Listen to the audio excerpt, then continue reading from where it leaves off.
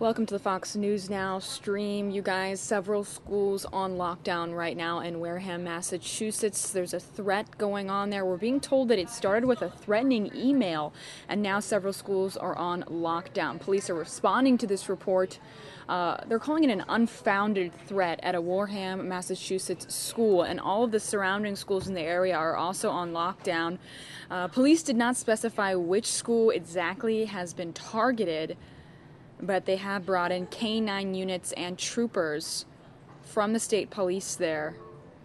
No reported injuries at this time. We're still working on getting more information on what exactly this threat is, but we were originally told that it started as a threatening email, and this is a school that you're seeing here in Wareham, Massachusetts. This school, as well as surrounding schools in the area, have been put on lockdown right now. If you can see right in front of the school there's several police vehicles right in front of that school building right there. So we'll see how this situation unfolds, but again, no injuries have been reported at this time, but we do know several schools on lockdown in the area due to what started as a threatening email. So hopefully we'll get some more information soon, as well as the details that came out in that email. We're just starting to get more information into the newsroom as this situation unfolds. So stick with us live here on the Fox News Now stream.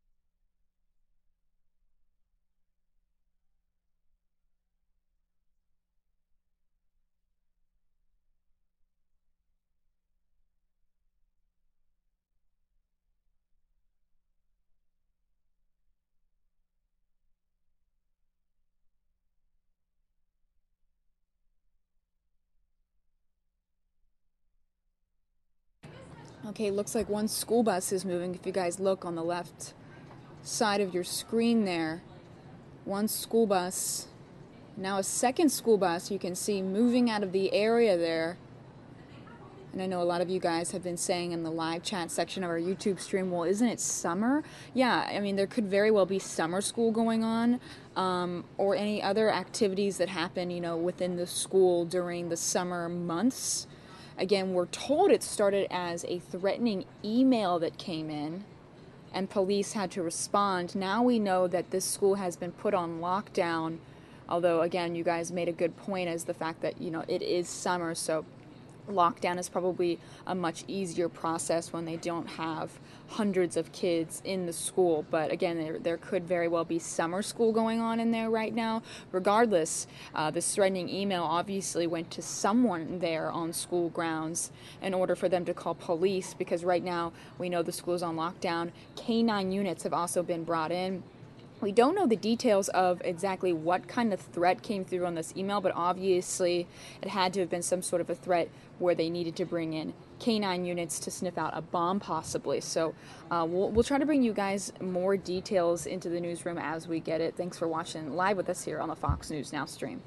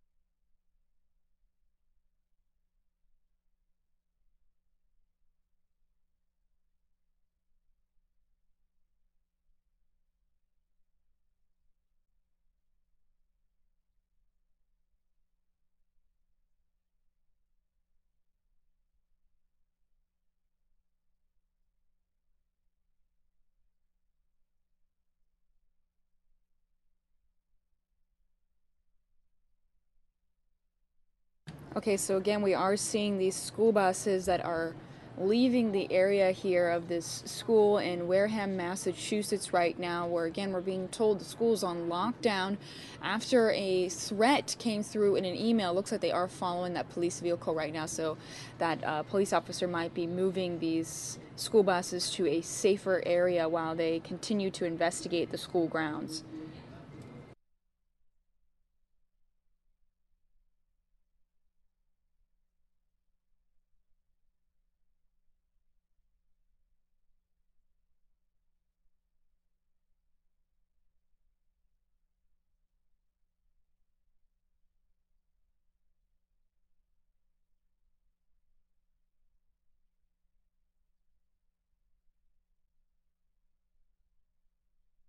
So it looks like we are seeing some more action happening. You just witnessed those bus drivers leaving the school there, and it looked like they were following that police officer. And again, anyone that's just joining us here in the stream, I also want to mention that we are the only news station streaming this live from the news chopper with us being able to update you with all of this information. Excuse me as I read some more details coming into the newsroom right now. Again, and I just want to update anybody that's just now coming into the show.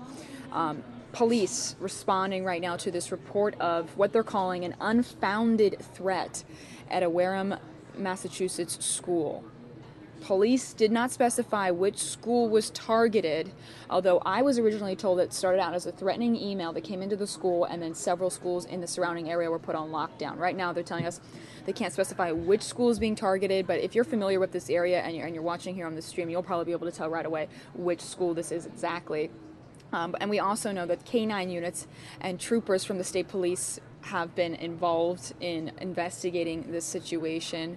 There are no reported injuries at this time, and a lot of you are right, that are commenting here in the chat saying, well, isn't it summer school? Yeah, school out of session, but it could be summer school going on right now. I mean, look at all of these school buses that are leaving the scene right now. So clearly there are people working there at the school today. If not summer school, there are clearly people that were on the school grounds. Obviously someone that was able to get that threatening email in order to notify police, because we were originally told a threatening email came into the school and they were forced to put it on lockdown. But right now it looks like this police vehicle leading these school buses out of the area to safety.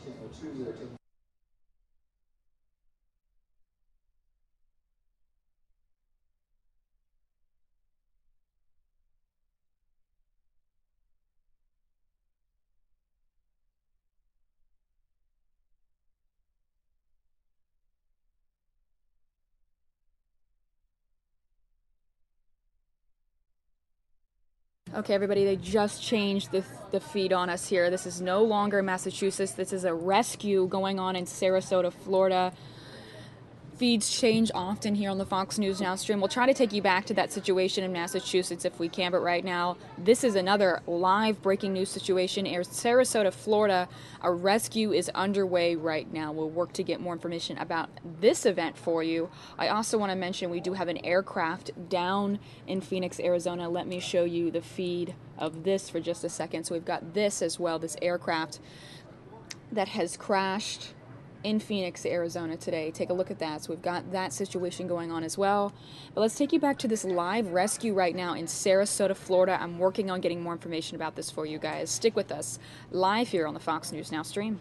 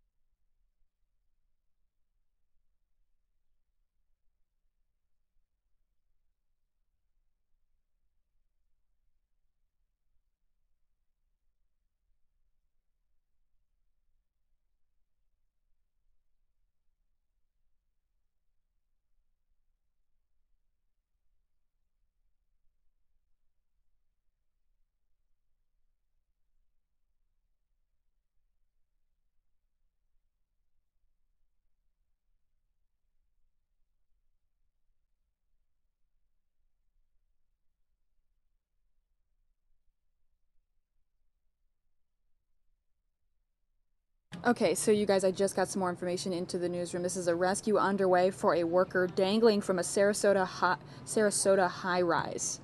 So I'm working on getting more information about this for you guys, pulling up some details though that just came into the newsroom here. A technical rescue is unfolding high above the streets of Sarasota right now after a construction worker became stuck on the side of a high-rise building. Emergency crews say the worker's cable motor malfunctioned. One motor for the scaffolding would not shut off and continued to raise one end of the platform, leaving the platform dangling 10 stories above Palm Avenue in downtown Sarasota. An 18-story condo building is under construction there. That's what they're working on right now, and that construction worker there has been secured with safety lines but has not been rescued yet, but you can see it's happening right now on the Fox News Now stream.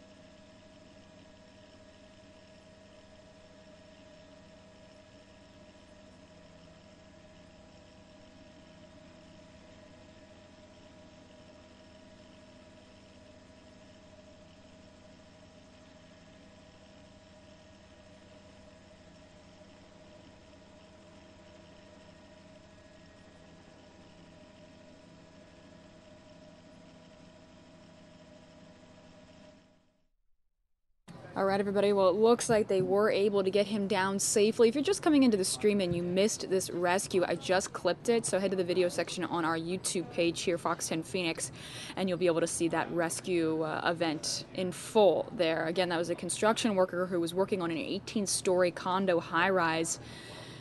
He had a little bit of a malfunction with his equipment there, but they were able to rescue him safely. They did just put him in an ambulance, although he looked okay. He might have minor injuries, so they're going to be taking him to the hospital for evaluation. But we were able to just stream that live rescue for you here out of Sarasota, Florida. Let's take you now to a different scene where an aircraft has crashed in Phoenix, Arizona. Let's take you to this. Getting more details for you guys live here on the Fox News Now stream. That controls all of the other airplanes and all of the other planes that come in and drop retardant, that come in and drop water, that they handle all the airspace for those types of big tankers as well as helicopters, and those are typically twin-engine planes.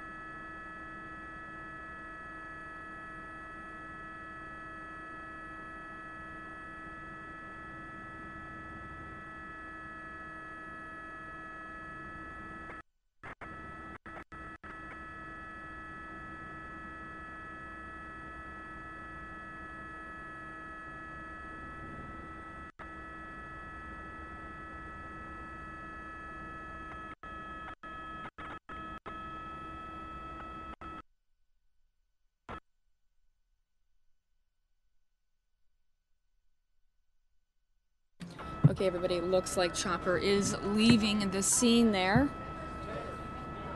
Several breaking news events happening here on the Fox News Now stream. We have so far covered for you a school lockdown situation in Massachusetts, a construction worker being rescued in Sarasota, Florida, and a small plane crash just north of Phoenix today.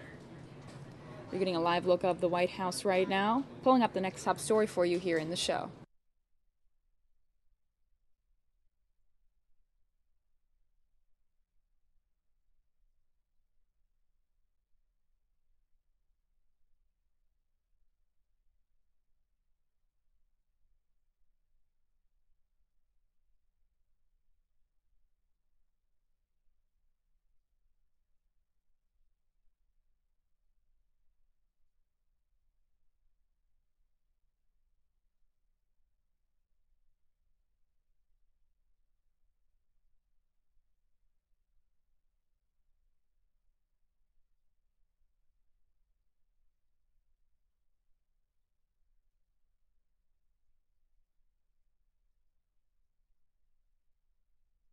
All right, everybody, so earlier today we didn't have a chance to stream this for you because of all the breaking news events that were going on, but we do want to take you to this event now where Senator Chuck Schumer and Senator Cory Booker speak at a press conference regarding the New Jersey transit issues. So let's take you there and hear what they had to say.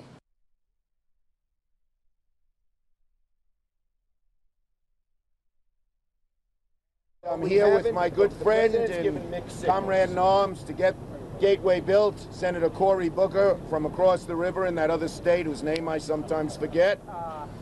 You don't like that. New Jersey.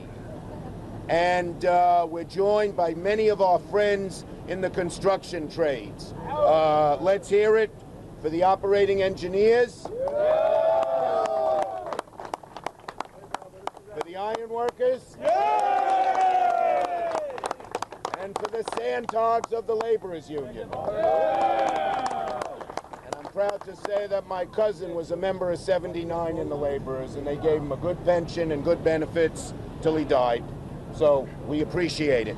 Now first let me say that we are here today.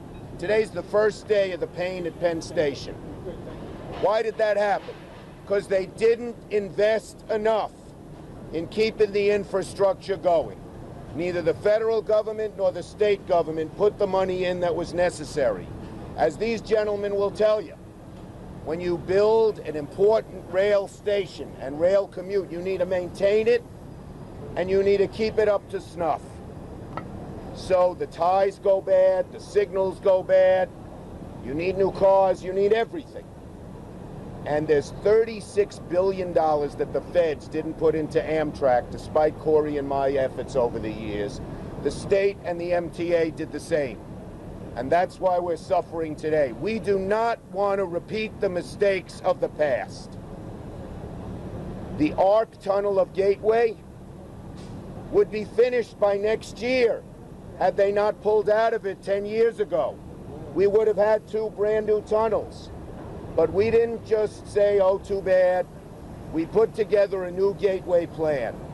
This gateway tunnel is vital to our New York economy, is vital to the whole Northeast. The tunnels that now go under the Hudson River, the only 2 tunnels, are old, 100 years old, and Sandy was the final blow. If they collapse, if they are not used, if they fail, we will go into a recession immediately. No one will get across the Hudson, and the whole Boston to Washington corridor will fail. So the #1 infrastructure project in all of America is the Gateway project to keep our economy going. And in addition, there is no better way to provide middle-class jobs than doing construction and doing it through labor unions, which is how Gateway will be built.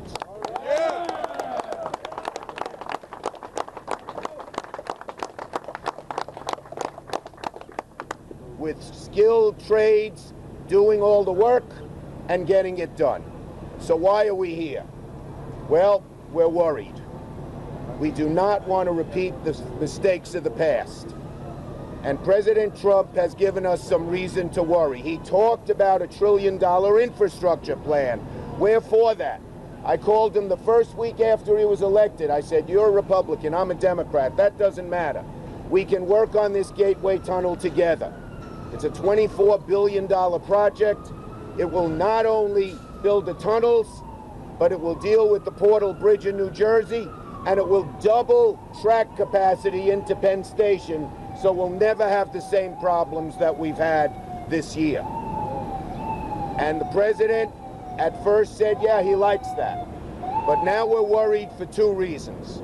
#1, in the president's budget, he eliminated the New Starts program, which would have put billions of dollars into that project. And just last week, we had set up a Gateway Development Corporation. We came to agreement with Governor Cuomo, Governor Christie, and the feds that the feds would pay half and the state, New Jersey, New York, would pay half. And we set up a development corporation to monitor the money. Last week, Elaine Chao called up the Secretary of Transportation and said they're taking their name off the Gateway Development Corporation. Now, she said it's for a technical reason, but they didn't take their name off other development corporations where the same technical reason would exist. So Cory Booker and I want to reach across the aisle and work with the president and work with our Republican colleagues to build Gateway. This is the first real test whether President Trump will put his money where his mouth is and fund infrastructure here in New York and throughout America. And that's what we need.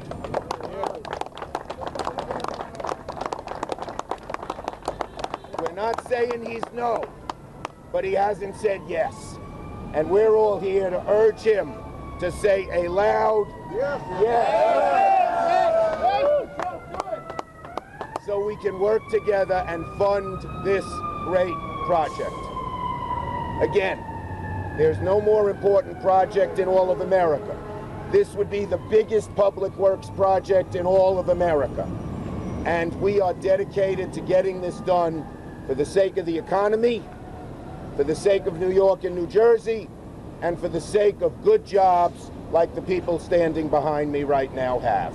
We're going to get this done, and we want the President's commitment and cooperation, and together we can do it. Thank you. Senator Booker.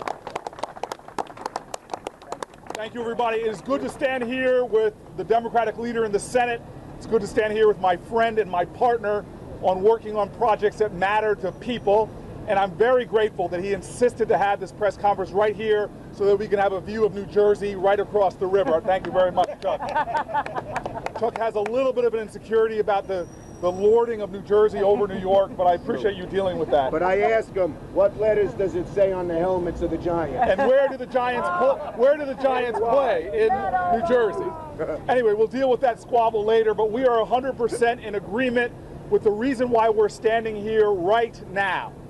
We have a painful Penn Station problem starting today, lasting until September 1st. This is outrageous and unacceptable, and it's a symptom of us not investing in infrastructure, allowing our infrastructure to decay and decline over the last 2-3 decades. A generation ago, we had the best infrastructure on the planet Earth, but because we didn't invest in it, we didn't take care of it, we've seen massive decline, massive decaying. In fact, right here along the Northeast corridor, you can go faster in the 1960s between Boston and New York, faster in the 1960s than you can travel today. It's about a half an hour slower because of our decayed infrastructure. So people today are recognizing the cost of that, the pain of that. But this pain people are feeling right now is a mere rainstorm compared to the tsunami that people will feel if these rail tunnels have to be shut down to be repaired. Instead of a problem lasting weeks, it'll be a problem lasting more than a year. It will cause a traffic Armageddon in this region if we allow things to get so bad to the point that we have to shut down one of the rail tunnels going into New York, between New York and New Jersey, that critical artery on the Northeast corridor. When it comes to the nation of ours, the body politic of the United States of America, there are many veins connecting this country, many transportation arteries. But the jugular vein in the United States of America, when it comes to transportation, when it comes to economic vitality, when it comes to opportunity, is the Northeast corridor. This is the most productive economic region in the entire country, the most productive economic region in all of North America, one of the most productive economic regions on the planet Earth. And we have allowed the infrastructure to decay to an unacceptable level that puts in danger our entire regional economy and the nation's economy. One day of the Northeast corridor being down, just one day, costs about $100 million in productivity. One day. Imagine what it would be like to have those kind of problems going for more than a year if we don't invest in the infrastructure. And so I'm proud that I'm standing with Senator Chuck Schumer. We know that there's no time like now to make this investment, not just to avoid crises of tomorrow, not just to avoid impossible traffic delays, not just to have the tsunami of problems, but look behind me right now. There is no time in America more urgent than now for us to create good paying union jobs. By investing our taxpayer dollars in infrastructure projects like this, we will create thousands of jobs at a time our economy needs it. And we know independent studies show that every dollar invested in infrastructure in our country produces $2 in increased economic output. But that's for the country as a whole. If you do it here in the New Jersey, New York region, dollars invested will expand our economy and give returns on taxpayer dollars. There is nobody over there on Wall Street that wouldn't line up for better returns. Our country needs to make this investment for jobs, for our future. Now, I want to say one thing. I'm worried. We had amazing bipartisan alignment in doing this project under the last administration. When you can get Christie and Cuomo, 4 regional senators, regional Congress people on both sides of the aisle, when you can get a FAST Act passed in the Senate, where I partnered with Roger Wicker to get increased investment in rail, when we can get everything in place, we now have a problem, though, that Trump's budget gives us cause for concern. To zero out the funding for things like New Starts means that he's turning his back on his campaign promise to invest in American infrastructure, to give us a first-class infrastructure. We cannot allow that to happen. So we're standing here today saying that we've made a lot of progress over the last 3 years. There is no issue. Yet my staff has been working on more just about every day with New Jersey Transit and Amtrak, working in Washington and here in this region, been working on these tunnels, on this ARC project. But we cannot allow our momentum and our progress to be foiled, to be stopped by a president that's not willing to prioritize infrastructure 100% contrary to what he was saying as a candidate. And so now I stand with Chuck, I stand with Senator Schumer and everybody in this region, Democrats and Republicans, who are suffering today trying to commute to work because of our failed infrastructure. We cannot allow these problems and these mistakes to continue. We must end them now by, as a nation, making sure we put the investment that will, right here where it matters, that will create jobs, expand opportunity, and make America the first-class infrastructure country that we should be, that we must be, and that if I have my way and Chuck has his way, that we will be.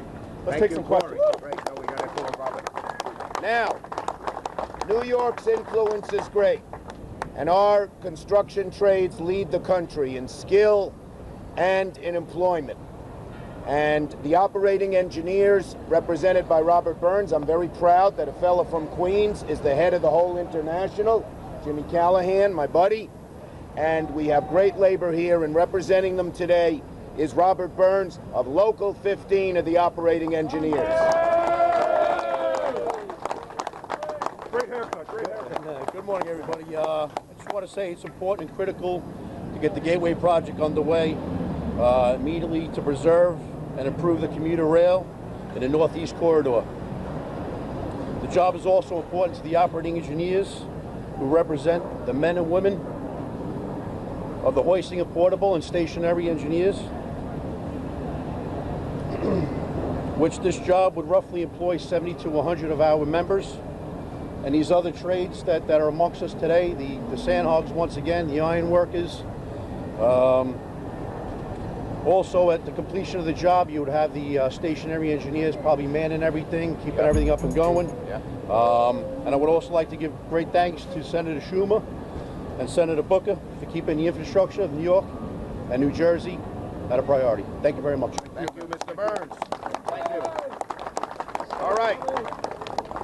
We're ready for your questions. Can you explain New Starts and how that fits into the Yes. funding picture and where we are with funding? Yeah, New Starts was a program that said if you have a big new project, the federal government would put heavy money in there. And Corey and I worked the language so that it would particularly benefit big projects like New York's, because you need a local contribution as well. And so it's vital. The two places we were going to get our federal money, our 50% share, were one, New Starts, and the other is Amtrak. We got Amtrak to commit, and we got support on both sides of the aisle, that all the profits made in the Northeast Corridor, instead of going out to subsidize rail lines in Cheyenne, Wyoming, would go to rebuild infrastructure here on our Northeast Corridor. God knows we need it. So the president zeroed it out in his budget. That was very disappointing. Now we're going to fight. I've spoken to Republican leader McConnell and I, and we both agree that it shouldn't be zeroed out. We're going to fight to get it back in the budget, but that's what happened. Zeroed out meaning it's cut? Zero. Okay. Eliminated. So what In the proposed Buzek. budget, in the proposed budget. makes you think that he changed the president's mind and get the benefit? Well, we haven't. Look, the president's given mixed signals. On the one hand, he's talked about building a lot of infrastructure. Good. And on Thursday, we got the last administration to speed up the environmental review. And last Thursday, they posted it. It's very good. It means that if they get things done, the Portal Tunnel, they could start building in 2018 and the tunnels in 2019. That's pretty quick for the federal government. So those are good signs. The bad signs are cutting the budget and taking their name off our Gateway Development Corporation. So we don't frankly know where they're at. But I will tell you this, it's the first big test for the administration. Do they want to put dollars in infrastructure? It has been a bipartisan tradition for the federal government to pay for infrastructure. You know who's the first guy who figured this out? Somebody who lived in the 1820s, Henry Clay. He wasn't a Republican or a Democrat, he was a Whig. That was the party then, it was like the Republicans. And he was in Kentucky, and he said the only way Kentucky is going to prosper is if the federal government built roads over the Appalachian Mountains. And then who was the second person to expand our roads and highways big time? Dwight D. Eisenhower. He was a Republican president. Franklin Roosevelt proposed public works, a Democrat. Dwight D. Eisenhower said, let's have a federal highway system. So this has always been bipartisan. Our hope is, our prayer is, that President Trump steps up to the plate and continues that tradition. He hasn't said yes, he hasn't said no. We need a yes now so we can start moving next year and employing these people and building our tunnel, building the Portal Bridge. And don't forget, it would double the tracks that come into Penn Station. So it would be brand new. We'd have two sets of two tunnels. We wouldn't have the problem we have now ever again, or for 100 years, if Gateway was built. Senator, how unprecedented is it to move forward with a project? I can't hear you. How unprecedented is it to move forward with a project of this scale without support from DOT? If DOT doesn't support it, we'll do our best, but we'll have real trouble getting it done. Tory? No, I'll just add to that. Again, there's some good signs. We have a lot of bipartisan support in Congress. You just heard the senator talk about Mitch McConnell. I've talked to people, I sit on a couple of the committees overseeing this, talk to Republicans, they're committed. So even though Donald Trump has put up a budget that zeroes this stuff out, the tradition in our country is that infrastructure has been bipartisan. And I don't care who you are in America, you've got to understand, as President Obama said, the #1 project in this country has to be seen as the Northeast Corridor and these tunnels. So I still have a lot of confidence. We've got a lot of good momentum, but we have to have the partnership of the President of the United States. When they pulled off the Gateway, Development Corp, I was shocked. I was really unpleasantly surprised. I don't know why they did that. Senator, what would be the next step in the best case scenario? Well, again, the next steps have got to be a commitment from this president. The last president, again, they put it on the federal dashboard. The last president had the head of the Department of Transportation come up here and visit and say and stand with us and meet with us and say that this is a priority for the administration. Both Chuck Schumer and I have invited Secretary Chow to come up. She's agreed that she'd like to come up. I think there's an important opportunity for the President of the United States to indicate that just if you look at the math and do a balance sheet analysis of infrastructure projects around America, this is going to rank as #1 in terms of the urgent need as well as the return on investment. This is something we have to do. Again, there is no greater economically productive region in all of our country. The greater New Jersey, New York region, he might say New York, New Jersey region. Yeah, I would. Is incredibly economically critical to our country's well-being. We need the president to say that this is a priority and we're going to invest the federal dollars. We'll support Congress's actions over the last 3 years to continue to make sure that the federal investments are there. And I want to say, tribute to Schumer and Christie, they've stepped up. They've said that we'll pay for 50% of this project. Cuomo, excuse me. Cuomo and Christie have stepped up and made their commitment, and they're following through on their commitment. What we need now is the President of the United States and the Secretary of Transportation to say that we're going to continue that commitment as well. And just to show you what infrastructure means, when I first became senator, I proposed that they build a subway line over to the west side of Manhattan. We had no subway. Look at all the cranes you see here. That's because we built that subway line. It creates buildings, it creates jobs, it creates economic prosperity when you build infrastructure. And this tunnel will make the #7 line, it'll dwarf it in terms of the number of jobs and the amount of good it can do. The cost on it went up from $7.7 billion to now $13 billion. Yeah, that was actually, they added other things in. it wasn't ever 7.7 billion. But okay? let me just tell you. Sorry, go ahead, Joe. Somebody tell me how much. I will tell you, it's a whole, it's the tunnel, it's the New Jersey side, it's the New York side, it's doubling the number of tracks in Penn Station. It is worth every penny, because this federal government will get the federal government, the state government, and the local government in terms of taxes, in terms of economic growth, in terms of jobs and prosperity. Infrastructure always pays back many times over. And the cost of it? And I just want to add, again, that $17.7 billion is the estimate for right now. But what Chuck said, do the math. If you're a taxpayer, a dollar invested in the country as a whole, you get about $2 back in economic growth. But that's just the country as a whole. Again, Chuck's example is right. We've seen from New Jersey to New York, when you build and expand rail, development booms in those areas. Jobs are created, you have a payback. But this is a point I want you to know. The longer we wait to do these tunnels, the more expensive they will get. Right. We have to do this. The ARC program, which unfortunately Governor Christie pulled out of, now he admits his mistake, would have been done by next year and would have cost a total of $9 billion, total. So you don't delay. It always gets more expensive when you delay. But you're working with a Congress that doesn't want to agree on anything. You're oh talking no, to the choir oh here. no, we agreed on a budget in 2017 that restored infrastructure spending. The Democratic side, the Republican side got together, and last budget, in March, we agreed. We can do that again. Okay.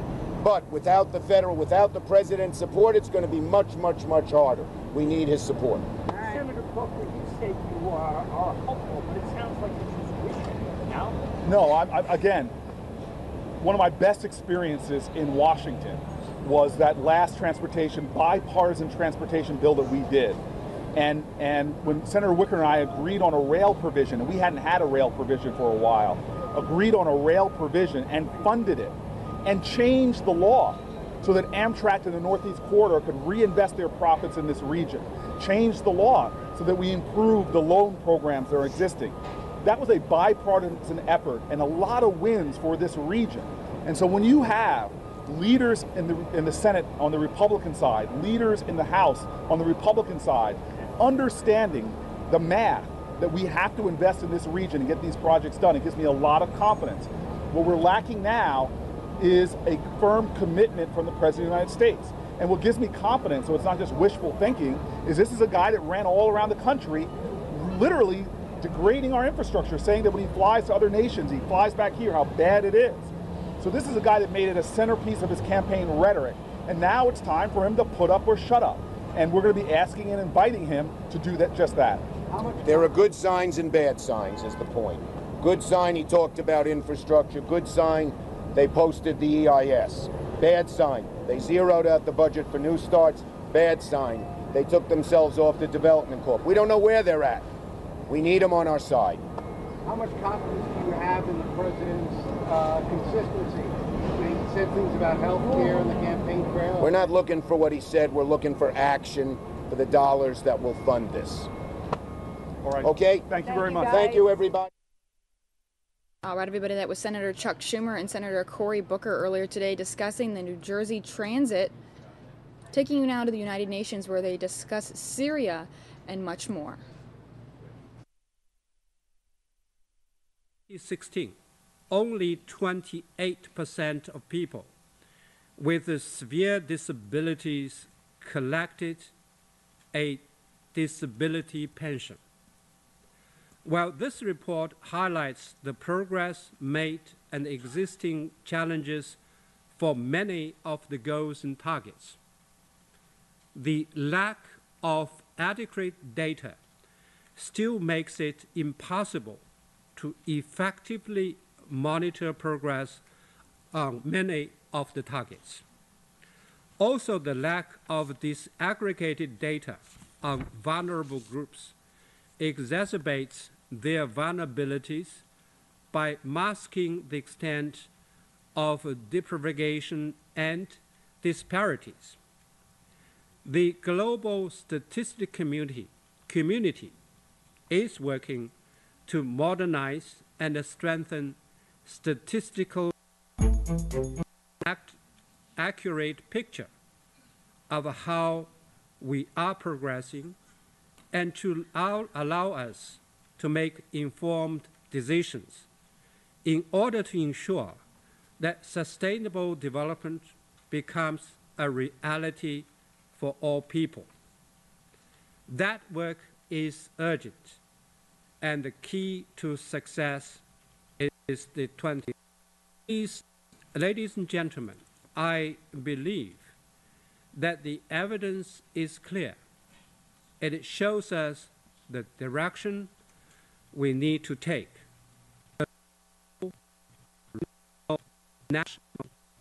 National or local efforts need to connect each other in a coherent way. At every level, we need to start working across silos and with a long-term perspective. We need institutions that are responsive and flexible, with clear and earnest discussions of a... All right, everybody, looks like they are having some technical difficulties there at the United Nations meeting, so let me try and fix that issue for you here. Where a few rich countries set policy that affects all of us. One important way to do this is through an intergovernmental UN tax body with universal membership. We need to ensure coherence between the 2030 agenda and binding instruments, including on trade and human rights, to ensure that the public interests are not corporate profit. It's prioritized in development, policy, and practice. In this raid, it is particularly critical to ensure that governments meet their national and extraordinary human rights obligations.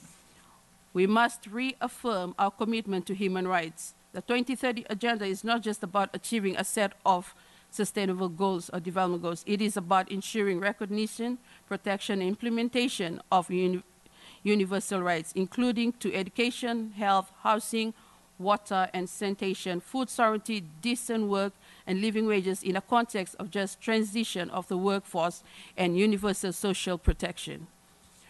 We must end fundamentalism, patriarchy, discrimination, militarization, conflict, and sexual and gender-based violence. We must take real action to achieve gender equality and women's, girls' human rights, including their sexual and reproductive rights. We must stop the narrowing of the threats against spaces for civic participation and civil society. We need to be very clear that the 2030 agenda is not possible unless gender, justice, social, economic, and environmental human rights defenders are safe from violence, harassment, and intimidation, including by ensuring justice and accountability for crimes that abuses committed against them. We must have a clearer interlinkage and intersectional approach to all SDGs, and one of the issues that we have worked hard throughout this process to indicate this process is gender equality. In regards to Goal 5, states strongly that it's required both specific gender justice focus and gender mainstreaming in national policy plans. This means recognizing the interlinkages between gender equality and all SDGs across 3 dimensions of sustainable development. It is a reality that women and girls of all ages are disproportionately impacted by climate change. Disaster and conflict, especially women living in poverty with disability, LGBTI, older, ill, and indigenous women. Therefore, sustainable development models must be in decision-making spaces, informal and precocious forms of work, attacks on bodily autonomy and sexual and reproductive rights, and other obstacles immediate in the full realization of women's human rights. Gender equality is a macro agenda and the only way to achieve in many guaranteeing women's rights, transforming the sexual division into labor and eliminating patriarchy in all areas of societies. We should open our eyes that start seeing the generated impact of all our actions rather than promoting instrumentalism, business as usual, interventions that women all over the world receive. I would like to speak on SDG 14, Oceans, and build on the increased momentum following the first UN Oceans Conference this year. As the President of the General Assembly has said, we can no longer say that we are unaware of the extent of trouble we have brought upon the ocean. By 2030, it is estimated that there will be more plastic than fish in our oceans. Today, nearly 90% of global fish stocks are either fully fished or overfished. Meanwhile, the Organization for Economic Cooperation and Development forecasts a 17% in fish production by 2025, in part to meet the unsustainable overconsumption of fish in developed countries. At the same time, corporate-driven agendas are being moved in the Clarion-Clipperton zone to begin unfeasible experimental seabed mining. This at a time when it is clear that we must quickly move away from further exploitation of the ocean, which is already so depleted, dirty, and created so much alive. In these facts alone, our urgency of this agenda is unbeatable. This is shocking for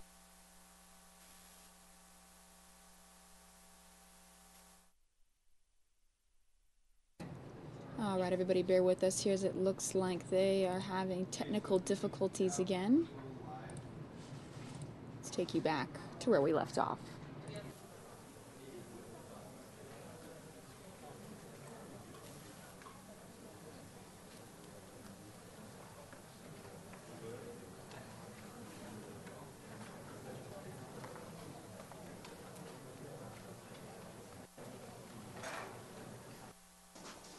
In accordance with Rule 37 of the Council's Provisional Rules of Procedure, I invite the representative of Colombia to participate in this meeting. It is so decided.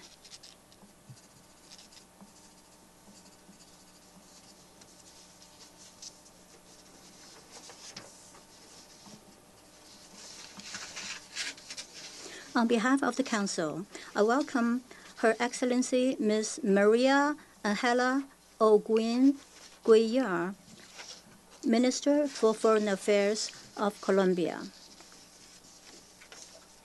The Security Council will now begin its consideration of Item 2 of the agenda. Members of the Council have before them document S/2017/583, the text of a draft resolution submitted by all members of the Security Council.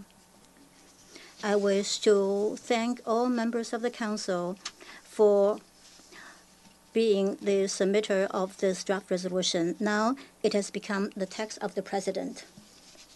I wish to draw the attention of Council members to document S/2017/589, the report of the Secretary General on the United Nations mission in Colombia. The Council is ready to proceed to the vote on the draft resolution before it. I shall now put the draft resolution to the vote now. Will those in favor of the draft resolution contained in document S/2017/583 please raise their hand.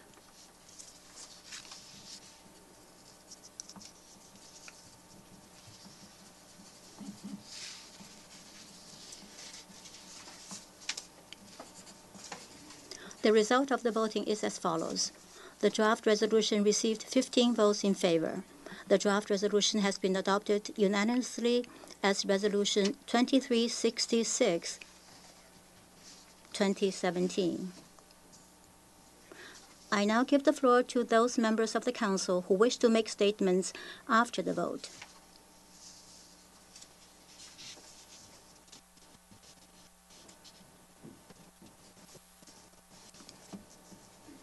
I give the floor to the representative of the United Kingdom. Thank you, Mr. President. And let me begin by welcoming Foreign Minister Holguin to the Council. The United Kingdom welcomes the unanimous adoption of Resolution 2366 today. Last month, President Santos called out for. We are delighted that we have collectively been able to respond so swiftly and so positively to that call by establishing a second UN mission to accompany the next phase in Colombia's implementation of Colombia's peace process. We have witnessed an extraordinary journey in Colombia since we established the first UN mission in January 2016. That journey, beginning just 18 months ago, culminated with the FARC laying down their weapons on the 27th of June and ending the days of Colombia at war. We are privileged to have been able to play a role in support throughout this momentous period. I would also like to take this opportunity to pay tribute to the work of the first UN mission, SRSG Arnaud, and his team in helping the parties reach this remarkable achievement. They have truly exemplified the best that the UN has to offer. Our experience from our own history in Northern Ireland has taught us that the hardest part remains ahead. A sustainable and lasting peace will depend on the FARC's successful reincorporation into civilian life. So we welcome the leadership shown again by both parties in calling for UN support to accompany this next crucial phase in the implementation of the peace process. As penholder on this resolution, we have of course consulted closely with the Government of Colombia and the FARC. We have every faith in the commitment President Santos made during our visit in May that every last comma of the peace agreement will be implemented. The FARC leadership told us they are grateful for the support of the Security Council, including the action we have taken today. They told us that they look forward to the Council continuing its support in the months and years ahead. I am confident we will not let the parties down. Mr. President, Colombia has offered a beacon of hope for the world. This chamber is no stranger to the worst conflicts and crises of our time. In too many places, war is the norm and peace remains a distant dream. Thanks in small part to our efforts, to our unity, Colombia is showing that peace is possible. I encourage all of us to continue to demonstrate that unity and stand with all of the people of Colombia during the next phase of the peace process. Thank you. I thank the representative of the United Kingdom for his statement. I give the floor to the representative of Uruguay. Muchas gracias.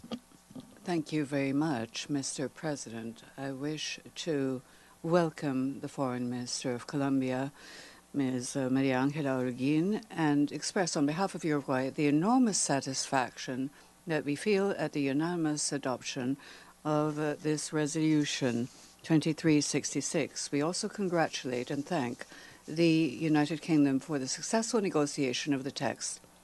This resolution for Uruguay is a renewed demonstration of the unshakable support of the Security Council to the peace process in Colombia and a recognition of the tenacious, indefatigable will of forces of Colombia and People's Army to achieve a lasting, stable peace. Once again, they have demonstrated their commitment to peace and at the same time the trust that they have in the United Nations by asking for fresh support, this time focused on the political, economic, and social reintegration of the FARC-EP and the implementation of personal and collective security measures for the members of these groups, as well as comprehensive programs for security and protection of the communities and organization of their territories. We are very pleased at the swift response of the Secretary General of the United Nations, Mr. Antonio Guterres, and the Security Council in responding to the party's request, a very timely one at this stage of the peace process in Colombia, referring to aspects which must be dealt with immediately to preserve and strengthen the enormous achievements made, which were shown at the historic laying down of arms ceremony, which took place on the past 23rd of June. These are aspects of the peace process which the government of Colombia and the FARC-EP have been able to make a stable, lasting, and durable peace. For the next phase of implementation, we must not lose sight of the comprehensive focus with parallel processes in the implementation of various points of the agreement. It is positive and encouraging to see that there are different actions all aiming towards the same goal. The resolution adopted today is an example of this, and so is the creation of the Multi-Donor Fund of the United Nations for Post-Conflict in Colombia. The positive results obtained in the first year of operation in the selected areas as priorities are a major contribution to stabilize peace in. Okay, you guys, taking you back to this breaking news in Massachusetts where several schools are on lockdown. Let's take you to the scene here. We're still working on getting more information about this for you guys. If you're just joining us here in the show, this happened a little bit earlier this morning. School is still on lockdown. You can see several police officers there on the scene right now, as well as K-9 units, after they received a threatening email at this school in Wareham, Massachusetts. Looks like they're still on lockdown right now. A little bit ago, when we were streaming this for you live here on the Fox News Now stream, we showed you several school buses being led out of the parking lot by a police officer to get them to safety. Now you can see school still on lockdown right now, as police officers are still investigating the scene here. We'll bring you the latest of what we know live here on the Fox News Now stream.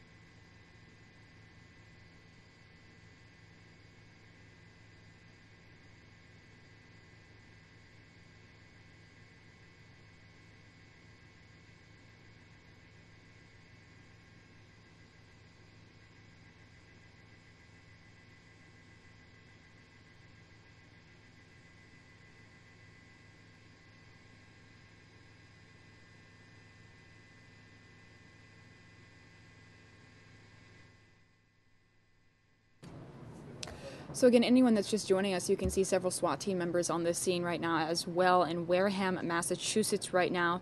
Police are responding to a report of an unfounded threat at Wareham, Massachusetts schools K-9 units and troopers have been involved in this investigation right now. Students from at least some of the schools have been evacuated and have been taken on buses to a nearby YMCA. And we did stream that for you a little bit earlier. We did see several school buses leaving the scene there. Now, we did receive a statement from this school. They say, quote, "This morning an email was received by a school administrator that threatened the safety of students. Buildings have been placed on lockdown as the police are in the process of searching the building." So again, they said, quote, "This morning an email was received by a school administrator that threatened the safety of students." So they received a threatening email this morning. They had to alert the police, and they've locked down several schools in the area here. No reported injuries at this time, but we'll be sure to continue this stream for as long as they give it to us here live on the Fox News Now stream.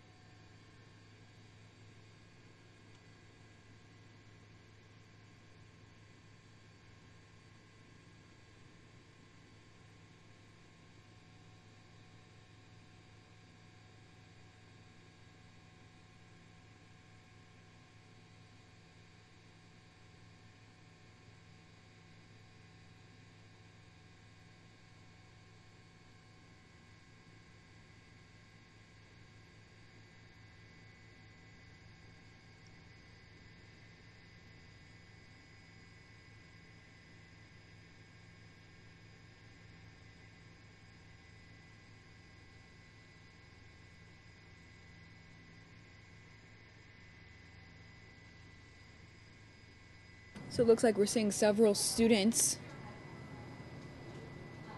being taken out to these buses right now. Again, they've been busing students to the nearby YMCA. You know, with situations like this, they can't be too careful. There's summer school going on right now for the kids, and they're taking them to a nearby YMCA as they're working to figure out this situation. Again, it started as a threatening email. An employee at the school there received this email that threatened the life of students there at the school. We don't have the email yet, so we don't know the details that that came through in this email, but we do know it was obviously threatening enough to call in the police, the SWAT team, and K-9 units to investigate the school. And not just this school, several schools in the area, all on lockdown in Wareham, Massachusetts right now. We've been streaming this live for you throughout the morning here on Fox News Now. We'll be sure to keep you updated.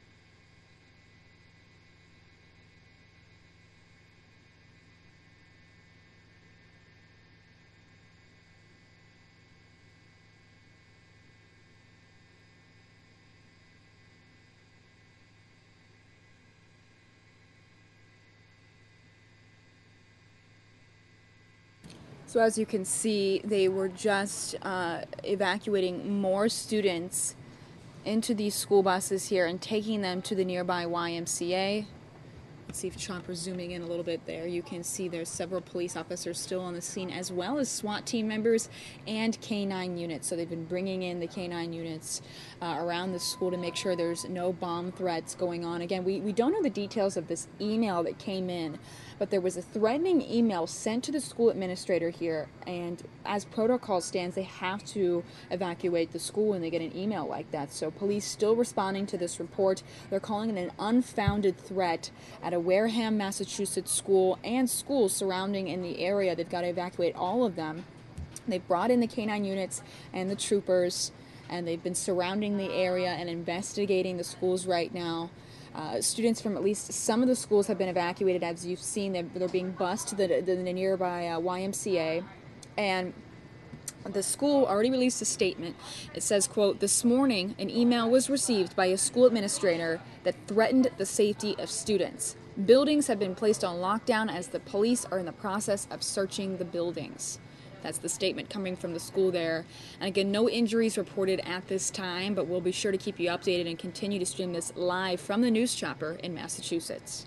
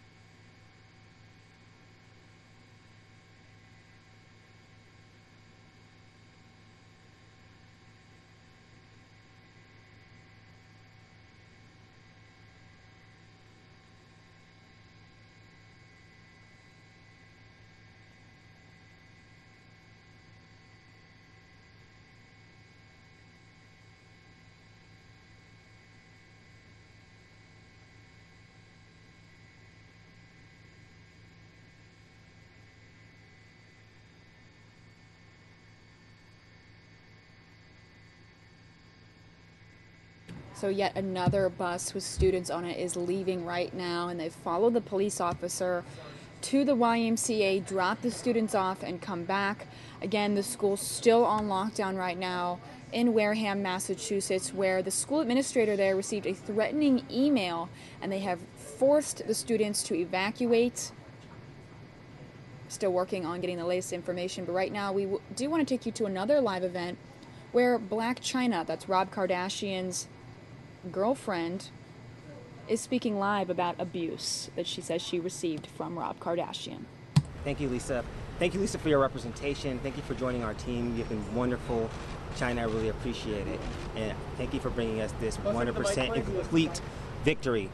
And most importantly, China, thank you for standing up not only for yourself, but for women everywhere. We're very excited for you, and we're very happy for you, and we love you much. Okay. She's going to have a comment. I would like to first and foremost thank the judge for granting me this restraining order to protect me, and I'm just going to get back to co-parenting dream. Thank you, everybody. Thank you. Did you accept his apology? China, did you accept his apology? That was a press conference that Black China and her attorney gave. We're going to follow her out here, calling it a complete.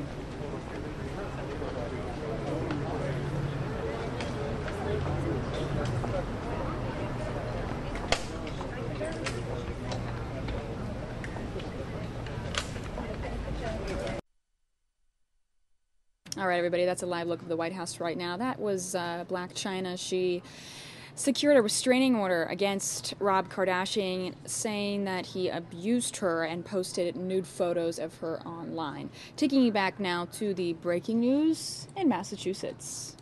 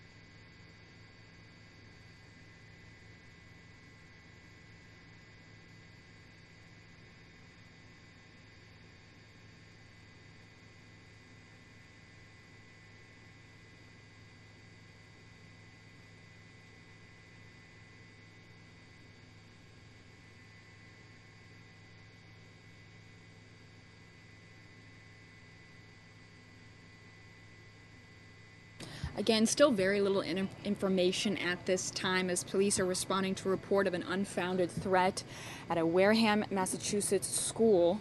K-9 units and troopers have been involved in this investigation right now, where they say the school received a threatening email. Students from at least one of the schools have been evacuated and bused to a nearby YMCA.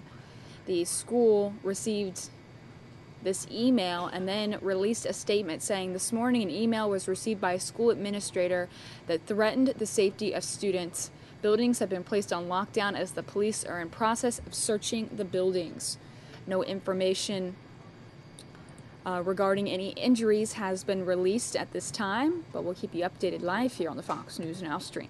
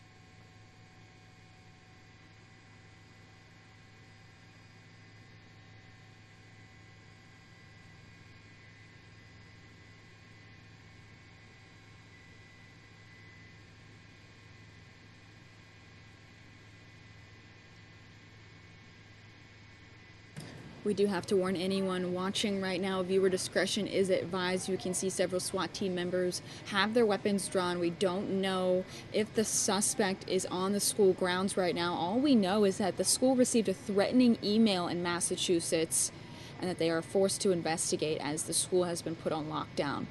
Does look like Chopper is leaving the scene now, though, so we will take you to the next top story in the show, but we'll keep you updated if we get any more live feeds back in Massachusetts. Taking you back now to the United Nations.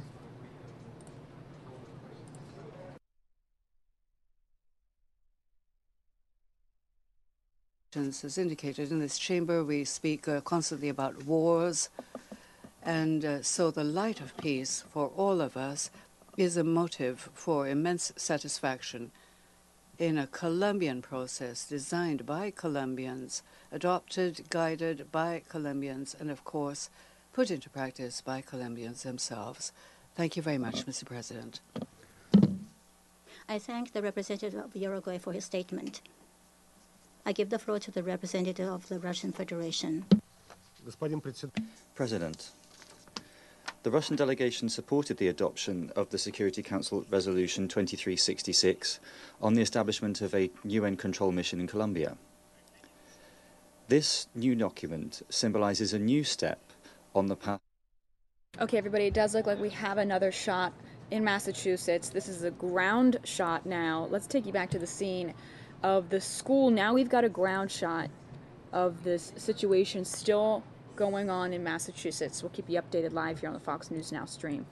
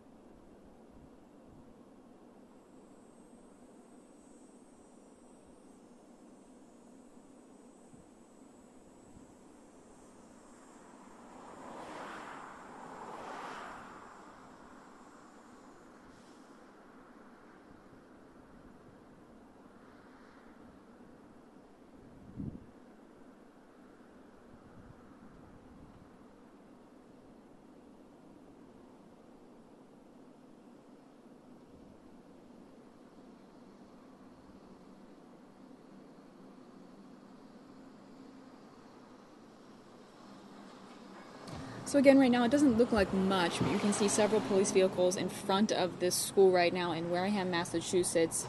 It's a whole public school system here. All of the schools have been put on lockdown because of this threatening email that they received at the school where there is summer school activities going on right now. They've had to take every student and ship them on buses to a local YMCA. They follow a police officer to the YMCA. They drop the kids off, and then they come back and pick up more children, again, because of this threatening email they received. We'll keep you guys updated live here on the Fox News Now stream.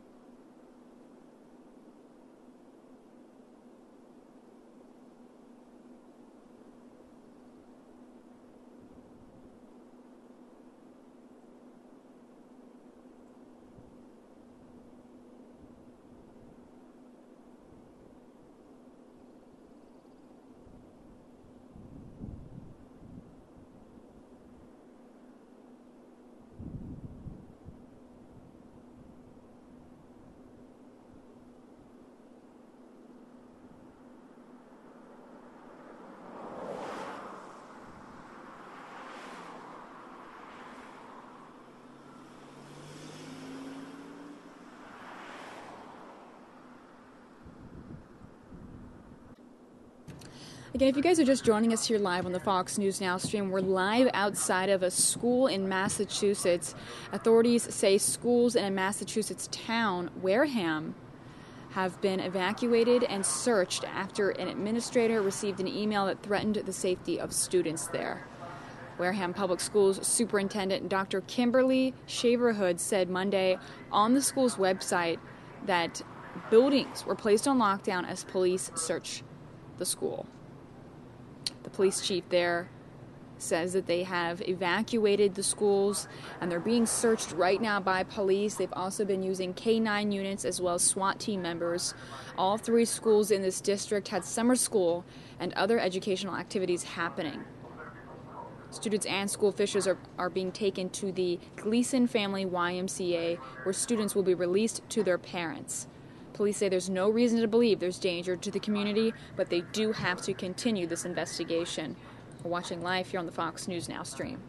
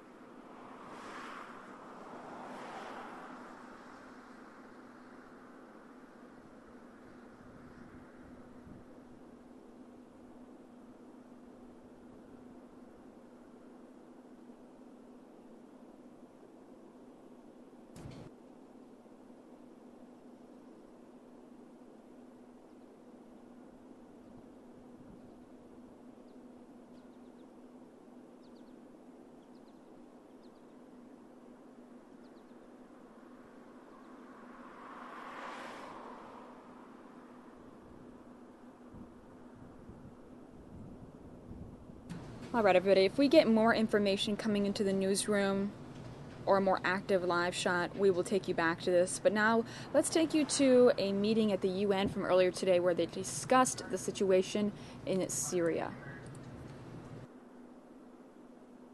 Good work. I know many of you have been saying that the objective that was aimed at to have the announcement of a mechanism of monitoring and a clear delineation of the 3 de-escalation areas was not achieved. But I can tell you nevertheless that I know, because I was there was a lot of groundwork being done. The word groundwork and homework is not irrelevant at this moment, because there is a lot of that happening, including here. And it was in the right direction. There was one area in particular which was complicated, Idlib, as you know. They are still discussing that. I think the visit of the Secretary of State Tillerson in Turkey this day has been also, in a way, looking at that as well, because it is an issue that needs to be solved. But there was a lot of groundwork, and could have been almost announced if we have gone through that one. Hamburg. Well, you know better than anyone, there was a lot of high-level meetings which took place, and many of them took place with some reference to the Syrian crisis. And those included also the well-known announcement by the presidents of the Russian Federation and the United States of America about an agreement regarding both Russian Federation, USA, and Jordan on the de-escalation in an area in the southwest, which you're probably familiar with. Now, this took place officially and de facto at 12 o'clock, as you know, and as the Secretary General Antonio Guterres said, and I confirm, we consider it a significant development and a step forward into the de-escalation of an area which, and here is my comment, was becoming increasingly a potentially dangerous flashpoint. The agreement, which has started, as you know, is basically broadly holding quite well. I know in all these agreements there is a period of adjustment. We are watching that very carefully. There have been incidents at the very beginning. There have been some sporadic incidents, but we can still say, and we believe that it has fairly good chances of working out. The devil is in the detail. There are some issues which may be complicating it, but we believe it has a very strong chance of being implemented. The agreement was done after a long preparation. I'm aware of the details of it, long and very intense preparation done, and actually is currently still taking place on the details in discussions in Amman, which can then produce this operational center, which in a way will be monitoring that part. So let's again go back to the context, okay? We spoke about Astana, we spoke about Hamburg, and we've been saying that there are a lot of things happening on the ground and in the political environment. So things are evolving quite rapidly in this context, not only on the ground, you can see it, and on the political and the regional and geopolitical environment. We are perhaps, and this is a personal consideration, but I think that I can be allowed to actually make some personal analysis. I think perhaps we are witnessing a phase of simplifying the most complex conflict of our time.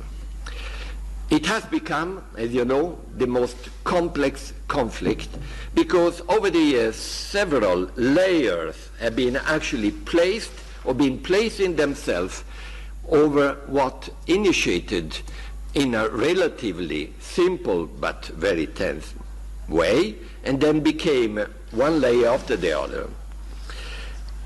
That has included agendas, have been adding new players and various complicating factors.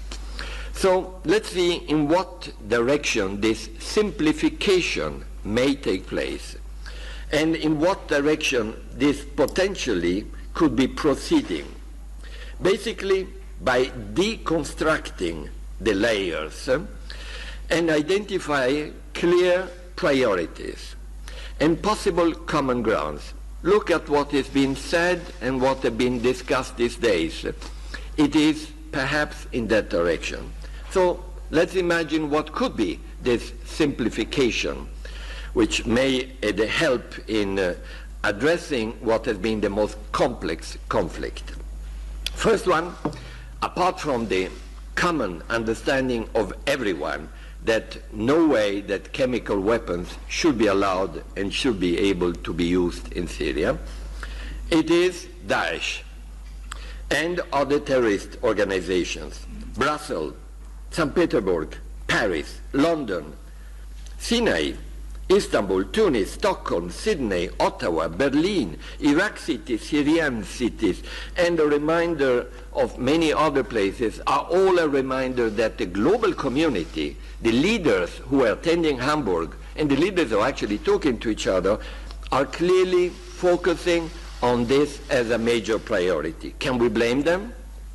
Now, what just happened in Mosul yesterday, and may happen soon in Raqqa, is a demonstration of this renewed common priority. The second, almost parallel priority is de-escalation. De-escalation is what the Syrian people have been asking, begging everyone, including the UN, for a long time. Hence our own support for the Astana process, which is mutually reinforcing the Geneva one, and what has been the three areas which are being identified as the escalation area, and of course our support to the Southwest Agreement announced in Hamburg. This de-escalation process needs, however, to be considered as interim. let me underline the word interim, and with a clear understanding that is not going to undermining ultimately the Syrian national unity, territorial integrity. Otherwise, this means partition. And I know this is something that no one, at least people we talk with, would like to see. It also means progress on the humanitarian access, that's the de-escalation, detainees, abductees, and missing people, and progress on the scourge of the problems of humanitarian demining. So the third point is the stabilization phase, which could start, and in fact should be starting, more or less dovetailing with the de-escalation phase. This could become very much a priority anyway, just after the liberation of Raqqa. And that could mean, in fact, much more energy in the search by all those who have been simplifying or believing in this simplified new approach for a genuine, credible, inclusive political process guided by Resolution 2254 within the possible implementation of a pragmatic, realistic approach negotiated among the Syrians and assisted by the international community. This could take the form within 2254 of a practical combination of institutional engineering, which will, within 2254, involve government, opposition, and give a voice to local emerging leaderships, which are there, exist there, and we are hearing them. And then, of course, that's our main mantra, and we will never give up on it, the role of women and the important role of civil society. So this is the political, geopolitical current context in which these talks are planning, like Astana, to contribute to, not to make the revolutionary change. So back to where we are on the current talks. We are not expecting, therefore, breakthroughs, because we are part of all this, and we want to be supporting all this. But some incremental development, yes, as we have seen for Astana. And we are doing a lot of homework, and we plan to do it during these days, so they can be used at the right time, and it could be much earlier than we may be thinking, when in fact the regional, political, and global scenarios will allow this to actually become the Geneva conference. Especially watch when it will be the liberation of Astana. Meanwhile, today we had preliminary meetings with the government delegation led by Ambassador Jafari, with a special, very special meeting with the P5 representatives of the Security Council here in Geneva, where we explained basically the scenario and what could be our own aim, and we received, I must say, and I felt comforted, strong unified support to the Geneva approach and to our own intentions. Then we had a working luncheon following two quite constructive technical rounds in which the oppositions were all together with our own team. And today at the working luncheon we had all three opposition representative leaders and myself and my colleagues discussing how to proceed in a way that hopefully we could see more and more progress on a opposition's common position regarding important issues. For instance, the 12 principal points. At a certain point, whatever will happen, we will be having a need for having done at least that type of homework, and perhaps any other commonality that may be taking place among the oppositions, and perhaps even with the government, on issues in which they can work together or at least agree upon. So the mantra today is We are part of a support operation. Lot is happening. There is a lot of moving parts. If the focus is on simplification, well, we should be helping that, and we should be helping with incremental preparation for the right time. I will tell you much more, of course, at the end of this round of talks on Friday, God willing. Thank you. Thank you very much. Thank you very much, Dr. Mistura. Okay, I'll start now. Let's start with a lady, Katrina. Good afternoon, Mr. de Mistura. Catherine Fiancon-Bokonga for France 24. Sir, you just told us that in the case of desescalation process, it has to. All right, everybody, taking you back now to this breaking news situation in Massachusetts, where several schools are on lockdown after receiving a threatening email today. We'll keep you updated live here on the Fox News Now stream.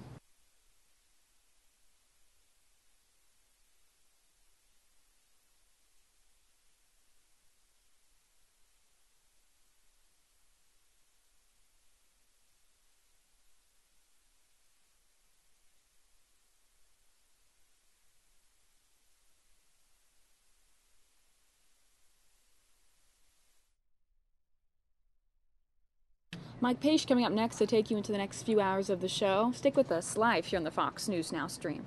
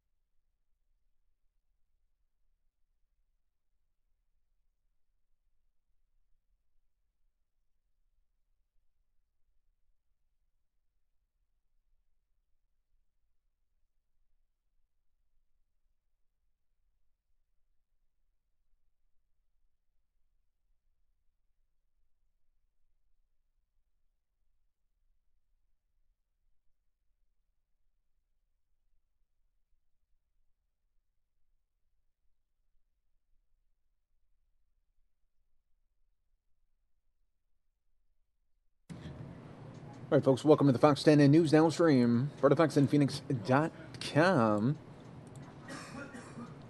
Hi, everybody. I'm your host, Mike Page. Going to be here with you for the next 2 hours on the Fox 10 News Now stream. Hope everyone had a great weekend, and you're already having a great afternoon. So, wishing the very best for all of you out there. We're going to go to a Chicago police press conference where it just wrapped up a little bit ago, and they talked about a tainted heroin arrest over the weekend. Let's get right into it.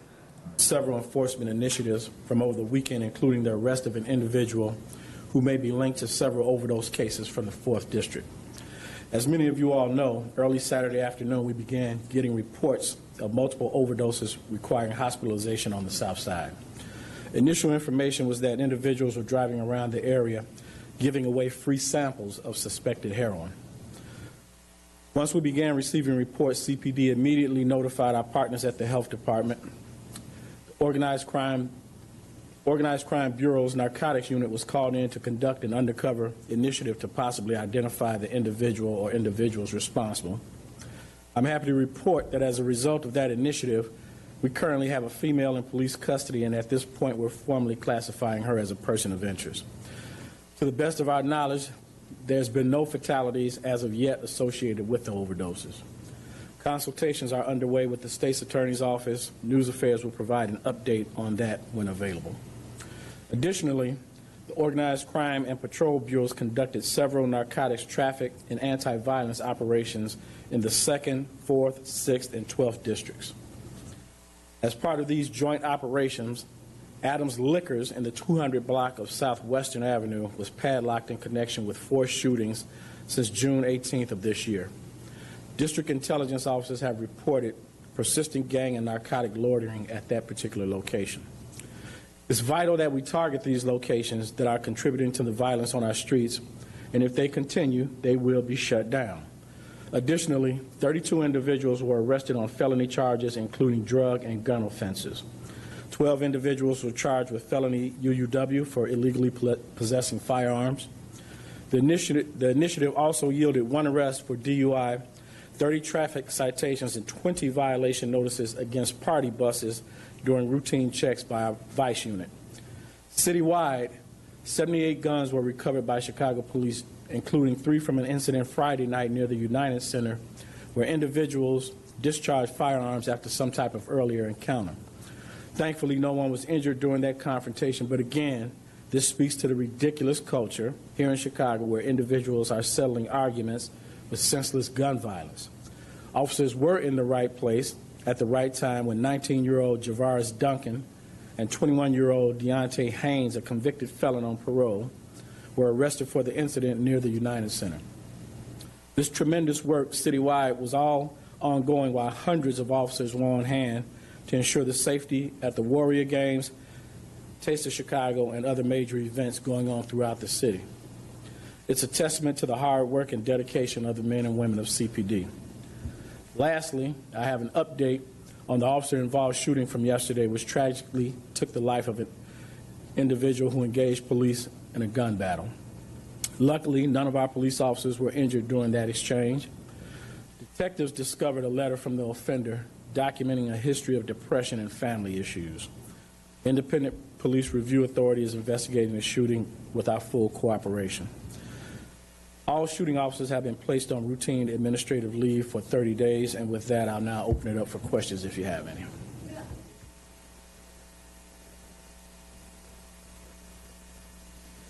Well, she's a person of interest right now, but I don't have the age.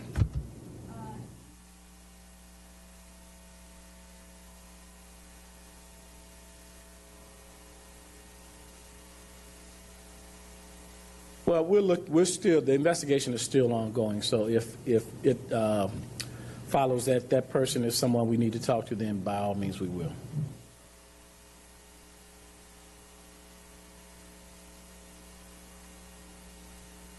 To the best of my knowledge, they all passed out as a result of taking the bad drug.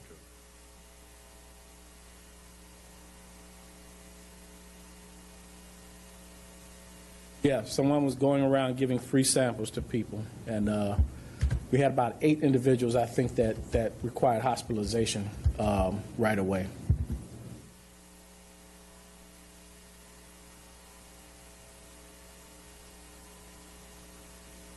That was 200 Southwestern. Yeah, 200 block of Southwestern.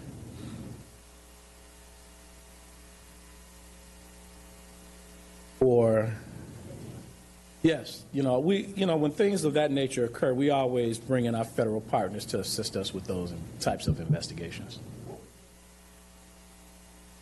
Well, it was a lot of gang loitering and violence issues right there in the area. For the weekend, well, we do a lot of stuff. It just illustrates CPD is out there, and we're trying to do everything we can to make this city safer. But at the end of the day, it's not just about what the police are or are not doing. It's frustrating to me to talk about the violence in this city. We talk about what CPD is doing every week. But at the end of the day, the violence is occurring because of the individual that chooses to pick up that gun and fire it. That's where the focus should be, on those individuals.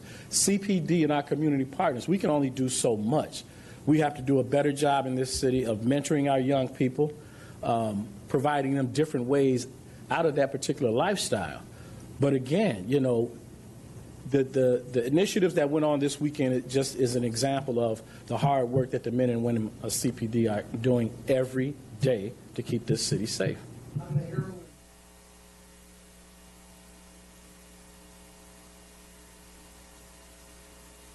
Not that I'm aware of, but I'm sure it will be.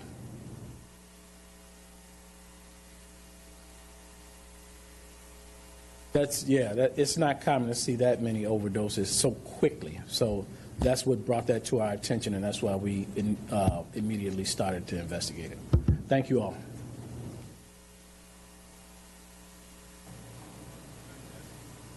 All right, so that was the Chicago Police Superintendent giving a little update of what was happening over the weekend there in Chicago. A lot of events going on there as well with the Taste of Chicago and other stuff as well, especially with that tainted heroin case. Wanted to bring that to your attention. You guys are watching the Fox 10 News Now stream, part of Fox10Phoenix.com. Coming up next here, we're going to show you just the White House for 1 second while we do get your next video. We're going to stay right there in Illinois. This is avoiding junk status. The Illinois State Treasurer breaks down specific ways that Governor Bruce Rauner can avoid another credit downgrade by ratings agencies. As you know, just last week they were able to pass their first budget in 2 years. And now they are at risk of getting another downgrade to junk status.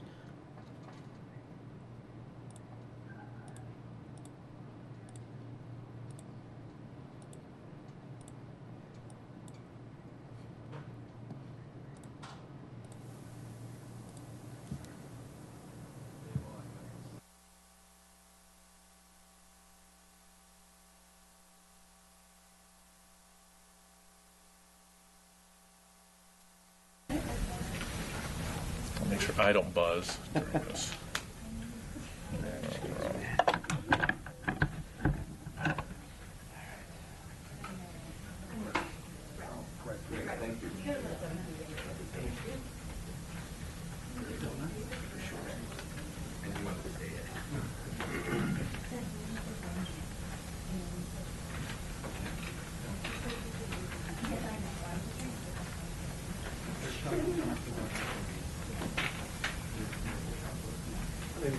Here.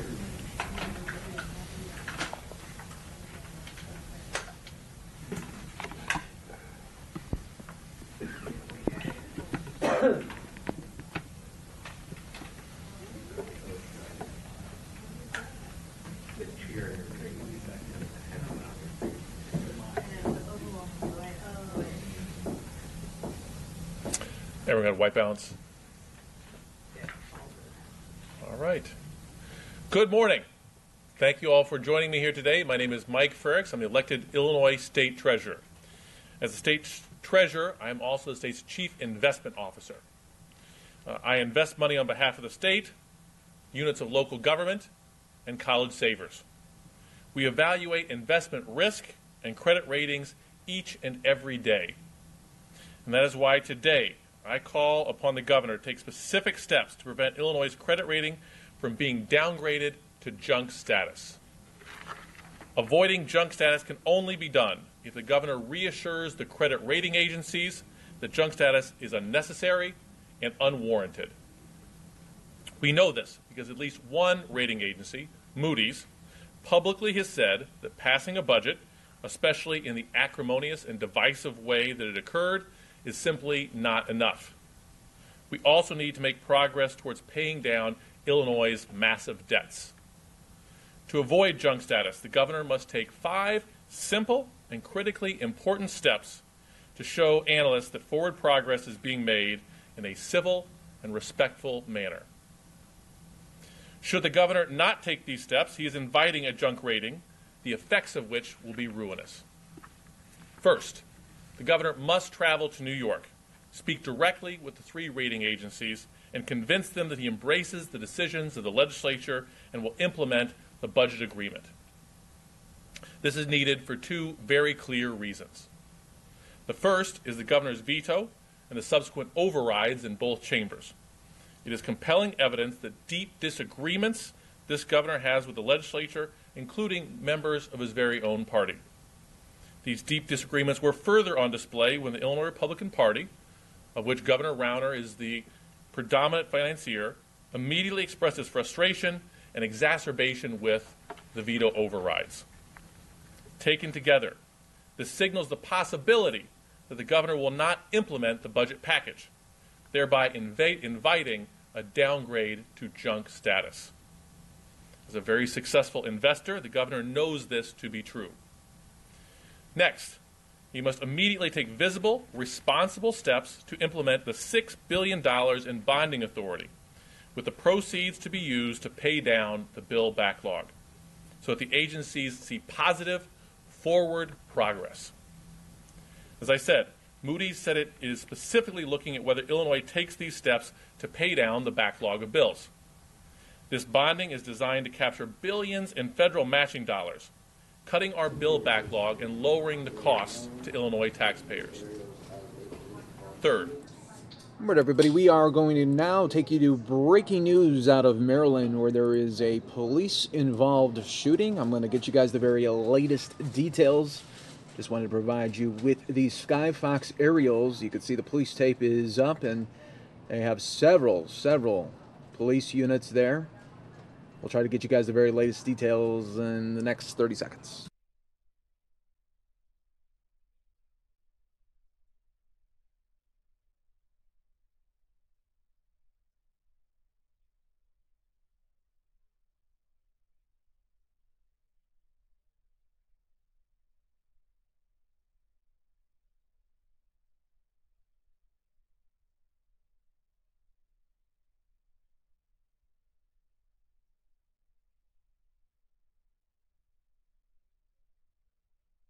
All right there, and it looks like Sky Fox is leaving the scene there. If we do get some more info, we'll, of course, pass that along to you, and if we get another video feed, we'll take that to you as well. Back out to Illinois. That the rating agencies want to see. Junk status has implications beyond the budget for the state of Illinois. The 8 credit downgrades already mean that local governments pay nearly $1 billion more in borrowing costs. Junk status will make that even more expensive. In addition, toxic credit swaps initiated years ago and renegotiated by Governor Rauner face termination penalties of up to $107 million and additional interest rate penalties should junk status be achieved. The governor needs to take action. However, he is not the only one. The budget agreement calls for interfund borrowing. To make this happen, the Treasurer's Office and the Comptroller's Office must work together, and we already are working with the Comptroller's Office to do just that. We are already taking the necessary steps to do our part. However, the governor has made no clear sign that he intends to take the necessary steps to do his part. And that's why I'm calling on him to take these 5 steps. I don't pretend any of these will be easy for this governor. But if these steps are not followed, Illinois will be plunged into junk status.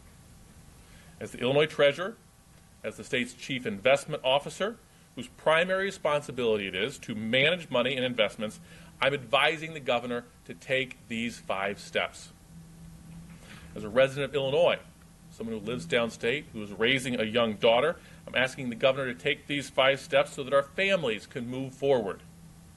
I believe that the governor is a very successful investor, and as such, he understands the danger of junk bond status. I also believe that he has never navigated the tall weeds of government, because he has never served in government, because he made his fortune taking significant risk, but always with the ability to walk away. The nuance of legislation and budgeting was, is, and remains foreign to him. We need to embrace pragmatism, and the governor has yet to do that. Sweeping changes do not happen in one legislative session, especially in your first session. However, smart people have the ability to learn. And I choose to believe the governor will exercise his ability to learn and move immediately on these 5 steps. Go to New York. Make visible progress on the bond issuance. Make sure local schools open on time. Communicate with employers what needs to be done to smoothly implement the new tax rates. And 5, dial down the rhetoric. Dial down the warnings not to listen to the credit rating agencies, because such vitriol is not productive and is not based in fact. At the end of the day, I think he knows that. Thank you very much, time. And is there anything more I can answer for you? So as our state's chief investment officer, can you estimate, we have $15 billion in unpaid bills. At some point we're going to want to borrow, perhaps up through the bond market to pay down some of that.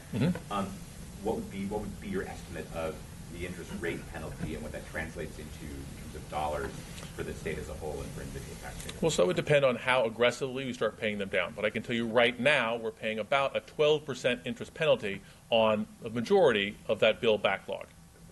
If we can pay that down, we should be able to issue debt at a significantly lower rate. Now, currently, the spread between a state that is healthy, has a AAA rating, and Illinois is about 250 basis points. So we pay an additional 2.5% in interest that a state that's in a better place would pay. And so you can figure on $15 billion what we would be saving there, but it really depends how quickly we choose to pay things down. We think there's the ability right now to pay down $6 to $8 billion fairly soon if the governor moves forward with bond issuance. What do you think the spread becomes if we hit junk? If we go to junk bond status, it will most certainly spread even wider. I don't want to speculate. I still think that Illinois remains a good bet for investors out there, that our debt is backed by the full faith and credit of the state of Illinois. We have the ability to tax and pay, but it's clear that investors out there are spooked. And some institutional investors who think that Illinois is still a good bet might be prohibited from buying Illinois bonds because they're prohibited from buying junk bonds.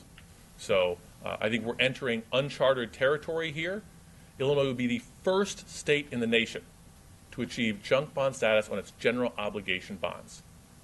There are some things that I would like Illinois to take a lead on, to be the first in the nation on. This is not one of them. Greg. Mr. Treasurer, what's your reaction to the governor appointing the chief of staff today? The head of the group until very recently was opposed to any increase in state revenues at all. So it isn't I've had an opportunity to speak with her. I was just recently informed of it this morning. I don't know her, but if she wants to come in with an approach to work with the General Assembly to solve the state's problems and to not lob bombs and engage in vitriolic rhetoric, then I think it would be a good move. But I don't know enough about her yet. You had a lot of advice to the governor. You have a lot of advice for the governor, stuff you want him to do. Do you have any advice for your part? The governor says that he could have signed off on tax increase if Democrats had been reasonable in trying to accommodate some of the things he believes are necessary to improve the state's economy. Yeah. So you criticize the governor. What about your own party? Okay. Well, I would say that, one, the tax rate that he's being critical of was proposed by the governor. 2, he says that we need to have reforms. Included in this legislation and throughout the course this year, there have been reforms. in terms of education funding and procurement reform and other things. We can continue to have conversations moving forward, but this is the path we have today. This is now the budget. And we can second guess how it could be done better, but going forward, it's clear from the rating agencies that they gave advice of what they would like to see in order for Illinois to avoid junk bond status. I think it can comment on the Speaker, the President, the Democratic majority. Something to make further concessions on the structural reform matters. A lot more work needs to be done, and I don't think that the Democratic leaders have said that they are done with the state of Illinois. So what should they do? I think that if the governor wants to work with them, they should sit down and address ways to pay down the state's bill backlog more quickly. And I think that that could mean coming back for additional meetings and sessions this summer. What about structural reform? Any particular structural reform, Greg? There's workers' compensation issues. There's local property tax freezes. There's a term limits on legislative leaders. Is it incumbent? You say the governor needs to cut out the rhetoric and recognize that we now have a fiscal plan that's adopted. He says he's willing to do that, but he still needs help on this other stuff. Should your party give him help on this other stuff? As I said, they are not done. Their work is not done. And I do think that there need to be initial negotiations on things like workers' comp reform. However, Moody's and the rating agencies have not said that workers' comp reform or term limits were an issue that was pushing us to junk bond status. We should do those things. But right now, we have a budget that has been enacted.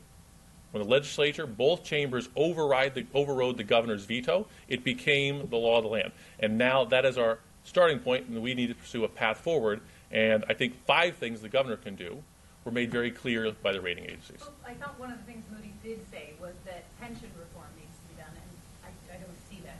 Sure. So I think included in the legislation was creating a Tier 3 for pension system, and there need to be additional negotiations and conversations held between the governor and the General Assembly on that issue. She said, the governor has to do these 5 things. Have you conveyed those to the governor? Yeah. We have written a letter to the governor. Since we have come into office, we have written 6 letters. This is the 7th letter outlining our concerns with his borrowing and with our credit ratings. So each time the governor has gone out to issue debt, his employees have come and asked me to sign off on this. I have told them every time what our first priority should be is getting a budget in place. Get a budget in place that improves our credit rating. Then when you go out and issue debt, we will pay less in interest. So just last June, I issued a similar warning. He went out and issued about $500 million in debt. Professors at the University of Illinois analyzed that and discovered that Illinois was paying an additional $70 million in interest penalties because of our lower credit rating. And I think we really ought to focus on this, because every time that they go out and issue bonds, they issue new debt, they're ripping dollars out of the wallets of Illinois taxpayers. Money is going to fund New York bondholders rather than being invested in our roads and our bridges and our school system. Did you respond to your letter? I don't believe I've seen one response. Your estimate of $6 to $8 billion in bill paying potential from this That's including federal matching funds, leveraging those. Yes. That would be what, 5 to 6 plus the 3? Yes. Thank Any questions? Everyone. Thank you.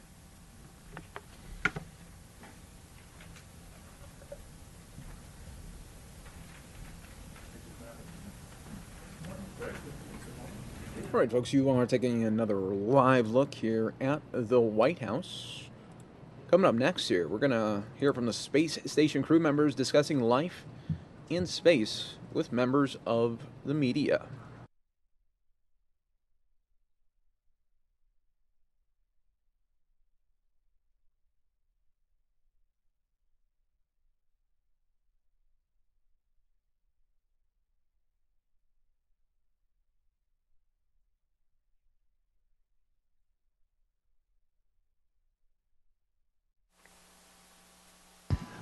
No, unfortunately, we had to work. We had a few experiments that demanded a strict timeline, so we stuck with those. But we at least got to take a few minutes to do the photos and show everybody on the ground how much we love our country.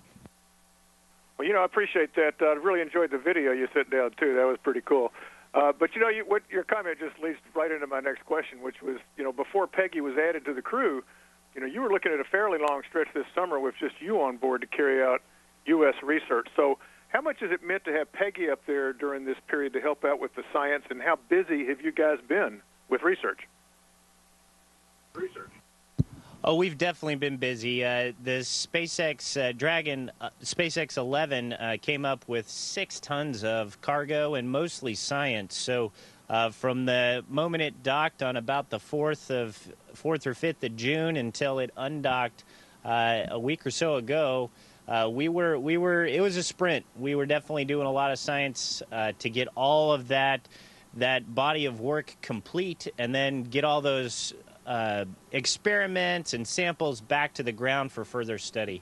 So it's definitely been busy. And as far as having Peggy on board, I call her the space ninja because, she has more experience than any U.S. astronaut on orbit now. And she's just a ninja. She just floats all over the place, knocking out tasks, and it's great to have her up here. She's definitely worth more than having just one person. She's like having 4. So I kind of feel like we had 4 or 5 people working on science there for a month, and we were able to get it all done. Well, I was going to ask you, as an old fighter jock like you, how is it having a researcher on board? Has she turned you into a scientist yet? I don't know if you can, but she's definitely a scientist, but she's got a good dab of Chuck Norris in her too. So we get along great. And we both love working, and we love what we're doing up here. It really doesn't feel like work. Everything is fun, whether it's working on the toilet or doing cutting edge research. We pretty much love it all, and we're just having a great time. Well, let me back up just a little bit to your launch. I spoke to you before launch about your expectations when it comes to riding in the Soyuz, but how did expectation match up with reality? What were your impressions of riding that spacecraft to orbit? Man, I thought it would be like taking off in the Raptor. It gives you a good kick in the pants, right? But it wasn't just a kick in the pants. It was like it lasted for 8 minutes, and just the power. It was like getting on a big old wild bull and riding it up to orbit. It was just amazing. And then as soon as we kicked off and our little weightlessness indicators started bouncing around, I looked out the window, and just the view was amazing. It was this teeny little blue strip that was going around the Earth, and all the life that we know lives in that little teeny blue thin line. So that was an amazing perspective check almost immediately.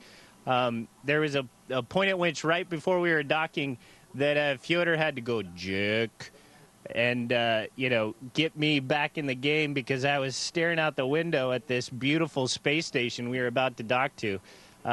It was amazing, and it blew my expectations away. Well, that sounds pretty cool. How about the spacewalks? You got to do 2 spacewalks, and again, I'll ask the same question. How did expectations match reality, especially given all the hours you spent in the swimming pool practicing for this thing, for these types of events? But reality must be different. Oh, yeah. I grew up on a construction site with a construction family, and so I just building and getting out and using my hands are what really drive me. And I love working at the MBL, the buoyancy laboratory you mentioned. It's a ton of fun. And going outside is a ton of fun. But, wow, what a view. It's just, we look out the window all the time here, and it's an amazing view. But when you go outside, and there's nothing but this little visor between you and the vacuum of space, you can look up and see more stars and galaxies and just unimaginable depths of the universe that you can't see anywhere else. And to look down and have just this panoramic view of the Earth with no window panes and nothing in the way, oh my gosh, it was amazing. Oh man, you make me want to go. Hey, you're about halfway through. Well, let me back up. you're talking about having that space helmet between you and the vacuum. Is there anything scary about it, or are you guys so trained that that's not even a factor? Well, I mean, I guess you could get paralyzed by the fear. There's a lot of things up here that can kill you. But we have to trust in our systems and in the incredible team we have protecting us and keeping us safe every day. You know, we're up here on the space station. There are so many systems that we cannot possibly control or monitor. And we have to depend on a worldwide team to keep us safe and keep this place running every day. So we have to trust in the team. We have to trust in our systems. And then we can focus on just doing our job. You really can't think about all the different ways you could die, or you'd just be paralyzed by the fear and never get anything done. And we got stuff to do up here. I hear you, man. I hear you. So I just read Jeff Kluger's book about the Apollo 8 mission, and he recalled in there about Frank Borman and Jim Lovell's 14-day stay in a Gemini capsule. I mean, compared to those guys, you guys have it pretty good. But I'm wondering, what are the best things about living on the space station? What are the worst things? Kind of give me the two extremes of that spectrum. Well, the worst is my wife's not here, so that's definitely the worst. That'd make it a whole heck of a lot better. As far as what's the best, well, I really like flying around. You mentioned I'm a fighter jock, and I love doing flips and spins and flying low and high and fast. It's just a whole lot of fun. But the best part about being on the station is that every day we're doing science, and you don't know which thing you're doing. It could be a completely innocuous task, but you discover something that can help humanity. You know, this morning, Peggy is working on growing cancerous lung tissue cultures so that we can study those, and maybe we get somewhere with cancer. In the other room, about 20 feet from me, we're looking at a new capillary action CO2 scrubbing system with no moving parts. And so every day, you're just a part of this awesome team that is doing incredible science, and you feel like you're making a difference. And that is the best part about being here. Well, I guess you and Peggy and Fyodor have the station to yourselves right now. I guess later this month, you got Sergei Ryazanskiy, Paulo Nespoli, and Randy Bresnik are coming up.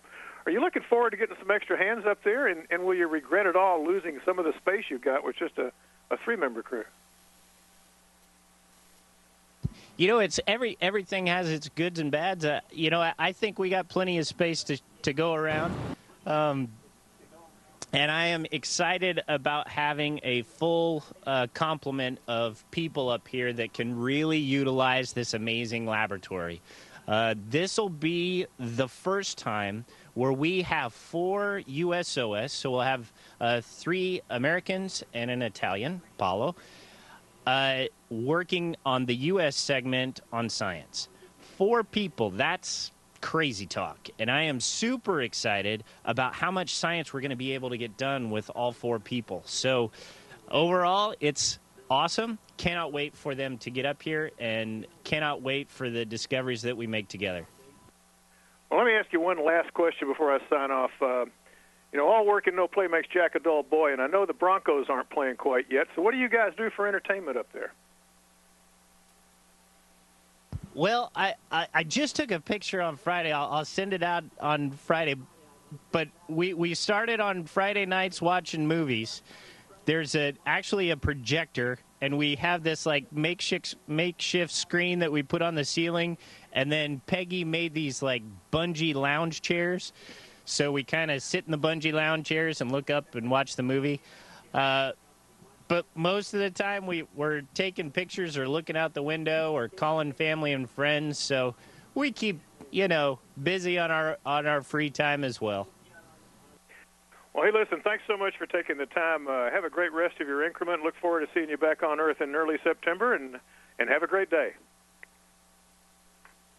Sounds great. Great talking to you, Bill. Station, this is Houston ACR. That concludes the CBS News portion of the event. Please stand by for a voice check from WBZ Radio. found in one of 2 bags he allegedly had with him. Test 1, 2. You got me? Yeah, I hear you. Do you have me? This is WBZ in Boston. How are you? Great. How are you? Excellent. So let's start by talking a little bit about this. You've been up there for just a relatively short period of time.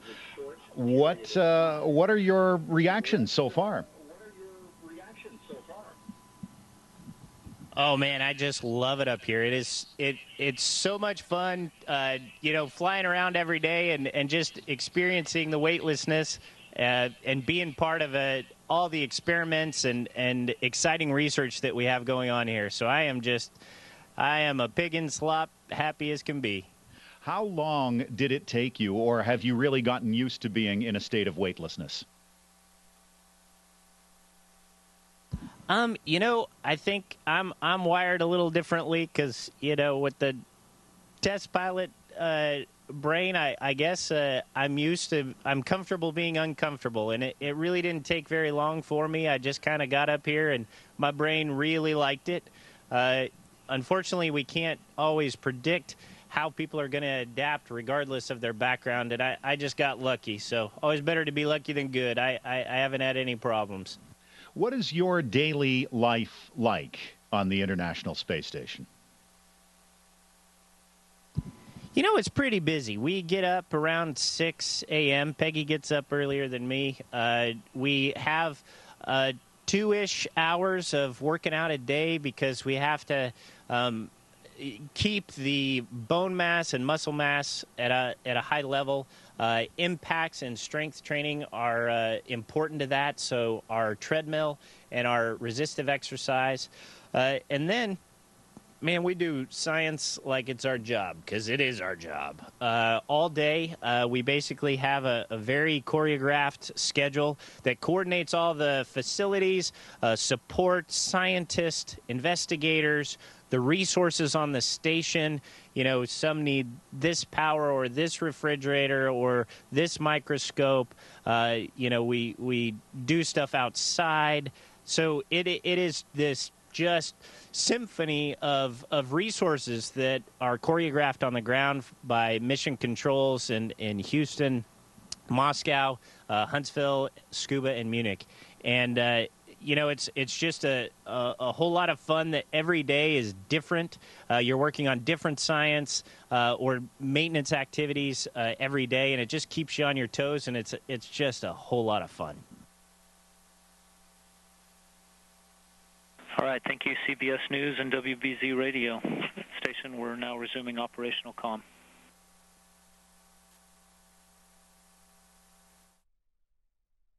All right, everybody, you're taking right now a live look here at the White House, part of the Fox 10 News Now stream, part of fox10phoenix.com. Coming up next, we're going to take you out to the Philadelphia area, where authorities in Bucks County provide an update on the search for 4 missing young men. They were all reported missing within the last week, and investigators say they were friends.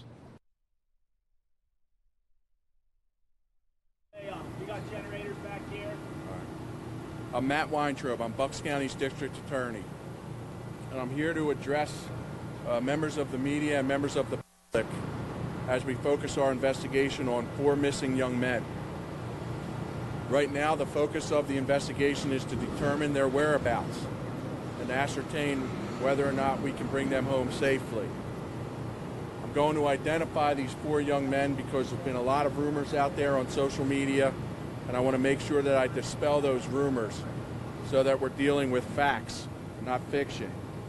The first young man that as of right now is missing is Tom Mio from Plumstead Township. He's 21 years old, and he was last seen on Friday. Mark Sturgis is from Pennsburg in Montgomery County. He's 22 years old, and he was last seen on Friday as well. The next young man that is missing is Dean Finocchiaro of Middletown Township here in Bucks County. He's 19 years old. He was last seen on Friday as well. And finally, Jimmy Patrick. He's from Newtown, and he is 19 years old, and he has been missing since Wednesday. As is obvious in a case of this scope and magnitude, it's all hands on deck. And we've had assistance and cooperation, and will continue to have cooperation from the following agencies. Bucks County District Attorney's Office, First Assistant Greg Shore is going to be handling the case as boots on the ground. The Bucks County detectives are running the investigation. Middletown Township Police Department, you see the chief is here from Middletown, Chief Barbarilla. Salisbury Township Chief Belize is here. Newtown Township Chief Pasqualini is here. Plumstead Township is represented, and Pennsylvania State Police, as well as the Central Bucks Crime Team and the FBI. This is going to be a collaborative investigation that will continue until we solve this missing persons incident.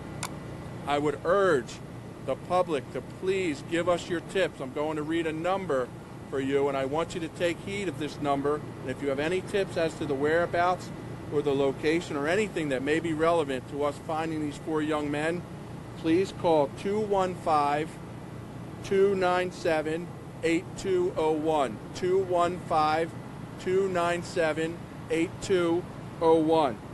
You can also check Crime Watch Bucks County for updates. That's a website and a mobile app, and you can leave tips on there as well. And we will try to give you updates as we know of them. In addition, we will try to give you regular updates until the matter is resolved one way or the other. And by regular, I mean that we will try to come back to this location at 3:30 p.m. unless you hear otherwise, to give you some sort of an update. I don't know what that's going to be. At this point, I just ask for your patience and your prayers for these 4 young men, and please let us do our jobs so that we can see as to the whereabouts of these 4 men. I'll take some questions, but as you can imagine, since this is a very, very serious and very sensitive investigation, I'm not going to be able to give you a lot of information, but I'll do my best. Does anybody have any questions?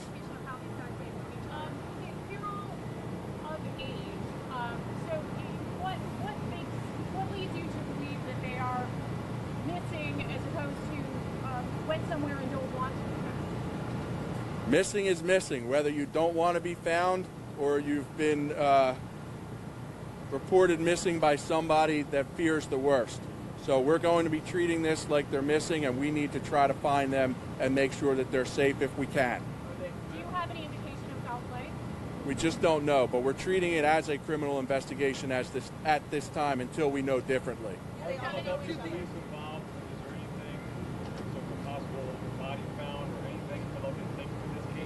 I have heard of that, but at this point that is not the focus of our investigation. Of course, we work very well and jointly with Philadelphia PD, and if that becomes a part of this investigation, we'll take that under consideration as well. What's the significance of the home right down on Aquitaine Road that you guys searched? That's one of our search sites. It obviously has investigative relevance, but I can't tell you what that is, certainly not at this time. Are they all still alive? I can't say. We hope and pray that they are, but we need to go where the investigation leads us. Do they know each other? Being missing, is there anything that links them besides the fact that they're missing? Well, I just heard over here, the question was, do these 4 young men know each other? We have information that they know each other. We are still trying to run that down and ascertain whether that is accurate or not. Some of their cars were found nearby. Can you comment on that? No, I can't. That's part of the investigation. I cannot comment on that. Matt, has there been any suspects or persons of interest? That's a pretty wide net right now. We are investigating all possible leads, but I don't want to implicate anybody at this time. Can you discuss any interviews that you've had, any information you have from that, or anybody that's linked to this case that you're in contact with? No, all I can say is we have a number of ongoing searches that have been as a result of all the investigation we've conducted so far.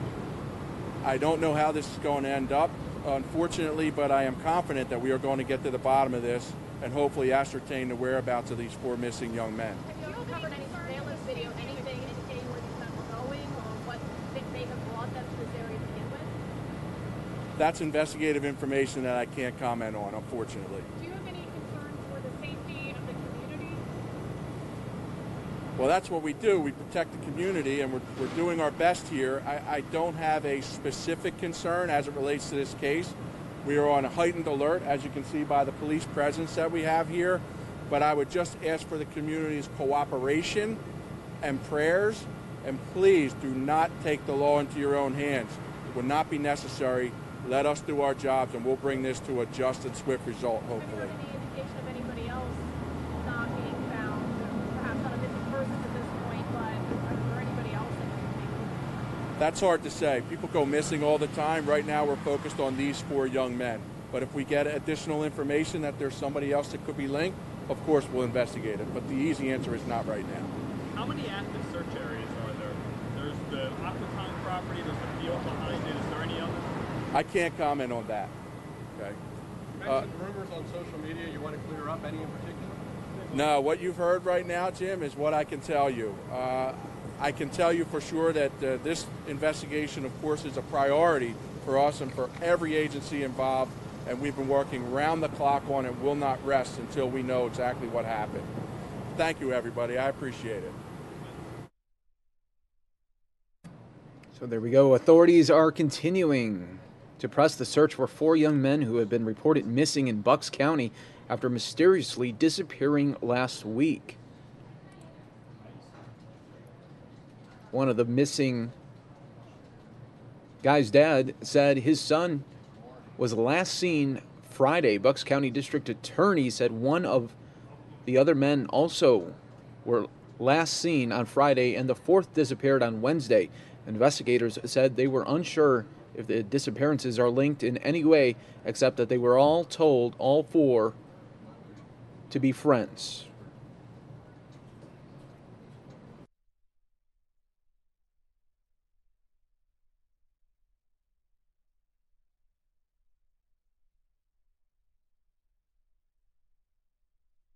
And there is a look at the 4 that they are looking for. We'll see if we could get a live update for you starting at about 40 minutes from now. Thank you, guys. Matt. Yeah.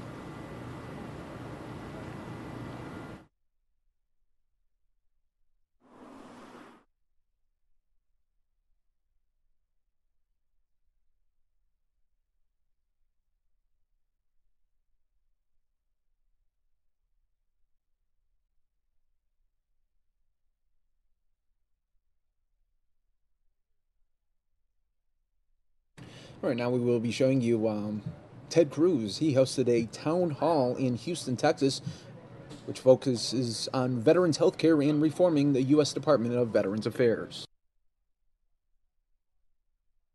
Try and get to as many questions as possible, but if we don't get to your question, we're going to hand it over to Senator Cruz's staff so they can get and answer the question you had. And they will get back to you. They'll make sure you get a response. Unfortunately, we don't have the room all day, so we can't get to all the questions. As you can see, we got quite a few here. Before I introduce the senator, I want to thank some people for helping make these events happen. And we've had a lot of staff come across the country to help put these events together, so I want to start with them. First and foremost, I recognized our Texas team earlier. They've been traveling across the state with us. They did a lot of advanced work here. They're instrumental in putting these together. I also want to thank Houston PD and our security staff from the hotel that we brought out from CVA. They're here to help keep us safe, and we always appreciate their service as well. I want to thank Senator Ted Cruz's staff for being great partners in helping to put these on. I want to thank our excellent events team. They've been helping to check people in. Our comms team that's helped coordinate the press. They're a pleasure to work with. Make sure you follow us on social media as well to get updates on what we're doing. And I also want to just take a personal moment and recognize somebody who's here who's actually pretty special to me. In the crowd here, and he's going to probably, I can see him getting angry because he knows what I'm going to do, is one of my former platoon sergeants, Staff Sergeant Martinez right there. Staff Sergeant Martinez did 3 deployments to Iraq, 2 deployments overseas on what they call float, Marine Expeditionary Unit, probably some of you have done that, including 1 year-long one that got extended because of the Iraq surge. So he spent a lot of time away from home. He's been overseas. He's been in combat. And it's guys like him that have really bared the burden of the war on terror over the past few years.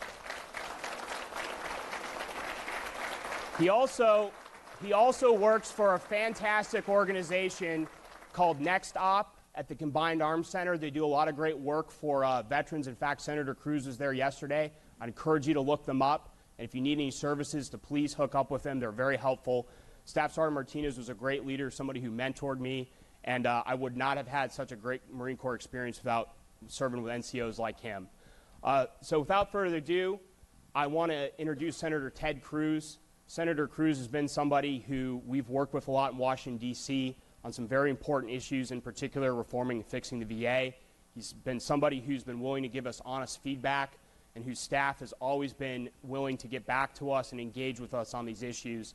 And we're very happy to have hosted him all this week at these events. And he's been somebody who's been willing to really step in the thick of it and answer a lot of tough questions. And I have to say that's something I really respect. So without further ado, I'd like to welcome Senator Ted Cruz to the stage.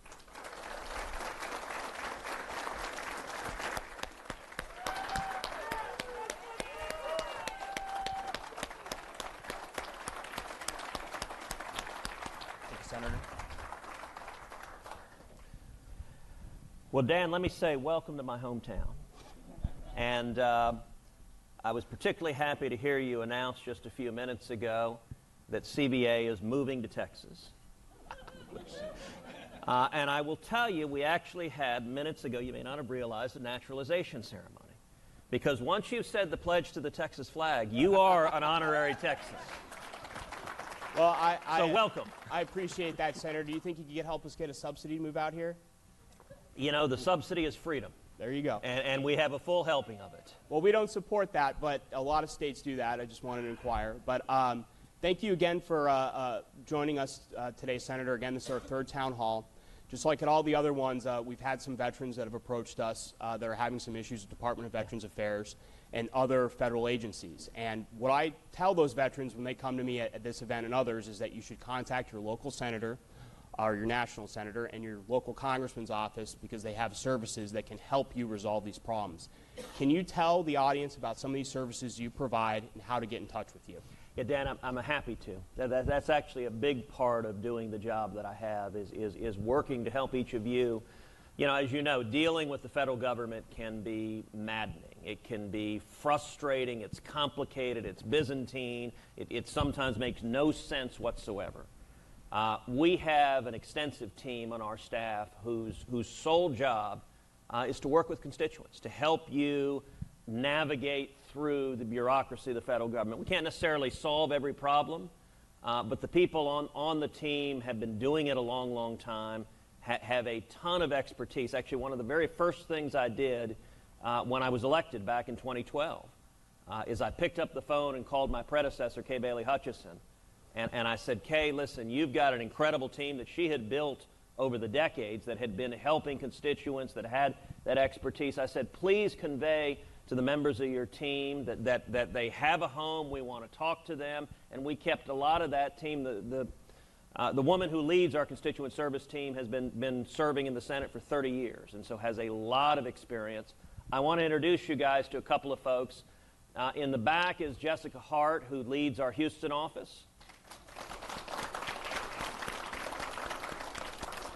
And then over here on the side is Grant Murray, who's the deputy director of our Houston office.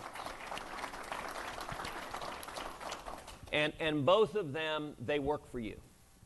Their jobs are to help you, to be responsive to you.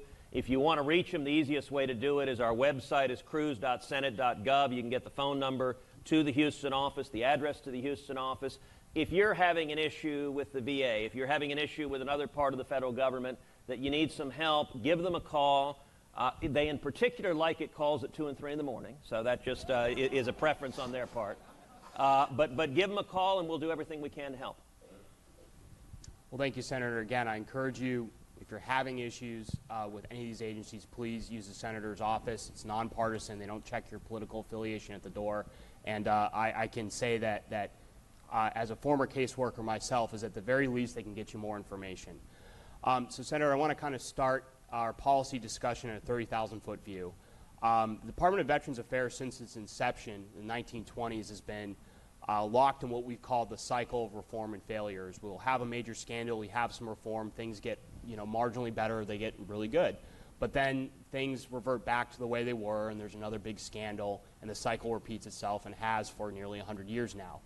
Why do we keep hearing about these problems at the VA? Why are these continued scandals? Is it a structural issue? What is driving it?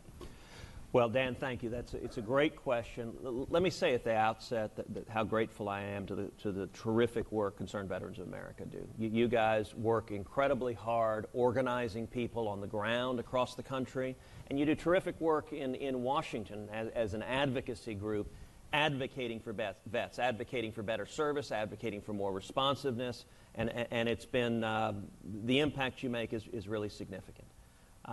This question is one that you get a lot. People are understandably frustrated with the VA. Now, the VA has a lot of wonderful professionals. Many of them are veterans themselves. It has a lot of men and women who passionately care about the mission they have of providing for and caring for our vets. At the same time, the VA is a gigantic government bureaucracy. It is larger than the United States Navy. And government bureaucracies, by their nature, are inefficient, are often unresponsive, are cumbersome.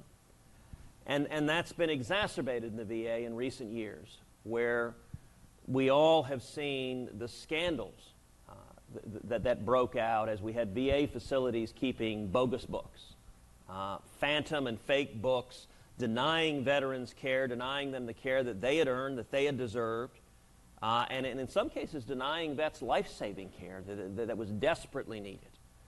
And in my view, there are really two significant reforms that need to happen. Number one, we need substantially more accountability. Accountability within the VA. Like any government institution, and the VA is no exception, it is exceptionally difficult for there to be consequences for bad behavior. And that's one of the things I've been helping lead the effort in the Senate, is to provide more accountability. So if we have an employee who has broken the criminal laws, they should be prosecuted. And if we have an employee who is wrongfully denied care contrary to law, they should be disciplined, or if the facts merit it, terminated. We've seen some progress in expanding accountability in the VA, and actually CVA has been very active in pushing for that, but we need to do more to make sure there's accountability up and down the line. But the second piece, and this is the broader structural reform, is that we need much more choice in the VA. I am a strong believer that veterans, every veteran, you ought to be able to choose your own doctor.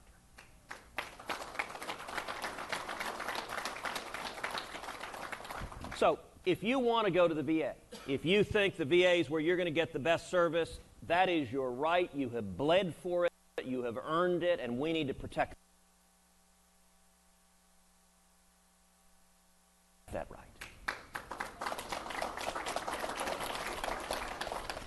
But if, on the other hand, you want to see the local doctor down the street, the local cardiologist, you ought to be able to have that right too. You ought to be able to have the option to say, where do I think I can get the best care? And the power of that, we have right now the existing choice program. I'm glad it's there. It was started as a pilot program. It is narrowly circumscribed. One of the things we've been talking about at these town halls, we've done them up in Dallas and Austin, is how to improve the choice program. There needs to be substantial improvements. I suspect we'll talk more about that in a few minutes. But my objective is to continue expanding it until we have full and robust choice. And the biggest advantage of that is the impact of that is to improve the delivery of service and the quality of care within the VA so that every veteran can get quality health care which you've earned and you deserve. Well, thank you for that, Senator. I think that we at CVA agree on those key points. That's why the key reforms for us have been more accountability and more choice. We have a new president and we have a new VA secretary. They're 6 months in, but one of the president's top priority during the campaign was reforming, fixing the VA. How do you think they've done so far? Are you hopeful, are you optimistic, or do you still have some concerns? I am hopeful and optimistic, but time will tell. We're going to have to see what the performance is, and we're going to have to assess it, and ultimately it's going to be the men and women here that are dealing with the VA that are seeing, is reform taking hold, is it changing? I am encouraged that the President campaigned on reforming the VA, campaigned on expanding choice. I'm encouraged that the Secretary of the VA, who I've sat down with multiple times, has front and center placed these as important priorities. I'm also encouraged that in the President's new budget, there's a significant expansion in the funding for choice. Roughly $3 billion of additional funds are allocated to expand veterans' choice. I think that is a good and positive development. But at the same time, the proof will be in the pudding. We need to see real change in implementation. I think 6 months in, it's too early to tell what's going to happen. I think we'll be in a better position to judge a year from now, 2 years from now, where I hope when we're doing another one of these town halls, people will be able to say, you know what, I've seen a real change in the responsiveness. I've seen a real change in the wait times. I've seen a real change in the quality of care. If those are the reports we're getting from vets in the field, then that will be a success. And if they're not, then we're going to have to keep at it until we get it right. Absolutely. Now, Senator, you actually just recently introduced a bill to help the VA with information technology, and this is a unique problem within the VA that a lot of people, I don't think, realize really helped drive the waitlist scandal for the past few years, is their inability to really manage their information technology systems. Can you tell us about your new bill? Well, sure. It's legislation I introduced last week, and it was to create a chief information officer at the VA, a senior executive service position in charge of all IT, in charge of running IT and in charge of modernization. Yet, you know, most companies in the private sector, I mean, just about any company of any size is going to have a CIO in charge of that. IT is central, and yet the VA doesn't have that. And it's had a really sad record when it comes to IT. It has been, you have a system that can't talk to itself, whose records are unreliable, and there are a couple of things that flow from that. If we have a strong CIO, if we have strong reform in IT, then one of the areas of innovation is real-time locating services in healthcare. If you look at private hospitals, we're seeing this more and more with the ability to locate medical equipment, the ability to locate medicines and medical devices, to know where they are real-time, to make sure, for example, they're sterilized. A lot of VA facilities have had problems with equipment that hasn't been sterilized, that isn't up to date, and it's because they don't have the IT services to know what has happened to that particular piece of equipment. We need to modernize that. The VA has tried, but it's had a really poor record so far of getting that done. Another area, Dan, you referenced was the waiting scandal, where if we had a really robust and effective IT system where you had a record of when an individual calls in and requests service and when they get service, where you can't game the system, you can't keep fake books because the IT records are right there and it becomes evident that this veteran called in and it's now 20, 30, 40, 50 days later and they still haven't received services. Having robust IT, I think, helps improve the responsiveness and have accountability within the VA. And that was a recommendation of the recent Commission on Care, something that Secretary Shulkin has identified, and a lot of people who've done independent assessments of the VA. So this is a bill that CVA is supporting. Normally you should be suspicious when you're talking about creating new positions, but this is a position the VA does need. As somebody who used to be an advisor to us and now works at the VA used to say, is that a hospital system can't buy technology like the Department of Education. So we applaud your bill and we hope to see it move forward. Before we get to audience questions, I want to kind of pivot to the issue of defense. You serve on the Senate Armed Services Committee. You just wrapped up the markup of the National Defense Authorization Act, which is the bill that sets defense policy for the next fiscal year and also sets spending levels. You've also been somebody who's spoken out a lot about the need to kind of reduce waste and inefficiency within the Department of Defense. So kind of a two-part question. First, what do you think of this National Defense Authorization Act, and do you think it is putting the DoD on the right path to better spend our tax dollars and be more efficient?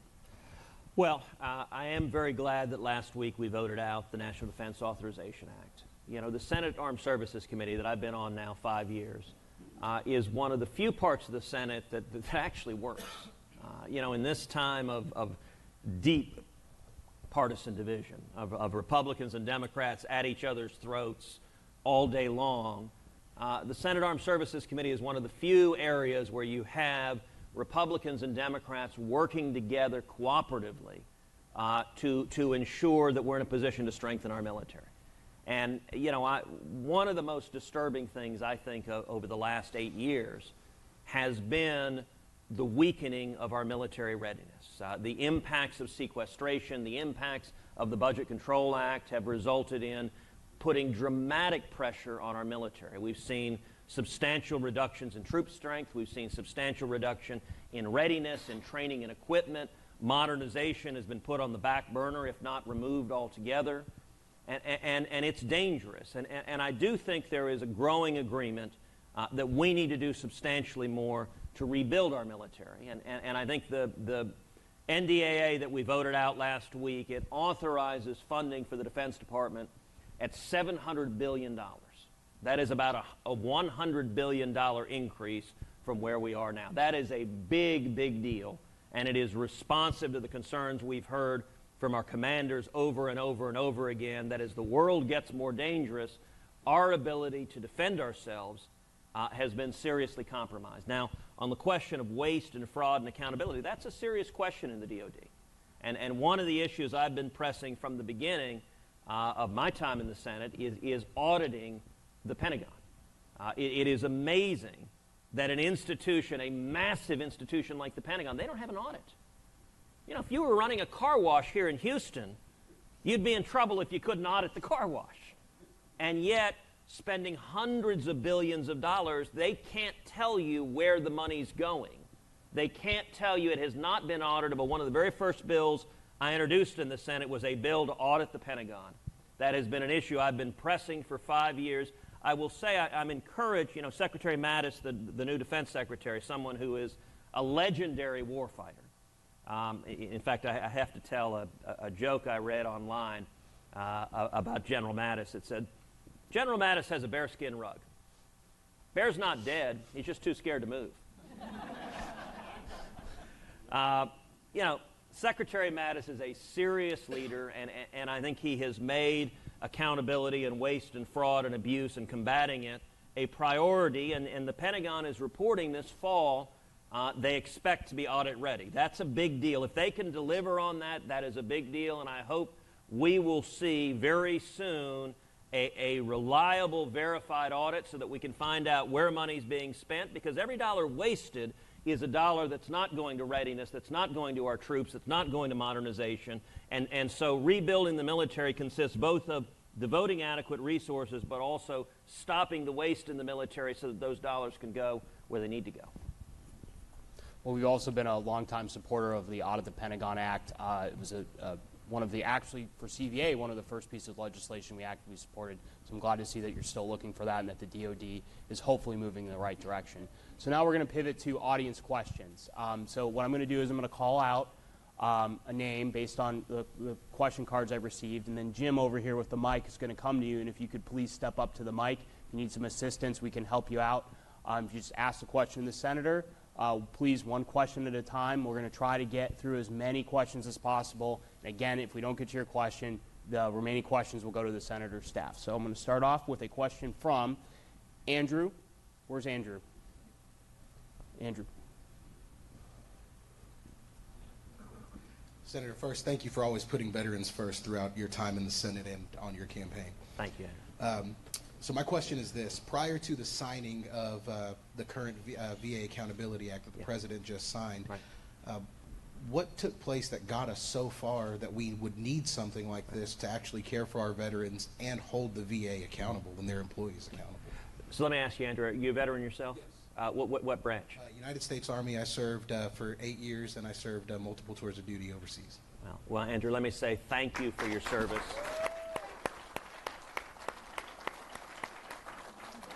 And to every one of you here who are veterans, I want to say thank you for standing up and sacrificing and stepping forward to risk everything for our country. We are grateful, and that's really one of the central purposes of these town halls, is to have the opportunity to say thank you.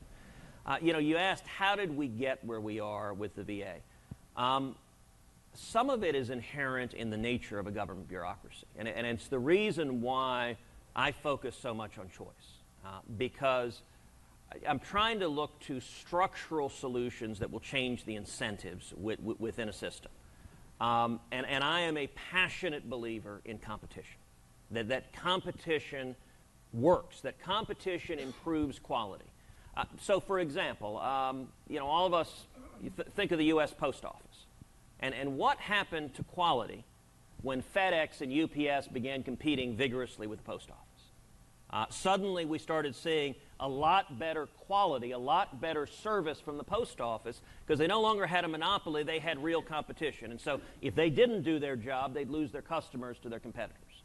Another example of that we saw, a lot of us are old enough to remember cars in the 1970s, cars in the 1980s, American cars, where quality wasn't what it should be. The quality really had gone down. They guzzled a lot of gas. They broke down too much.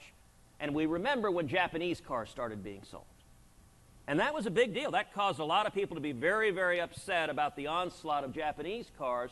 But the impact, as Japanese cars came in, that competition, and people were freaking out that the American car industry is going to go away, dramatically improved the quality of American cars. We saw in the face of competition, American car companies going back saying, okay, we got to produce a better car. We got to produce a more reliable car. We got to produce a car that Americans want to buy, or we're going to lose our customers. Now, focus on the VA. One of the fundamental causes of the challenges there is that many of their customers, many of their patients, are captive. They don't have another alternative.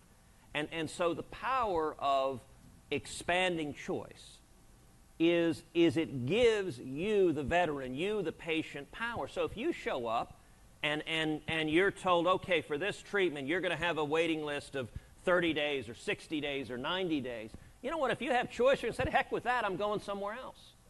And so you don't actually need Washington dictating, okay, don't give this lousy waiting period, because empowering customers gives the power of competition to improve the system. I think that's the only thing structurally that will change the incentives, is when veterans have the power of choice themselves.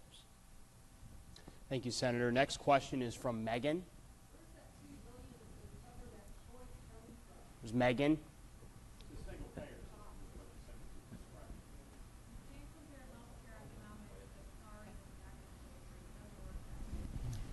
You talk about the wait times. I actually dealt with the wait times. I needed to see a specialist at the VA hospital, and it took 3 months for me to get in to see a primary care doctor just to get my appointment. So I show up to my appointment at 7:30 for what I thought was an 8 o'clock appointment. At 4:30 in the afternoon, they sent me home. They did not see me because I was not there early enough. 3 months later, I went in again and got there at 5:30 in the morning and was able to see a doctor at 2 o'clock. They said I needed to see a neurologist. 26 months later was my neurologist appointment.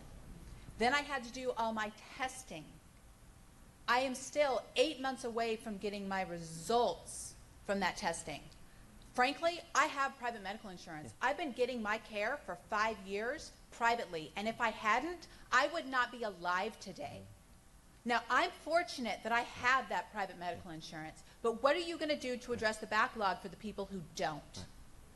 Well, ma'am, thank you for that question.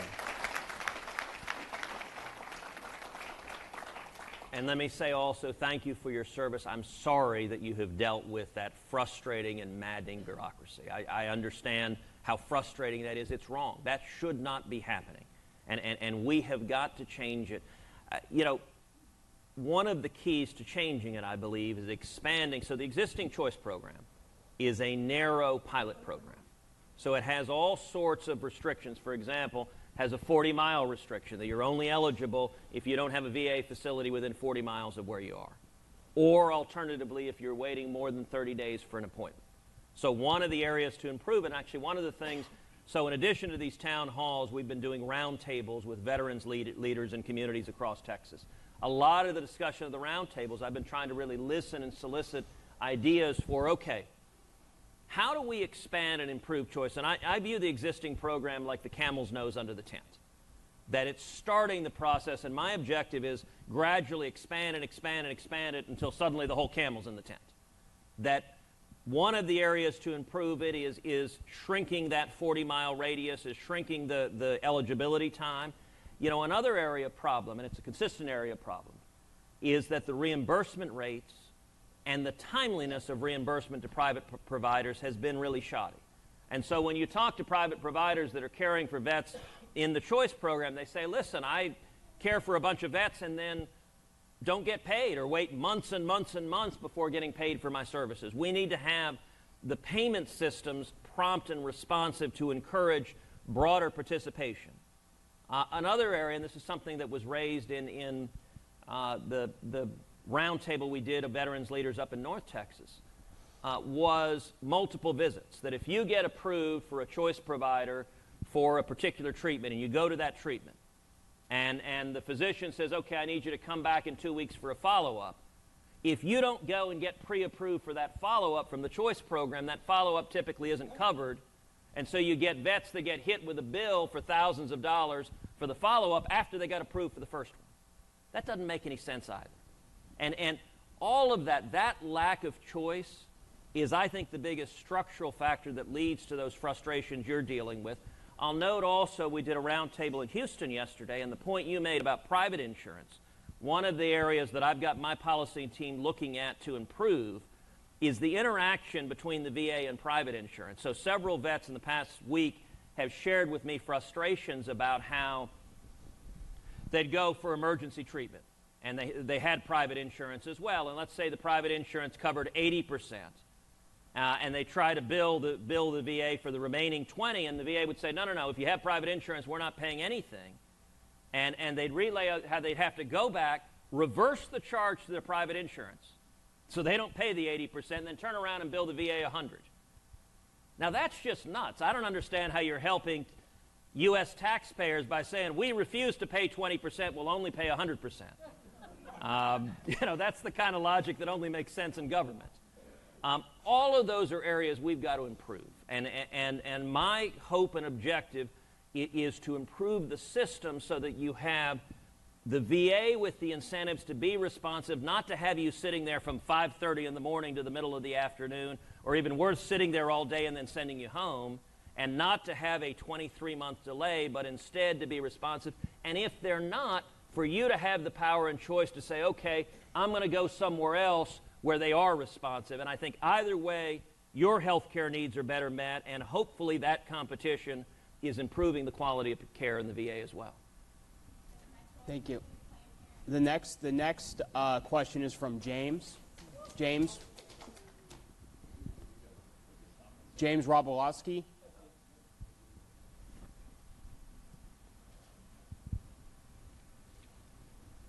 All right, thank you. I'll hold it. Oh, okay. No problem.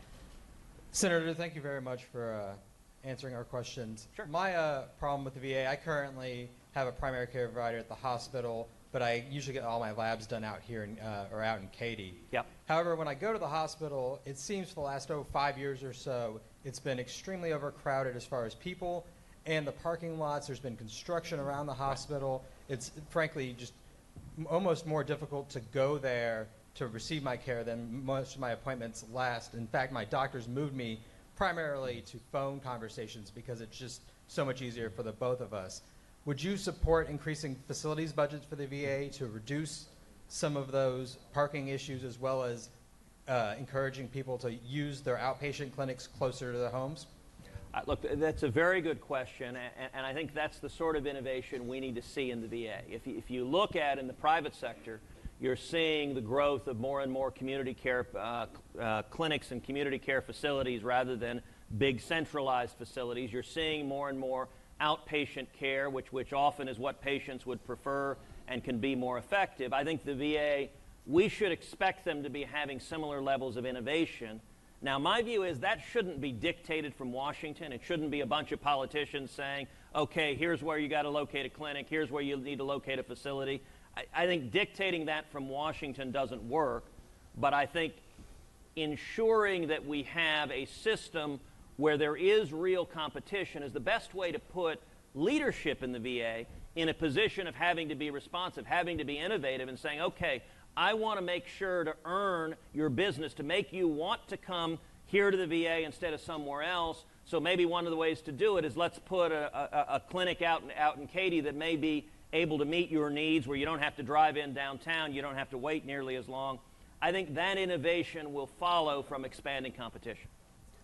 So, interesting story about parking. This is a huge issue across the country. At the Phoenix VA, which I had to deal with a lot in my previous job, had many issues as a hospital. Obviously, we saw the national scandal, but parking, a lack of parking was a huge issue. So they tried to get $4 million to build a parking garage. They couldn't get $4 million to build a parking garage, but they could get $23 million for solar panels, which actually reduced the number of parking spaces because they had to build the batteries, and they didn't turn the solar panels on for a year and a half, so any money they would have saved from them was wiped out. That's kind of the issue you see with the lack of flexibility, lack of governance within the system, that they can make better financial decisions like that. But it might seem like a minor issue to somebody who's not a veteran, who doesn't use the VA, but if you're a disabled veteran and you can't find parking at your local facility, that's a barrier to care. And it's an important question. I appreciate that. Next question's from Linda. Linda? Oh, okay. Thank you, Senator Cruz. Appreciate your being here. My husband was a fully disabled vet from 2009 until he passed away about 15 months ago. No, 13 months ago. Our last experience with my husband's medical care at the VA, he had just gotten out of the hospital, of Methodist Hospital that the VA sent him to, that they have still not paid for, by the way, and I'm being sued. Oh, wow. His physician, his primary care that he had been under since 2001, refused to fill one of his cardiac prescriptions, and he was dead on the bathroom floor 6 days later. I'd like to know, one, why can't you look up the medical history of a doctor at the VA? Those records are hidden as though they're a senator or a congressperson. And I don't even remember what I wrote on my question because I've got so much emotions into this. I understand, you're asking about what can we do about the excessive bonuses at the VA? Yes, my husband was denied cardiac care completely in 2010, even though he had all of the symptoms of a heart attack, and prior to having a lobectomy, they recognized he had had several unreported heart attacks because the whole lower part of his heart was dead. But yet she refused to send him to a cardiologist. So I'd like to know, one, when are they going to stop bonusing these doctors and administrators for saving money and killing our vets? Thanks so much for your question.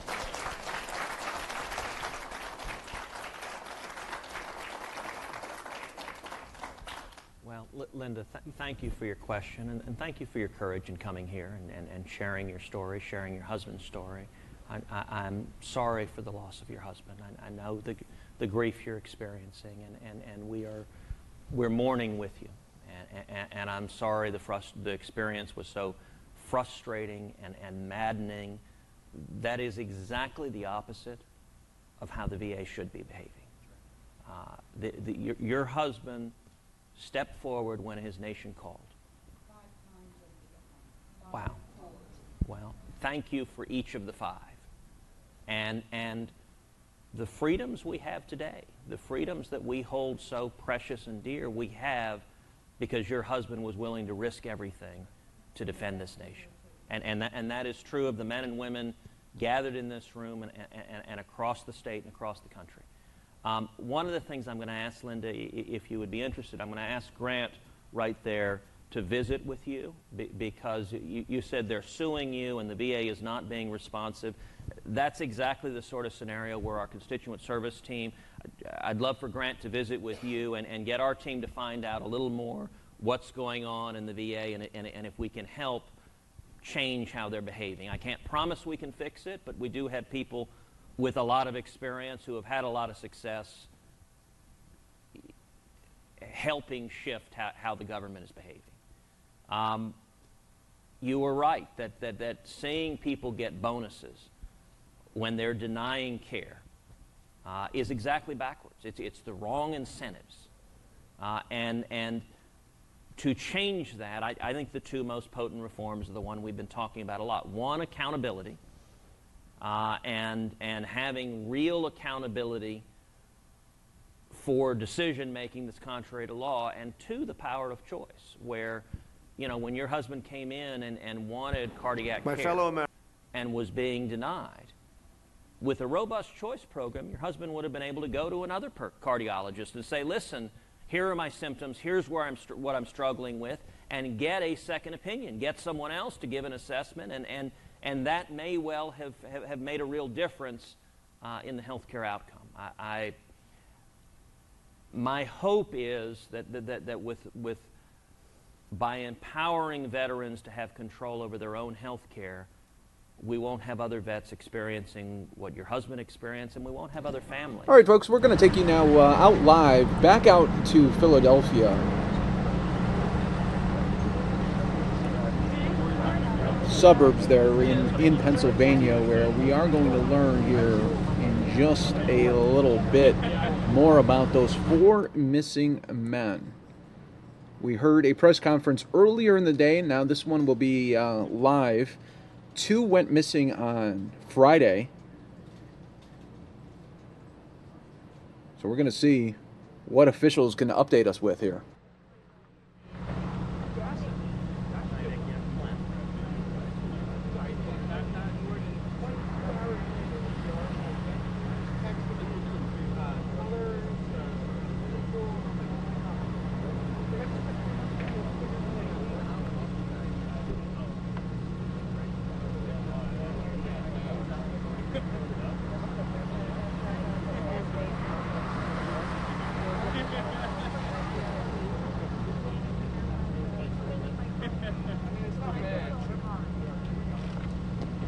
Good afternoon, Matt Weintraub, Bucks County District Attorney. Chief Belize of Salisbury Township Police Department is with me. As I said, I would come out here this afternoon and give you a briefing. I don't have a lot of new information, but I wanted to make sure that we could all gather in one place so that everybody is reading off of the same sheet, so to speak. We focused our efforts, among others, but we focused our efforts up the road, up Route 202, to a large property that I know all of you are by now familiar with, and we've dedicated a ton of investigative resources there. We're not exactly sure what we're going to find there, but we're pretty confident that the investigation is proceeding in the direction that we believed that it would, and we don't know as of yet what exactly will be revealed. So I'm continuing to ask for your patience and your prayers for these 4 young men, and we're going to keep making progress very deliberately, though. So I anticipate that we will not be back until 11 a.m. tomorrow. But if you want to be back here at 11 a.m. tomorrow, I'll see if I have any information that I can reveal, and I will be back here to reveal it to you. It's probably not worth your while, but if you want to try a question, I will see if I can answer it. What's your interest in the DiNardo family? Why be in Bensalem? We have reason to believe that there might be fruitful information that could be gained from them. I can't say specifically. Have you talked to Cosmo DiNardo, the 19-year-old I certainly have not spoken with him, and I can't reveal whether or not our investigation has led in his direction. Matt, why is there a backhoe back there? I think that may have been on the property. Are there any suspects in this case? None that we can reveal at this time. A woman told me she heard shots fired on Saturday. Can you confirm that? She said she reported it to you. Does that have anything to do with this investigation? That would be part of an ongoing investigation. I cannot confirm that. Who has to be the person? It's a little unusual to not hear from the family. We have been told that we're told by at least one person that they were tempted to ask people to stay silent at this point. And in a missing person's case, we often hear from the family talking about their loved ones. Why not in this case? I can't speak for them directly, but I have spoken to all of the families of the 4 young men. They're very prayerful, they're very, very anxious, they're fearful, but they maintain some hope. And I think that that is the position that they want to stay in at this point. Whether they speak to you, that's their prerogative, but certainly they're in a position right now where they're going to get the information straight from the source, and that's law enforcement. Are you concerned that jeopardize the investigation? Hold on, I'm sorry. Are there still 4 people you're looking for, or is there a 5th? As far as we know, it's been 4 people, as far as we know, but as I said earlier, if information is gained by us that it causes us to expand it to a 5th, we're certainly going to.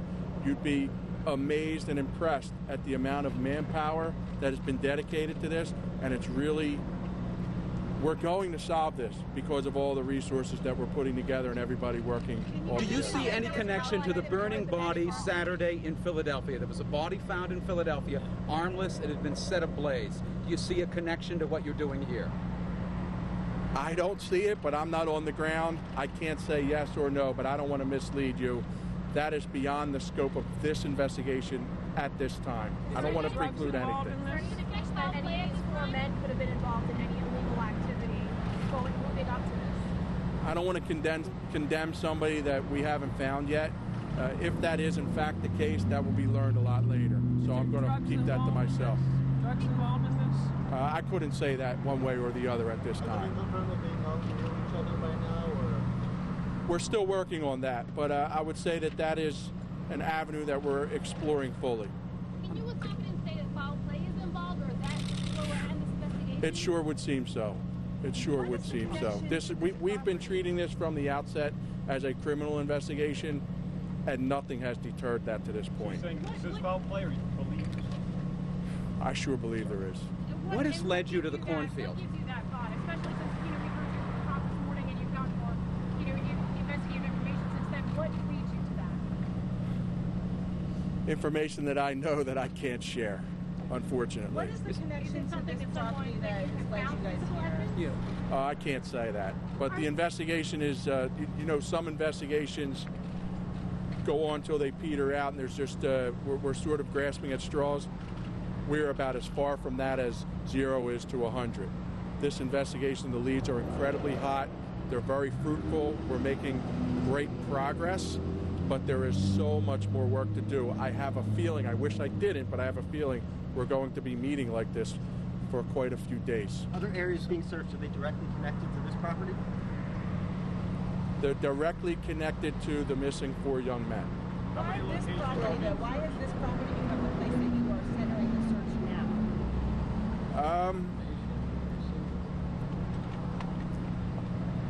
It's because we're getting a lot of strong indications that this is where we need to focus the majority of our resources. We have resources all over the county being employed in this investigation, but that's where the majority of our manpower is at the moment. How many locations are being searched? At least how many? When you say locations, Walter, that could be a location, could be records, it could be a physical site. So I don't want to comment on that because I don't know it off the top of my head, and I don't want to mislead you. Have you talked to members of the Donato family, Mr. DA? Have you talked to members of the Donato family or their attorney? No, I have not. Has your investigators talked to the Donato family and their attorney? I don't want to comment on that. The Donatos own the site in Soulberry? I don't want to comment on that. Matt, are you hopeful these young men are still alive? I hope and I pray, because that would be the best outcome. I just have to go wherever the evidence takes me. How's the I don't know the FBI answer to that. Matt, how's the FBI involved? Are they body recovery, or is that just some sort of evidence that may be buried? I would say it's beyond evidence that's buried, but I don't know for sure what we're going to find. How's the FBI involved in this? The FBI are experts at some of the recovery operations that we're employing at the site, and so we're utilizing their resources because they're the pros. To search a field like that takes a lot of effort. Can you give us an explanation as to kind of what you guys are doing to get through all of that property and how long that's going to take? It's like trying to find needles in a haystack, and it's going to take a lot of time. But with dedicated people, you can get through anything. And we're not going to rest until we get through every inch of that property that we need to make sure that we're satisfied we've recovered any people, any properties, any indication of foul play that we need to. What are you looking for in Ben Salem? Why in the house? I can't comment on that. All right, one more question. The property up here, is that focused on one area? It's a 70-some acre property. Is it focused one area or at various points? Various points. All right, thank you all. I'll be back at 11 o'clock tomorrow. Thank you.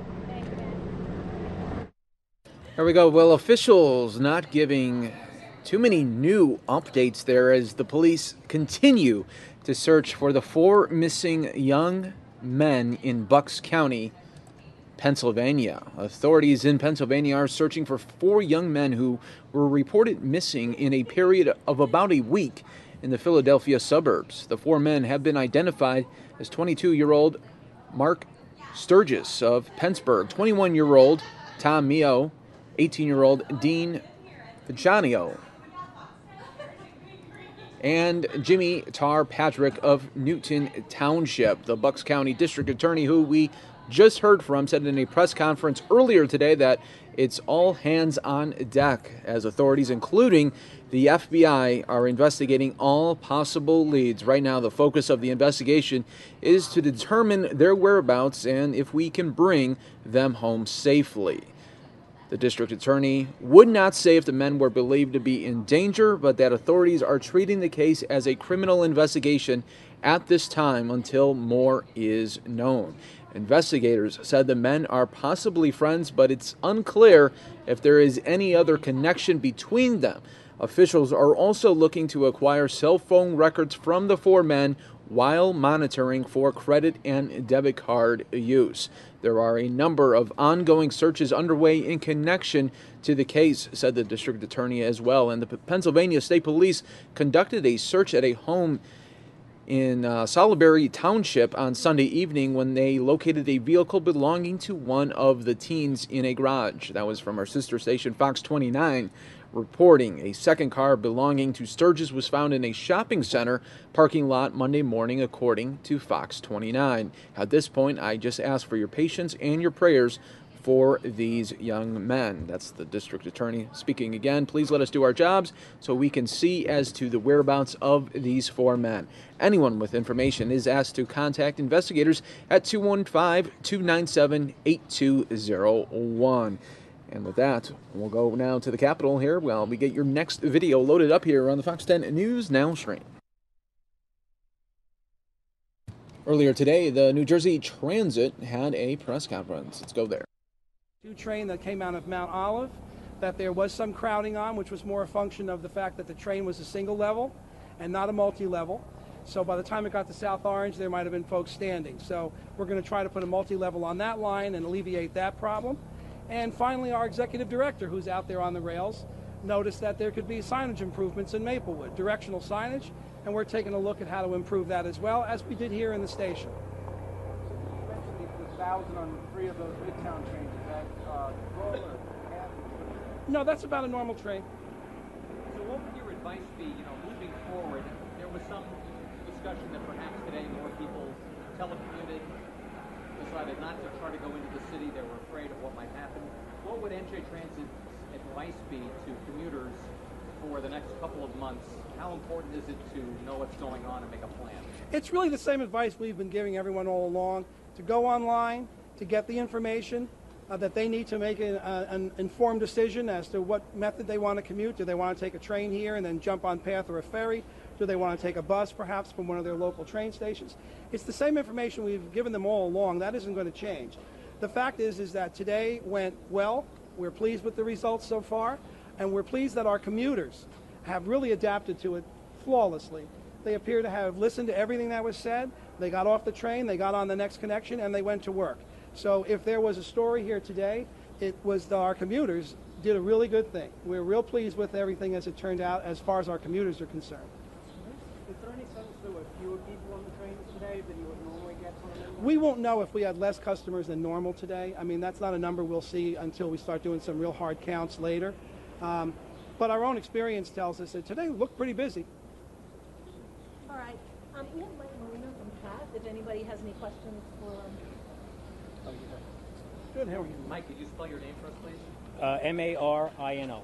And how many extra people for this morning's rush would you say took the PATH train? Do you have any idea? I don't have any idea right now. We'll do a count later on once the rush hour is over, and we'll get to that. We had 9,200 slots open for additional passengers. We anticipated, about 7,000 that would get on us and would get on us from now on through the 10 weeks of the outage in Penn Station. And that was a plan that was developed between PATH, New Jersey Transit, Amtrak and Long Island Railroad. It did not seem like people were really waiting down there No. for those trains. I mean, did it look normal? Well, we added 4 trains per hour. We cut the headways between our trains from 7 minutes to 5 minutes based on the new PTC program that is operational in this area, not to route path, but in this area. So we felt that would do what it did this morning. We really feel pleased with the way things moved this morning. Any tweaks that you might make for this afternoon based on what you experienced this morning? We're going to take a look at this afternoon, Larry, and we'll figure out what it is. We don't believe that there's going to be too much of a problem. We're cross-honoring for New Jersey Transit at 33rd Street here and the World Trade Center. So we believe the World Trade Center will be a little bit hectic this afternoon because we saw a lot of people going downtown on our train, going down to the World Trade Center, not uptown. Okay. And then we Thank have you. Jennifer Shuck from New York Waterway. Hi. So far everything has been going very well on the ferries. I've been out here all morning riding the ferries downtown and the Midtown Ferry. Things seem to be going very seamlessly. We thank New Jersey Transit for having us partner with them to do this. I think a lot of the transit customers will see that it's a very seamless commute between New Jersey Transit and New York Waterway. We're happy to help out any way we can, and things are going great. We've been hearing a lot about, make sure when you come back that your commute that you're taking is working on the way back. We are running the special ferry from Midtown between 4 and 8 p.m. That's coming back to the Hoboken terminal. Our downtown ferries are running as normal. Also, we encourage people who are taking the special Midtown ferry to download our free mobile bus app, and you can get that by going to NYWaterway.com to download our free mobile bus app so you can track the buses real time so they know when they can pick up their bus to get back to the terminal. But so far, so good for New York Waterway and the ferries. The passengers seem to be very happy at this time. And your name again, please, and title? Jennifer, Jennivr, Shuck, SCHUCK, and I'm the spokesperson for New York Waterway. Any idea how many people you moved today? How many extra people? We're anticipating moving thousands more people, but right now we don't have those numbers. We'll provide them to New Jersey Transit, and they will be able to provide that to you. How about the buses? Is there a report on an increase in ridership for the buses, perhaps? Is there any report on the buses? Has there been an increase in passengers on buses? Well, we have 126 extra buses on. So right now, and therefore, if we do have crowding or we do have lack of seating on a bus in some routes, we can put a bus on right after that and load and go. So far, we're seeing the bus service is working well. I'm not getting reports that there's overcapacity or there's standing or there's problems, but we are prepared for that should it happen. Okay. Senator Bob Gordon. Good morning. I'm Senator Bob Gordon of the 38th Legislative District of Bergen and Passaic counties. I've been here for about an hour and a half or so. It appears as if things have gone pretty well today.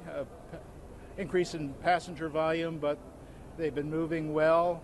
I want to compliment New Jersey Transit and the Port Authority and New York Waterways for the work they've done today. I will be chairing a hearing on July 19th, about 10 days into this process, to do an initial evaluation of how well this has transpired. We'll have more data at that point. And if I have a message today, it's to President Trump, and that is to send money. What we're seeing here are the symptoms of a transportation system that has been neglected for decades. We're starting to see derailments and literally infrastructure falling apart.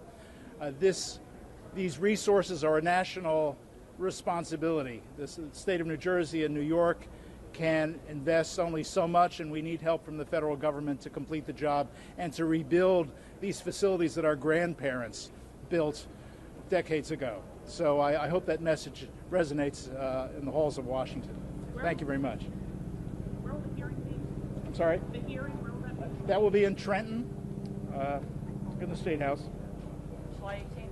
It's going to be a joint hearing between the Senate Legislative Oversight Committee and the Assembly Judiciary Committee, which has held probably a dozen hearings or so on New Jersey Transit and Amtrak and the Port Authority and issues surrounding transportation infrastructure. Can you just confirm the speaker will testify at that hearing? I'm sorry? Has anybody confirmed? I believe we have people from New Jersey Transit and Amtrak. I think that will be the focus. I can't recall the names, but that has just been scheduled in the last couple of days. But we will have those two organizations represented. Great. Thank you. Thank you. So we'll be back here at 4 I'm not sure how many of you will be back here, but we'll be here between 4 and 7 just to sort of give an update on how we're doing this evening. And many there in New Jersey and New York calling it the summer of hell, as commuters who travel in and out of Penn Station will now face what Governor Andrew Cuomo has called a summer of hell as Amtrak started its planned maintenance work at the transit hub on Monday today. Watching Fox 10 and News Now stream, here's a live look right now at the Capitol.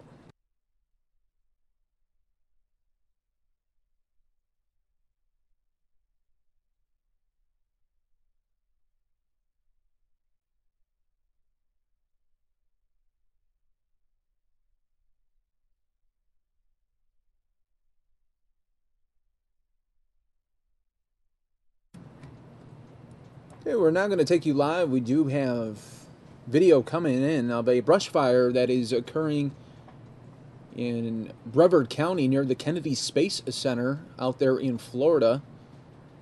Let's take you there live right now on the Fox 10 and News Now stream. You're taking a look, a lot of smoke there in that area. We're taking this from our Fox 35 sister station right now. I'm on Facebook Live with it.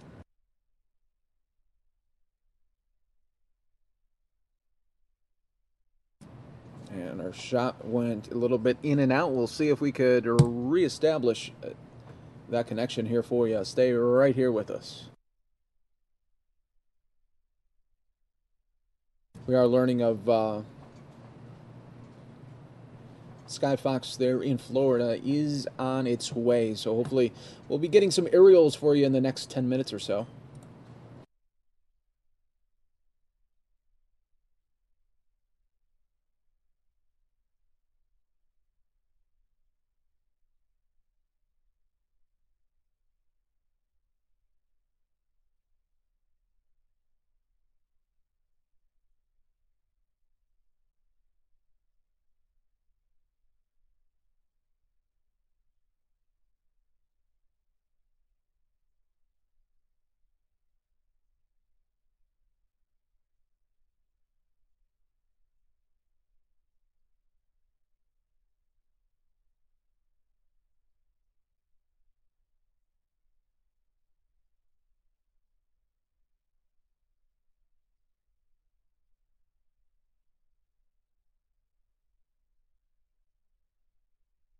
Let me try to get some information here for you in the next couple of minutes so we can give you a clear update of this brush fire in Florida.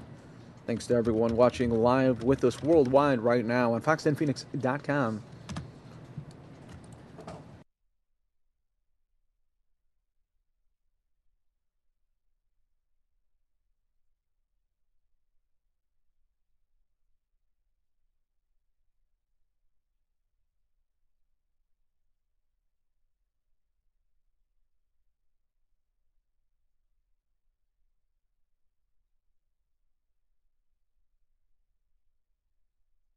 Okay, once again, that shot just going a little bit in and out with us.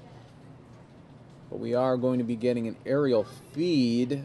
I see one now on our, just a little bit, looks like a VHS right now, actually. So hopefully we get a better quality version in just a little bit.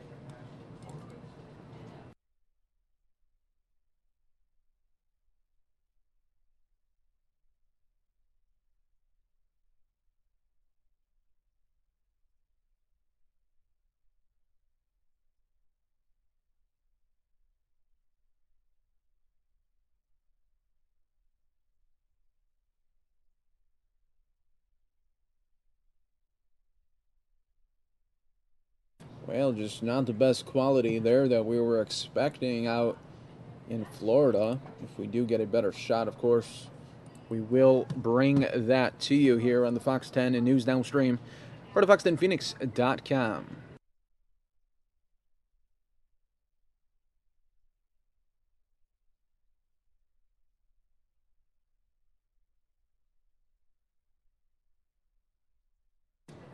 Here is the very latest news coming from around the globe. The White House says sanctions related to Russian election meddling were discussed in the meeting between President Donald Trump and Russian President Vladimir Putin last week. The statement from the White House on Monday is a direct contradiction to comments tweeted by Trump a day earlier. White House spokeswoman Sarah Huckabee Sanders told reporters today that sanctions specific to election meddling were discussed in Friday's meeting with Putin. Trump tweeted on Sunday that sanctions were not discussed at my meeting with President Putin. Nothing will be done until the Ukrainian and Syrian problems are solved. The White House did not immediately respond to a request for clarity.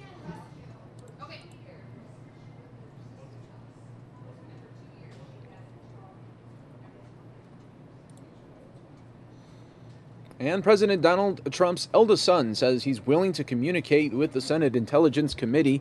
Donald Trump Jr. tweeted today that he's happy to work with the committee to pass on what I know after a senior Republican on the panel said he should be interviewed. U.S. Secretary of State Rex Tillerson says the victory of Iraqi forces over the Islamic State group is a clear milestone in this world's fight against the extremist group. Tillerson is congratulating Iraqi Prime Minister for the victory and also praising Kurdish forces that have helped in the fight. He's also sending condolences to those lost in the operation.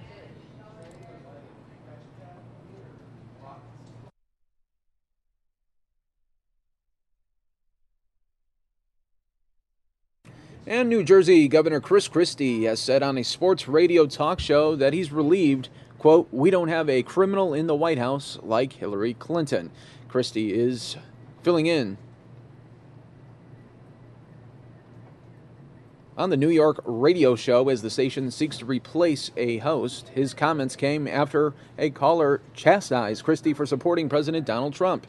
Christie hit the campaign trail for Trump after abandoning his own run for the 2016 Republican presidential nomination. He also briefly chaired Trump's transition team.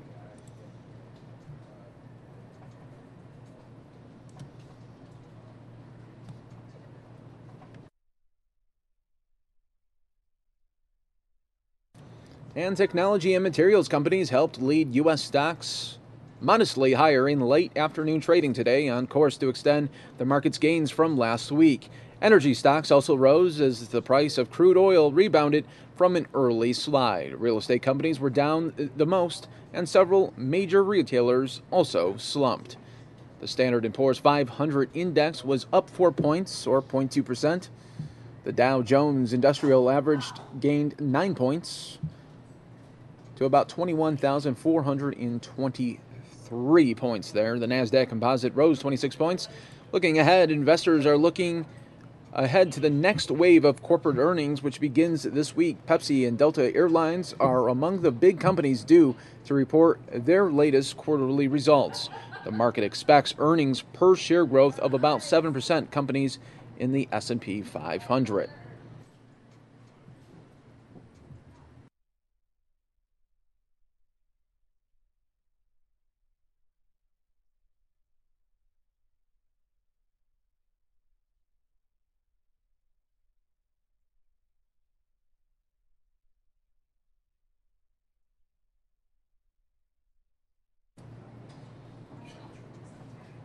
Well, we do always appreciate you guys being part of the Fox 10 News Now stream, part of fox10phoenix.com.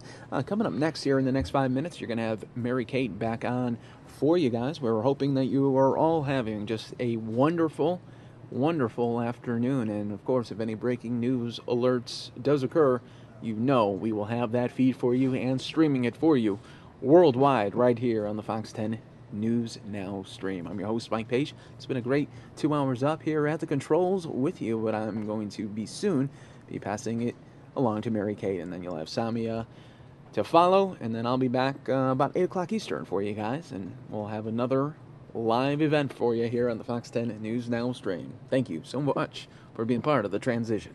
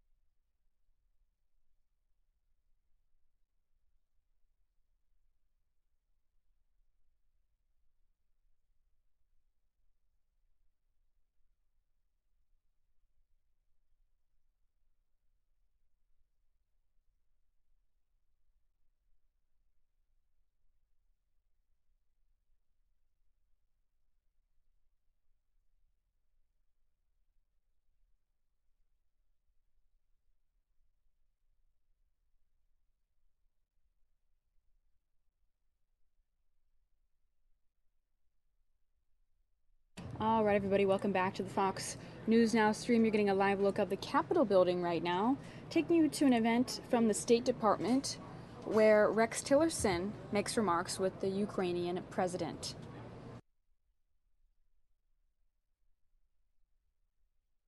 Thank you, President Poroshenko, for this very warm welcome to myself, my delegation that's traveling with me. This is an important stop for me at this time in particular. As you've acknowledged, recently appointed Ambassador Kurt Volker as a special representative on Ukraine, and I appreciate the accommodation you have made that will allow him to spend the next couple of days here becoming much more deeply familiar with the perspective of yourself and other members of your government and the Ukrainian people regarding this very challenging issue. Ambassador Volker is a very capable, well-known diplomat, and I appreciate Ambassador Volker taking this role on for us as well.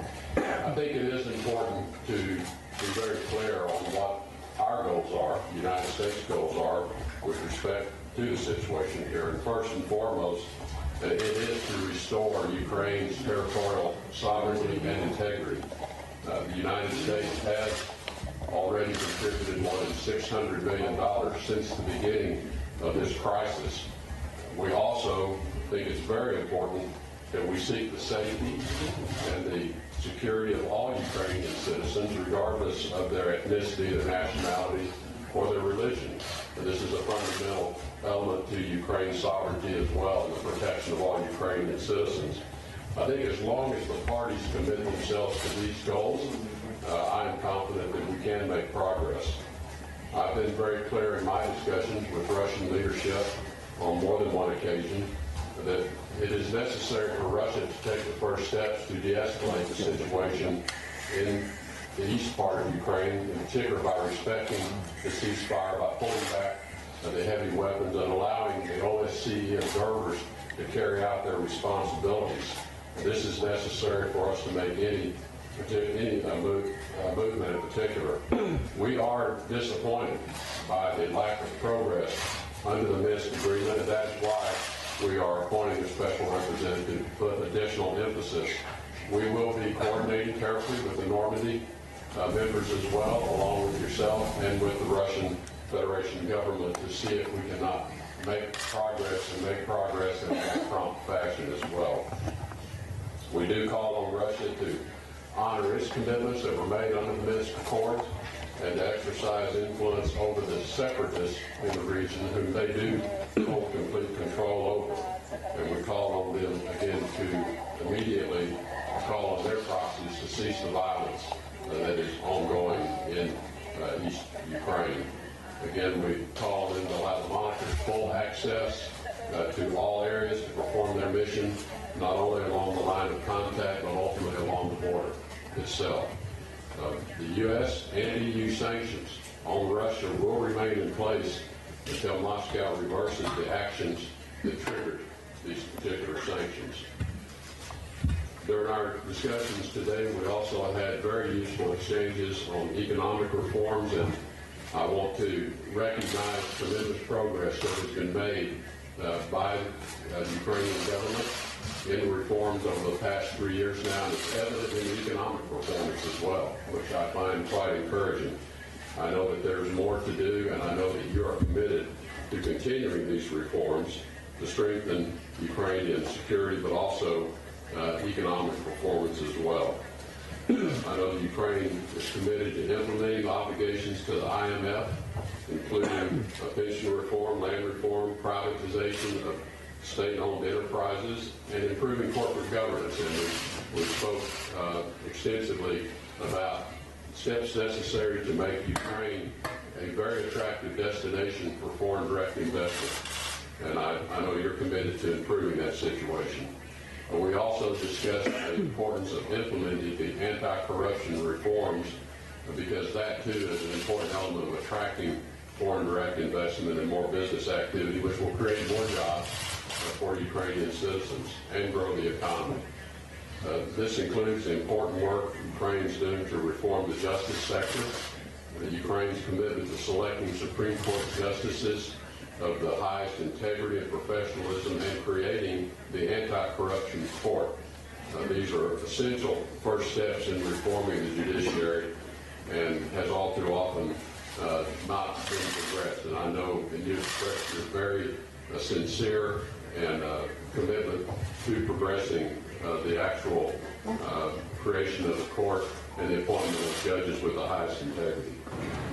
We know there are challenges to moving these reforms forward, but they are critical to the success of Ukraine for the future and really creating the circumstances for Ukraine to maintain as a viable economy standing on its own, an important partner to its European neighbors, but an important country for the rest of the world as well. I'm quite encouraged by the situation that I see here in Ukraine, the progress that's been made, and I know that with these reforms, once they are in place, Ukraine will be a very attractive place for business investment elsewhere. I do want to note that this marks the 25th year of diplomatic relations between the United States of America and an independent and sovereign Ukraine. America is very proud of the ties that we have and the profound friendship that has developed. And Mr. President, let me say personally, I'm very proud of the friendship we developed through our multiple telephone contacts, our meeting in Washington, D.C. when President Trump hosted you at the White House, and this very warm welcome you've extended to me today. We have a lot of difficult work ahead of us, but I know we're committed to the same goals.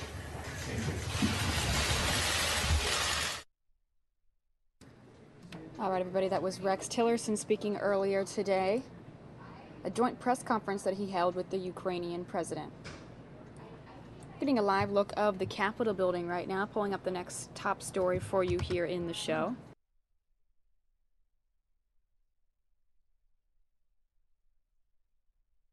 Taking you now to a briefing from the United Nations.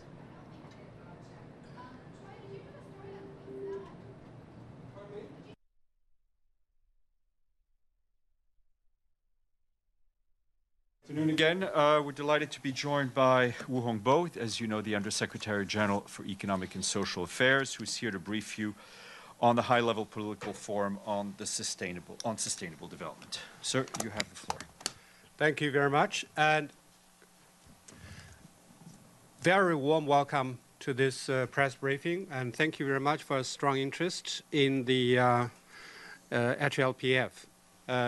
This session has just begun this morning. Let me share with you at the beginning some of the figures and numbers. At the last year's forum, we have 22 member states presented voluntary national reviews, and this year we have 44, twice as much.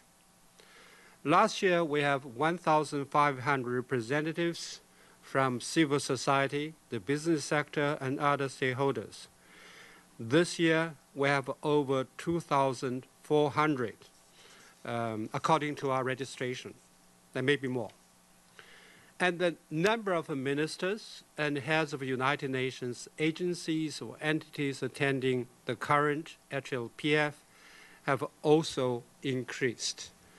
As I've been told that over 70 ministers at different levels would be participating in the HLPF, and the number of side events have also increased. The ECOSOC high-level segment will also meet during the ministerial week. That will focus on eradication of poverty in all its dimensions. The joint ministerial declaration of the high-level segment and the high-level political forum, that is negotiated outcome, will be adopted during the high-level segment. I will not go through this year's program session by session, but I do want to give you an idea of what to expect. During the first week of the forum, there will be sessions reviewing the implementation of SDG that are in focus this year, including their interlinkages to the other goals and targets. The goals in focus this year are SDGs 1, 2, 3, 5, 9, 14, and of course 17, means of implementation. These goals are on poverty, hunger, health, gender equality, infrastructure, industrialization and innovation, the ocean, and means of implementation, as I said. The 44 voluntary national reviews will be conducted during the 3-day ministerial part of the forum next week, from 17th to 19th July. The mix of countries demonstrates the gender's universality. Countries from every region of the world, developed and developing, and they will share the views on where they stand in implementing the Agenda 2030. As I said, that the HLPF will be attended in many cases at the ministerial level.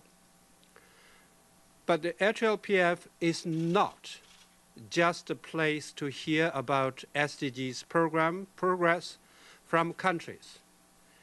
A broad range of stakeholders will participate in these interactive discussions. The Secretary General's report on progress towards the SDGs will be presented during the forum. Among the special events taking place over the next 2 weeks are SDGs learning, training, and practice sessions, a partnership exchange, an SDG business forum, and over 120 other side events.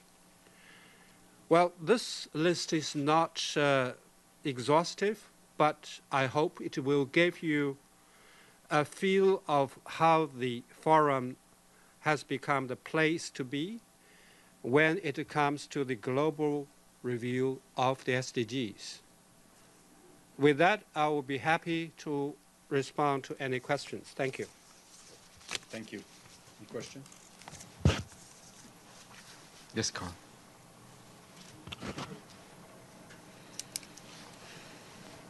Are these presentations by country and by year? And since China's presentation was last year, will there be any representation this year from China or North Korea? The national voluntary reviews have started the second year. I would not see the repetition in terms of the voluntary countries. Those who have already presented their reports will not appear in the podium this year. I'm not aware the name of North Korea. Matthew. Sure. One question about this event and something else that may or may not be related. But on the event, on these voluntary national reviews, maybe I should know, but I know that, like, for example, in Universal Periodic Review in Human Rights in Geneva, there's a provision for sort of shadow reports or civil society to chime in if they feel differently. Is there any provision for that here? And the second one just had to do with, I saw your quote a couple of weeks ago about the Junior Professional Officers Program. You were asked about DPRK having a JPO, and I've since asked the spokesman. And I just wanted to be, you seem to say, which is, I guess, is the fact that every country has a right to participate as much as any other country, and the spokesman seemed to say that the UN has certain requirements. And Okay, everybody, we're going to hop out of this to take you to tape playback of Rex Tillerson in Kuwait. Yeah, earlier in the year, yes, because I remember it was fairly pleasant. And normally no one comes this time because normally there's no one here to see.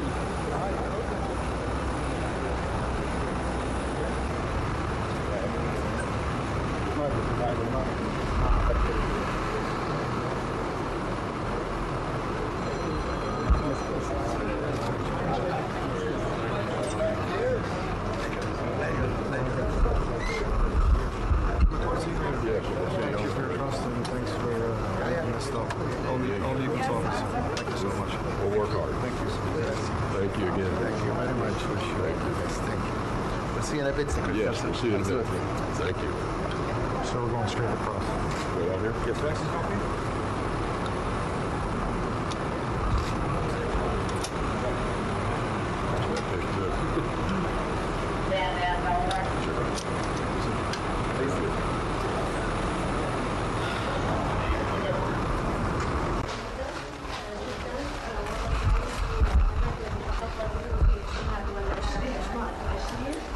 يرسل لكم أحد تحياته.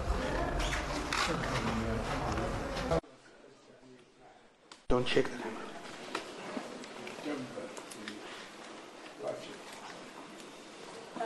Please send my regards. Please send my regards to the President, and hopefully I'll get to meet with him in September at his invitation. We look forward to your visit to Washington in September. I know it will be a very good meeting. The President looks forward to greeting you and seeing you in Washington as well, as do I. نحن نتطلع إلى زيارتكم لنا في واشنطن في سبتمبر، وأنا أعرف أن الرئيس يتطلع أيضا إلى الاجتماع بكم ويعقد اجتماعات جيدة معكم، وأنا كذلك.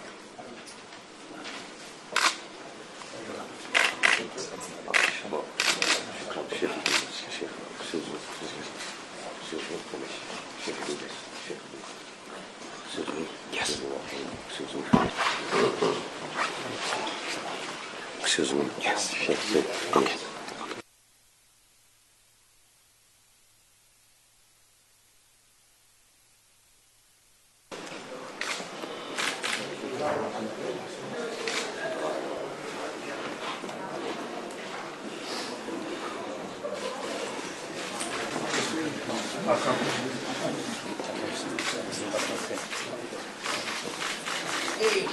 Good to see you again.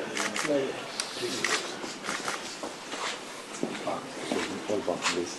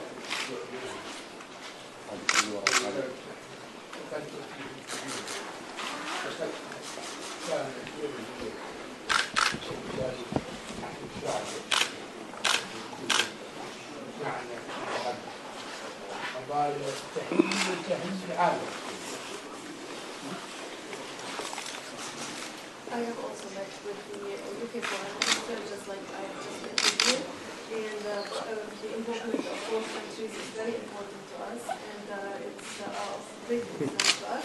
We're delighted to have you both on board because we are trying to resolve an issue that concerns not just us but the entire world.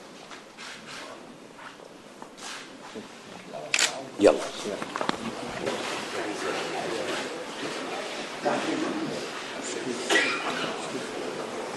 Sir.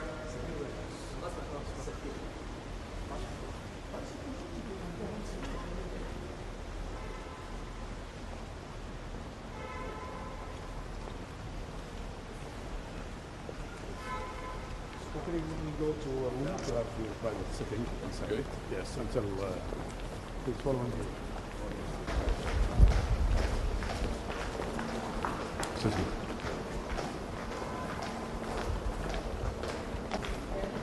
Terrorist financing with the gas. Yeah.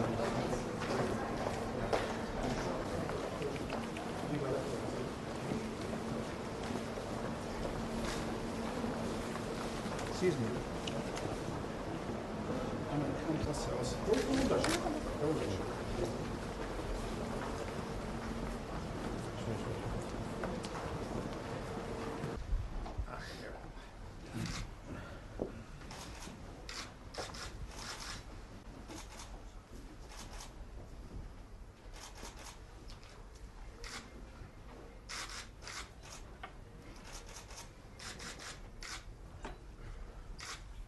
You arrived here before us.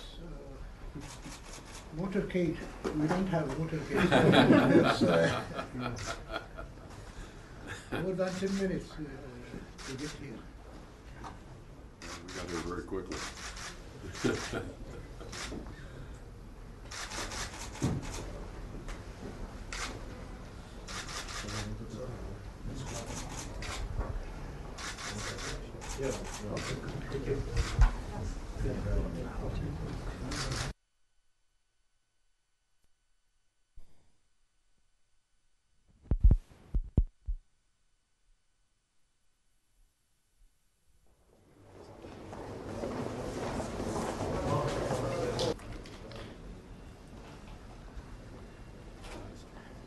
Long day, huh?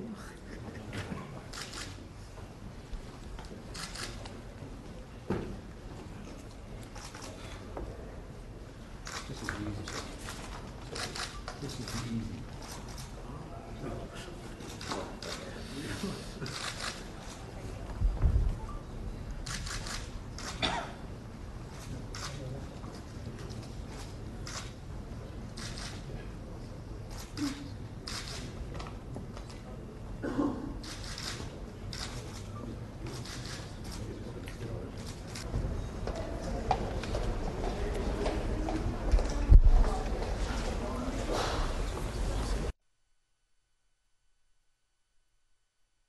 All right, everybody, that was Rex Tillerson in Kuwait earlier today. That was taped playback.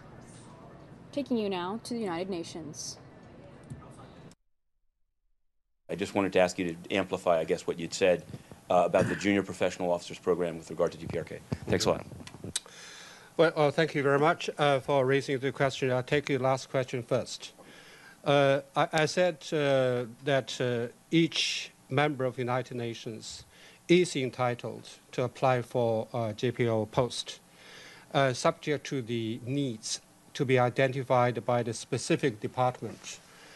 This is the fact. I do not see any of the member states in the United Nations has been deprived of this right. Although some countries are really under sanctions, but this is not specifically mentioned. As for the specific procedures, I just returned from Hamburg G20. I do not have the latest information on that, but it depends on the need for JPO that will be identified by the specific department. Thank you. Thanks. And the second question about the review, the contents. Normally, they will concentrate on the goals and targets identified. So that's why the member states would have 3 years in succession to see that they will concentrate on 1/3 of the goals. And having said that, I would say that the member states in explaining or representing themselves, they would have their country-specific conditions in mind. So they may have a different approach. You know, some countries will put more emphasis on eradication of poverty, others maybe on health, on gender equality. This is really a matter up to them to decide. Thank you very much. Sherwin? Undersecretary General, on behalf of the UN Correspondents Association, thanks for this briefing. Sherwin Bryce-Pease, South African Broadcasting. The theme of this meeting is to look at the successes and the challenges. I mean, can we really talk about successes 2 years into this process as we begin the process of implementation? What are some of the major gaps in your estimation, particularly given concerns of the pullback in development aid from the United States? Mm-hmm. Well, thank you very much. I think this is a very good question. Number one, are we going to say something success or successful, or what are we going to achieve? I think yes. You're going to read the Secretary General's report on the progress. There are quite a few areas identified. Are we satisfied? No. I think this is very important. And this is the beauty of having the HLPF. It is a global central platform on which the member states would tell you where they stand at the country level and the success stories they have and the gaps identified. Then they may, after discussions, come up with some policy recommendations. So this is very important. But as far as the attitude of a specific country is concerned, I think we took note of that. Many of us have been following the G20 in Hamburg, Germany, very closely. You see some of the paragraphs of the ministerial, the summit declaration is really in the format of agree to disagree. So one says something, the other says something else. However, the important point is we should keep everybody on board. The Agenda 2030 implementation is not only for one country or one region, it's for all of us. You have different views, well, that could be natural, and however, we need to have everybody on board. Let's work together to implement the agenda, which is so important for the futures of mankind. Thank you. Thank you. Carla? One more question. You said you had not seen the DPRK mentioned. Is that because they were not welcome or because they did not choose to present this year? Well, it's really a matter for a national government. I would not asking why, because if you look at, we have 22 plus 44. So what happened to the other countries? So they certainly have their answers. Some think that they may not be ready. And some others, they were one step too late. I could tell you that. Because this year we have 44. We have to close door very, very quickly. At that time, we were closing the door. There are over 10 countries knocking at the door. So they are ready, but we could accommodate too large number of countries. So the reason varies from one country to another. So I could not answer this on behalf of them. Thank you. Thank you. Matthew? Thanks. I wanted to I was looking at sdgbusinessforum.com, and I just wanted to, maybe I'm missing it, but is there some way, or when the date arrives, will there be like a list of the businesses, of the participants? It said register, but it didn't have like a list. Just if you can say a little bit more about the forum. I also did want to thank you on behalf of the Free UN Coalition for Access, and I wanted to ask you, just on the first question about the voluntary national reviews, I understand that you're saying it's up to countries to decide which road to take. I wanted to know more about civil society participation. I mean, I saw a photo over the weekend of there definitely civil society coming to participate in it. But is there some formal way for them to weigh in, maybe make suggestions, maybe make criticisms of of their country's own report, if they think some part of it maybe is less than true, or in the same way that the Universal Periodic Review allows for kind of external, or at least there are external submissions. Well, the first about the partnership forum, it is organized by DESA and the United Nations, UNOP, and also the International Business Council. We were really touched. The number of private sectors are increasing dramatically. We don't know by the end of the day how many of them, but the enthusiasm to get involved from a business point of view to support the implementation of Agenda 2030 is really encouraging. I think you will have them on website, the specific participants, who they are, and I hope that will be a strong driver of development in the future. And about the sorry. Well, the voluntary national, yeah. Whether the civil society can formally chime in on their country's submission. I'm still thinking about North Korea. Yeah, sorry. Let it go. Okay. I remember you said in your news report that Wu says yes. Yeah. So that's why I'm glad to get the opportunity to ask you. Okay. The civil society has been involved and will be involved in the entire process. This morning at the opening, we had civil society representatives speaking at the opening session. So they will be either get involved for discussions directly or listen to the discussions in the overflow rooms. What is more, they will participate in more than 120 side events, many of them inviting the civil society representatives and the business sectors to be their keynote speakers. Thank you. Great. Thank you very much. Mr. Wu, thank you. Thanks.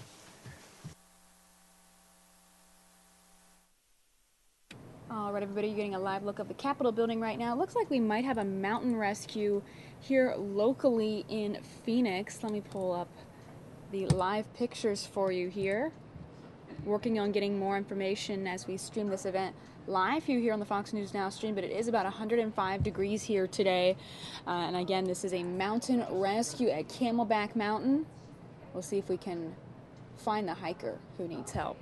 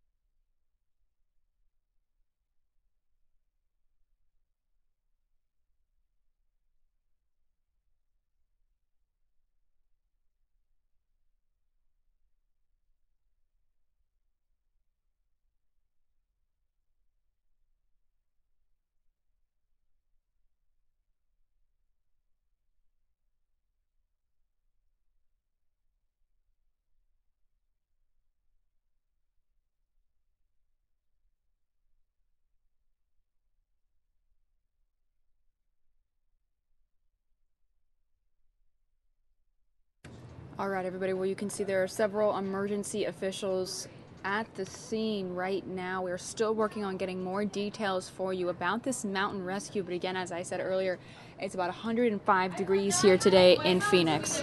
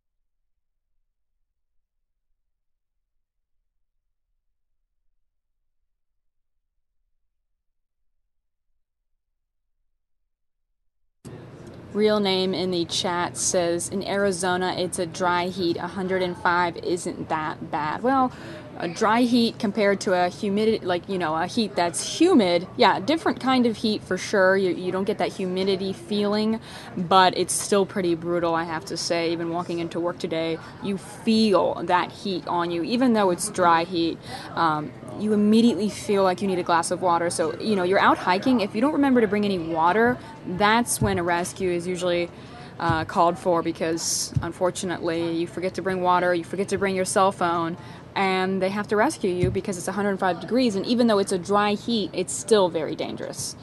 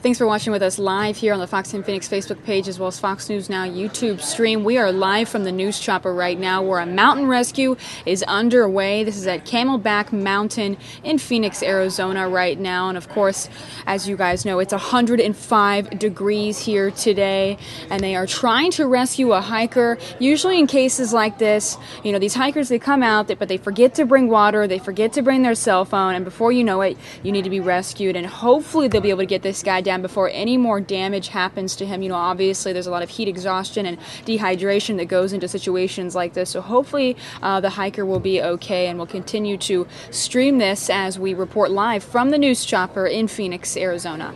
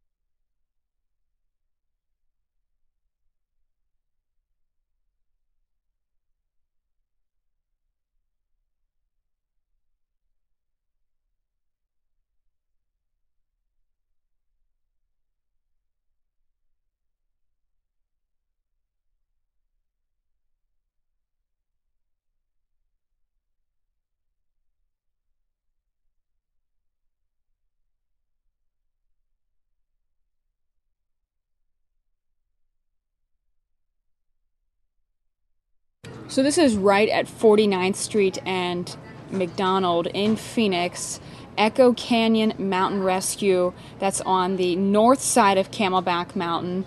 The emergency officials there are responding to the situation at the Echo Canyon trailhead for reports from the park ranger that an adult male who has 3 kids with him on the trail is severely dehydrated and needs help. So again, this is an adult male they're looking for with 3 kids with him. He's very dehydrated. He needs help. Again, it's 105 degrees here in Phoenix today. You can see several emergency vehicles are at the scene right now trying to find this hiker with his 3 kids. We'll keep you guys updated live here on the Fox News Now stream.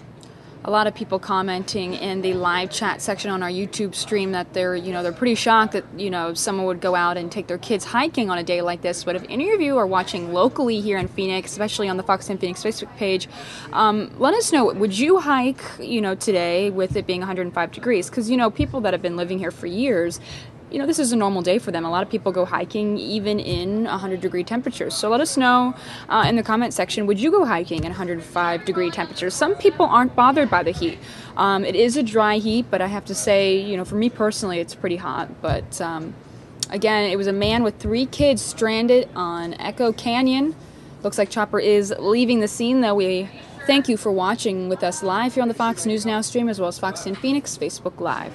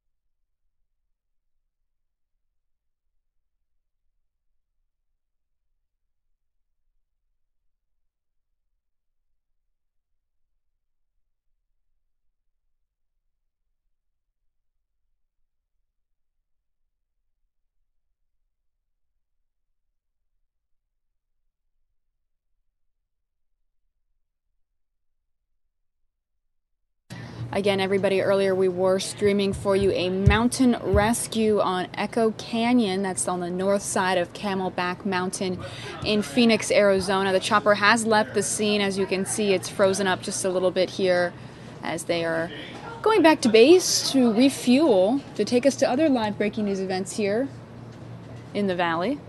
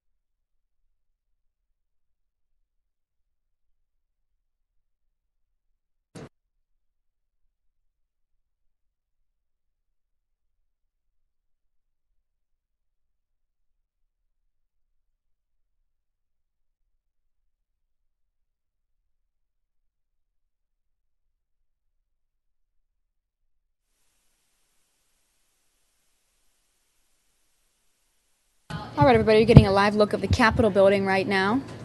Taking you back to the United Nations where they hold a briefing on Mosul.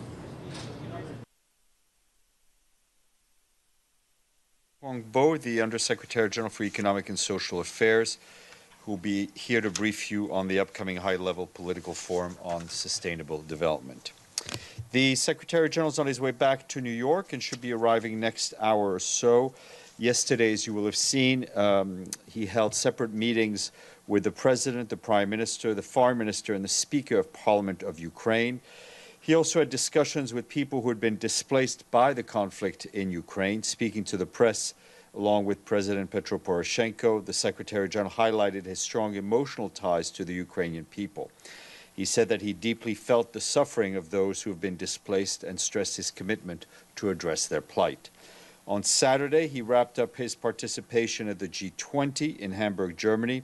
In the morning, he attended an event to promote women's entrepreneurship hosted by the White House and the World Bank, followed by G20, a working session on partnership with Africa, migration, and health. The Secretary General also met with President Moon Jae-in of the Republic of Korea and took part on a lunch on digitalization, women's empowerment, and women's empowerment. We issued a statement a bit earlier today on the recovery of Mosul, in which to underscore that the recovery of Mosul is a significant step in the fight against terrorism and violent extremism. The Secretary General paid tribute to the people and the government of Iraq for their courage, determination, and perseverance. He also expressed his sincere condolences for the loss of lives and wished a speedy recovery to all those injured. The United Nations will stand by the government of Iraq in the tasks ahead of creating the necessary conditions for the voluntary, safe, and dignified return of displaced communities, restoring the rule of law, freed up areas, and preventing a return of violence, and fostering accountability for all violations committed. And our colleagues on the ground tell us that, that while there have been an end to the military conflict, there's still no end in sight to the humanitarian crisis. The UN Refugee Agency, UNHCR, will continue to play a key role in assisting displaced Iraqis for long as necessary. Hundreds of thousands of people have now been displaced. Many have lost relatives, their homes, and have been injured. It's likely that many thousands of people may have to remain in displacement for months to come. More detail on UNHCR's briefing notes. And humanitarian workers also report that 54 residential neighborhoods in western Mosul, of the 54, residential neighborhoods in western Mosul, 15 are heavily damaged and at least 23 are moderately damaged. Humanitarians are also concerned for civilians who are trapped in the areas where fighting is likely to occur, including Tal Afar, Hawija, and western Anbar. And the latest rounds of talks among the Syrian parties began today in Geneva. Speaking to the press a short while ago, Staffan de Mistura, the special envoy, noted that we are witnessing a phase of simplification of one of the most complex conflicts of our time. He highlighted a pragmatic approach to institutional engineering and the need for incremental process. His remarks are available on the webcast, and the transcript will be done shortly. And we issued a statement earlier today on Syria in which the Secretary General welcomed the announcement by the government of Jordan, Russia, and the United States of a de-escalation zone and arrangements to support a ceasefire and delivery of humanitarian assistance in southwest Syria. This is a significant step towards reducing violence and increasing humanitarian access across the country, in line with the pursuit of goal of a comprehensive nationwide ceasefire as endorsed by multiple Security Council resolutions. Notwithstanding this positive development, the Secretary General urges all countries to preserve the rights of all Syrians to seek asylum and enjoy refugee protection, and until conditions are conducive for return in safety and dignity. As the UN reconvenes the intra-Syrian talks on a political settlement based on Security Council Resolution 2254, the Secretary General urged all parties to redouble their efforts to find a political solution to the Syrian conflict.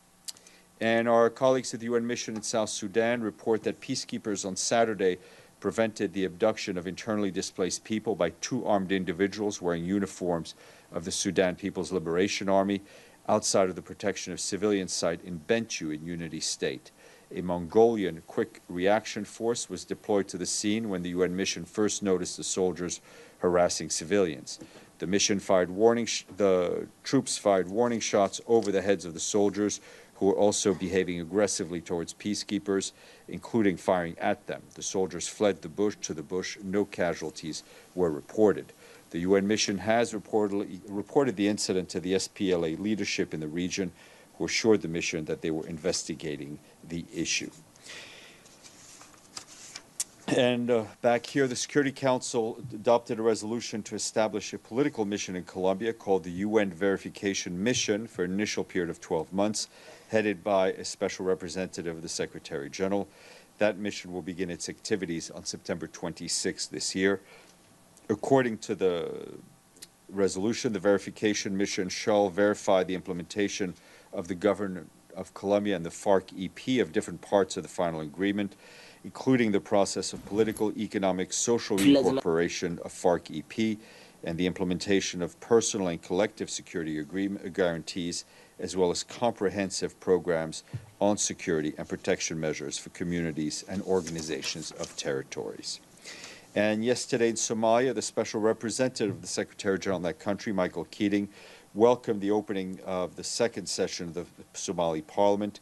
He congratulated the speakers and parliamentarians and stressed they could make significant progress by passing key legislation, including the electoral law, legislation enabling a constitutional review, and revenue-generating laws.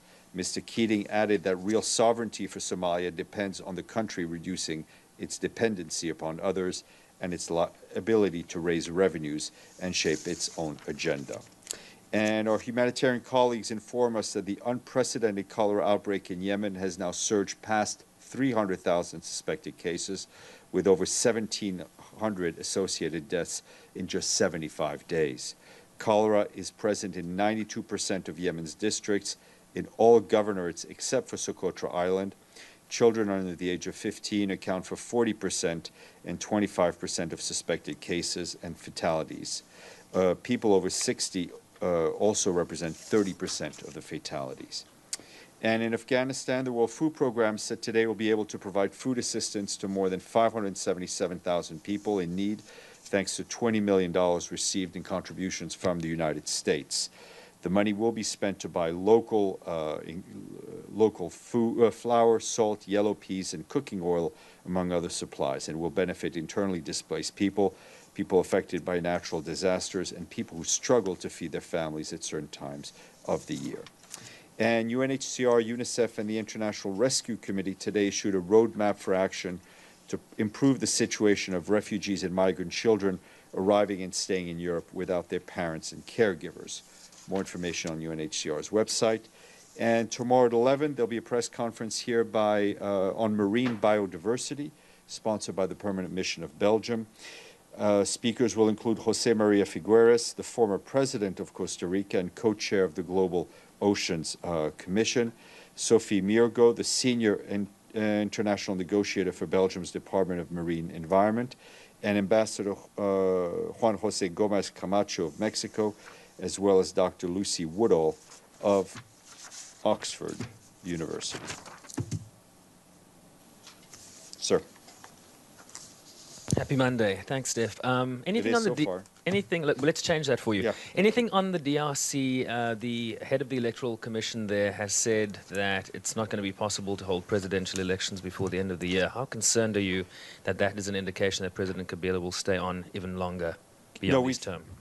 We've taken note of the comments made by the president of the Electoral Commission. We trust that the Commission will soon publish an electoral calendar clarifying when exactly the presidential and legislative elections will take place. The head of the Peacekeeping Department, Mr. Lacroix, will be briefing the Council tomorrow, and we'll have more information on this issue, on the focus on the Congolese authorities and the electoral calendar. Yes, sir. Do we have a number for the displaced persons in near Mosul, or more generally in Iraq, with the UNHCR? Sure. The number. Let me find it. We've had that number for a while. The latest, as of a couple of weeks ago, I think basically about 862,000 had been displaced. So we can imagine that number is now slightly higher. As we said, we obviously welcome the end of the fighting. The humanitarian crisis continues, and obviously the focus will be on providing humanitarian assistance and rebuilding basic services as quickly as possible in the city, focusing obviously on water and the issue of electricity grid. We've been in touch with Lise Grande's office, the humanitarian coordinator in Iraq, and we're trying to get her to brief you here this week by video conference. Mr. Lee. Sure. Some other things, but I wanted something else on DRC. There's been a letter by 10 U.S. senators, pretty much bipartisan, about the killings of Michael Sharp and Zeta Catalan. And I wanted to ask you about this sentence in it. They said that they've heard of the UN Board of Inquiry, but they understand, quote, it will not seek to identify perpetrators or what happened to Mr. Sharp's and Ms. Catalan's Congolese interpreter and drivers. So they're asking for a more serious investigation. One, I wanted to know generally just what's the status of that Board of Inquiry given the interest and what happened. And is it true that the Board of Inquiry, as these senators are saying, will not look at all what happened into the UN contracted interpreter and driver? The BOI is underway. Last I'd heard, we expect it for the end of this month. As we've said, we would effort to make some of its findings public. The BOI was appointed to establish the facts and, if possible, identify the perpetrators around the killings. We'll submit a report with recommendations as to the next step. We're also looking at further options that may be available to us. Obviously, first and foremost, the responsibility lies on the Congolese authorities. We cannot substitute ourselves for a national criminal investigation unless, of course, there is a Security Council mandate. I think I would urge you to wait and see what the findings are, and then we take it next step. My understanding also is that the letter was addressed, from what I saw in the press reports, to Ambassador Haley, not to the Secretary General. Oh no, absolutely. Yeah. No, because it made this. But what I wanted to know is, one, I remember at the time there was some dispute about whether in fact the interpreter of the two experts had also been found dead. Is that your understanding that he has? I don't have an understanding to that. I think we have to wait for the BOI and see what facts they would be able to clear up. Nabil, and then Linda. On de-escalation zones in Syria, is the UN a partner in these agreements, or do you have any role to monitor? No, my understanding is that we are not a partner. Obviously, as the Secretary General said, we welcome them. We welcome anything that would lessen the violence and also help us improve the humanitarian access, which has been so challenging, to say the least. And is Mr. de Mistura planning to brief the Council later this week from here or from Geneva? he is in Geneva, I think, at least he's not moving until the talks finish. From what I remember hearing just a few minutes ago from the press conference, I think they're looking till Friday or Saturday. I think you have to check what he actually said. But he's not going to leave Geneva. Linda. Thank you, Steph. Again, regarding the talks, I was wondering, is there a list of the participants, primarily, for example, the Syrian participants? You mean the Syrian talks? We'll put you in touch with our colleagues in Geneva. I don't have that information with me. Yes, ma'am. Thank you. Does the United Nations have any comment on the joint press statement by the U.S., the U.K., and France on July 7th, which places them in direct violation of Article 6 of the Nuclear Non-Proliferation Treaty, which requires them to negotiate the disarmament of nuclear weapons in good faith? They stated, we do not intend to sign, ratify, or ever become a party to the treaty, which was adopted by 122 member states.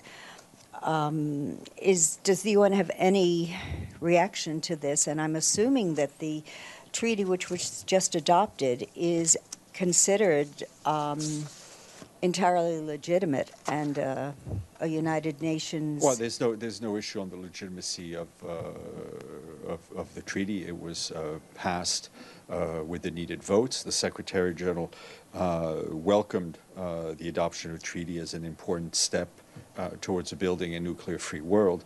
The treaty, my understanding, will be open for signature in September, as the Secretary General is the depository of the treaty, and as I said, we welcome it as an important step towards building a nuclear-free world. We hope that all member states, like as with all UN treaties, we hope that all member states will eventually support the treaty. The violation of Article 6 of the Nuclear Non-Proliferation. I've said what I've had to say. Mr. Lee.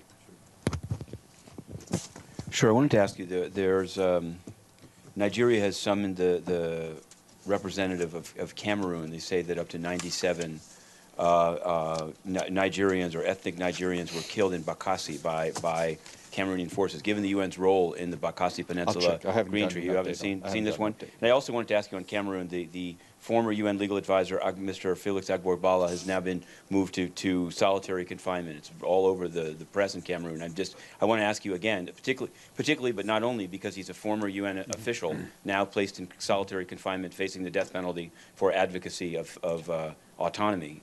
Is there any action? I don't have anything on that today, but I will try to get you something. And I wanted to ask you whether the Secretary General, there's an interview with Louise Arbour on the topic of migration in the Corriere della Sera, and she says giving money to the Libyans will only serve to increase the migration flows. Quote, granting funds to the Coast Guard is not the solution. So since she is the special advisor on migration, are these the Secretary General's views? The Secretary General's view is that we need a comprehensive compact between those countries of origin, those countries of transit, and the countries of destination to manage the flow of people, of migrants, which has been in existence since time immemorial and will continue. It needs to be managed in the best possible way. Thank you. I'll get our guest.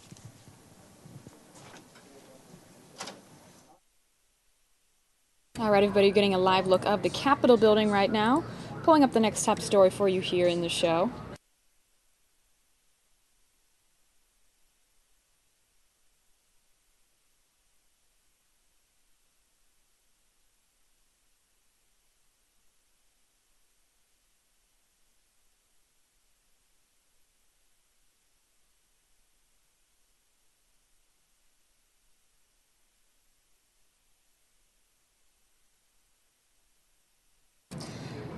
This is happening live right now. Missing men search in Soulbury Township. This is part of an investigation into 4 young men who have gone missing within the past week. Let's take you live to the news chopper.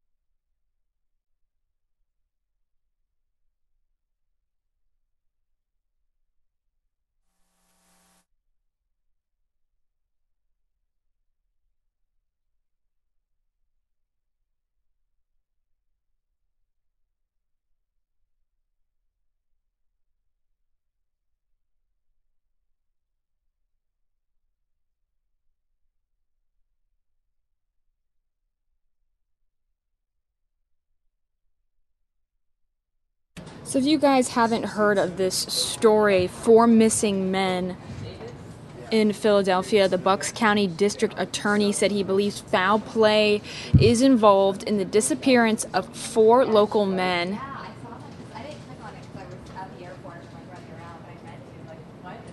The DA there asked several times, he was asked several times in the news conference, if any foul play was involved. He said, quote, "I'm sure it would seem so. I sure believe there is." That's what he said during a news conference. And as you're watching right now, they're digging, they're searching for these 4 missing men that went missing about last week. They said that the leads in this investigation are very hot, so they do believe that they have some definite leads in this investigation. They said, quote, "We've been treating this from the outset as a criminal investigation, and nothing has deterred that to this point." But when asked why they believe foul play was involved, they say information that they know and they cannot share. So again, 4 missing men that went missing earlier this week in Philadelphia. Authorities say that they were searching multiple locations on Monday for the men who haven't been seen since last week.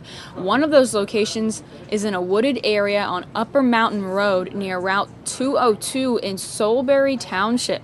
That location is near a home that was the focus of the search on Sunday, and now they're back at the same location. It looks like they're digging up right now, right in this location. So we'll see if we get any more information about this, or if they're able to find anything that can help them out in this investigation.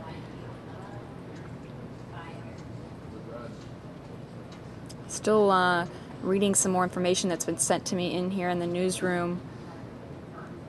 The DA says, quote, "We're not exactly sure what we're going to find there, but we're pretty confident that the investigation is proceeding in the direction we believed that it would." So again, that sounds pretty limited, but they have information that they said they're not ready to share as this investigation is still ongoing. But the missing men are identified as a 22-year-old, a 21-year-old, and a 19-year-old, and another 19-year-old. So 4 missing men, 2 19-year-olds, a 22-year-old, and a 21-year-old.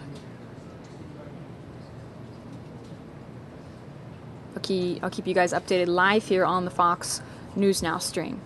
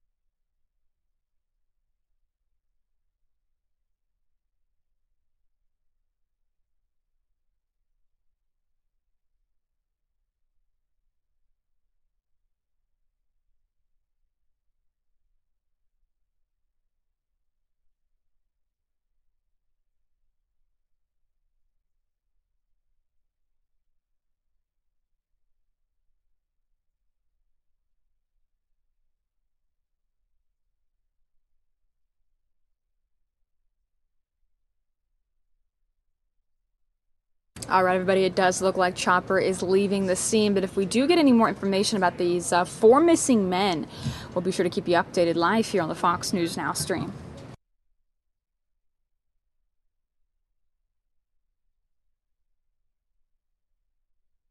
Taking you now to a live look of the White House, pulling up the next top story for you here in the show.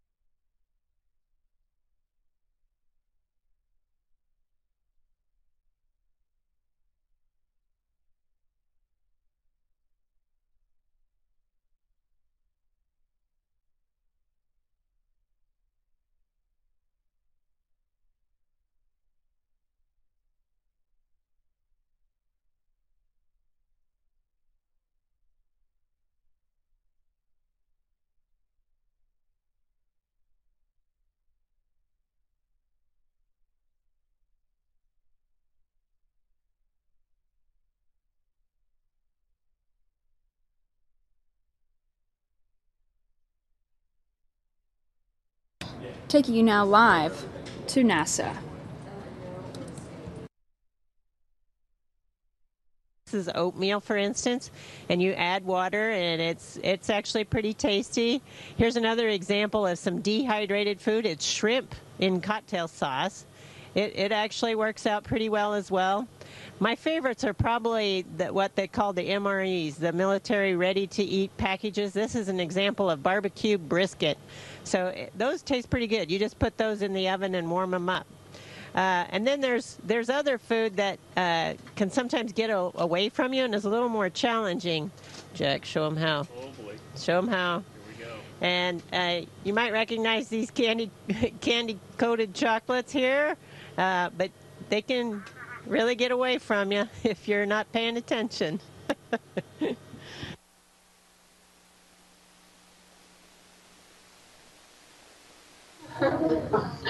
Awesome.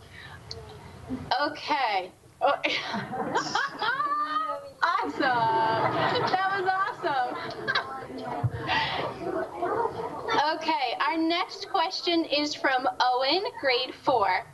What do you do in your free time, and can you play video games? Yeah, I don't play video games very much on Earth, so I don't play them here. But I try not to do most of the things that I do on Earth in free time.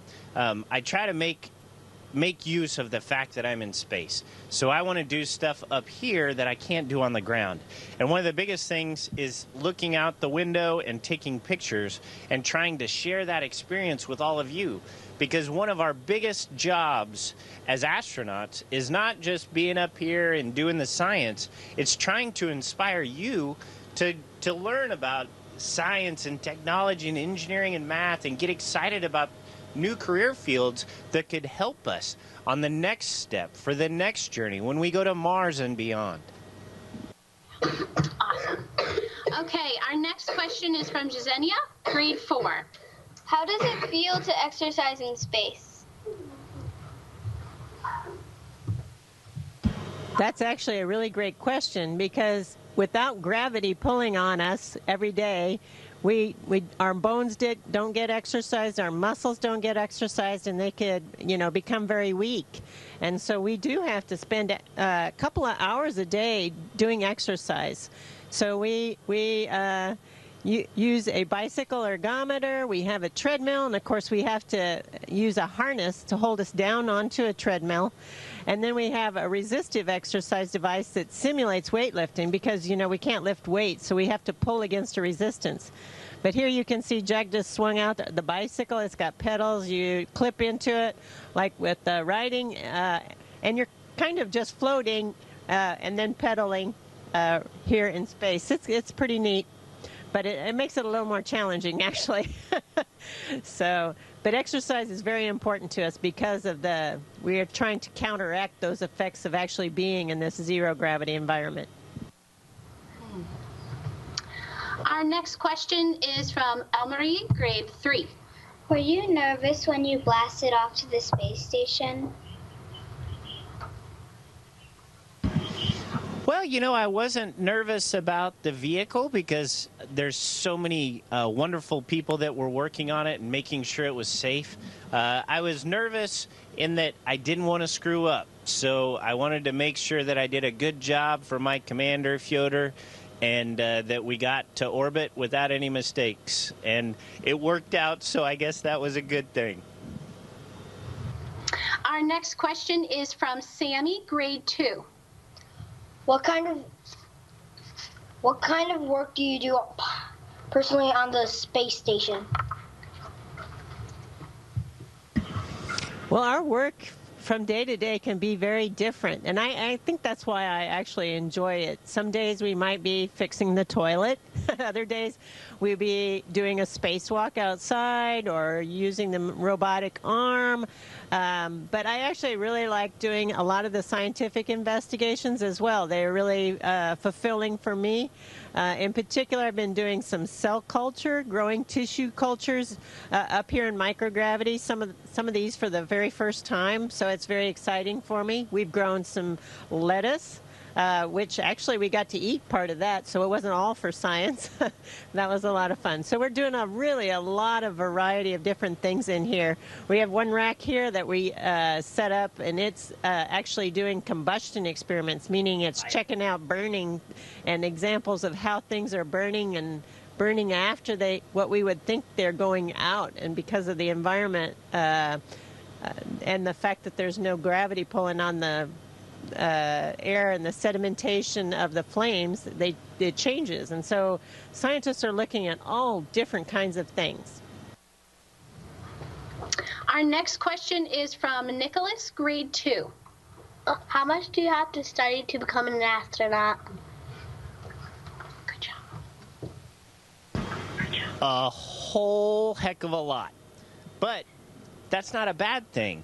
I think that the type of person that's an astronaut is someone who just wants to learn and continue to improve and grow and just learn new things. It's part of the exploration bug that's inside of us. And that's not a bad thing. Studying isn't bad. I studied this morning. Heck, we studied before we came on to talk to you because we wanted to know where we are, and we wanted to have things that we could show you to explain ideas. I studied for the task that I did today.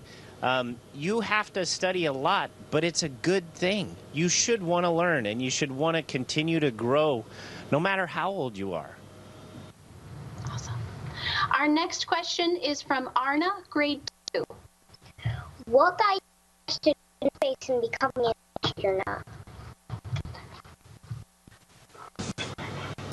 When I was 9 years old, I watched the first men walk on the moon, and I thought, wow, cool job. But, you know, when you're 9, you might want to be lots of different things. And when I graduated from high school, it was the first year they picked female astronauts. And I think that was what inspired me to believe that I could also become an astronaut. Luckily, I had no idea how hard it would be. But I just kept working, kept studying, and eventually I made it. Our next question is from Max. He's in kindergarten. Do you ever think we'll be able to have her take a tour of the ISS?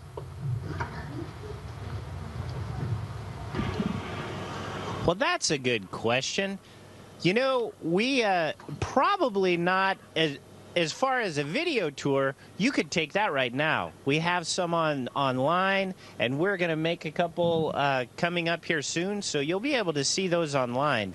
As far as actually visiting and taking a tour, I think by the time that we have low Earth orbit ready to go for all sorts of people, the ISS may have retired by then. But right now we're building the infrastructure. So the vehicles that we just said goodbye to a vehicle called the Dragon from SpaceX and Cygnus. There are a bunch of commercial vehicles that are now supplying us with cargo, and soon will supply us with astronauts, Boeing among them as well. And so once these companies can quickly and efficiently and a little cheaper get us to orbit, then we can start maybe having a hotel or a resort or something in low Earth orbit. That'd be pretty cool, and then you guys could come up and visit. Okay, our last question comes from Chase. He's in kindergarten. Have you ever seen aliens? You know, so far I haven't seen any aliens, but I keep looking for them. I really would like to meet one.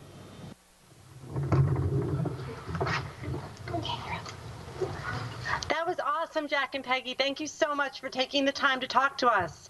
The Wallingford Library thinks that this downlink is the barrel of awesomeness topped with awesome sauce. Safe travel to you, and we can't wait to hear about all of your discoveries. Woo!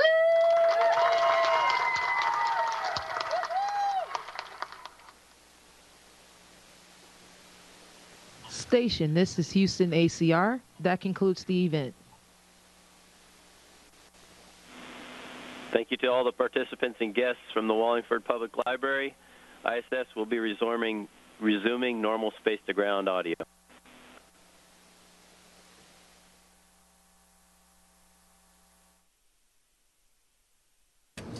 All right, everybody, you're getting a live look of the Capitol building right now. Coming up in just a little bit, we are going to have a live press conference about the impact of the Senate GOP health bill on Latinos. That's coming locally here out of Phoenix, so we will be streaming that live press conference for you in just a little bit here on the Fox News Now stream.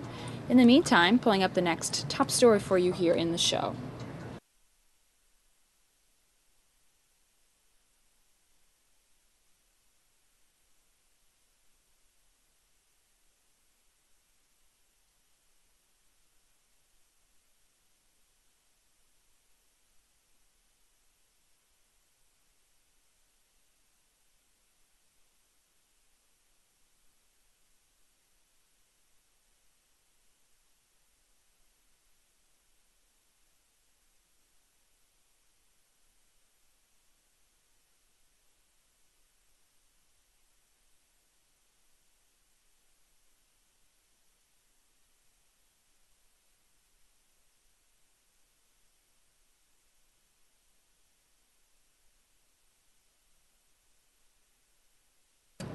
Taking you live to the United Nations, where they're having a meeting on Syria and other global issues. Echo what Lawrence said, that the countries that have one official national MPI and one monetary MPI, I think that's a good balance. But having lots of proliferation of measures will, again, mean that they don't have that level of political commitment that's needed for action. So I would encourage, similarly, a streamlining of measures rather than proliferation of too many. And only to say that really it's the interchange and learning from you all, which is I think the most exciting part of this work, because it is at an early stage and we have lots to learn. Thank you, Sabina. I think the last point that you made, that at the end of the day, it is not the measure of poverty, but direct intervention which is going to remove poverty. And as someone said, if only the poor got half the money that government spend in studying them, we would not have the level of poverty that we have. Mr. President, before I do my summing up, has your question been answered? Are we free to leave after this? Thank you. Well, if the love of money is the root of all evil, then the lack of money runs a close second. But as we have seen and heard today, economic growth is not necessarily consistent with poverty reduction. Money alone does not determine poverty. It has many dimensions. The 3 dimensions of education, health, and living standards can be found in nearly all countries that have adopted a multidimensional approach to poverty reduction. Those dimensions have been a component of measurement as part of national indices as well as in policy making. Dr. Sabina Al-Khair told us that multidimensional poverty indices based on the solid evidence of households' own deprivation profiles provide a clear monitoring framework and are powerful tools for policy. Many countries are already reporting or intend to report a multidimensional poverty measure using her counting technique for the SDGs, and the multidimensional poverty peer network now has 53 participating countries and 12 agencies, creating a South-South space for leadership and cross-learning. Ms. Vasquez told us about the new National Development Plan with a focus on poverty reduction introduced by Colombia in 2011. As you know, it features a national multidimensional poverty index that is used to set specific targets and track progress using the household as the unit of analysis based on 5 dimensions: education, childhood and youth conditions, work, health, and public services and housing. And I think what the point that she brought out most effectively was that how this measure is being continuously updated. It's not a static measure, but it is a dynamic measure which is being continuously refined to have the maximum impact. From Dr. Lake and later from Lawrence, we learned about the interlocking drivers of poverty and the many challenges facing children. And we gained the key insight that investing in the poorest and the most disadvantaged children yields the greatest results and the greatest return on investment. From Dr. Laura Stachel, we gained the valuable experience of both a physician and the executive director of a non-profit organization working at the intersection of maternal and newborn health care, renewable energy, and gender equity. We heard her experience in addressing energy poverty in last-mile health centers to increase the safety of childbirth and the challenges she sees of actually measuring indicators for the MPI, particularly in countries where data may be lacking or some indicators may be very much out of date. Dr. Omokoro spoke passionately about the need for the international community to recognize tangible and intangible barriers in the context of regions, sub-Saharan Africa in particular, where she lives and operates, to achieving Sustainable Development Goal 1, promote innovation, I think that was a very important point that she made, and avail multi-sectoral partnerships to build technical capacity. To conclude then, as a moderator, let me say, let's not be moderate. Let's be bold. Let's finish what we started. We are living in the most transformative period of human history. Technologies that once existed only in science fiction are beginning to show up in our homes and our workplaces, enabling us to meet basic human needs on a scale unprecedented in history. The geography of poverty is no longer contained to one region or the globe, and the poor are no longer an undifferentiated mass. Now it is a problem of identification, targeting, and distribution, and that is a problem that can be solved. As Mandela said, overcoming poverty is not a task of charity, it is an act of justice. We now have a clear goal, ending poverty in all forms and dimensions by 2030. We have a plan in the form of the Sustainable Development Goals. We have the tools in the form of the MPIs. All we need now is the will to execute that plan to making poverty history. With that, I give the floor back to the President.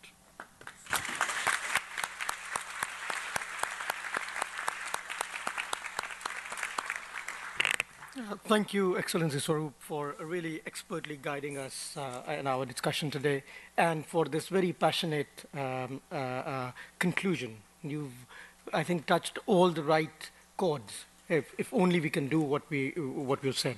I think that's all we require. My thanks also to the distinguished panelists for your very substantive, well and value-added. Okay, everybody, we're going to hop out of this to take you to a live press conference, the La Raza Newser, where they're talking about Latino healthcare. Let's take you there right now.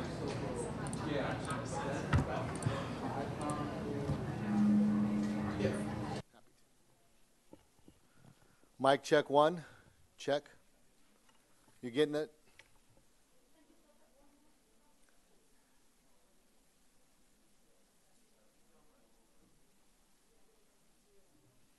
Check. Check one.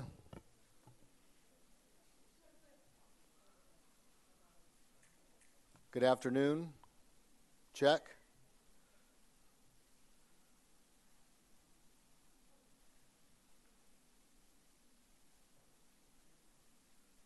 So quiet. Check one. Mic check one. You're not getting the sound?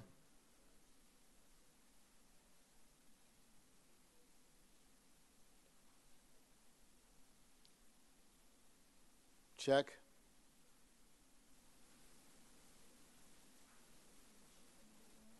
Mic check one.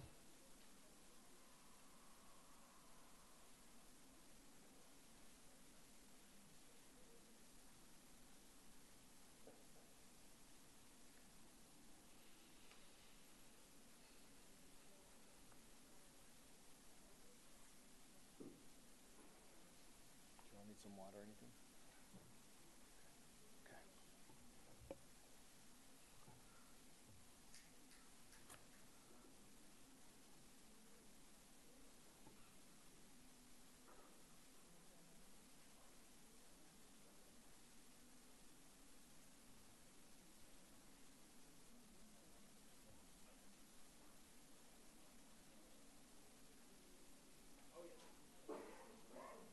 Check. Check one. Can you hear me?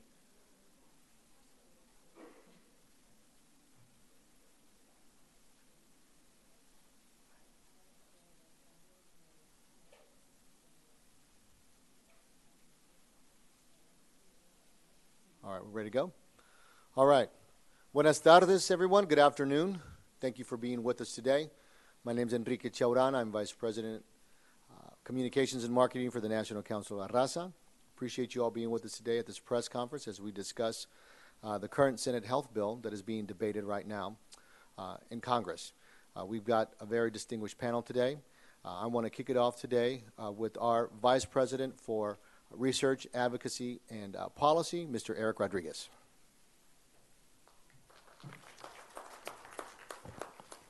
Thank you for that applause. Thank you, Enrique. I appreciate it. So it's a great pleasure for me to be here. As Enrique said, I'm Eric Rodriguez. I get to oversee NCLR's public policy team, both in Washington and in the States. These are very, very important times, and that's why it's such a great honor for me to be on the stage with allies and champions and friends of NCLR as we work on this incredibly important issue for our community. Many think that the only thing we care about is immigration reform. Not so true, right? This is a crucially important issue for our community, and one in which it calls upon all of us to be out there and aggressive. For nearly 50 years, NCLR has worked to give families the opportunity at the American Dream, and healthcare coverage is a part of that. In a few minutes, we'll be holding a town hall next door focusing on the current healthcare reform debate, and that's how important this is for us. And what's important is that everyone knows really what's at stake in this debate. So there's a lot of noise that's out there. There's a lot of confusion and misinformation. But this is so important to our community that it's crucially important that we break through with the facts and what it's going to mean for the Latino community now and into the future. But before we do that, one thing we thought that would be good to do is to basically take a straw poll to find out for participants at this conference who are both here locally from Arizona but all across the country, what does this mean? Are you tracking this? And here's what we found. About a quarter of the participants, we had 1,400 people respond to our straw poll survey. Not scientific, but that's a good solid number of our conference attendees. About a quarter of them said they have insurance through the ACA Marketplace or Medicaid or Medicare or TRICARE. Their awareness of the Republican health care plan was actually quite high, and higher, of course, than the overall public. 85% said they knew what the bill was, and an overwhelming majority of them, 86%, said they opposed the legislation. So there is some information that is getting out there, and there's certainly a strong feeling that this is bad for our community and ultimately bad for America. Our results, of course, reinforce the consistent message that organizations ranging from the American Hospital Association to AARP, as well as from states like Nevada, Ohio, they know this bill is dangerous, and they're increasingly getting out there and putting pressure on folks. This is an enormously unpopular bill. In fact, we just saw recently that it's the most unpopular bill, piece of legislation we've seen in 3 decades. Right? So knowing that 22 million Americans can become more uninsured through this piece of legislation should tell us something, and that over $700 billion in cuts in Medicaid are in this bill. And all of that in exchange for tax cuts for wealthier Americans. That's simply not only wrong-headed, but it's outrageous, and it has to be stopped. There's no question from the Latino perspective, 18 million would be impacted from this, if not more, and untold more in the future of our generation. So the time is now. In Arizona, Nevada, Colorado alone, over 1.5 million Latinos are covered by Medicaid.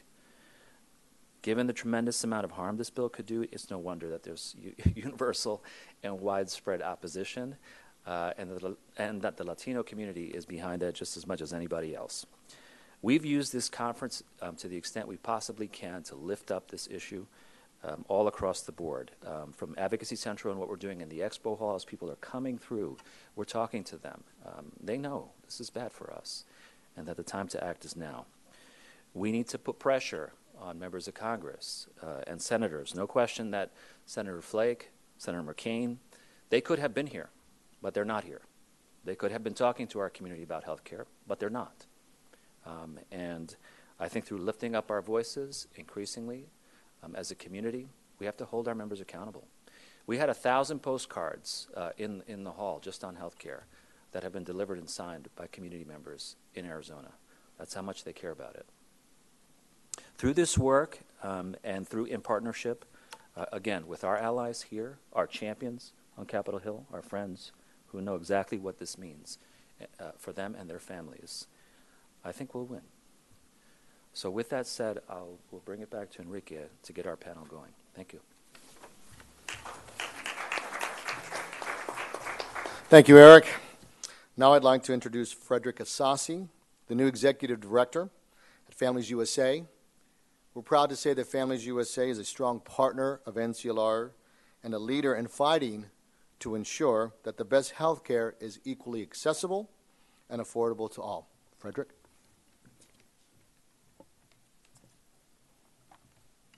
Thank you very much. And I want to thank NCLR for inviting me to take part in this press conference on a topic of such deep importance to all families across the nation. I want to talk a little bit more about the important facts that you just heard about. The current efforts in Congress could only be described as one thing: dismantling our healthcare system. I'll let the numbers speak for themselves. According to the Congressional Budget Office, the most recent healthcare proposal in the Senate, as we heard, would result in 22 million people losing coverage and result in $1 trillion in cuts, over $1 trillion in cuts to Medicaid, private health insurance subsidies, and other healthcare programs. It's hard to wrap your mind around what 22 million people, that number means. If you combine the populations of Arizona, New Mexico, Utah, Nevada, and Colorado, you still wouldn't quite have 22 million people. That's what's at stake here. And where does the $1 trillion go? Overwhelmingly to the wealthy. According to the Nonpartisan Tax Policy Center, in fact, the top 25% of earners in this country would receive 2/3 of the benefit of the tax cuts. And a startling 45% of the tax benefits go to the top 1% of earners. Let me say that again. Basically, 50% of the benefit in tax cuts in this bill go to the top 1% in this nation. And those tax cuts are funded by deeply slashing the Medicaid program. And Medicaid serves as our lifeline to the most vulnerable children, parents, disabled, and elderly in this nation. For example, 2/3 of nursing home patients right now rely on Medicaid to pay for their coverage. We're talking about our grandmothers, our grandfathers, our abuelas. And moreover, Medicaid currently covers just about half of all births in this country. So are we going to walk away from half of the next generation of Americans? There's no way around it. The Senate proposal is an unconscionable attempt to take health care away from the most vulnerable people to enrich our wealthiest people. And I think we should be asking ourselves, is this really who we are as a country? Families USA, in conjunction with NCLR and other consumer and healthcare advocacy groups, have been working very hard to defeat this bill. And I think we all have to take a breath and realize that given the majorities in the House and the Senate, we've had remarkable victories in stopping this legislation on behalf of American families. But the next several weeks will be critical. The Senate returned to session today. There's already been arrests in the Capitol today of protesters. We have got to raise our voices as loudly as we can. It's time for the men and women who we've elected as senators and governors to hear your voice. And I urge everybody who hears this to reach out today to their U.S. senators and governors and ask to speak to their healthcare aides or healthcare policy advisors. Ask them, how is your boss coming down this bill? And let them know you are watching and this really matters. If you have personal relationships with your senator or your governor, reach out. Remind them how important healthcare is to you and your family. Ask them to oppose this effort. With that, I just want to thank NCLR for this opportunity, and I'd be happy to take questions. Thank you, Frederick. Next up is Representative Gallego, who represents Arizona's 7th District. He has been a champion on key issues, including health, education, and immigration, and we're pleased that he has joined us today. Representative Gallego. Well, welcome everybody to the 7th District of Arizona. You're currently in it right now. I hope you're enjoying the beautiful weather. I called it off for you guys. Well, let's begin. You know, the most important thing we have to understand is this is not a health care bill. This is not an insurance program. If you're going to create a health care bill or any kind of health insurance program, you would try to cover more people, not less people. What this bill does is essentially guts what we understand as our current system. It'll automatically or quickly take off 22 million people off their current insurance, and over the long run, bring it up to almost 59 million people. So for even to pretend that this is a health insurance program or any type of health care bill is a total fallacy. It is a tax cut.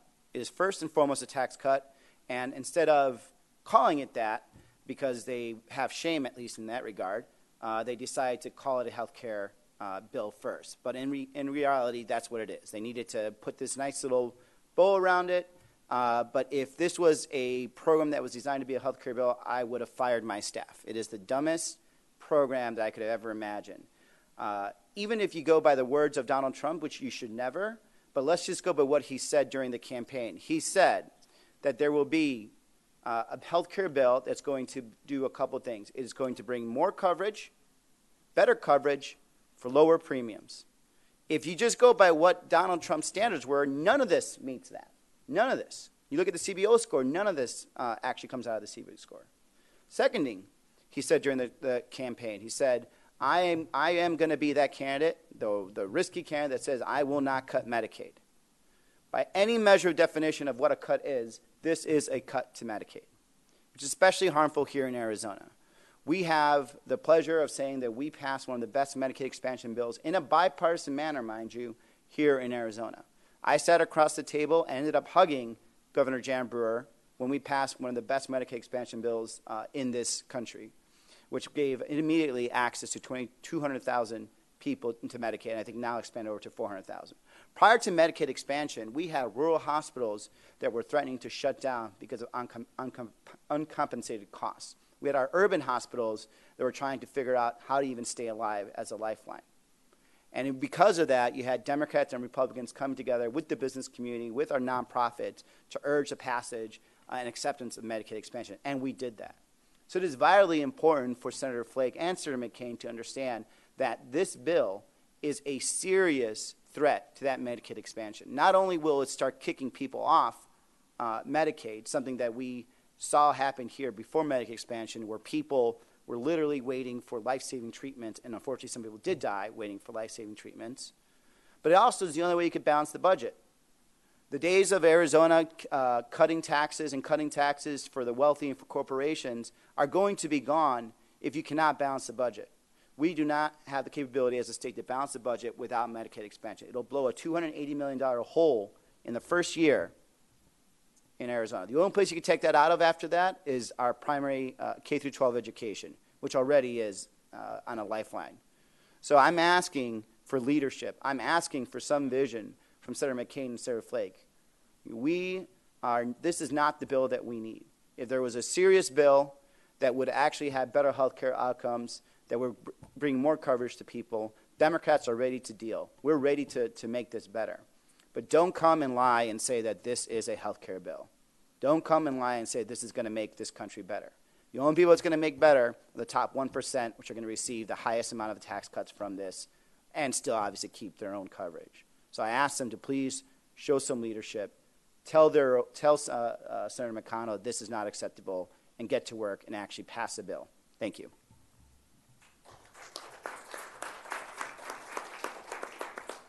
Thank you, Congressman. So for our last speaker, I want to welcome Vanessa Ramirez. Vanessa lives with her family here in Tempe. She is a cancer survivor and shares some of our concerns about the efforts to repeal and replace the Affordable Care Act. So let's welcome Vanessa as she shares a little bit of her personal story. Vanessa. Good afternoon. I would like to thank the National Council of La Raza for giving me the opportunity to share my story. Lawmakers are meeting behind closed doors to salvage the Senate's poorly named Better Care Reconciliation Act. And as a cancer survivor, I'm here to share my story and hopefully get others on board and explain to them the importance of why we need to keep this in place for families like myself and others in the state of Arizona and in the United States. I was 23 when I was diagnosed with ovarian cancer. I was in my junior year at Arizona State University. I had health insurance through my employer, but due to some downsizing, I was let go 2 weeks prior to my chemo treatment. My employer found out about this and decided to keep me on the health insurance. Because of them and because of my health insurance at that time, I'm able to stand here today and share my story. But what scares me now is that I'm a mother of 2 children and a wife. And my husband, because of this Affordable Care Act, has been able to start up his own technology business. And we decided to go that path carefully, knowing with my pre-existing conditions, there might be an issue with me getting health insurance. But because of the Affordable Care Act that was in place, we knew that I would not be restricted and I would be covered and my children would be covered. My husband is a veteran, so thankfully he's covered through the VA. But I will always have a pre-existing. And unfortunately, that's why I'm here to share my story. I can't afford coverage through my employer for my entire family, but through this act, I am. And if the current law is repealed, I worry about what could happen if the cancer comes back. Would I be deemed uninsurable? Would my coverage be incredibly expensive because I beat cancer? These are the questions that I think about now as a mother, because my children are 6 and 7 years old, and I have plenty of years to live with them and to enjoy life with them. So this current law has been life-saving for many people like myself. Here in Arizona, over 35,000 people will be diagnosed with cancer and will have that pre-existing over their head. And if this current law is repealed, I am afraid of how it can impact myself and many others in our state. So I thank our congressmen and other individuals who are being very active about this, and I urge all my other Arizonans to come help me. Call your senators if it's on the way to work during traffic, if it's on the way home, send an email. They get the word out there. So please join me in helping keep our health insurance and keeping people like myself who have pre-existing conditions covered. Thank you. Thank you for sharing your story.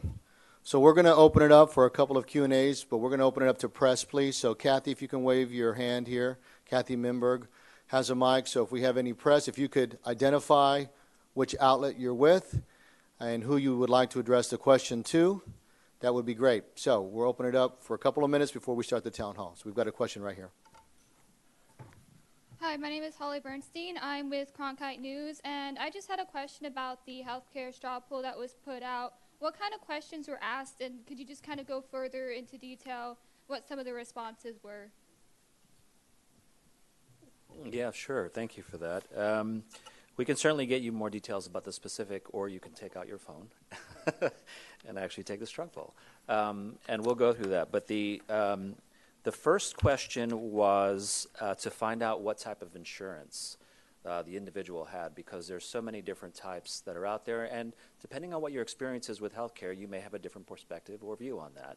There's a lot of the focus on healthcare and healthcare repeal and replace on the Medicaid piece as well as the insurance markets. So that was the first question we asked. The second was, how well are people aware of what's happening in Congress, which, as you know, we've had an opportunity to talk with many leaders outside of D.C. and even editorial boards, in some cases, who are just not aware of the specific details of what's happening. Even some members of Congress as well who haven't read the bill and otherwise are familiar with the details of the bill. So we wanted to make sure that we had a sense of participants coming through our doors. Do they know what's going on? Are they aware?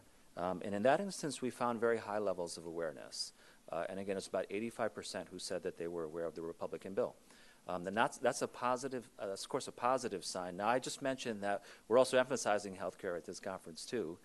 So that means that we're breaking through to some degree. And this next town hall is going to do more of that. The final is asking them, well, what do they think? Do they oppose, support this legislation, or do they not know? And 86% said they oppose the legislation. So we're seeing higher levels of awareness and knowledge, people who do have health care and health care through the marketplace or Medicaid, where this is going to be relevant to them, and ultimately overwhelming opposition. Thanks. Any other questions? Yes. Hi, I have a question in Spanish for Congressman Gallego. Do you want me to say it in English or Spanish? Well, I have to answer in Spanish if I say it. Sí, Spanish, okay. Está surgiendo la idea de que quieren que los demócratas y los republicanos trabajen juntos en crear un mejor plan. ¿Usted cree que eso es una buena idea y cree que es posible? Pues mira, claro que es una buena idea, pero el problema en principio es que necesitamos un amigo en el otro lado para empezar. ¿Cómo empezó esta ley? Empezó en la Cámara de Representantes nada más con la idea del Partido Republicano. Entonces salió de la Cámara de Representantes al Senado y sin la asistencia de los demócratas. Y al mismo tiempo todavía está en el Senado, todavía no han hablado con nosotros. El problema al principio es que esta ley no es para mejorar el sistema de Obamacare. El problema que tenemos nosotros como demócratas es que va a quitar, reemplazar y matar todo ese sistema. Y lo que ellos quieren reemplazar ese sistema es algo peor. Si quieren mejorar Obamacare, entonces sí vamos a estar ahí como amigos para asistirlos en la alianza. Pero hasta que lleguen a hablar con nosotros para hacer eso, entonces no vamos a estar ahí a asistirlos. Pero cuando viene ese tiempo, yo creo que sí puede ocurrir. Entonces, ¿cuán importante es que la comunidad latina se informe sobre este plan, ya que en Washington sí vemos manifestaciones enormes, pero aquí como tal en Phoenix hay decenas, pero no tan grandes como una situación que nos afectaría a todos? Pues yo creo que es importante que hablan con sus senadores. Por favor, hable a las oficinas o mándele mensajes por correo o correo electrónico. Todavía sí hay manifestaciones que ocurren aquí. Yo ya tuve 2 town halls en este fin de semana y van a ocurrir más hasta que pase la ley o no pase la ley. Pero si tienen la oportunidad, por favor, habla con sus senadores. Y también, si pasa el Senado, todavía tiene que ir otra vez por otro voto en la Cámara de Representantes. Entonces, otra vez habla a los congresistas si tienen tiempo. Okay, we've got time for one more question before our town hall begins. Anyone else? Any other members of the press have a question? Yes, if you could also identify yourself, please, and which outlet. I'm with KJZZ, NPR, Phoenix. Actually, it's for the congressman. There seem to be, we're getting changes to the bill, new versions coming out all the time. I mean, just any sense of what might happen if this current bill doesn't make it?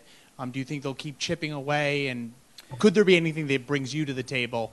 Well, look, the baseline is this. If you want to work together, then we need to work to improve this. Anything that moves us away from less coverage is not something that I want to see. We've all been working to increase coverage and bring down premiums. If you try to bring less people, the less people you have being covered, the higher premiums are going to be. And I'm not going to participate in that. So if there's anything that we can do to improve on that, then I'm in. And I'm not staking this on an ideological bent. There are a lot of ways that we can do this, not just through bigger government. As a matter of fact, I'm very proud to have learned a lot of the individual manual, all these kind of things I learned from my economics professor at Harvard, who was a conservative thinker and actually was on the Council of Economic Advisors for George H.W. Bush. So there's a lot of things we can do that aren't necessarily Democratic or Republican to improve this. And I'd love to work together to do it. It's just a question of do they have the will to do it? Okay. All right. Well, thank you, everybody. Please join us next door at the Healthcare Town Hall. Same of these folks. These same folks will be on the panel, and we're going to continue this discussion. Thank you all for being with us.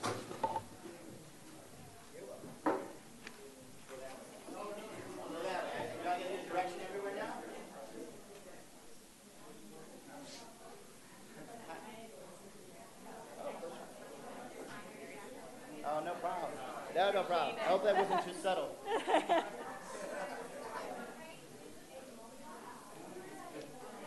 All right, everyone. This is the end of that press conference. Samia here, joining you for the afternoon and evening shift here on News Now.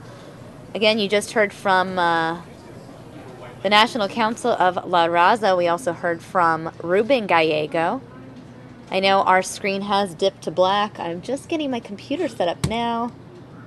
So give me a moment. Here's a quick look at the Capitol. We'll be right back with more news now in just a moment.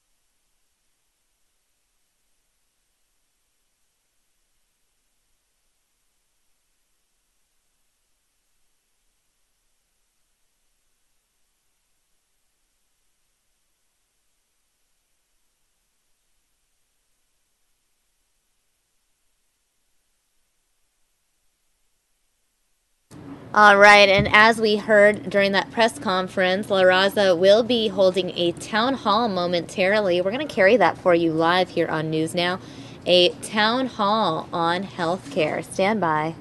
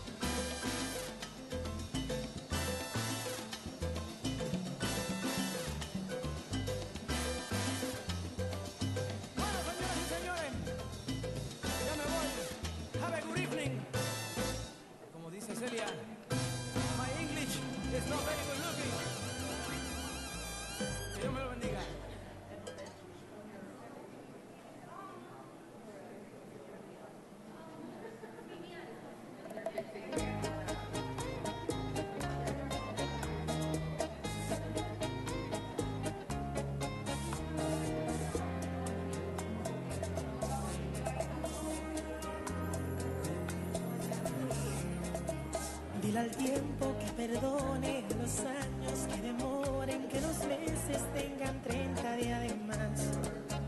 Necesito otro siglo, una píldora de olvido, algo útil que me ayude a borrar. Sin ti me he convertido en un bufón, el payaso del salón. Miento cuando digo odiarte. Yo que privada en vencedor, quien ganaba en el amor. Me diste a quemarte. Yo le dije al corazón que te olvidara. Rudamente me gritó que me callara. Me confié de trapecista en un hilito y resbalé por la arrogancia, yo lo admito. Yo ordené a mi alma que borrara, que no te amara y se rió en mi cara. Crónica de una muerte anunciada, sin ti mi vida no conducía nada.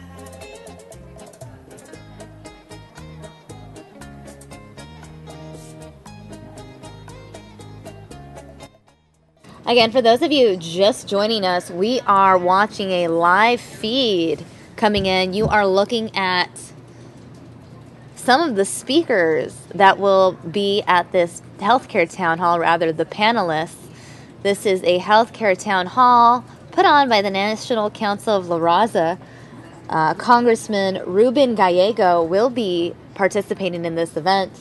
He's a representative from Arizona, a very vocal representative. You often see him being interviewed on national cable networks.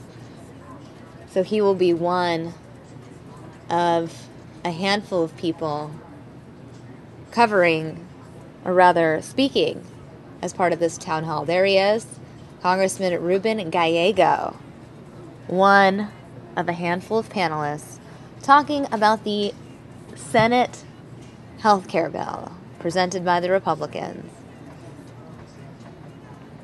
On your screen, photos and names of a number of people taking part in this event, including Frederic A.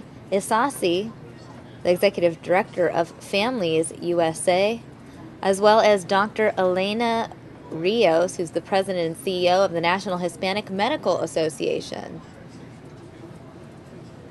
Stay tuned, the town hall scheduled to start any moment now.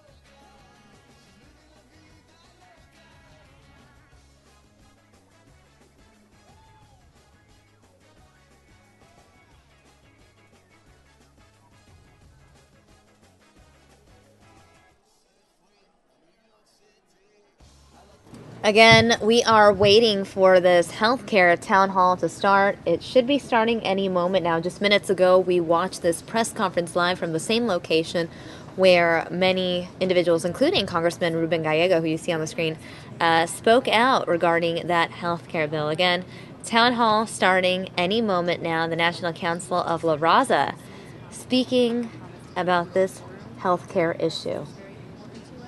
Just wanted to keep you informed that we will be delayed slightly. We'll get started as soon as we can. Thank you.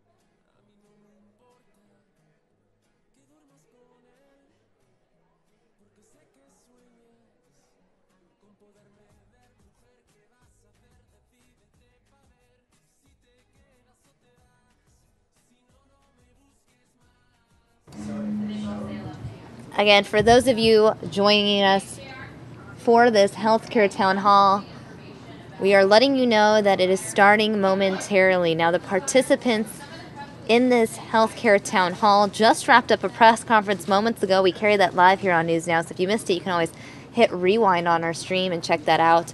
This town hall will be starting momentarily. Again, it's a very hot topic, healthcare. This town hall being presented by the National Council of La Raza, obviously focusing on Hispanic Americans here in Arizona.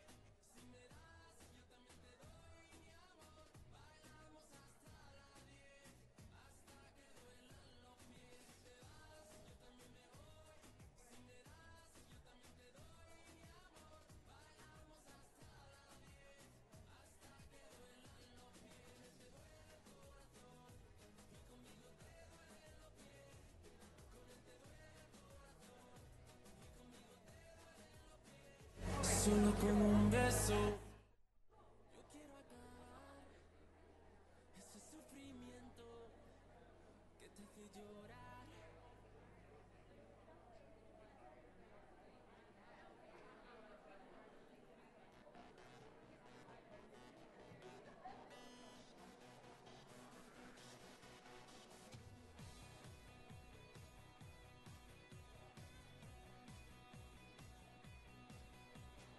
Ven, caridad,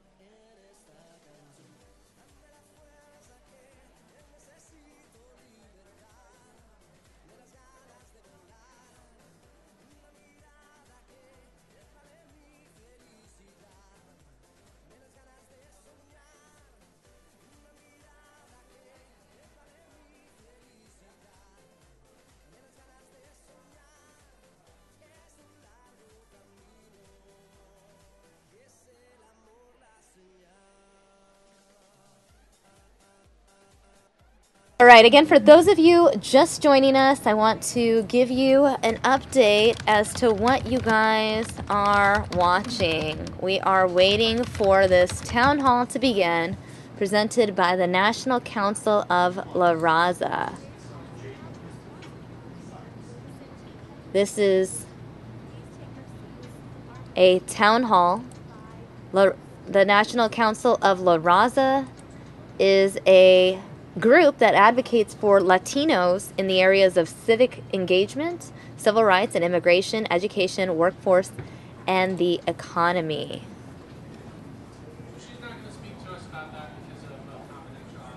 The annual conference is taking place now. The annual conference and National Latino Family Expo taking place over this weekend. It continues through tomorrow. Earlier today, Sheriff Paul Penzone spoke at the luncheon, as did Congressman Ruben Gallego. We are waiting for this healthcare town hall to start. It was scheduled to start at 3. Looks like they are running a few minutes late. Again, the healthcare town hall starting momentarily.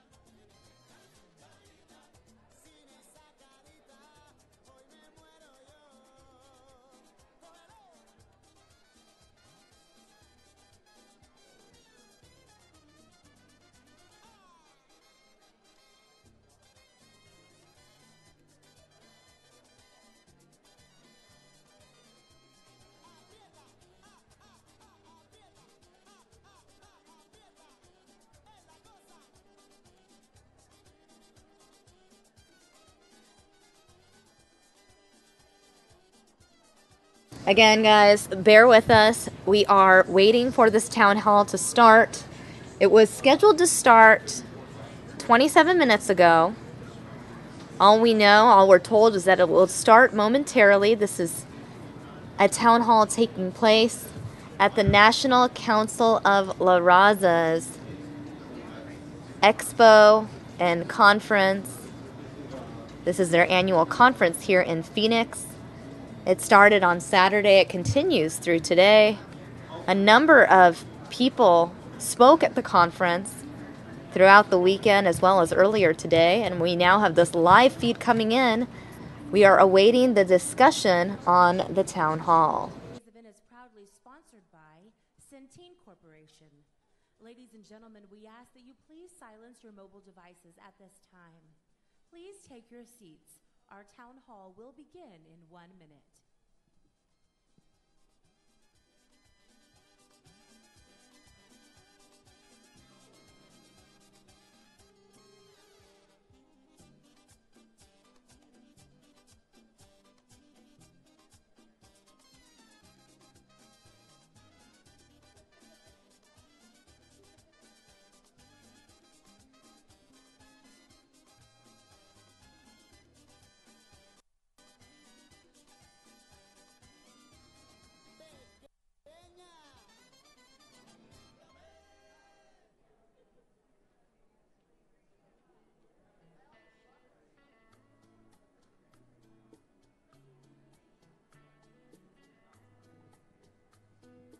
Ladies and gentlemen, we're proud to welcome you to NCLR's 2017 Health Town Hall, Protecting and Defending Our Gains in Healthcare. NCLR would like to thank Centene Corporation for their generous support of today's event. Representing Centene, please welcome Arizona Plan President Paul Barnes.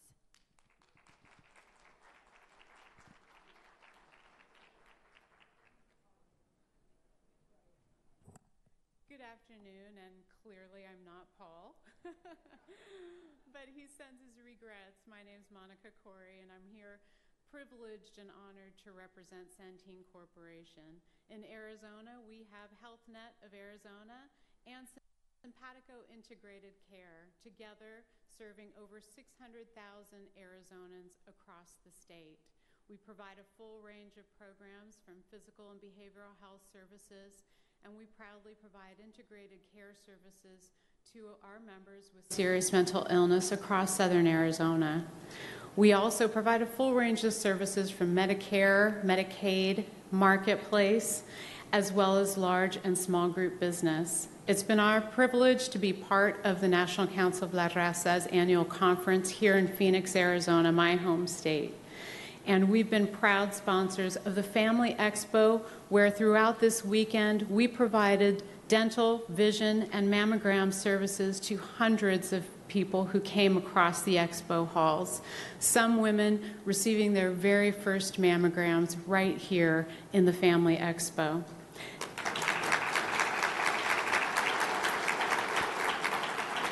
So thank you very much, and we're looking forward to a terrific discussion here at today's Health Town Hall. Our sincerest gratitude to Centene Corporation for their continued support. Ladies and gentlemen, please welcome President and CEO of Chicanos por la Casa, David Adame.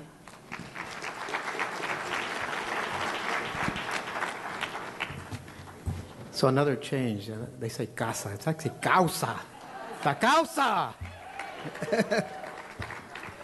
Thank you, guys. And I also want to thank Monica Curry, powerful Latina here locally in Arizona.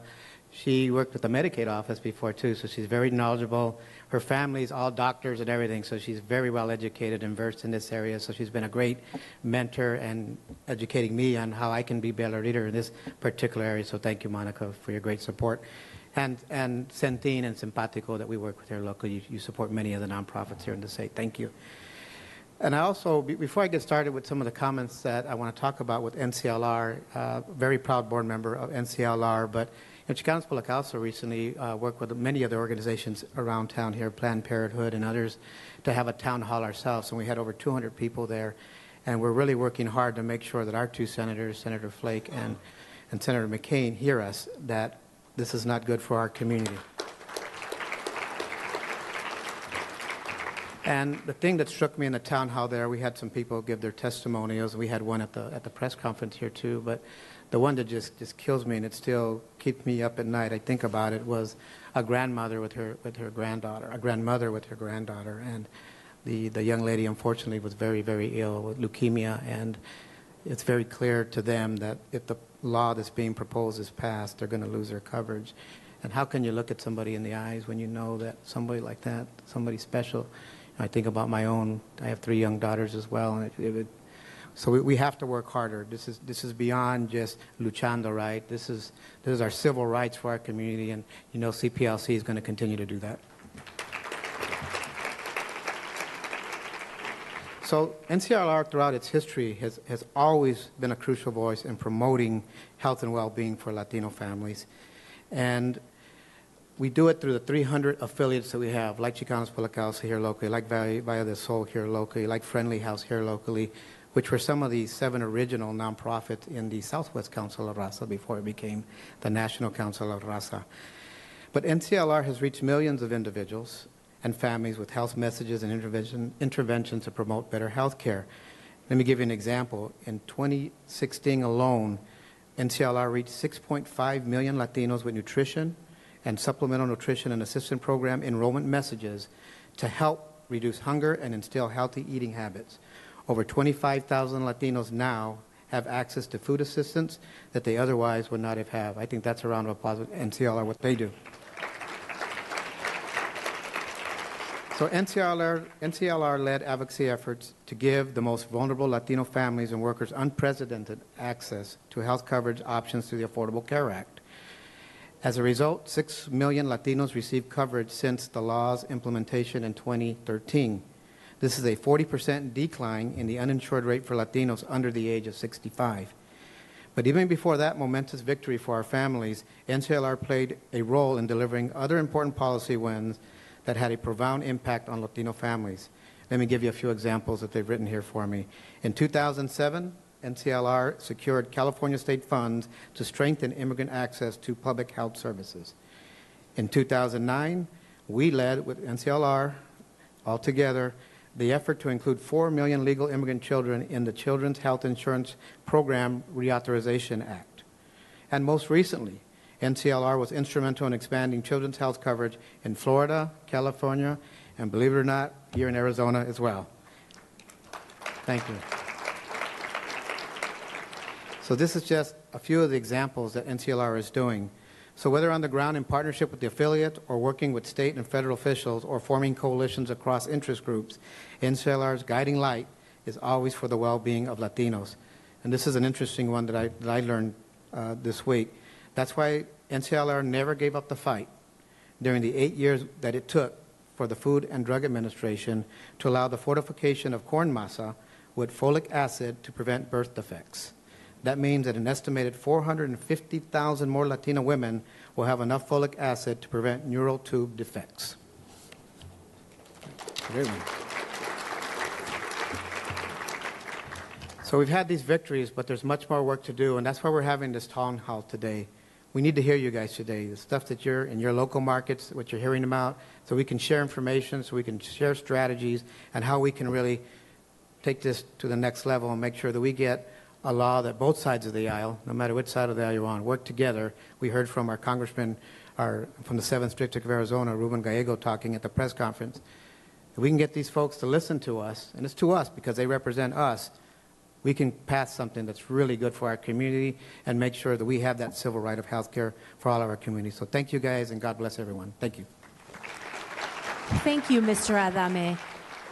And now leading our distinguished panel, please welcome Emmy-nominated reporter and KTVW Univision 33 news anchor, Heidi Renpenning.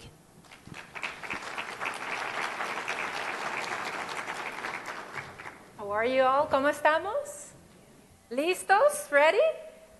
Okay, so let me introduce our distinguished people that are going to be here. Thank you for being here today with us. Muchas gracias por estar aquí con nosotros.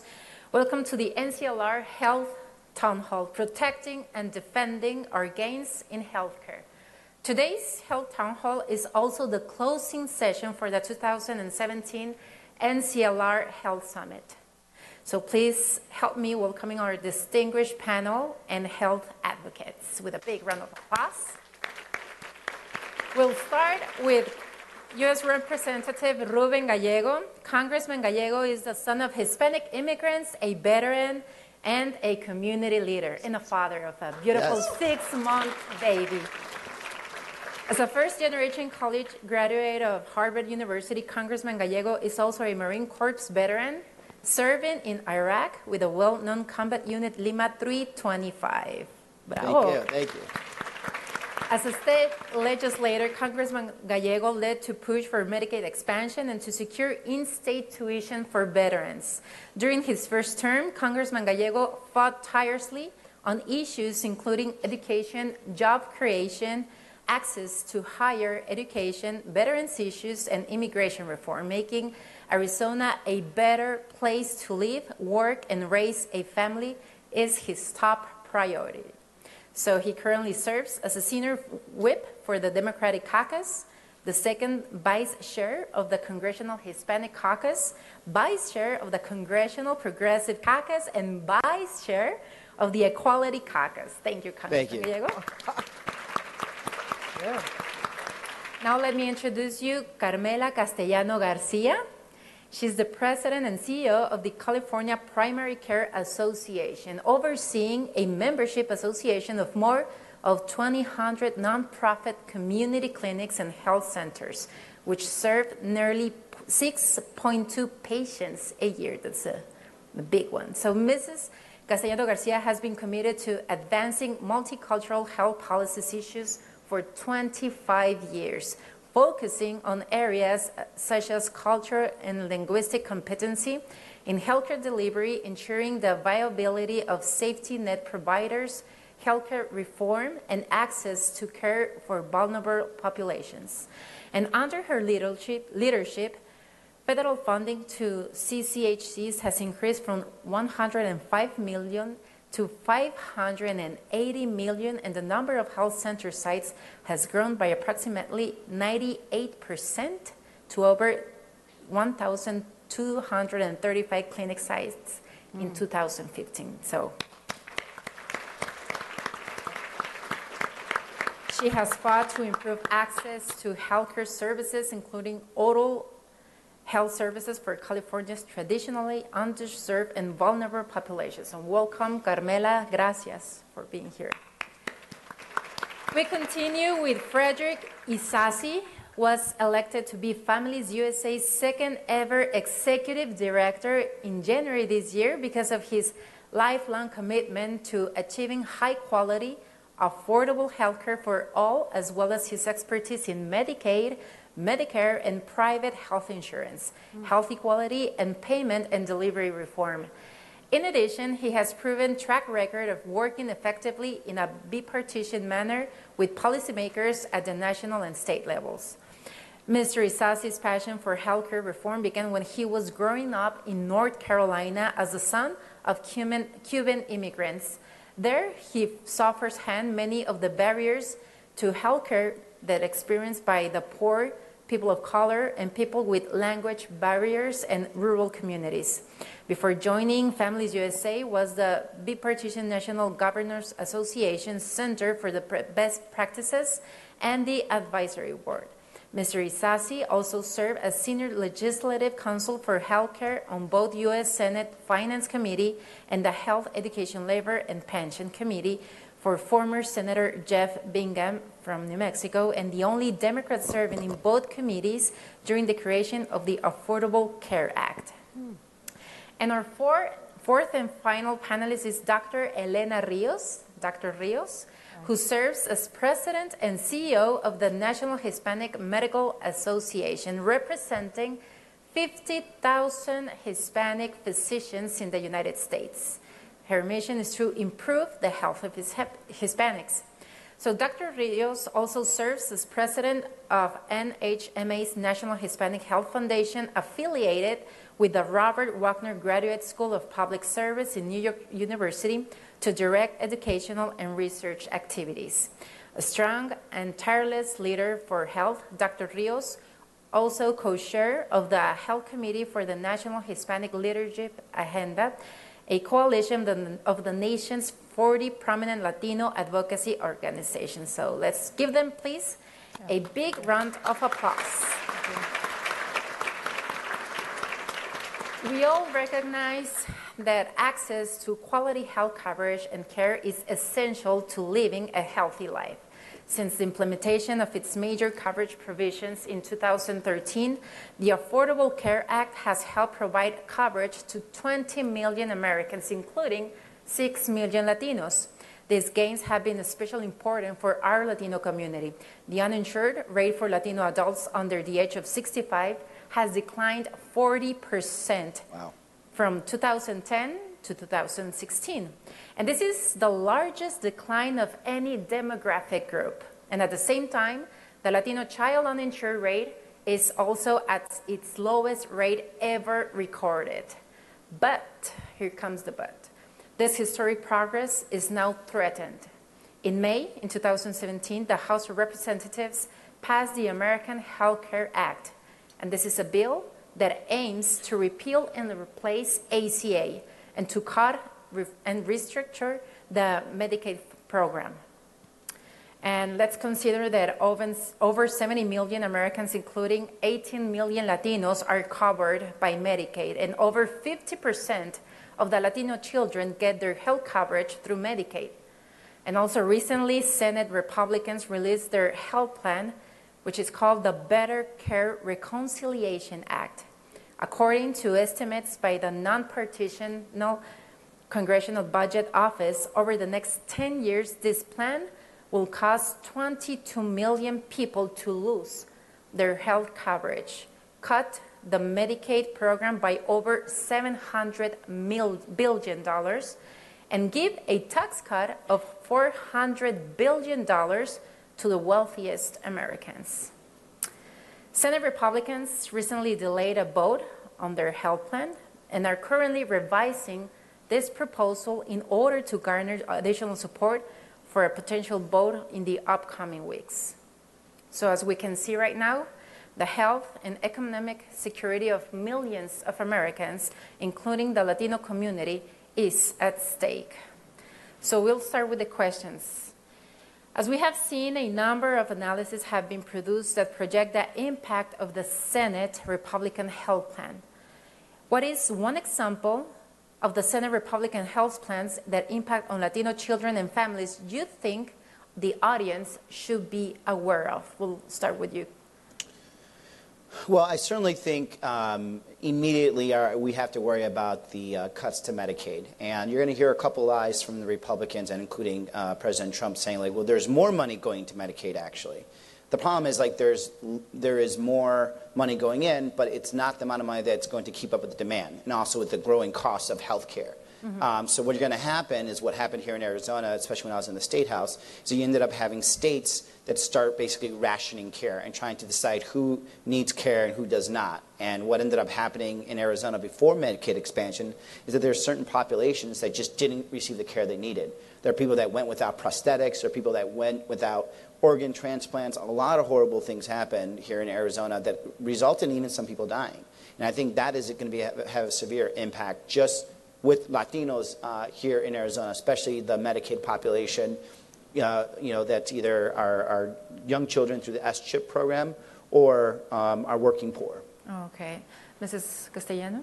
Yes, well, I would absolutely agree that the impact on the Medicaid program is what should be of paramount concern to the Latino community. When you look at the states all along the Southwest, Latinos are the lion's share of the Medi-Cal population. In Medicaid, in fact, in California, 58% of the Medicaid population is Latino.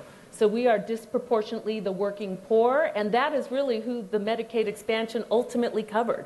These are working individuals, working Latino families, and providing the opportunity for health insurance for this population. So we are particularly impacted, and it's not only the expansion population which brought in the low-income uninsured adults, but the entire Medicaid entitlement is in jeopardy with the kinds of cuts that were just mentioned by the congressman. So across the board, our Latino families are going to lose their coverage as a result of if these laws ultimately go into effect. So I think we really need to be vigilant on that issue for the Latino community. Medicaid is the lifeline to health care for our community.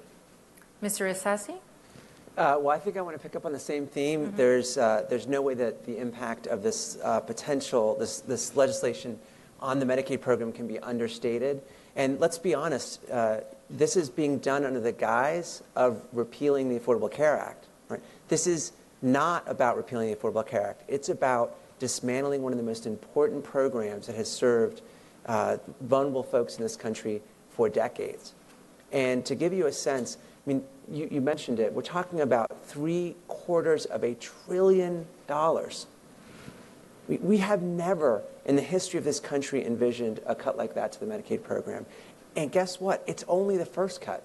The president already put out his budget a few months ago and proposed hundreds of billions of dollars in additional cuts to the program. What they're trying to do is create, as you mentioned, a program that no longer is an entitlement, meaning if you qualify, you can get services, but put a dial on it and put a cap and say, well, you know, we need some more money to provide some more tax cuts or for defense or for whatever the other issue is. We're going to turn that dial and we're going to reduce the amount of support for low-income families in this country. So I think the Medicaid cut here is really, really important. I come from having just worked with the nation's governors, as you mentioned, on both sides of the aisle, Republicans and Democrats. And I think the other piece here that gets lost is that most of the spend in Medicaid is for very complex patients. It's for 2/3 of the elderly who are in nursing homes are covered by Medicaid. These are patients whose costs are very expensive. And as the cut happens, states they will disenroll people, they will reduce benefits, but the bulk of their spending will continue because these are costs you really cannot pull back on. And then what happens is a lot of other programs that are really important in states, educational programs, social services, a lot of after-school programs, a lot of the things that a lot of our families rely on will disappear because states will have to pull the money out of those programs to offset the cuts to Medicaid. So this isn't just about healthcare, actually. It's about all of the programs and the work that states do to help support low-income families that are in jeopardy. Thank you, Mr. Isasi. Dr. Rios. Yeah, I think that I agree with what has been said here by my colleagues, but I think that it's a simple matter also to think about your families and how important health care is. Health care is a right. And we need health not only for pregnant women, we need health for the elderly, but we need health for children. If we don't have healthy children, they're not going to be able to learn in school. If we don't have healthy young men, we're not going to have soldiers for our military. So we have to think in terms of this monster of a bill is so devastating that we are going to see more and more premature death in our families. We're going to see more people dying young because they're not going to have access to the health care they need, the vision care, the oral health care, the mental health care.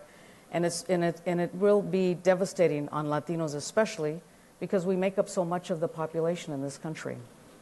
Yes, one of the fastest growing populations. So, and now let's go to the second question. Looking into your crystal ball, what is one prediction that you would make regarding the debate on health reform, either on the coming weeks, months, or a year, let's say state level or federal level? Representative? Oof, crystal ball, okay. Well, so I think a couple of things. Like, I think it's important to note, President Trump doesn't actually know anything about health care. It's God honest truth. If you actually have noticed, whenever he's asked by the press, either he dodges or says it's just going to be better, but he can never get into the details of it, which is a policy problem because he actually does not know what he's going to sign. And all he wants to do is have the victory. He's more worried about saying that he repealed Obamacare than what he actually is passing. And it's going to be very surprising to him if something passes, it's probably going to be more horrible than not. Because that's the only way they're going to be able to cobble this together. They're not going to be able to do this in a moderated version. They're going to have to make this a very horrible bill to get the most basic conservative Republicans to vote for it in the House and the Senate. As a matter of fact, Senator Flake just announced while we were here that he's going to be in support of the Cruz Amendment, which basically takes away pre-existing conditions, which is as heartless as you can get, and I just don't understand how any senator can do that. But that is what you're seeing. Instead of trying to moderate this bill, they're going to go as crazy as they can on it. By the time it gets to the president's desk, he will sign it and then basically throw the rest of his colleagues under the bus once he realizes it's going to be deeply, deeply unpopular. So for all these House Republicans, House Senators, they think that somehow the president's going to come in to save them. He's going to ditch them as fast as possible.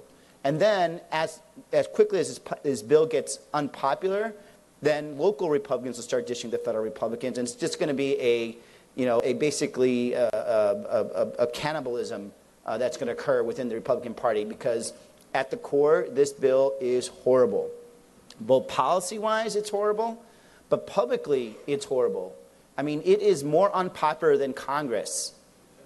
That is how bad this is. We're very unpopular, but this bill is more unpopular than Congress. Thank you. Oh. Yeah, so I'm just saying, like, that. My crystal ball says, like, if this passes, there's going to be, well, if this passes, the Democrats take the House and the Senate back, and President Trump is no longer president 4 years from now. With that, I will say I would rather see the Affordable Health Care stick around than us to take back, because I care more about our people than politics. Thank you, Representative. Mrs. Castellano, what is your prediction? I think, similar to what's being said here, I think it will continue to be an issue that will have that be ideologically divisive for our country. Because really we have a situation now where it's voting on ideology lines or really humanity in terms of really what is at stake. I look at the California delegation, and when you have that House bill up with the CBO report predicting 23 million people would lose coverage, you have districts in the Central Valley where the Republican congressmen have a population where the highest percentage of Medicaid in the state are in those districts, and they voted along the ideological lines. All of our Republican representatives voted for that American Health Care Act. So that was clearly a vote along ideology and certainly not humanity. And it's not only the impact on those families, happen to be disproportionately Latino, that are going to lose coverage, but just the economic impact on these communities is devastating as well, because in these rural Central Valley communities, for example, healthcare is a major economic driver. Healthcare is a place where people get good paying jobs in these particular communities and have a broader impact. So in terms of just looking at, from a human standpoint, what stands to lose in those districts, really what played out was supporting the national legislation, not really looking at the impact in those local communities. So it just, with the CBO report now on the Senate bill, so it's not 23 million, it's 22 million.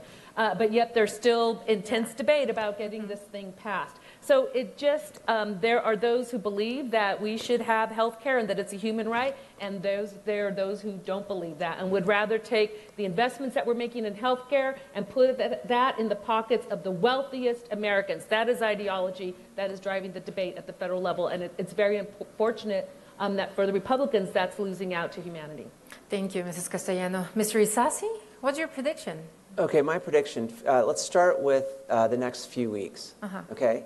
So for the next 2 to 3 weeks, what's happening right now is that McConnell is going around in the Senate and trying to garner favor with the moderates. He is trying to build proposals that will help, for example, moderates who care about opioid abuse. Well, here's some more money for opioid abuse, right? But everybody who works in opioid abuse says, what we need is Medicaid. We need comprehensive health insurance. What we don't need is a little bit more of federal funding in a pot, right? And that's going to be going on. At the same time, as we heard, he's trying to keep his right wing in check. So he's trying to keep them from jumping ship. Now, that dance is going to continue, and then at some point, he will announce that he's bringing it to the floor for a vote. He did that last time, and then he's changed his mind, right? So that could happen again. I think that every single day, and I say this, guys, from being on the inside of the Affordable Care Act. I mean, you know, the hundreds of hours of negotiations in the Gang of Six, private negotiations between between senators on both sides of the aisle. Every day this isn't brought to the floor is a day it is harder to pass. And we have to recognize, right now, we have a majority party who wants to dismantle the Affordable Care Act, that it has control of the House, the Senate, and the White House. Okay, what we're doing is making a difference. We have got to keep the pressure up. The next three weeks are perhaps 3 of the most important weeks in the history of this country for low-income people. All right? And I do really believe we have to ask, is this who we are as a country? Are we about to give a tax cut? To be very clear, guys, almost 50% of the benefit of this tax cut that they're proposing as repeal and replace go to the top 1% in this country. We are doing that off the backs of the disabled, the elderly, our children. 50% of the births in this nation are covered by Medicaid. Are we walking away from half of our future? I mean, that is what we're debating right now. So I'd say next 3 weeks, we got to push really hard. There were arrests in the Capitol today, people protesting. We have to keep going, guys. We are winning right now, and we have to keep pushing.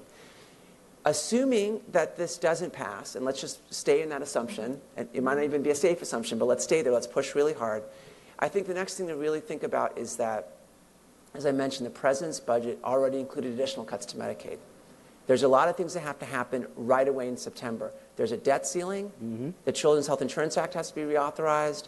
The federal government has to be funded. Right? So there's a bunch of really important deadlines in September. They're going to want to pivot to quickly. So if we win right now, what we have to remember is they're paid for. And as it was said earlier, the reason this is the case is they don't know health care. For these guys, it's very theoretical. They're only paid for to pay for tax cuts and increased spending in defense, et cetera, is Medicaid. So at the end of the year, there's going to be a big tax package that's built. They're going to use Medicaid as the offset again. So we have to keep, for the next 2 years, we have got to keep raising our voices. And every time we raise our voices, we are speaking for people who do not have a voice. We are speaking for that elderly woman in a nursing home, right? We're speaking for that special needs kid, right? For the family who isn't economically devastated because they've got Medicaid to help care for the needs of that child. So anyway, what I want to say is I think we're winning, and I think there's a good chance we could win on this repeal and replace effort. And then at the end of the year, we have to be ready for another big Medicaid fight again. Okay, thank you, Mr. Sassi. Sure. Dr. Rios, what is your I have to agree. I just have to be optimistic that there has been a movement among many. You see it in the town halls of the Republicans as they went home for their July 4th recess.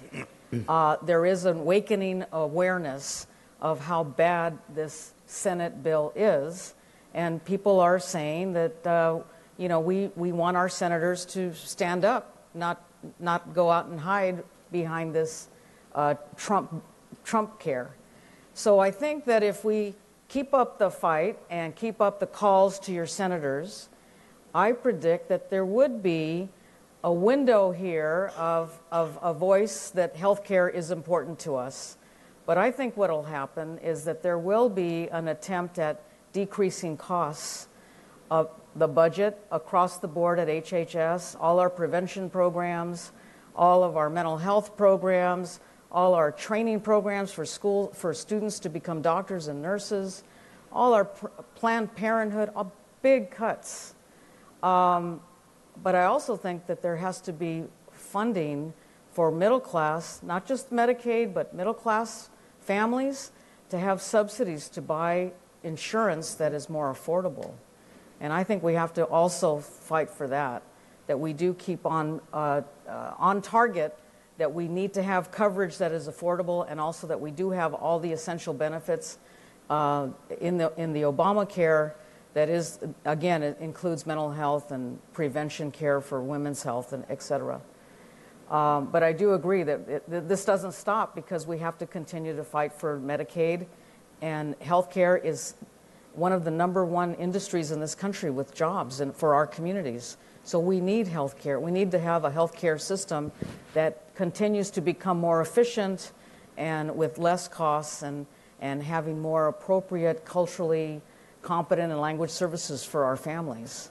But I would hope that we do see movement that continues the health care to improve what we have now in the Affordable Care Act. And that takes us to our next question, which is, what is the recommendation that you have to improve the law, the Affordable Care Act, so more people have the opportunity to qualify for affordable and accessible health coverage and care? Representative? Well, in my ideal world, I would just do Medicare for all and actually bring down the overall cost. And I'm sure there's a lot of people that are against that in the insurance industry, but look, there's, the cheapest way to do this is to have coverage for everybody, and Medicare is a good, efficient, insurer of that. Beyond that, let's say you can't do that. You could do a couple of things. You can bring the age of Medicare down to 55. So that way, basically, it would also relieve the premiums and insurance costs for everyone else. Because by the time you start hitting the age of 55, there's a lot more healthcare costs.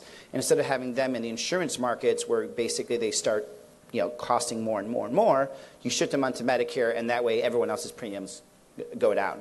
You could also even do a couple other things. You could reinsure the risk corridors, and that's actually would be really helpful to also bring down premiums and bring more coverage. A lot of our insurance companies are losing money because what happens when we introduced the Affordable Health Care Act is that by putting the individual mandate, it basically created a situation where those that needed health care got health care, and those that didn't need health care basically avoided it. So you had more people in the markets that needed it, which also brings premiums higher. The way that we were supposed to counteract that to help these insurance companies to basically stem the losses was to have what's called the risk corridor, so that way they could draw from a pool of money, so that way that would encourage them to continue to be in our subsidized markets. Well, that was killed by Marco Rubio when they shut down the government a couple years ago. And it was a mistake for Democrats and for Obama to actually give in to those demands. And that would have actually made premiums lower and would have covered more people. And lastly, there was a system of nonprofit healthcare networks that were going to be set up across the country to also take a population of the medical community that tends to need more work. And that was going to be, I think, some really good groundbreaking work.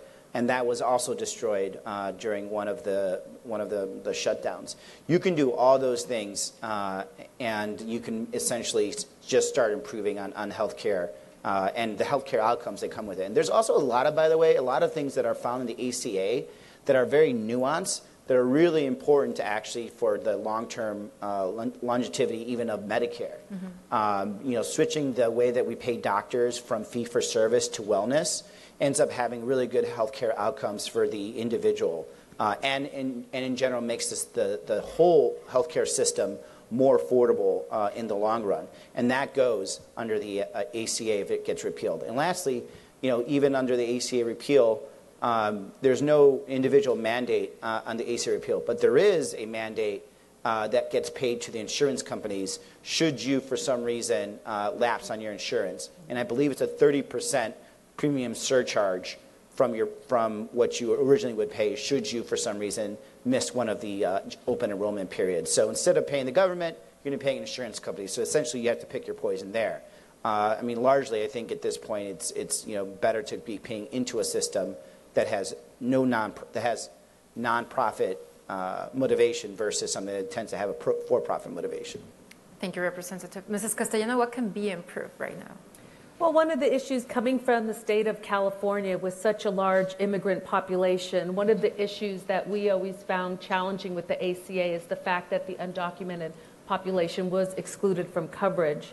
One of the things I'm very proud of these last several years is the Health for All movement in the state of California, which has really made tremendous strides and I think set an example for the country in terms of embracing this population and taking steps to provide coverage. So we passed the legislation to allow for undocumented children to be covered in the Medi-Cal program, which has resulted in 180,000 children undocumented receiving access to Medicaid, which is a tremendous victory and a step forward in Health for All in our state.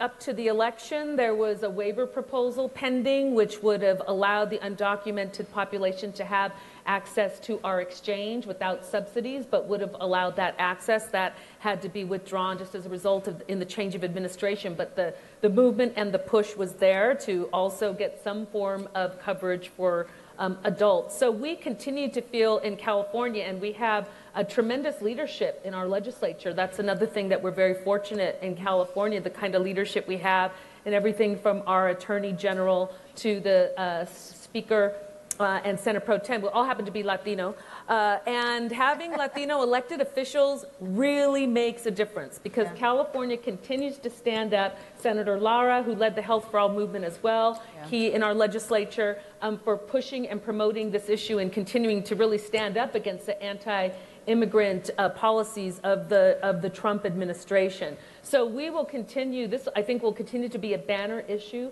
for the state of California. Our state leadership, and this is not solely limited to Latinos. We do have very progressive legislature there, and it's there's tremendous support for this movement, and I think that's going to continue in California despite the political climate at the federal level. One thing I can say about my constituency that I represent, which is community health centers, as was stated, providing care to over 6 million people in the state of California, largely Latino. And our community health centers have always served everybody regardless of immigration status, insurance status, language, income, you name it. Community health centers are open door providers. So absolutely, we will continue our commitment under whatever circumstances come to serve this population. I think community health centers are really the beacon in terms of providing health care to the undocumented population in California. We will do so regardless. But it's wonderful to have a political climate in California and leadership who is committed to making the state policy, trying to ensure that there's reimbursement for it, and really advocating for our state to be a safe haven for the undocumented and immigrant population. Thank you, Mrs. Castellano. Mr. Assassi, tell us about your recommendations. Well, let's see. I would say in the short term, a few things have to happen. One, we have to shore up the exchanges. This is all kind of technical stuff, but we need to make sure that coverage is stable. And the most important thing to do is create reinvest in the federal reinsurance program, as Congressman mentioned. That just ensures that insurance companies can compete on the marketplace and offer coverage, but it needs to happen quickly. There's cost-sharing reduction subsidies, which were part of the healthcare law. And the Congressman made such an important point, which is that so many of the problems that we're having right now with the Affordable Care Act were created by the party that's in control right now. They undermined the cost-sharing reduction subsidies, and they started a lawsuit. Now there's a lawsuit. Now the question is, are they going to keep going? They took money out of the reinsurance program, et cetera. So this is a case of step-by-step sabotage to try to make sure that this fails. Now, I do think we're starting to see a change in the rhetoric, and there's more and more folks saying from the Republican side, look, guys, we're going to get stuck with this now. Now it's our thing. We can't just continue to throw bombs at this. And McConnell's even saying if health reform doesn't work, they're going to move some fixes for the law. So I think those are two really important things. Long term, and the third thing I would also say is we got to make sure that any state that wants to expand Medicaid gets enhanced match to do so. So all states are treated equally. There's a bunch of folks in Texas and Florida, many millions of people, many Latinos who could benefit from Medicaid expansion, and we have to make sure they get the same deal that the other states that expanded got. Long term, I couldn't agree with the Congressman more. The number one reason why health care in America is so expensive is one thing. Don't get confused. Everyone's going to tell you it's about sickness, it's about our demographics. It's not. It's about one thing. It's about price. We spend much, much more per unit cost in healthcare in the U.S. than anywhere else. One of the best ways to tackle that problem is force more competition into healthcare, and one way to do that is to allow the government to negotiate price, which would be a Medicare for all would be an example of that. Long term, that would be a phenomenal outcome for this country. I would also say I was in the room when the decision was made. When the decision was announced, I should say, that uninsured, undocumented folks could not get health insurance of any kind through the ACA, including when they brought their own money. How crazy is that decision, right? You have people who want to pay for health insurance, and they can't even pay for it out of their own pocket because they're undocumented. It was an incredibly stupid decision. And when that decision was made, I think that my heart broke. It truly broke. And I think that's one thing that has to, if I could wave a magic wand, we are not in that environment right now, but if I could wave a magic wand for sure, for a country that wants to create a cogent, uniformed way of providing health care for everyone, everyone has to be in, right? Thank you, Mr. Isasi. Sure. Dr. Rios? Well, let me add, I think we do need a single payer. I think that's the what I see as the future, but the single payer that makes sense for the United States. And I was looking at some of the other countries. England is probably the closest in terms of having a single payer system where they can decrease costs. And all the other major countries, developed countries in the world, have single payer, but they have a lot of insurance companies still for people who can pay for extra care. And that's probably what would end up happening with the United States, that we would continue to have insurance companies that have the bureaucracies to take care of billing and all of that. But I think, as the congressman said, the concept of single payer is what Medicare for All is all about. But then again, I don't know if it's keeping Medicaid and insurance and then Medicare for All, but somehow getting to a point where more tax dollars, more of our tax dollars, and everybody has a percentage of your taxes paid to help the health care system, help the people that need it the most. And so it's having the right formulas for the income levels, not just age, but the income levels in our country. I know that was part of the problem with the Republican bills, is they wanted to get rid of the income levels and say that people that are 50 years old, because they figured everybody that's 50 is going to be in the hospital, that you should have to pay higher insurance rates. But that's not true. Some people are more sick when they're 20 if they get cancer or they get a mental illness. So it has to be, by income. And I also think that it's important to have the insurance companies do have that reinsurance so that they can have decreased premiums. And it's really important that we have subsidies for middle class America, that we do have the ability to pay for insurance and not go bankrupt, which has been the history in our country of having people that can't afford to have their the illness care that they need, the health care that they need, not be able to pay for it, so they need stipends. And then lastly, I would say that we really do need a real look at long-term care.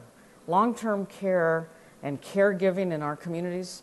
As Latinos, we've always taken care of our families. We don't put them in nursing homes. But we can't afford nursing homes. I mean, I come from California too, $5,000 a month just for a nursing home. There's just no way. And our families are taking care of our parents and our grandparents without even getting paid for it.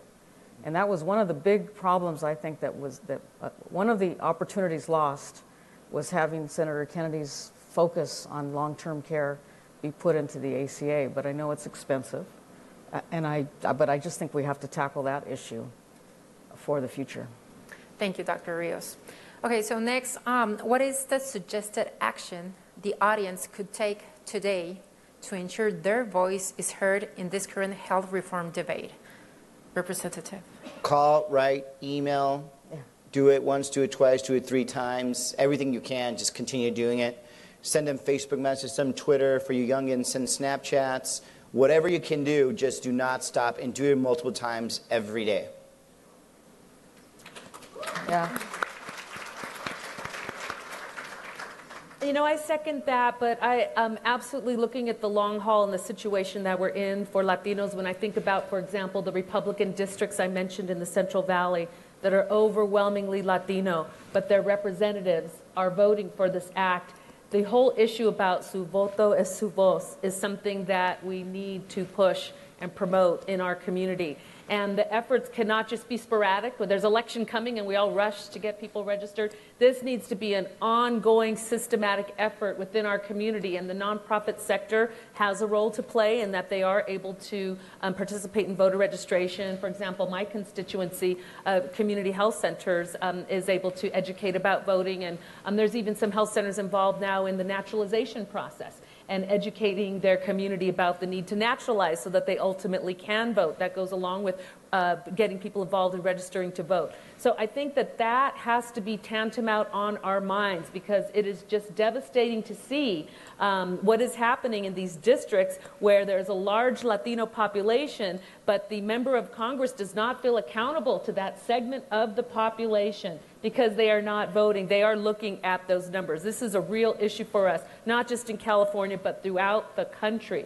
So I think we need to be very mindful of that issue. I agree with all the immediate phone calls and whatnot, but we also need to be thinking about the long term and what is our role as a nonprofit sector, as leaders in the Latino community, of encouraging and promoting the get out the vote efforts. Thank you. Mr. Isasi? Well, I would say, as I said earlier, the next 3 weeks are super important, guys. Like, it's time to take our vitamins, get lots of rest, get lots of energy. We need to go, like, we need to hit the giant green button and go, go, go for the next 3 weeks. And it's all the things that we just heard about. I would also say, pay attention to local media. I was working in a senior Senate office, and we used to get clips every day of everything going on in the state, right? Get your editorial boards writing, write op-eds, get in the local media. And that, I think, has an impact a lot of people don't realize. When the senator sees a person from their home saying, why would you do this? It has a real impact on them, both psychologically and politically. I did one little story I wanted to tell, because it's one of the reasons I'm here. I have such deep affection and respect for National Council La Raza. You guys have been amazing in changing this country. And I was one of the senior staff working on the Children's Health Improvement Act reauthorization that was talked about at the beginning. And I worked very closely with the NCLR staff. I was on finance, and they were our sort of point on a lot of issues.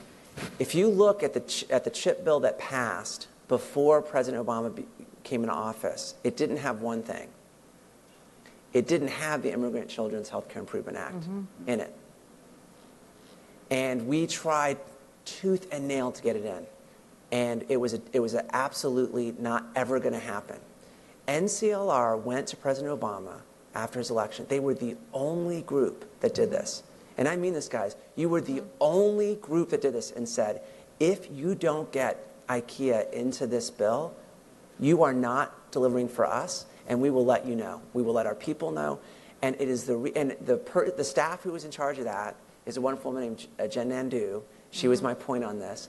She's a personal hero of mine. I mean, the pressure that came crashing down. You guys, if you think it's bad now, when it's your party that's fighting this out, and they're telling you to sit down and shut up, and you don't, it is awful. And NCLR had the courage to say, absolutely not. We've been fighting for IKEA for 10 years. We're getting it in. Okay, so I'd say that story first to tell you how important NCLR is in this national dialogue, but two, to also say that we can actually have an impact. These things really do matter, right? Get your voices louder and louder and louder, because we are winning. It's an uphill battle, but the next 3 weeks really matter. So just get going, okay? Thank you, Mr. Isasi. Dr. Rios. I'll just say I echo that. The leadership of NCLR is phenomenal in Washington, D.C., and all of your affiliates know this. But I just want to say that we also work with stakeholders through our organization, the National Hispanic Medical Association, and the National Hispanic Leadership Agenda, who do get it. Doctors, nurses. We have networks of health professional organizations. We have networks with the pharma companies. We have networks with the insurance companies. The hospitals, the clinics. There are stakeholders within all of the sectors of healthcare. We have to work with everybody about our needs and our concerns. And I think one of the most important things, not only calling your senators now, but working toward finding the future leaders in our communities that can be on the boards of directors, not only of our nonprofit clinics, but what about the for-profit hospitals, academic centers? We need Latinos in the federal government and the state governments so that the healthcare changes that are needed by the heroes that we talked about earlier are going to happen because we're part of the decision-making level in this country. And that I think is really, really important. But yeah, all of us on our websites have letters, call to actions. Ours is nhmamd.org. NCLR's website, the National Hispanic Leadership Agenda, and all of our websites up here. Thank you, Dr. Rios. Now, Representative Gallego, let's talk about Arizona. What is the potential impact in your district and the state on cuts to key healthcare services? So my district, you're probably looking at just the Medicaid expansion universe around 22,000 families or people. In general, if you pass the Senate version, you're probably looking at a total of 73 to 75,000 people in my district that will lose health insurance. So that's subsidized insurance markets as well as Medicaid population together. To give some context, my district, I represent about 730,000 people, so essentially 10% of my population would quickly lose health insurance.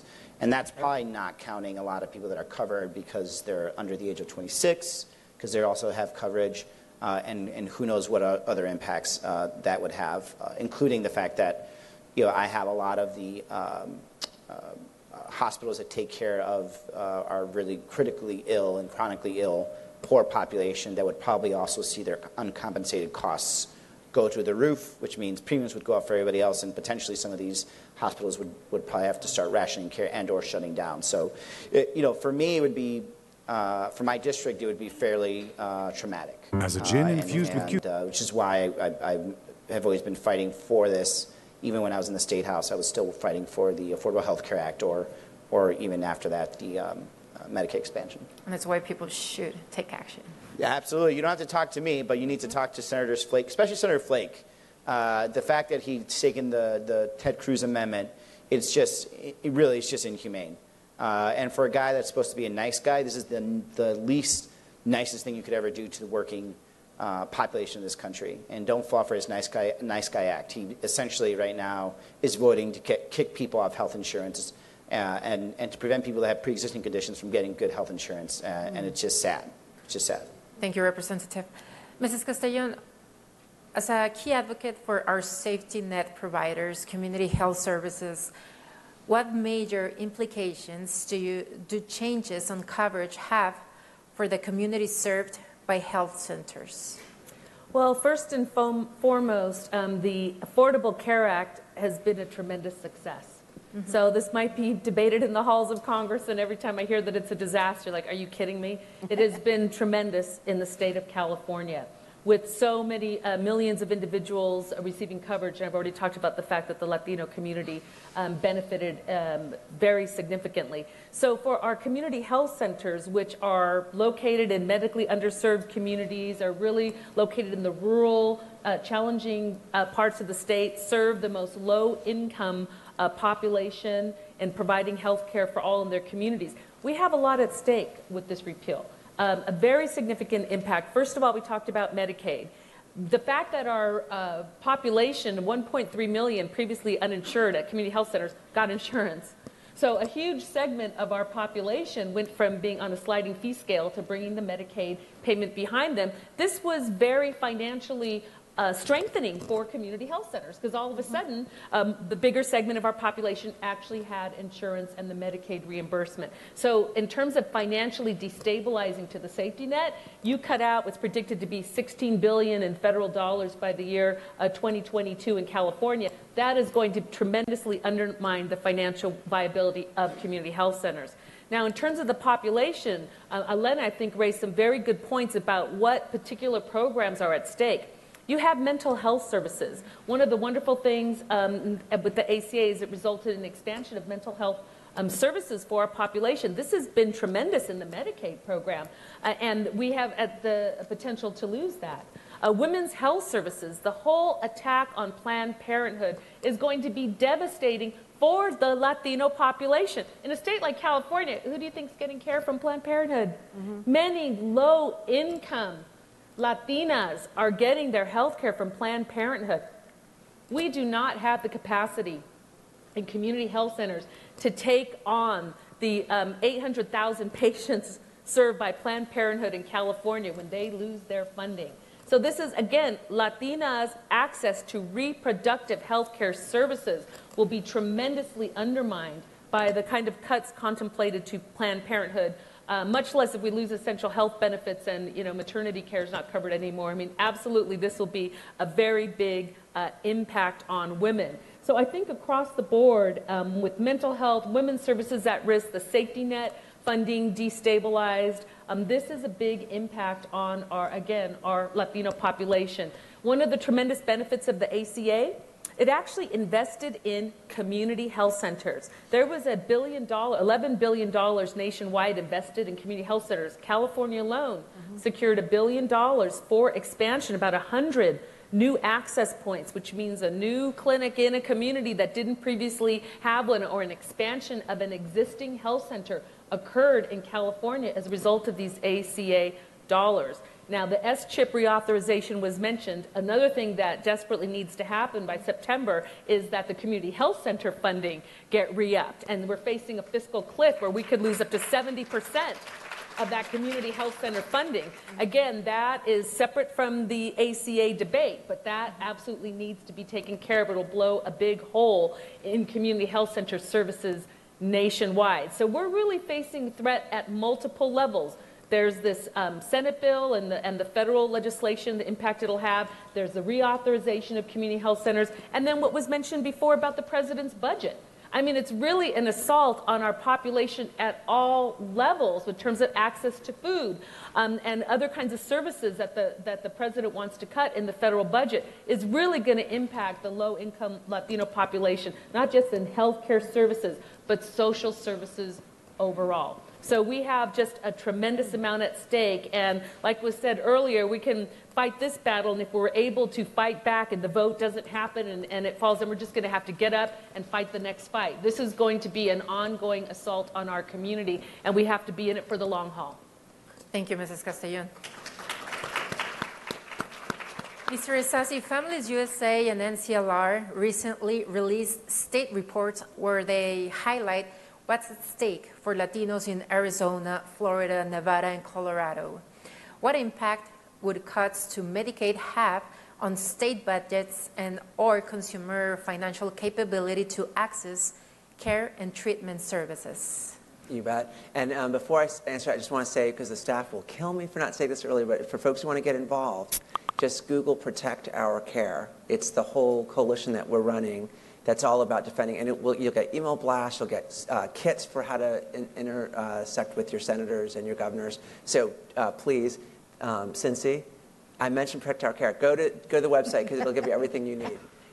With regard to the impact to state budgets, I mentioned this earlier. The most important thing to remember is that most of the costs, about 2/3 of the cost in Medicaid, are for very complex patients. Those costs are going to continue.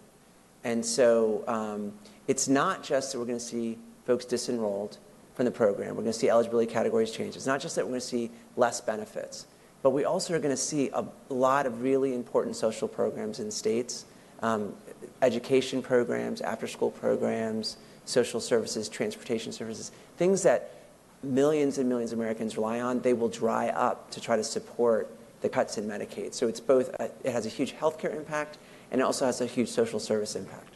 Okay, thank you, Mr. Isasi. Sure.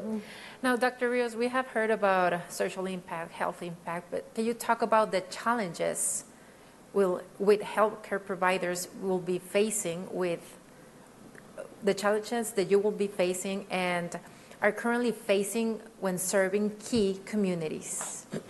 Well, the Latino community needs health providers that look like them, that talk like them. We need more doctors and nurses and dentists and psychiatrists, and we just need everything, everybody, you name it. And healthcare is one of the largest job providers in this country. So I think the challenge is how we invigorate and energize the young generation in grammar school and middle school to have an interest in science and math. That's what you need to pass the test to get into medical school, dental school, nursing school. And then to have mentors and role models and experiences in our clinics and in our hospitals, in our communities, to see their families and to see people like them and to understand that they can help too, that there's a role for our kids. And it's the younger generation that needs to be helped and to, mentored. And we're working on mentoring programs right now. We just got a grant for the next 5 years from the Office of Minority Health to advance the importance of awareness of college students. Now, I know we have to work at the grammar school and the high school level, but everybody has to do their own part. But we're going to work with college kids about health career options, not just medical school or nursing school, but all options. And we're very, very excited because for the first time we're going to do it with a virtual mentoring through websites and through Facebook and through a more modular type mentoring, which I think will grab the attention of the younger generation more than ever before.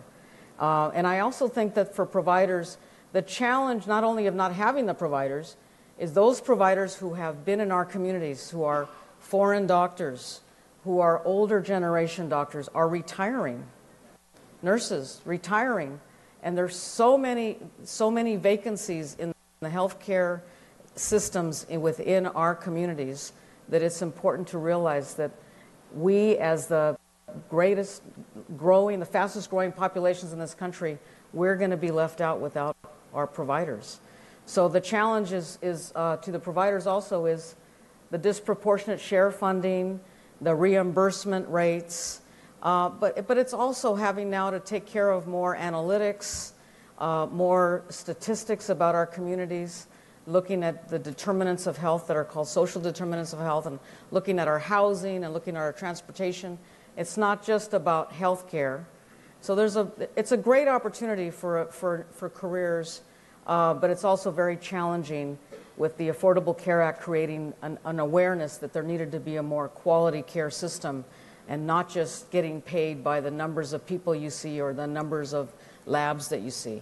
And I'll have to say that because I know people don't realize this, but the whole importance of patient satisfaction surveys and letting your clinics or your hospitals know how well they did, this is all part of changing the system to be more appropriate for the consumer. And we are going to see change to have more medical Spanish in our teaching programs. We are going to see more cultural competence type activities, more outreach and prevention to our communities. So the provider community really has a lot of challenges coming from all over because it's such a major change happening for the better for our communities. But we need to access it with insurance, and we need to have the Affordable Care Act be tweaked, not devastated. Thank you, Dr. Rios. You all saw Representative Gallego leaving the room. He had a little emergency with his baby, so he was excused. But now it's time for the audience to make questions. I don't know if you have any question around there. You saw a card probably on your seat. You can write the question there, or there's somebody over there.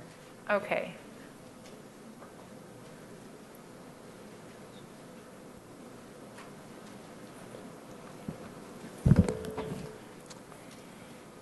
So I'll start. Can you hear me? No?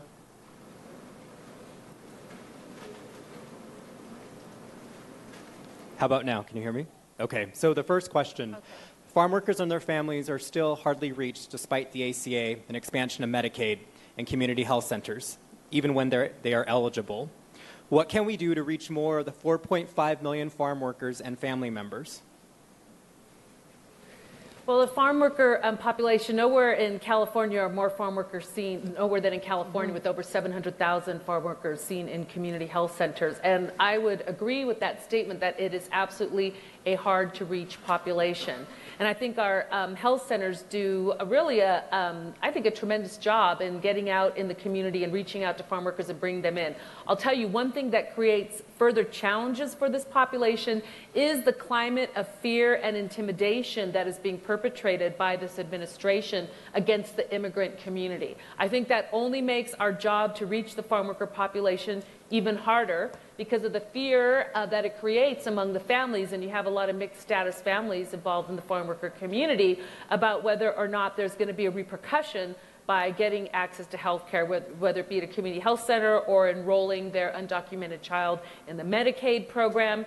So I think it is becoming more challenging as a result of the climate, which again, I go back to why it's so heartwarming to see, at least in California, our political establishment making the case about trying to be a welcoming place for our immigrant community and the proliferation of sanctuary cities, for example, in California and our efforts to fight the defunding of those sanctuary cities. So I think while efforts are certainly being made in our state to kind of quell this climate, it is real, the ICE raids and the impact it's having on the community. So I think we're going to continue to be challenged, and the farm worker population needs to continue to have extra care and attention from community health centers and others serving that population. Do you have any? I was going to say, in addition to that, I would say that one of the most important movements that we're seeing in healthcare in the last 20 years or so is this idea of finding leaders within communities that can become a conduit, a bridge. And you know, the farm worker community can be a very isolated community, a very disempowered community. We're working at Families USA with on the community health worker model and promotoras, and the idea of finding those leaders within these isolated communities and letting them, really elevating them and allowing them to serve as that bridge.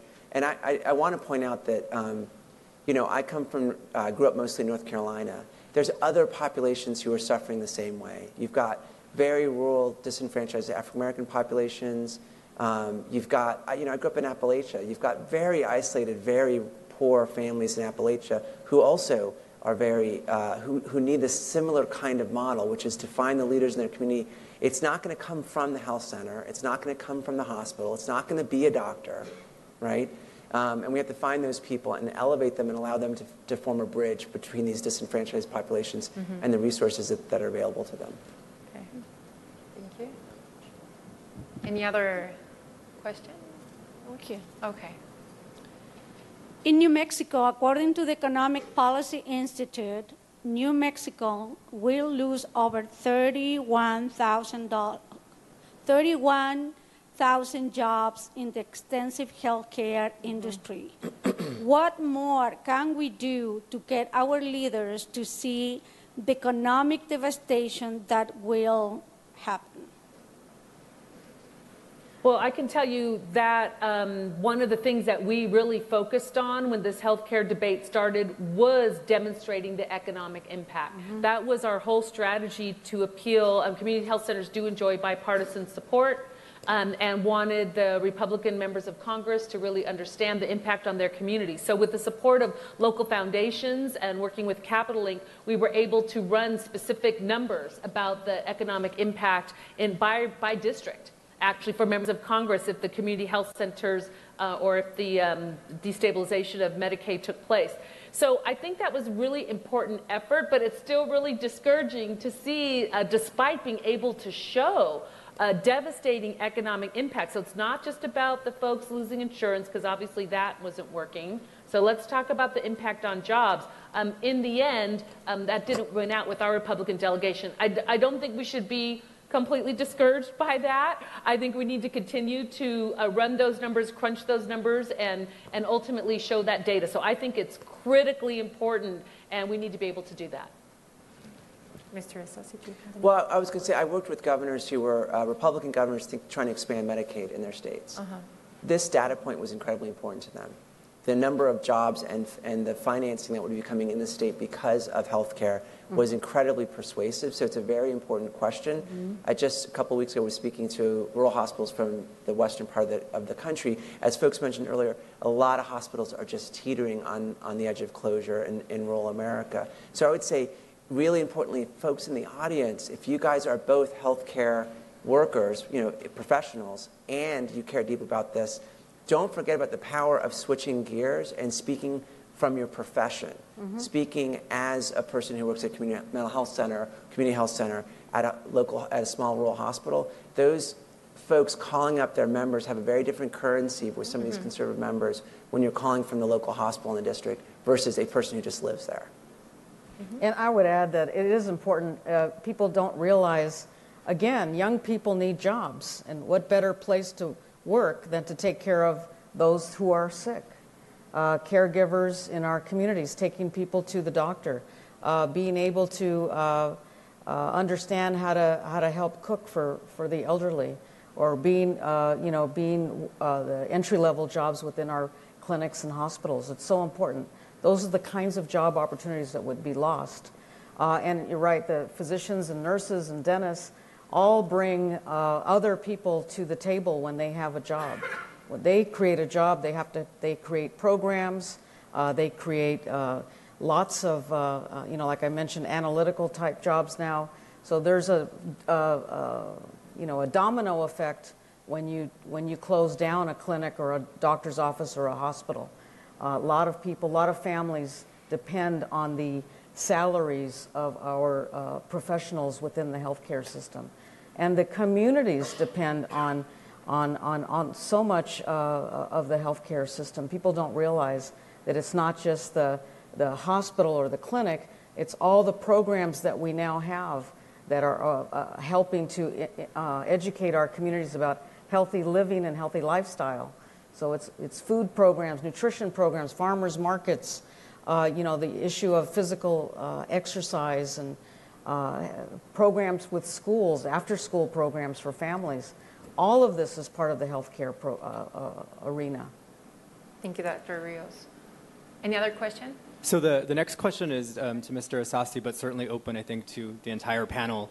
The idea of the high-risk pools, that's been part of the conversation in this debate. If you could sort of speak to that issue and why it's problematic to be connecting consumers to this idea. Sure. So fundamentally, it's a very simple problem, which is if you look at distribution of a population and their healthcare needs, there's always going to be people who are very, very unusual. They have really unusual costs. Those are your high-risk populations, right? And to be very clear, I think I certainly wasn't. I don't think the congressman either was advocating for a high-risk pool. We were advocating for reinsurance programs. Mm-hmm. The difference being a high-risk pool is where you segregate the population out and you say, you can't qualify for normal insurance. We're going to put you in this other pool. And what we know is that those costs usually are astronomical. In part, they're astronomical because it's a pretty inefficient way to provide health insurance because you're providing an upfront payment for hypothetical costs. A much better approach is to put them into the normal risk pool, allow those costs to happen, and then come back and say, okay, well, look, your costs were a standard deviation away from the norm, so we're going to give you an extra payment to make up that difference. Mm-hmm. And that's what a reinsurance program is. To the insurance company. Right, to the insurance company. And so that reinsurance system was embedded in the Affordable Care Act. Mm-hmm.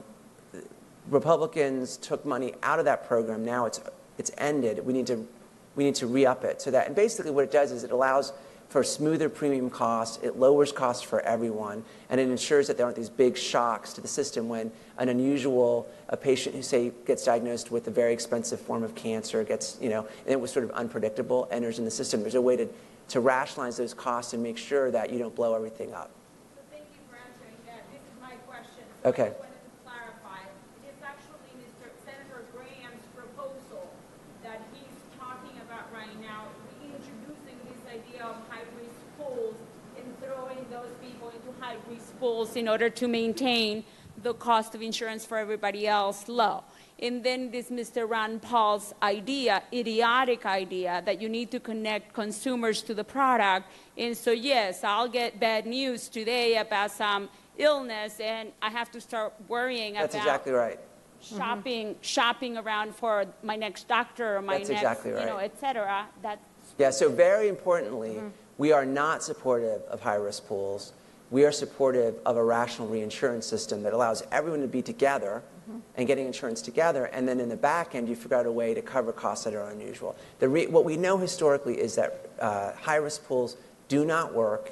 I mean, every state had them before the Affordable Care Act, and there was a waiting list for 2 years, a waiting list for people who are high risk, meaning they have really important healthcare needs that aren't being met, and not nearly enough money in it. So yeah, a really important clarification that high-risk pools are not a smart approach to solving this problem.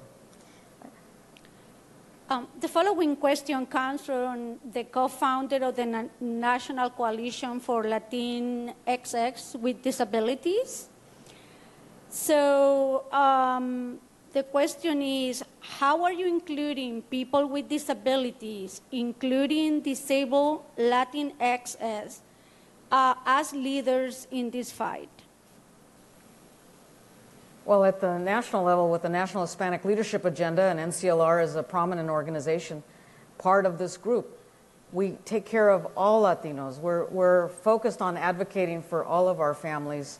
And people don't realize, and my father had diabetes before he died at 90. He had diabetes for 30 years, and he became disabled because of his foot ulcers. He didn't have his feet amputated, but he had to be in a wheelchair for the last 2 years of his life. We had to build ramps in the homes. We had to make sure that the house had place for him to move around. He could still stand up and go to the bathroom. But you know, the disability in our families, my mom had to take care of them. My sister moved in, sold her house to move and take care of them. There's so much issues with chronic diseases, heart failure patients, asthma patients. You end up having disabilities that you think, well, I'm a normal person right now, and 2 years from now I might have disabilities. So we're all part of the same families. I just don't believe in saying that people that are disabled are over here, because chronic disease does make us all disabled at some point.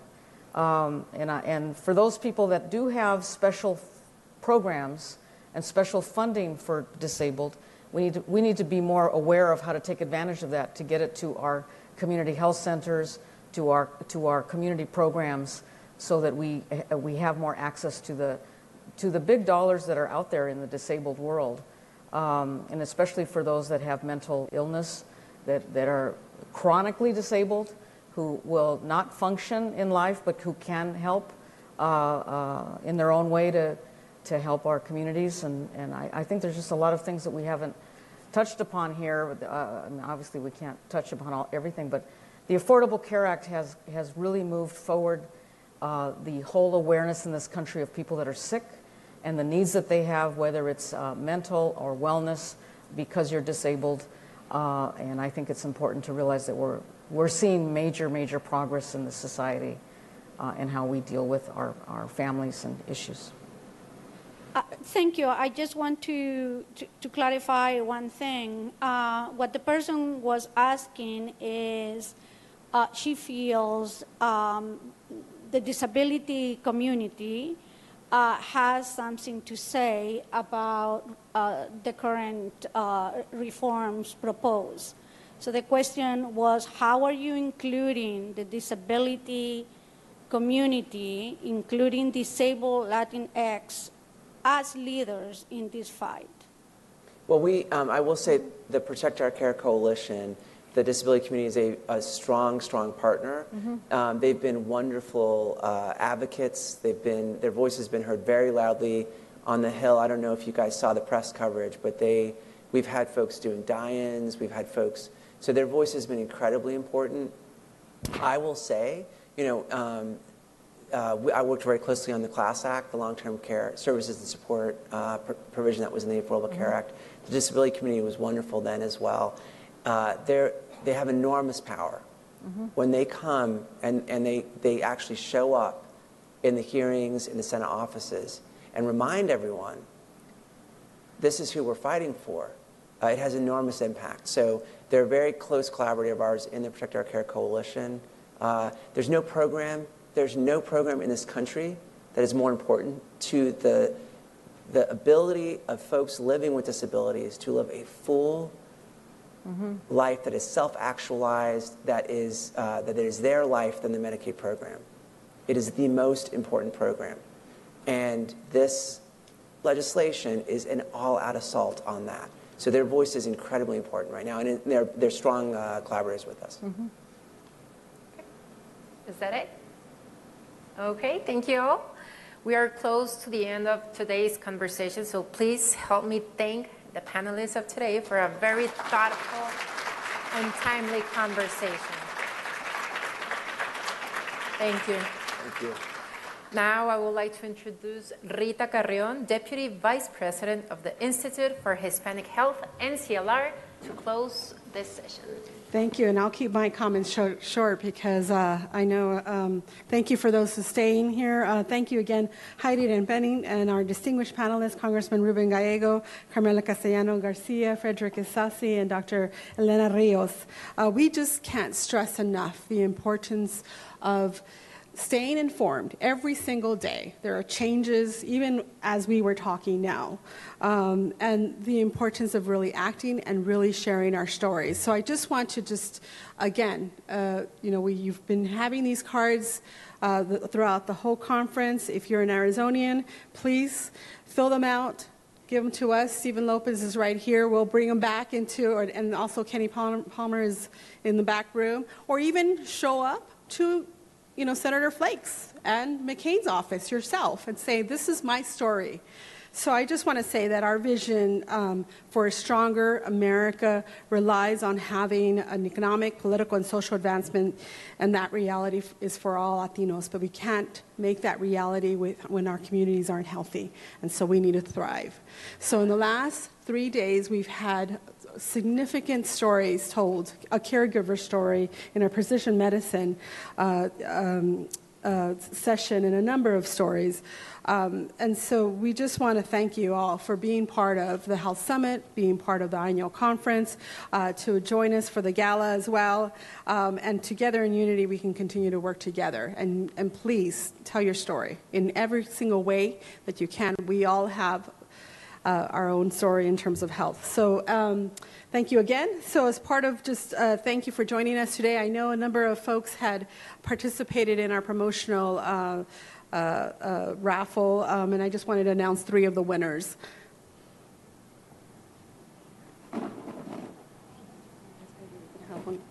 So the first winner is Diana I'm going to mess that up. Diana Enchiquil, yes, from the Office of Minority Health. Diana, so you get a tablet, and then one more. Oh, wait, 2 more. Vicky Fuentes, she's here.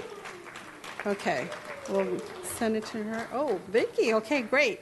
And Carlos Londono. Oh, Carlos, all right, a community health center leader. So thank you very much, and thank you again to the panel. So we'll see you this evening for the gala reception, and tomorrow the affiliate breakfast. Thank you again, Heidi and panelists.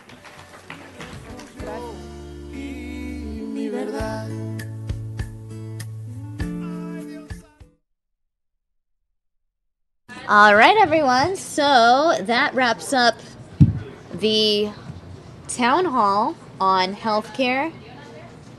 Representative Ruben Gallego, along with a handful of panelists, talking about the GOP healthcare bill as it relates to Latinos.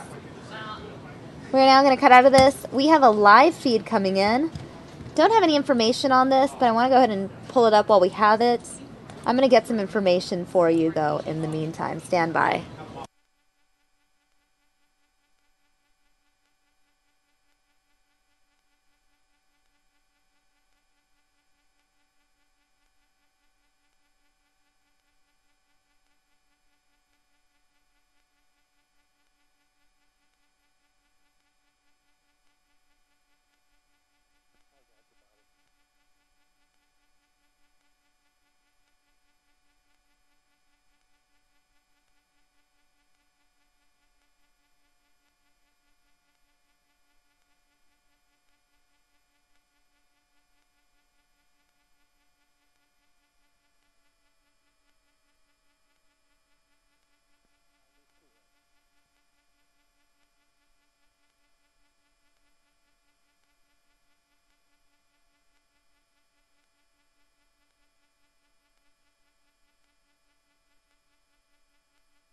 All right, as you can see, this aerial image from one of our Skyfox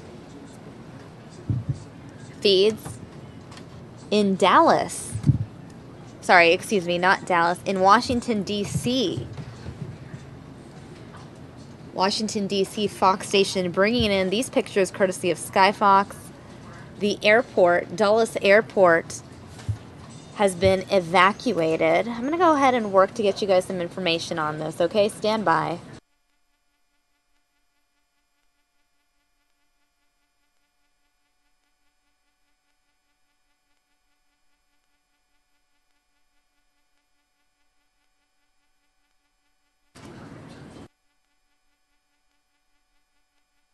FAA Center evacuation prompts Reagan, Dulles, and BWI, Baltimore airports, to stop flights grounded at these 3 D.C. area airports due to the evacuation of a traffic control center. Again, flights are grounded because of a traffic control center evacuation.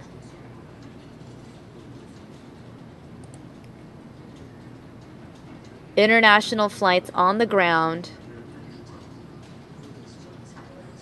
FAA traffic working on a plan that would allow Dulles Airport to accept arrivals for Washington area airports.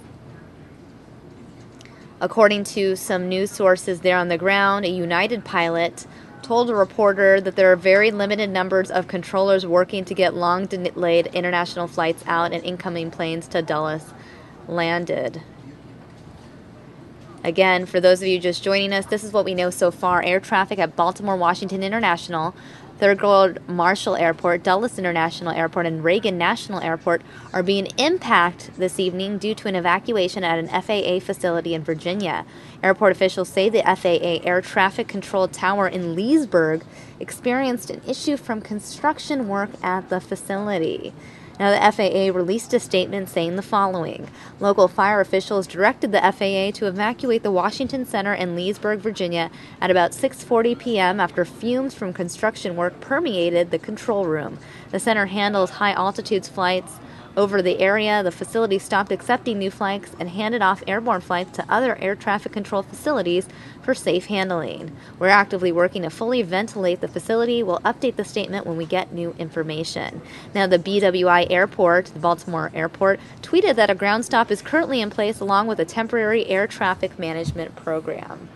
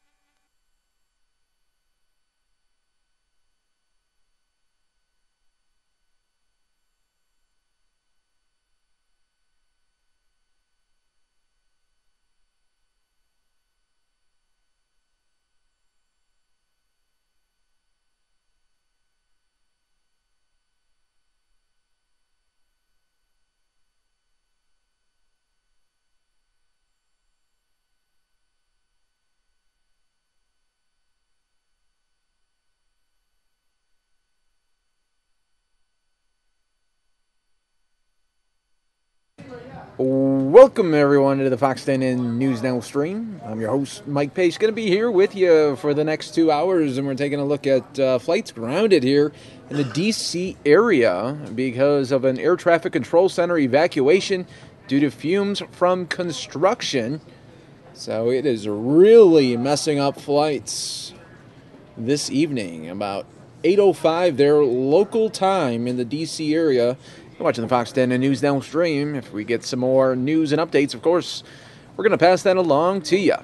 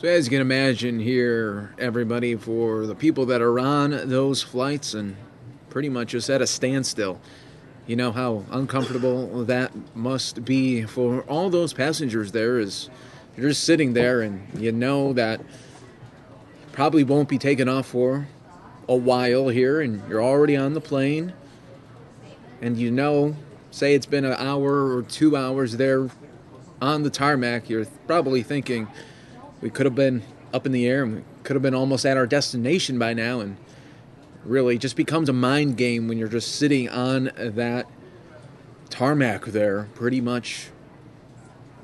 Hopefully you got some movies to play or some books to read, because looks like they're going to be here for a little bit. You guys are watching the Fox 10 News Now stream. When breaking news does occur, we have you covered.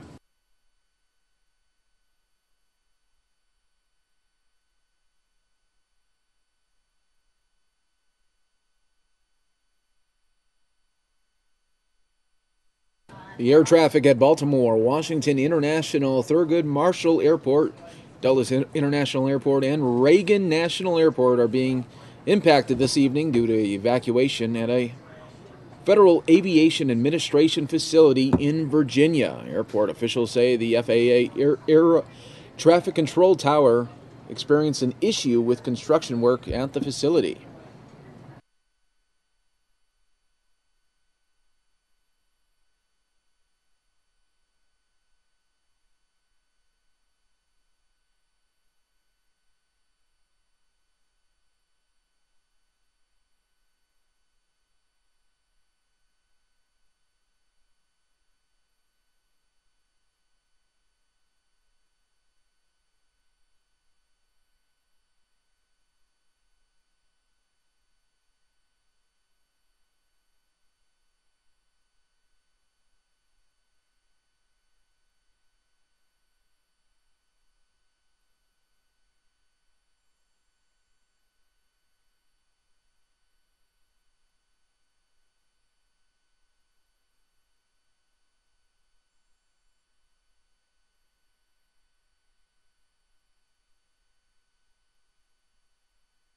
We do appreciate everyone always watching with us here on the Fox 10 News Now stream as we're taking a look at another airport here. As got Sky Fox up in the air now, giving us a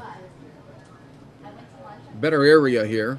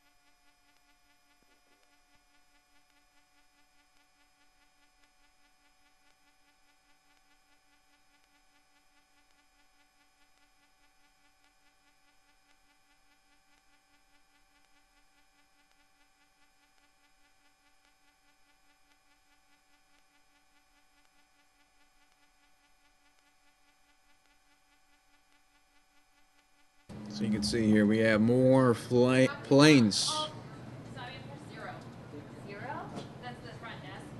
that are just stuck on the tarmac waiting for that facility to reopen, and we don't have any really solid idea of when the flights will resume here.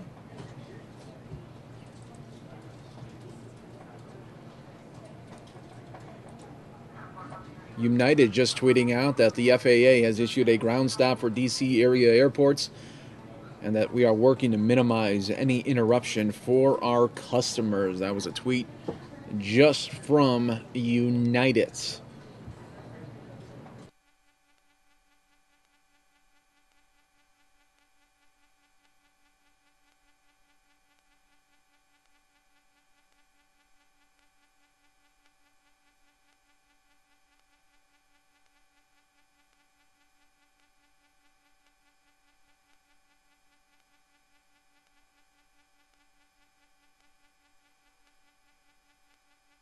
And the BWI airport tweeted that a ground stop is currently in place along with a temporary air traffic management program.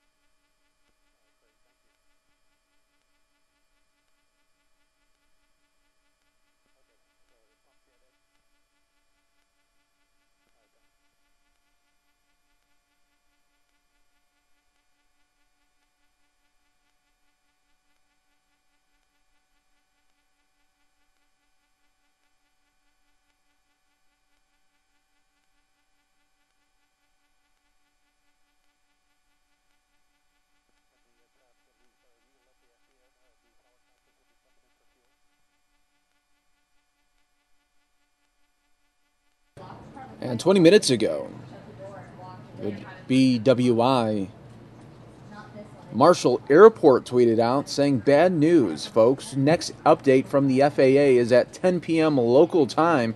Serious issues at the FAA DC Center. Rebook now." Okay, now we are at another event here, folks. So we did get a different aerial feed, and now this is not at the airport. This is a situation that we are thinking is somewhere in the Atlanta area. Let me work to get you guys the very latest.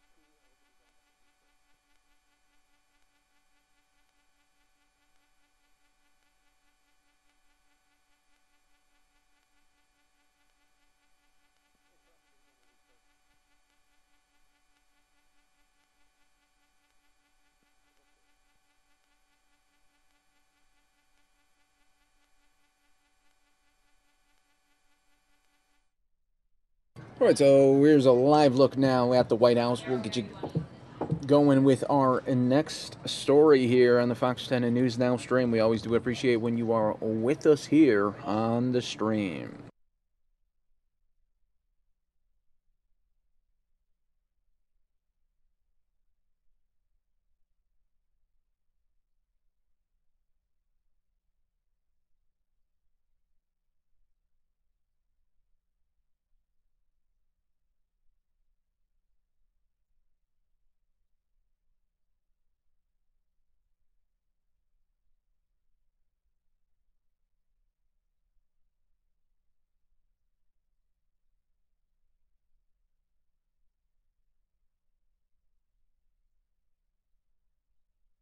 Okay, coming up next here, the Harris County District Attorney's Office in Texas.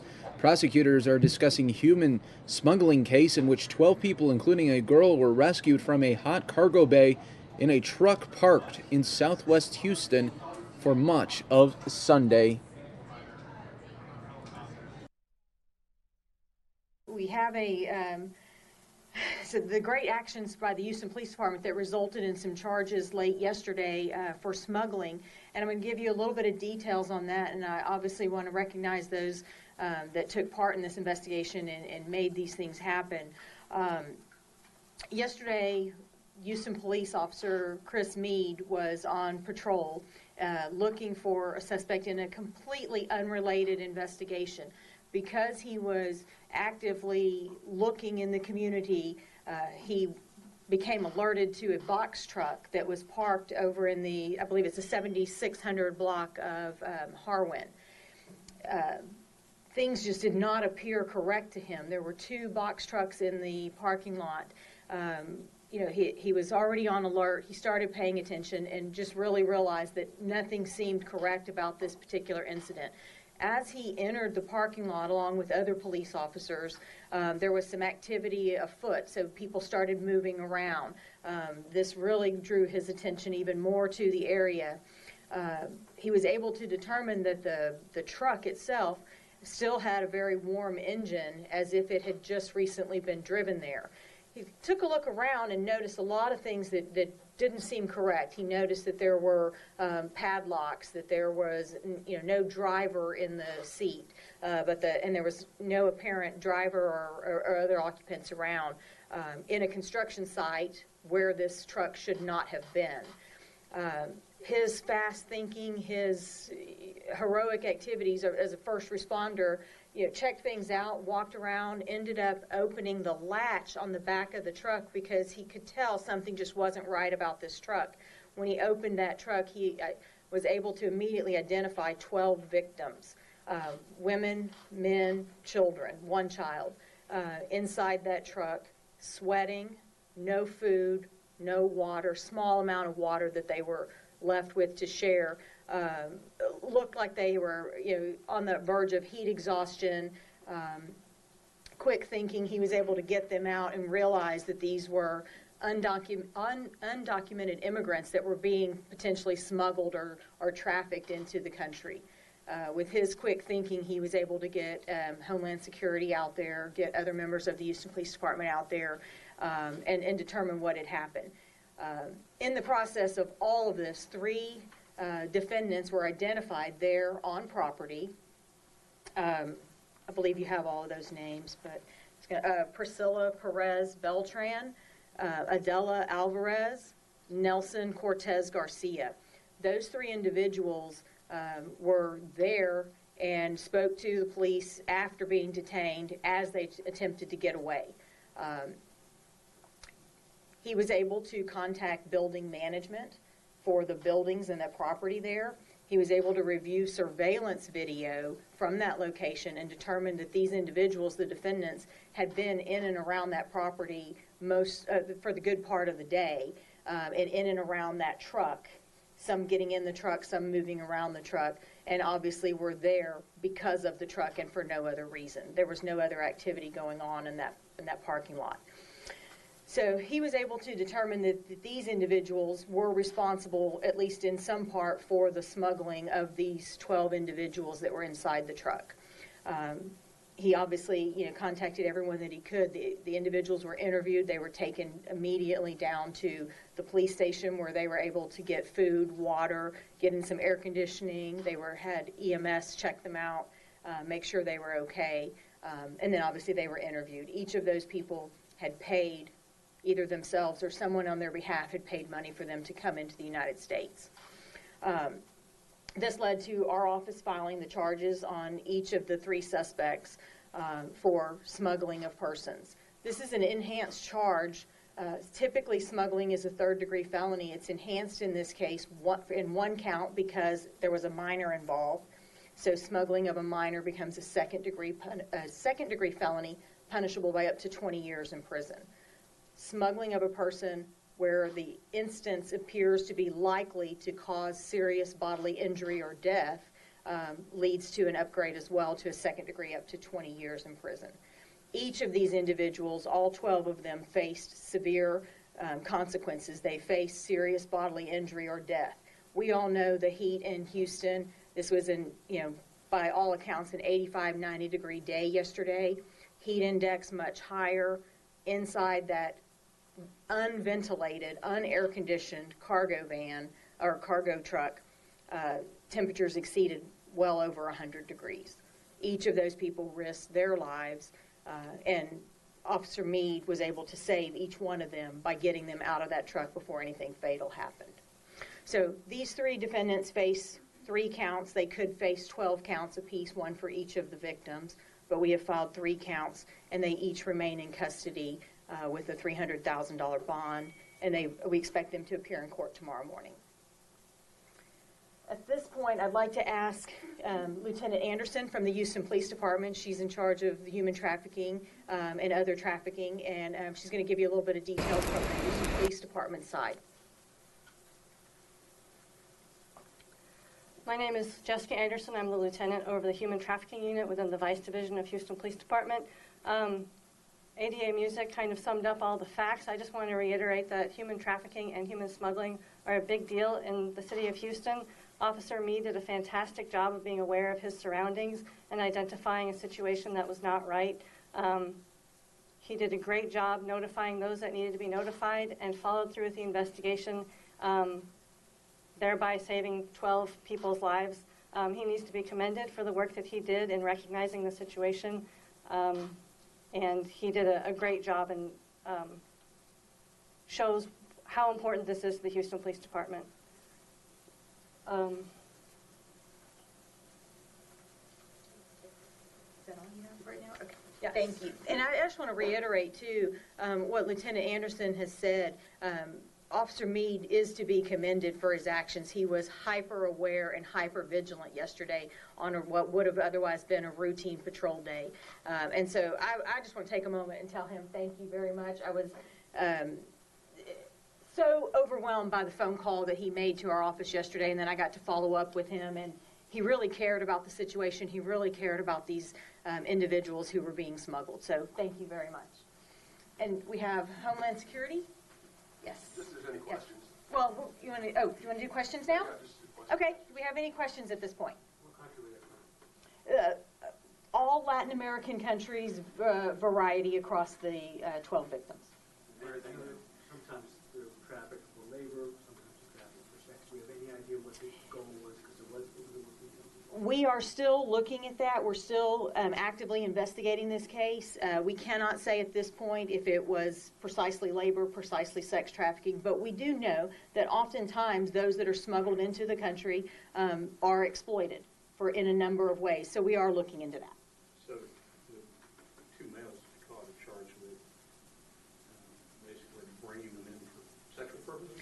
Just 2 females and a male. All of them are charged. All 3 are charged with smuggling of persons. But there is no enhancement for any type of sexual abuse at this time.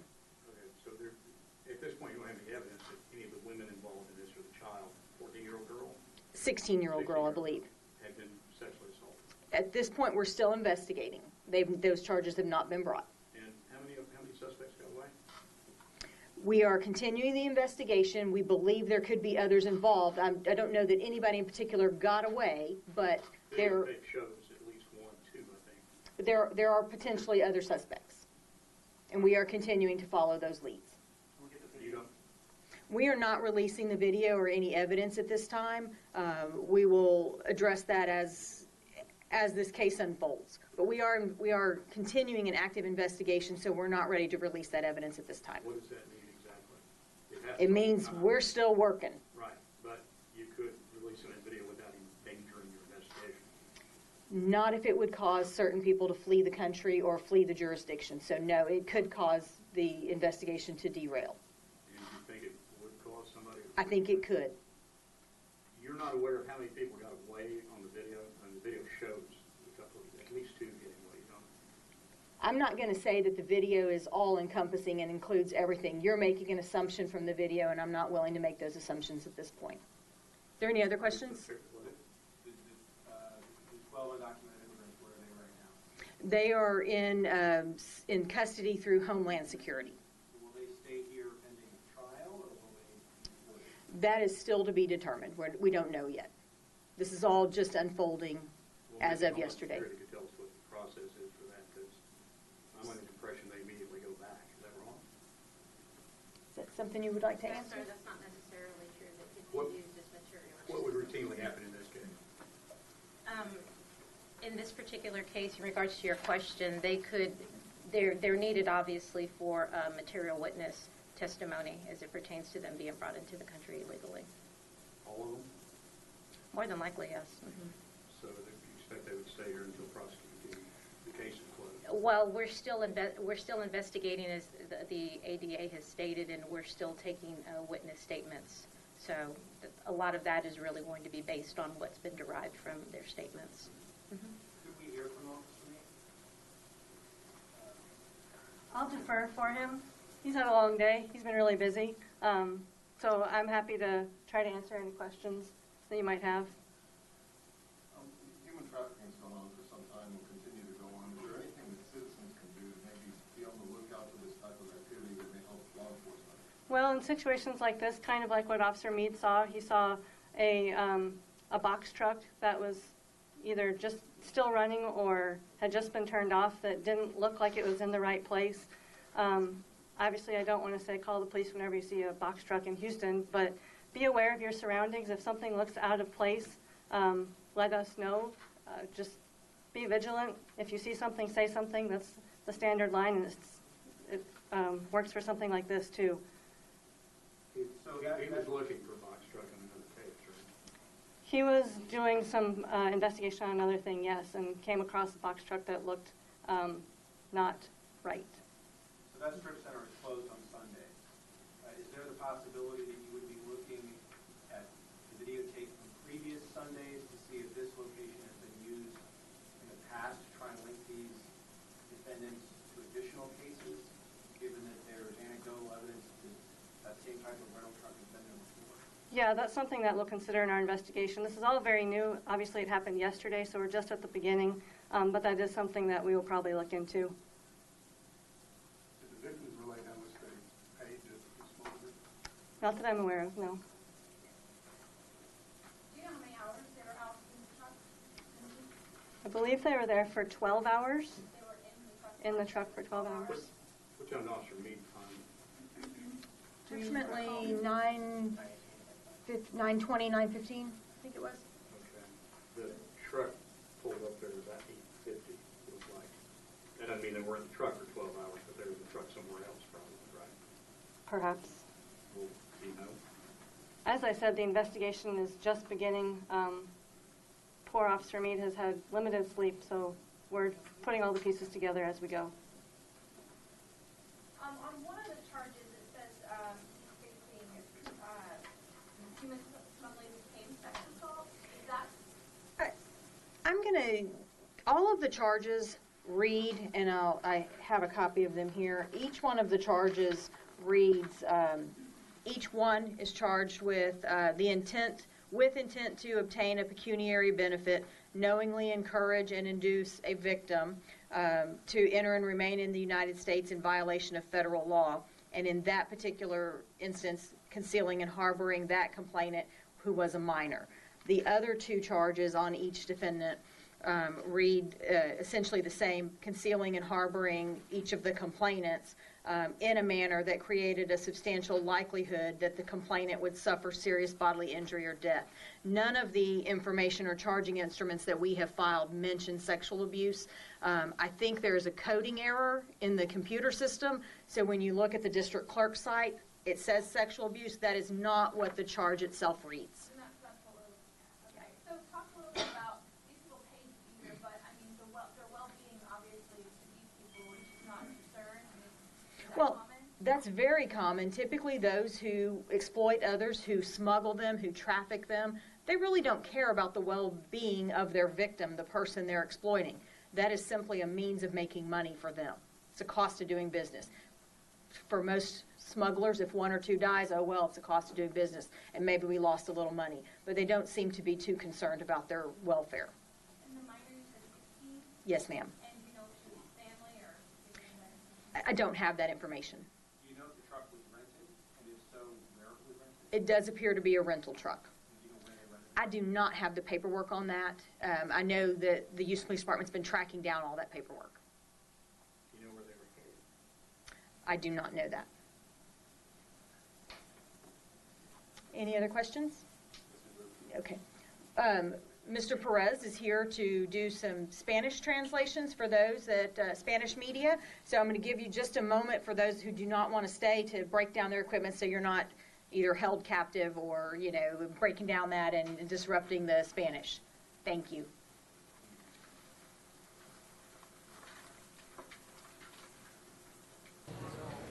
All right, folks, you are looking at a live shot of our Capitol right now, and we just wrapped up there with the Harris County District Attorney's Office detailing how that all unfolded yesterday, where the police officer was able to find that smuggling operation happening.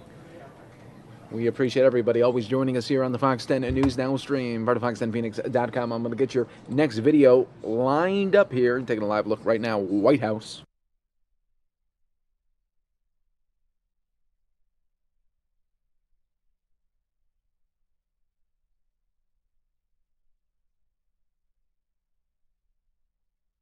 Now taking you to the House Judiciary Committee hearings. Congress is back in session. That's why CIS guidelines require an asylum officer to conduct, quote, child-appropriate interviews taking into account age, stage of language development, background, and level of sophistication, close quote. This bill, however, would subject children to rigorous cross-examination by an ICE trial attorney about their past traumas, which may include sexual abuse, child abuse, and other violent experiences. And since there is no guarantee of legal representation, many small children would be forced to defend themselves in an intimidating adversarial setting. Many of these children have escaped unspeakable violence and horror in their home countries and risked their lives to find safety in the United States. They are scared, alone, and likely do not speak English. It is absurd to expect them to represent themselves in a formal legal proceeding. It is not a loophole when we treat children as children. It's the protection that a civilized society grants to the most vulnerable people among us. My amendment asks for no greater protection than is already provided under current law. We enacted that law for a reason, because we saw the inequities perpetrated upon child victims of trafficking. We should leave the present system in place and continue to treat children in a reasonable and humane fashion. It is not reasonable to subject 7, 8, 9-year-olds to cross-examination by a hostile attorney in a court often without legal representation, without first giving them the opportunity, without first asking them and seeking to elicit the information about the grounds for their asylum claims by someone who is expert at dealing with children, who will talk to them sympathetically in an age-appropriate manner and try to find out the information rather than try to demolish the claims as an adversarial attorney would do. It is only fair to children. That's why we enacted the law. The law should not be changed in this respect. I urge support for the amendment, and I yield back the balance of my time. Chair thanks the gentleman, recognizing himself in opposition to the amendment. The Trafficking Victims Protection Act of 2008 included provisions for minors applying for asylum. Amongst numerous changes made by the bill making it easier for minors to seek asylum, the TVPRA amended the procedure for processing asylum applications of unaccompanied alien minors. An asylum officer from USCIS has initial jurisdiction over any asylum application filed by an unaccompanied alien minor, including applications filed by minors in removal proceedings. This allows a minor who would normally have been placed directly in removal proceedings to get 2 bites at the apple for the purposes of their asylum claim. They can have their asylum case heard first before an asylum officer, and again if their claim is not granted before an immigration judge in removal proceedings. Currently, USCIS is granting 60% of unaccompanied minor applications at the first bite. If an asylum officer does not approve the application, it is referred to an immigration judge. Approval rates by immigration judges in affirmative cases have increased from 51% in 2007 to 74% in 2013. Combining these 2 bites at the apple with lax adjudication standards at USCIS, where fraud detection is not a priority in asylum applications, the vast majority of minors who affirmatively seek asylum are now successful in their claims. And according to HHS, the vast majority of these minors are 15 to 17 years of age and are essentially considered adults in their home country. Unaccompanied minors should get the same 1 bite of the apple as do all other individuals who are crossing our borders in search of asylum. The bill makes this important reform, which the amendment strikes. Hence, I urge my colleagues to oppose the amendment. Question Chairman. first. For the purpose of the gentleman from Rhode Island, seek recognition. I move to strike the last word. The gentleman is recognized for 5 minutes. Mr. Chairman, I seek recognition in support of this amendment. It's difficult to understand how this piece of legislation could be described as the Protection of Children Act of 2015. It's sort of a false advertising because what it does is, in fact, strips away all of the protections that we provide for children. This amendment attempts to restore at least one portion of that, and that is to allow the existing provisions that provide for a preliminary determination by the CIS officers on an asylum application for unaccompanied children. This isn't to provide 2 bites at the apple. This is because of a recognition that children require special care, that the fact-finding that we want to engage in to determine what are the real circumstances for the child's arrival in the United States are most reliable if they are collected under circumstances in which the child's cognition is recognized. Experts, law professors specializing in child welfare cases have said, and I quote, "Children and even adolescents are not mini adults. Rather, they have not fully matured in the areas of cognition, language skills, emotional development, and maturity of judgment. The manner of questioning, the content of the questions, and the way in which the interview is conducted must match the child's linguistic development, cognitive abilities, knowledge base, and emotional functioning." So this process isn't to provide an appeal, but it's a recognition that if you do this interview in the right setting, you are most likely to get accurate information that will protect a finding that either the child is entitled or not entitled to an asylum consideration. And so I urge my colleagues to support this amendment. We are judged by the way we treat children. That's often been said. Children are in a special category. They're entitled to special protection. And this system in place ensures that that kind of assessment is done in a way which would produce reliable results. To strip that away and require them to go into an adversarial proceeding does violence to our responsibilities to protect children. I urge passage of the amendment, and I yield back. For purposes, the gentleman from Iowa seek recognition. Thank you, Mr. Chairman. I move to strike the last word. The gentleman is recognized for 5 minutes. And I'd be happy to yield the gentleman from Virginia. I thank the gentleman for yielding. I just want to say to the gentleman from Rhode Island that we all agree that children are a very high priority, and I know that the reason why Judge Carter selected the title of this law as the Protection of Children Act of 2015, because the best way to protect children is to dissuade them from making the 1,000-plus mile journey that exposes them to all kinds of dangers. Some have been murdered. Many of them have been trafficked. Many of them are the victims of the human smugglers who profit from this enterprise in the first place. And that is, in my opinion, an important reason to call this the Protection of Children Act of 2015. Secondly, it is also very true that children get special attention, and they should get special attention, but it's also very important for us to recognize that the vast majority of them are not very young children. They are children of 15 to 17 years of age and are essentially considered adults in their home country. So I, again, urge my colleagues to oppose this amendment because I think that making the law compatible with the way children from Mexico and Canada are treated is a very good idea, and that's the foundation of this bill. In reclaiming my time, if the gentleman's yielding back. Yield back. In reclaiming my time, I'd like to reiterate the chairman's statement, and having traveled down to the border and visited location after location and watched as children come across the border that are being encouraged by the president's policy, and having discussions with people that represent, and having traveled to Guatemala as well and met with individuals there, I would remind people that it is a long journey. It's a dangerous journey.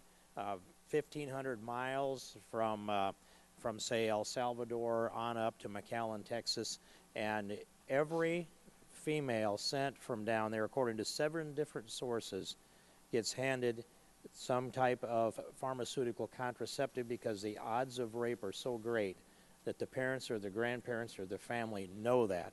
It's appalling to think that they're put into that kind of exposure, and we need to do all we can to protect the children. I yield back. I thank the gentleman for his comments. The question occurs on the amendment offered by the gentleman from New York. What purpose does the gentleman from Tennessee seek recognition? I would like to claim 5 minutes. The gentleman is recognized for 5 minutes. And then I would like to yield that some time to Mr. Nadler of New York. I thank the gentleman for yielding. Mr. Chairman, I'm not going to get into the fact that the claim that the great number of asylum seekers, of kids coming to this country last summer was caused by somehow our transmitting a message that anyone could come to the border and anyone would be admitted. That's been debunked thoroughly. I'm not going to go into that again. But the fact of the matter is that what this bill does is to take away from children, and some of them may be 15 to 17 years old, maybe even many of them, but some of them are 5 and 7 years old, and they are not equipped to go for one shot before an immigration judge. They should have an age-sensitive treatment, which is what the law right now gives them, which is why my amendment would just keep the law as it is in that respect. It's a humane thing that we did back in 2008. And I would refer you, to think about what we're doing, to an article from last week. Said, deported children face deadly new dangers on return to Honduras, and pointing out how many of the children who are deported from the United States because their asylum applications are rejected because they claimed danger, that they would be endangered at home, and that's why they came here, but somehow their applications were disbelieved and rejected, and the moment they step off the bus in Honduras, they're murdered. How many of these deportees, children, are murdered as they come back, showing that we made a mistake. So I hope, now we can't avoid all mistakes, obviously, human beings being human, but I hope we will give, now it says the victims are typically aged between 13 and 17, sent back home after being detained by immigration authorities for entering the country without authorization. But a report released last year by UNHCR titled Children on the Run found a significant number of minors from El Salvador, Guatemala, and Honduras entering the U.S. irregularly might be in need of international protection, and points out how many have been murdered within a short time after they arrived back home, having been turned away from the United States. So we have to give more than one bite at the apple, one adjudicative bite at the apple, but one understanding bite at the apple to try to understand what the circumstances are, and that's why I urge adoption of the amendment. I thank Mr. Cohen. I reclaim the remainder of my time. I yield back to him. Thank you. And I yield to Mr. Jackson Lee. I'm going to strike the last one. But I'll yield back the remainder of my time. Mr. Chairman? Yeah, I'll share with you. You have a unanimous consent request? I just want to put this in the record. Yeah. Gentleman from New York is recognized for unanimous consent. I ask unanimous consent that this article I referred to before be placed in the record. Without objection, the gentleman is recognized. Thank you. The gentleman's request to be granted. What purpose, gentlewoman from seek recognition. Thank you, Mr. Chairman. Let me say that if there's anything that I Gentlewoman is recognized for 5 minutes. again, Mr. Chairman, I ask to strike the last word. If there's any opportunity for us to work together on this committee, and we have many, might I add, I can't imagine that it is not around this issue of children. And as I indicated, I'm sure a number of members from both sides of the aisle, Mr. Farenthold included, experienced the issues at the border and certainly had compassion and maybe have different ways of approaching it. But I recall, Mr. Chairman, that you yourself have mentioned that children are a very high priority, and we've done a number of good things in this committee regarding children.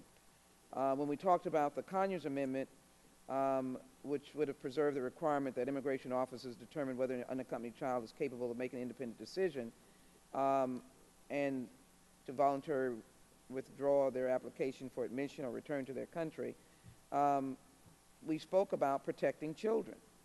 And I know that you would not think that those protections are irrelevant.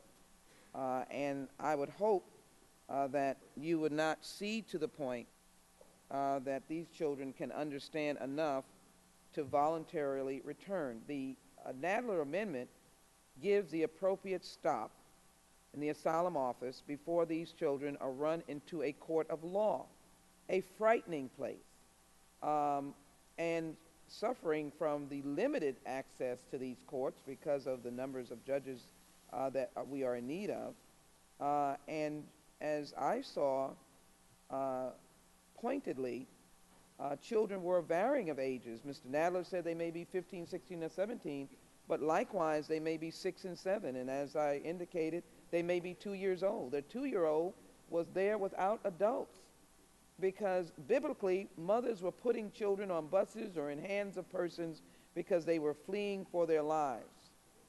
And I don't think this country is diminished or it is insecure without having the ability to protect children. Mr. Nadler's amendment provides a simple stopgap that allows children to have a unintimidated opportunity to articulate their circumstance or to help their circumstance. And I believe the country would be better off. This is not a situation of flowing or fleeing or individuals masquerading that they need to be in this country. These are children. And many of them are deported. And if the process suggests that they should be deported through the process, I don't hear any Democrats arguing against it, except we want there to be a fair process that is one that addresses the frailties and the weaknesses and the almost inadequacies of children to protect themselves. I ask my colleagues to support the Nadler Amendment. I'd be happy to yield to the gentleman from Illinois, Mr. Gutierrez, if he wishes to. Thank you. Let me indicate, Mr. Nadler, you desire yielding? With that, I ask for the support of the Nadler Amendment, and I yield back. The question occurs on the amendment offered by the gentleman from New York. All those in favor respond by saying aye. Aye. Those opposed, no. Respond by saying no. No. Opinion of the chair, the noes have it. Amendment is not agreed to. Roll call vote is requested, and the clerk will call the roll. Mr. Goodlatte? No. Mr. Goodlatte votes no. Mr. Sensenbrenner?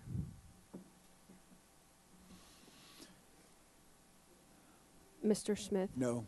Mr. Smith votes no. Mr. Shabbat?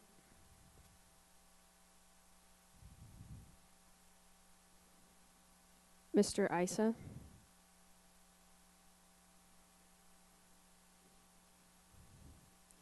Mr. Forbes?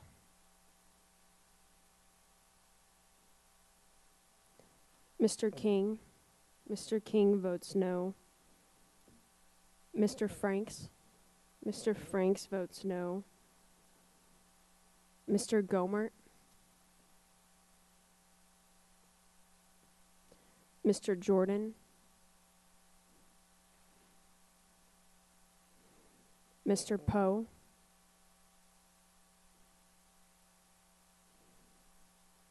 Mr. Chaffetz, Mr. Marino. Mr. Marino votes no. Mr. Gowdy,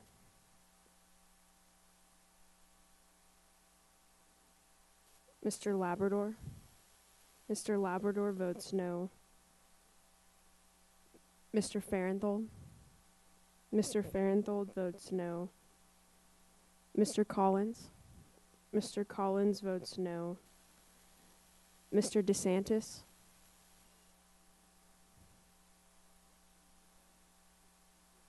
Miss Walters.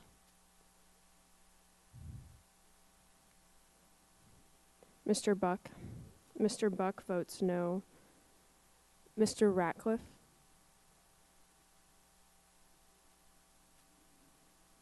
Mr. Trott.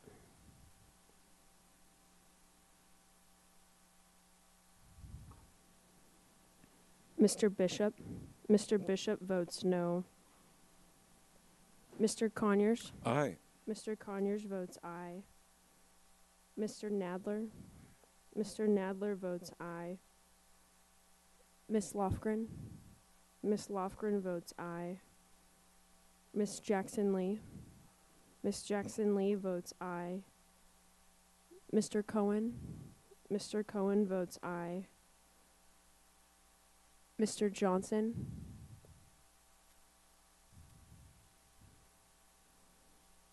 Mr. Pierluisi. Mr. Pierluisi votes aye. Miss Chu. Miss Chu votes aye.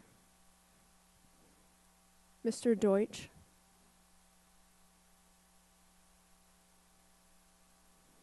Mr. Gutierrez.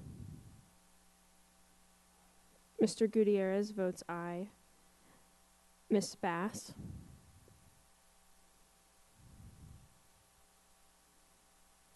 Mr. Richmond.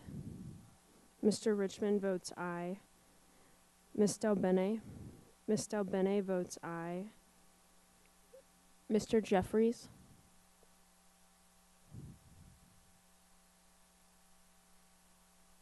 Mr. Cicilline. Mr. Cicilline votes aye. Mr. Peters. Mr. Peters votes aye. The gentleman from Wisconsin. Mr. Sensenbrenner votes no. Gentleman from Texas, Mr. Poe. Mr. Poe votes no. The gentleman from Virginia. Mr. Forbes votes no. The gentleman from Georgia. Mr. Johnson votes yes. Has every member voted who wishes to vote? Clerk will report.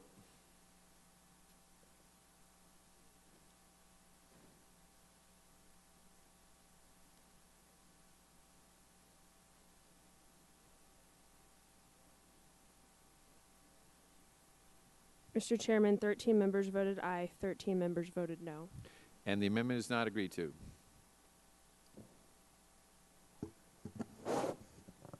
Are there further amendments to H.R. 1149? Mr. Chairman, I have an amendment at the desk. The clerk will report the amendment. Amendment to H.R. 1149 offered by Ms. Lofgren. Strike Section 2 of the bill and insert the following.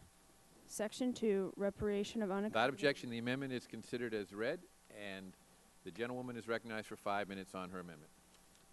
Mr. Chairman, this amendment would strike Section 2 and replace it with a provision that treats children from Mexico and Canada in the same manner that children from Central America are currently treated. This would ensure that Mexican children fleeing sex trafficking and persecution receive no fewer protection than all other kids simply by virtue of their place of birth. Now, it's important to reiterate how the current system works. If a child is from a non-contiguous country and they arrive at our border, they are transferred from Customs and Border Patrol custody within 72 hours to Health and Human Services Office of Refugee Resettlement custody. Once in that custody, there are attempts made to place them in the least restrictive environment. And then here's what happens. Each one of those children, 100%, are placed in deportation proceedings, and that's to determine whether they're eligible for asylum, to find out whether they are victims of sex trafficking. These cases are reviewed by immigration judges and asylum officers, and those asylum officers receive special training in child-centered interviews. In contrast, children from contiguous countries are not all placed in deportation proceedings. DHS allows the child to withdraw their application for admission only if it's clear that the child has not been a victim of a severe form of trafficking and there's no credible evidence that the child will be at risk of sex trafficking. That the child does not have a fear of returning to their home country, and further, that the child is capable of actually making that decision. They're old enough to actually understand and make a decision. Now, that sounds like it would work out, but the truth is it hasn't. As I mentioned in my opening statement, we asked the UN High Commissioner for Refugees to come in and take a look at our system for dealing with kids from non-contiguous countries. And that followed a nonprofit group called Appleseed had found that there were problems with it. Here is what they found. Almost all Mexican children are returned to Mexico and they don't receive effective training. Most of the or at least many of the CBP agents and officers don't ask the Mexican children any or all of the required questions. They just immediately return them. The CBP supervisors are either unaware of the PRA requirements, or they don't ensure that the inquiries regarding sex trafficking are actually made. Many CBP agents and officers don't know what persecution or trafficking is, two of the very things they are required to screen for. And the CBP agents and officers have no specialized training in how to work with children, do not use interview techniques appropriate for children. And so here's what we find. You've got a guy with a badge and a gun asking a little kid whether they have been sex trafficked in front of other kids. Not surprisingly, that does not yield always accurate information. And in fact, I think it's important to note there isn't a police agency in the United States that would take a police officer in a badge, in a uniform with a gun, and interview a 10-year-old in front of a room full of other children to find out whether that kid was a victim of sex trafficking. No law enforcement agency would do that. But that's what we do at the border with kids from Mexico. So it's no surprise that we are sending trafficking victims back to their victimizers if those children are born in Canada or Mexico.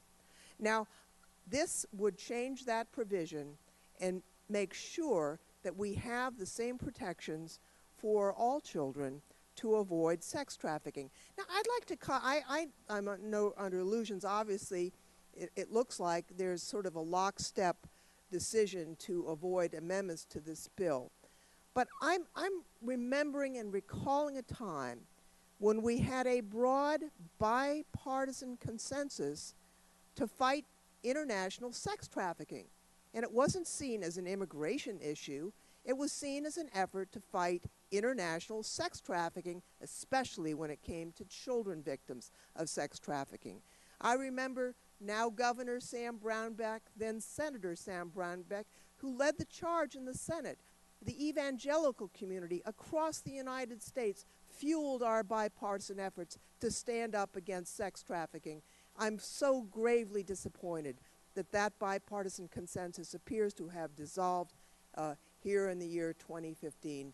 I would hope that we would adopt this amendment and do the right thing, and I yield back. The chair recognizes himself in strong opposition to this amendment.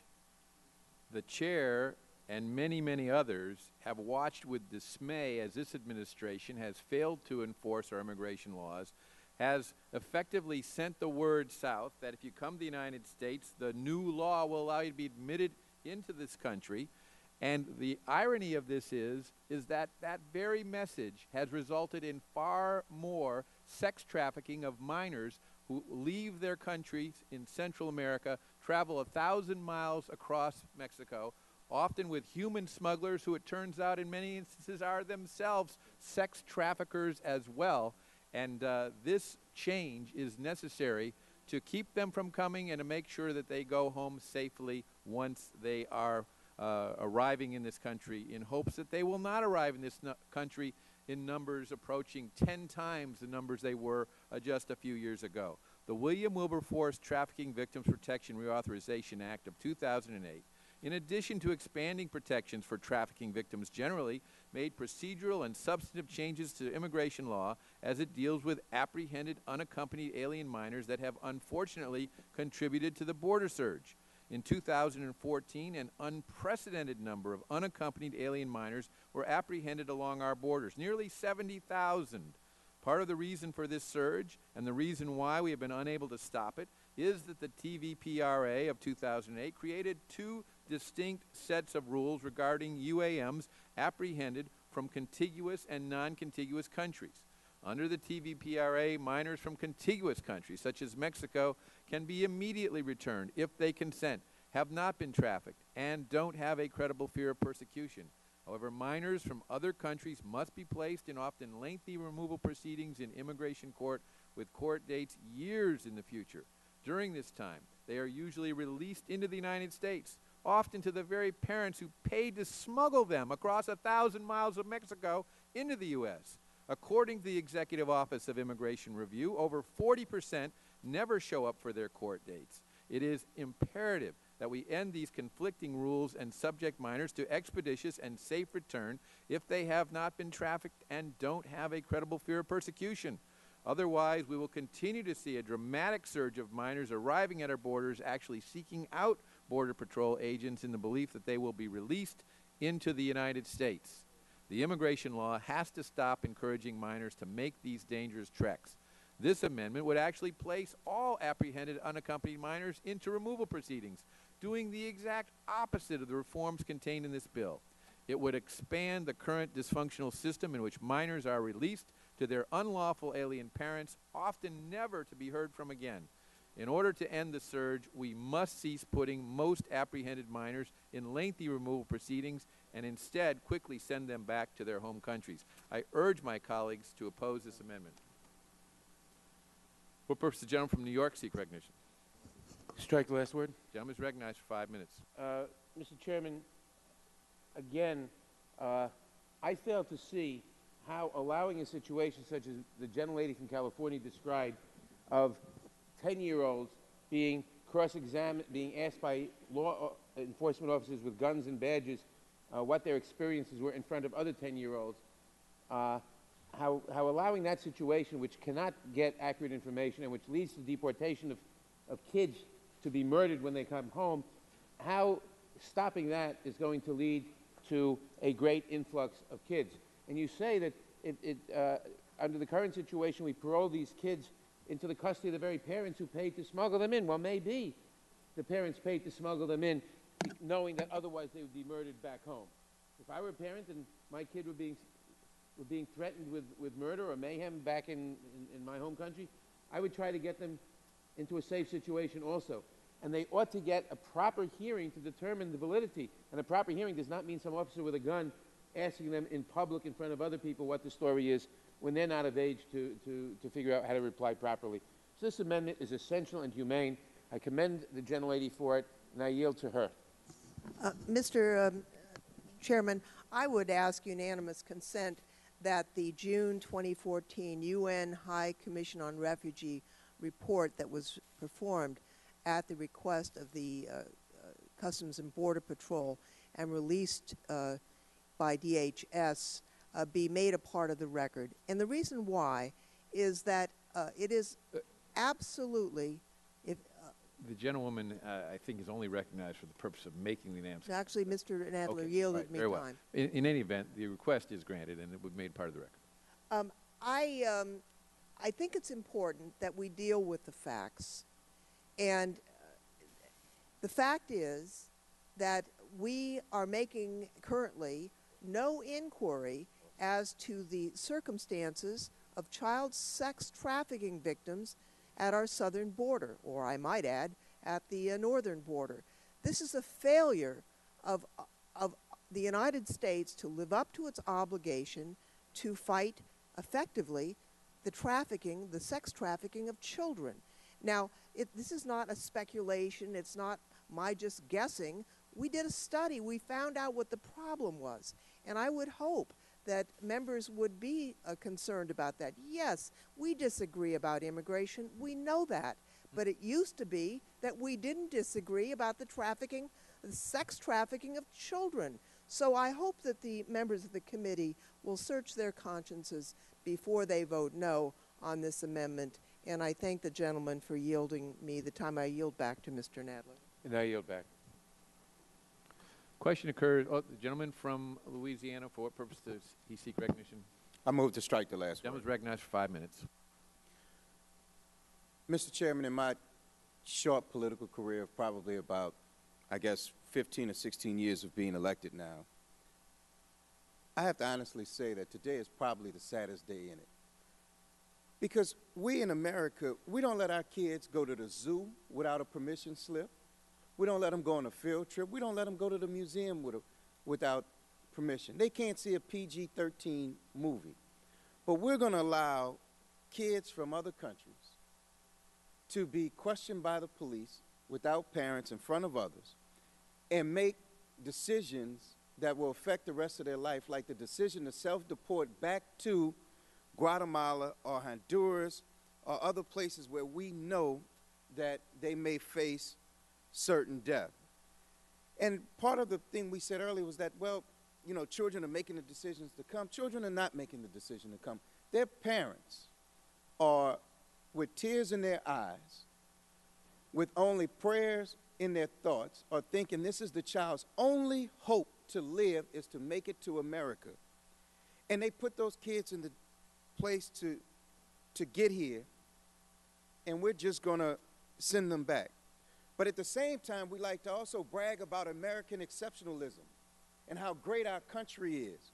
While we beg Jordan to take all these refugees from Syria and all these other places, and we're looking at these refugees coming from Guatemala and Honduras and the violence that's there because of drugs, which we use in the United States. And we're going to tell those parents, or we're going to say to the world, we want you to take Syrian refugees, but we're not going to take these children. We're going to send them back the way they came. And the only thing I can think of is we as a country have to be better than that. And we have debates in this Capitol all the time. Some people call themselves evangelical. Some people call themselves the Christian right. Some people just call themselves the son of their grandmother who said you should always do the right thing.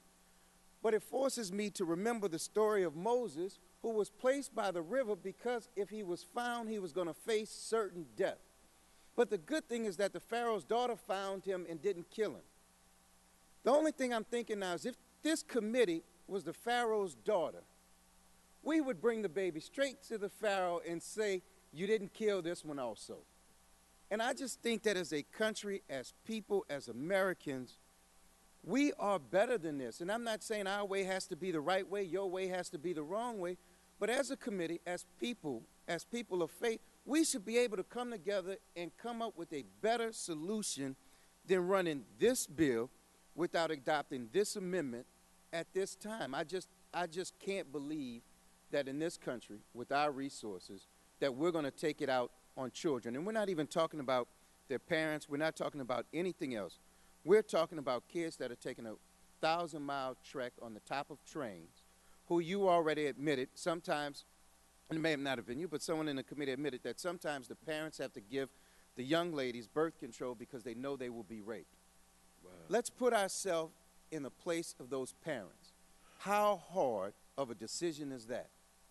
But you know it's the only option that will keep that child alive, let that child reach adulthood, let that child reach dreams. They may have the cure to cancer, they may have the cure to AIDS. We will never know because the first thing we're going to do is allow them to self-deport or be put in a position where they're going to not answer a question honestly because they'll be embarrassed or they're intimidated to do it. So with that, I would just ask everybody on the committee to support the amendment, take a hard look at this is the bill we want to pass, if this is the message we want to send to the world, if this is how we want to describe ourselves as people in a country. And with that, Mr. Chairman, I yield back. Chair, thanks, gentlemen. For purposes, the gentleman from Michigan seek recognition. I'd like to strike the last Gentleman's word recognized for 5 minutes. and thank our colleague from Louisiana for his very moving and eloquent statement. I appreciate it very much. Members of the committee, we've heard for months and months that we need to strip protections from children in order to deter future children from making the danger. All right, folks, we are going to go live. The FBI and U.S. Attorney making comments on the U.S. Army soldier charged with providing material support to ISIS makes his first court appearance in Hawaii. Why did the FBI take this case? Does the Army have investigated it internally? On counterterrorism investigations, we work jointly with a lot of federal, state, local, and military partners. So this one, we were pleased to work so cooperatively with U.S. Army assets. Thank you very much. Have there been any cases like this? Thank you. Thanks, Paul. Thanks a lot. All right, so obviously we caught the tail end of that conference. We'll have much for you in the coming days as well. Let's go back now to that committee hearing. It's a very sensitive area, and I hope the gentlemen and ladies of the committee will take Mr. Richmond's comments and my suggestion. I yield to the gentlelady from I California. appreciate that, Mr. Conyers, and I was going to ask for unanimous consent to put into the record letters in opposition to this bill from the Hebrew Immigrant Aid Society, the National Immigration Law Center, Human Rights First, the NGO Coalition, Lutheran Immigration Services, Women's Refugee Commission, Kids in Need of Defense, Service Employees International, Network, the National Catholic Society, the General Assembly of the Presbyterian Church, the Disciples of Christ, Advocates for Human Rights, the National Council of Asian Pacific Americans, We Belong Together, the Leadership Conference on Civil and Human Rights, the U.S. Conference of Catholic Bishops, the Asian Americans Advancing Justice, the Refugee Council USA, the Tahrir Justice Center, Farm Worker Justice, and the American Federation of State, County, and Municipal Employees. And I thank the gentleman. Without objection, they will be made a part of the record. I thank the gentlelady for putting these into the record, and I yield back the balance of my time. Chair, thanks, gentlemen. The question occurs on the amendment offered by the gentlewoman from California. All those in favor respond by saying aye. Aye. Those opposed, no. No. The chair, the noes have it. May I have a recorded vote, Mr. The recorded vote is requested, and the clerk will call the roll. Mr. Goodlatte? No. Mr. Goodlatte votes no. Mr. Sensenbrenner? Mr. Smith?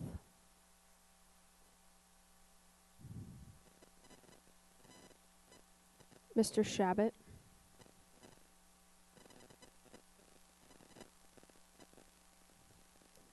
Mr. Isa?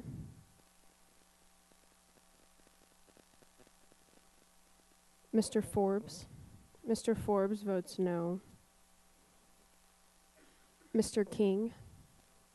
Mr. King votes no. Mr. Franks? Mr. Franks votes no. Mr. Gomert? Mr. Gomert votes no. Mr. Jordan? Mr. Jordan votes no. Mr. Poe? Mr. Poe votes no. Mr. Chaffetz? Mr. Chaffetz votes no. Mr. Marino? Mr. Marino votes no. Mr. Gowdy? Mr. Labrador? Mr. Labrador votes no. Mr. Farenthold? Mr. Farenthold votes no. Mr. Collins? Mr. Collins votes no. Mr. DeSantis? Mr. DeSantis votes no. Miss Walters? Miss Walters votes no. Mr. Buck? Mr. Buck votes no. Mr. Ratcliffe? Mr. Trott. Mr. Trott votes no. Mr. Bishop. Mr. Bishop votes no. Mr. Conyers. Aye. Mr. Conyers votes aye. Mr. Nadler. Mr. Nadler votes aye. Miss Lofgren. Miss Lofgren votes aye. Miss Jackson Lee. Miss Jackson Lee votes aye.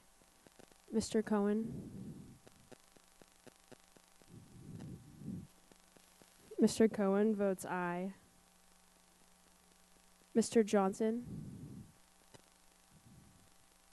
Mr. Pierluisi. Mr. Pierluisi votes aye. Miss Chu. Miss Chu votes aye. Mr. Deutsch. Mr. Gutierrez. Miss Bass. Mr. Richmond. Miss Del Bene. Miss Del Bene votes aye. Mr. Jeffries. Mr. Cicilline. Mr. Peters. The gentleman from Georgia. Mr. Johnson votes aye. The gentleman from Louisiana. Mr. Richmond votes aye. Gentleman from Wisconsin. Mr. Sensenbrenner votes no. The gentleman from Texas. Mr. Smith votes no. Has every member voted who wishes to vote?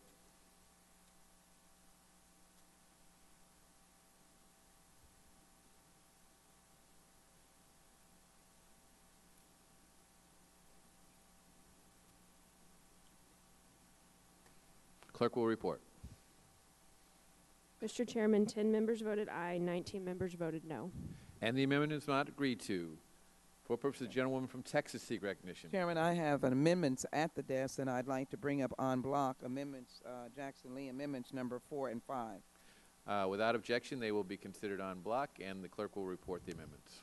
Amendment to H.R. 1149, offered by Ms. Jackson Lee. In Section 2B, strike 2012 and insert 2012, except that the amendment made by subsection A1B. Ask unanimous consent that the amendment be considered as read. Okay, good. The gentlewoman is recognized for 5 minutes on her amendment. And that will be for my colleagues. I asked to strike the last word will be amendment number 4 and 5, beginning with amendment number 4, which strikes the provisions which prescribe prolonged detention for children. And again, I draw upon the comments of my colleague, both Congresswoman Lofgren and Congressman Richmond, and call upon the bipartisan collaboration that we have had on the issues of dealing with children. The Protection of Children Act authorizes the lengthy detention of unaccompanied children. This amendment strikes this provision and leaves the status quo requirement that DHS transfer a child within 72 hours. Last summer, as I indicated, we saw several photos of unaccompanied children languishing in crowded, dirty holding cells, and let me clarify that. We actually visibly saw them with little sanitation, little food, no specialized care. We know that it was a time when there was a large number, and we also saw heroic CBP officers with formula and diapers there to provide as much assistance as they possibly could, but they actually could not. And so I asked my colleagues to realize that it is extremely important to process these children in an expeditious manner. That is what my amendment says. Children in DHS custody need specialized care when held in custody. This amendment, amendment number 4, will require the placement of children, child welfare professionals in certain DHS facilities, would provide additional protections for children in custody. Let me cite to you from a psychiatric report authored by a number of psychiatrists out of a number of institutions, including the University of Western Australia and Oxford. Immigration detention can cause the development and maintenance of psychiatric difficulties with children and adolescents in detention, reporting increased rates of deliberate self-harm and suicidal behavior, voluntary starvation, severe depression, sleep difficulties, somatic complaints, anxiety, and post-traumatic stress. Reports are also common of poor nutritional access, regression in language development, bedwetting, and social withdrawal.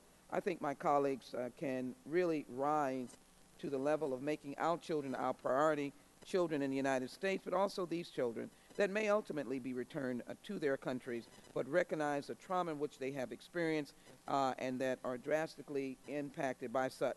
I refer to my colleagues, Laura, an 8-year-old girl from Honduras, fled domestic violence and kidnapping. Mario's a 16-year-old male from Honduras who decided to make the journey to the United States after several of the male members of his family were killed by drug traffickers, not attacked or beat up, but killed by drug traffickers. And Juan, a 12-year-old boy from Honduras, and his disabled sister Maria fled domestic violence and trafficking.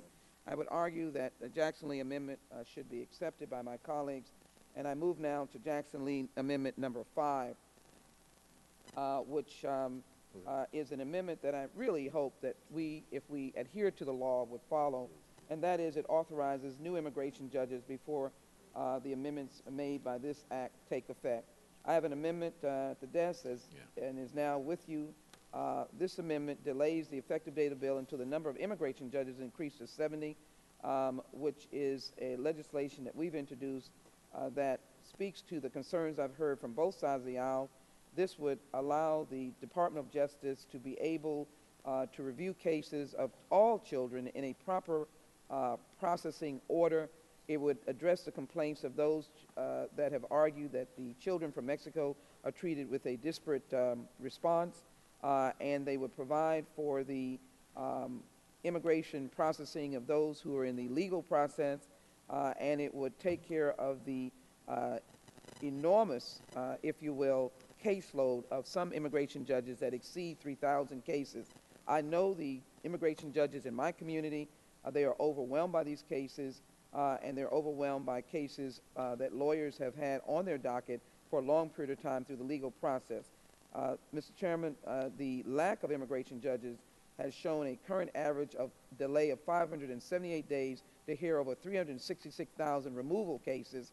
So I ask my colleagues to realize that this is a procedural legislation amendment that would help us move forward and provide the legal system of which we all adhere to, that is justice for all, and a process of immigration that adheres to the legal order of processes through the court system that we've asked these immigrants, both undocumented and those in the legal status process, to proceed to. I ask my colleagues to support the Jackson Lee Amendment number 4 and 5. With that, I yield back my time. Well, the chair thanks the gentlewoman and recognizes himself in opposition to both amendments. First, with regard to Amendment 4, the bill ensures a speedy court process for unaccompanied alien minors whereby they will have at least an initial hearing before an immigration judge within 14 days.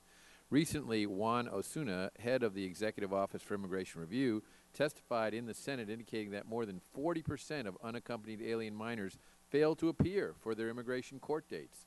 The faster court process will assist in ensuring that these minors appear for court and do not abscond and become immigration fugitives. This provision will ensure that unaccompanied alien minors do not wait for years on end for their hearings as they receive work authorization while their proceedings are pending. Indeed, the Justice Department has a special date reserved for thousands of immigrants awaiting their day in court, the day after Thanksgiving in 2019. Officials have begun sending out notices that thousands of immigrants awaiting hearings will have their cases pushed back nearly 5 years, a fresh sign of the pervasive backlogs and delays in the U.S. immigration court system. The delay apparently exists to accommodate cases caused last summer by a surge in unaccompanied alien minors and families crossing the border with Mexico. Both the interests of minors in the proceedings and the integrity of our immigration system.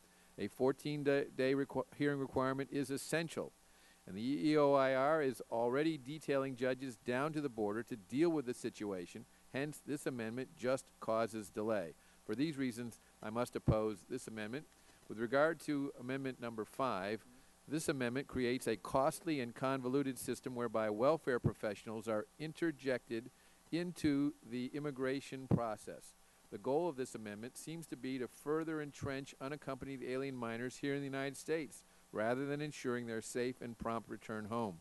Detention is already costly as ICE creates state-of-the-art facilities for children and families at exorbitant costs. For example, the Delhi facility will cost $500 million.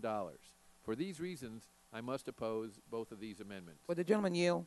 I'd be happy to yield to the gentleman. First, Mr. Chairman, I'd like to ask, unanimous consent to put statement in the record by comment dated Volume 2, June 2014, regarding the impact of detention on children.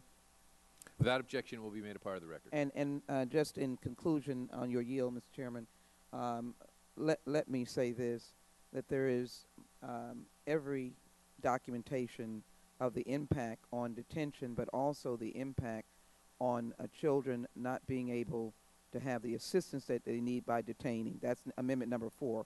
But Amendment number 5 would answer your concern that you've expressed, of which I disagree with. But the point is, Amendment number 4 has to do with making sure that we have the judicial system. You're loading the system and you have no relief on that system.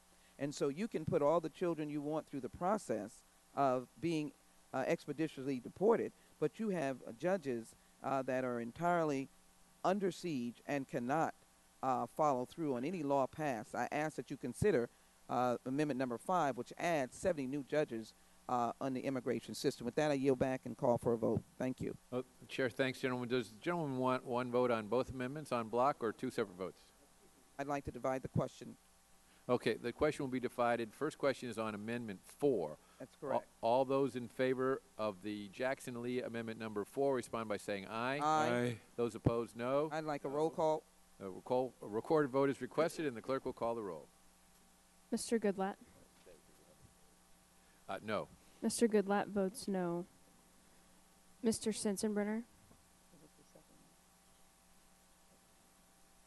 Mr. Smith? Mr. Smith votes no. Mr. Shabbat? Mr. Isa? Mr. Forbes? Mr. Forbes votes no. Mr. King? Mr. King votes no. Mr. Franks? Mr. Franks votes no. Mr. Gomert? All right, everybody, we're just going to break into the action. I have a very shocking video to show you next here on the Fox 10 News Now stream.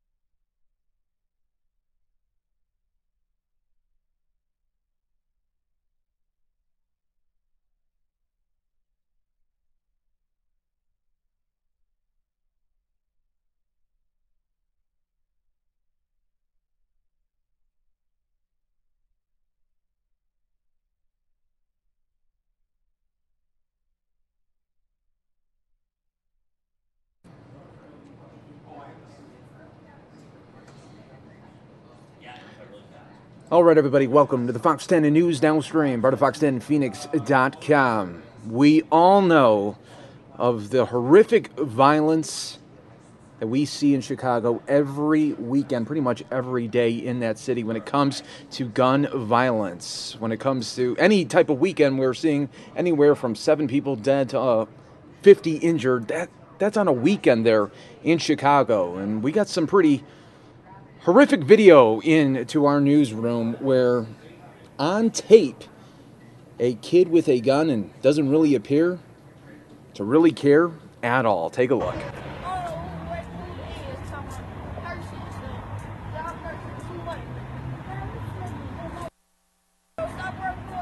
I beat your on BD. You ain't BD, boy. Where you BD from? I'm from Dog Pound. I'm BJ on BD, boy. Yeah, Dog Pound, BJ, King BJ, boy. Google me on BD, boy.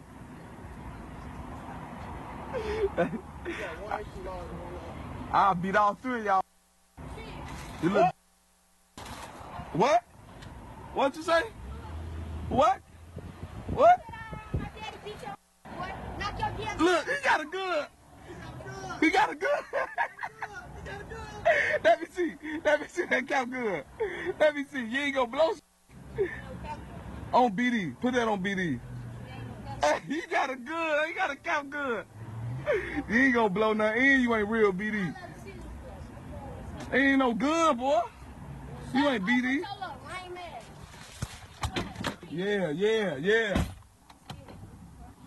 Hey, now you ain't from O Block, Shawty. Blow them Chuck Taylors off his. This a Benz, look. On BD, you a little. Yeah, but your tip too fast.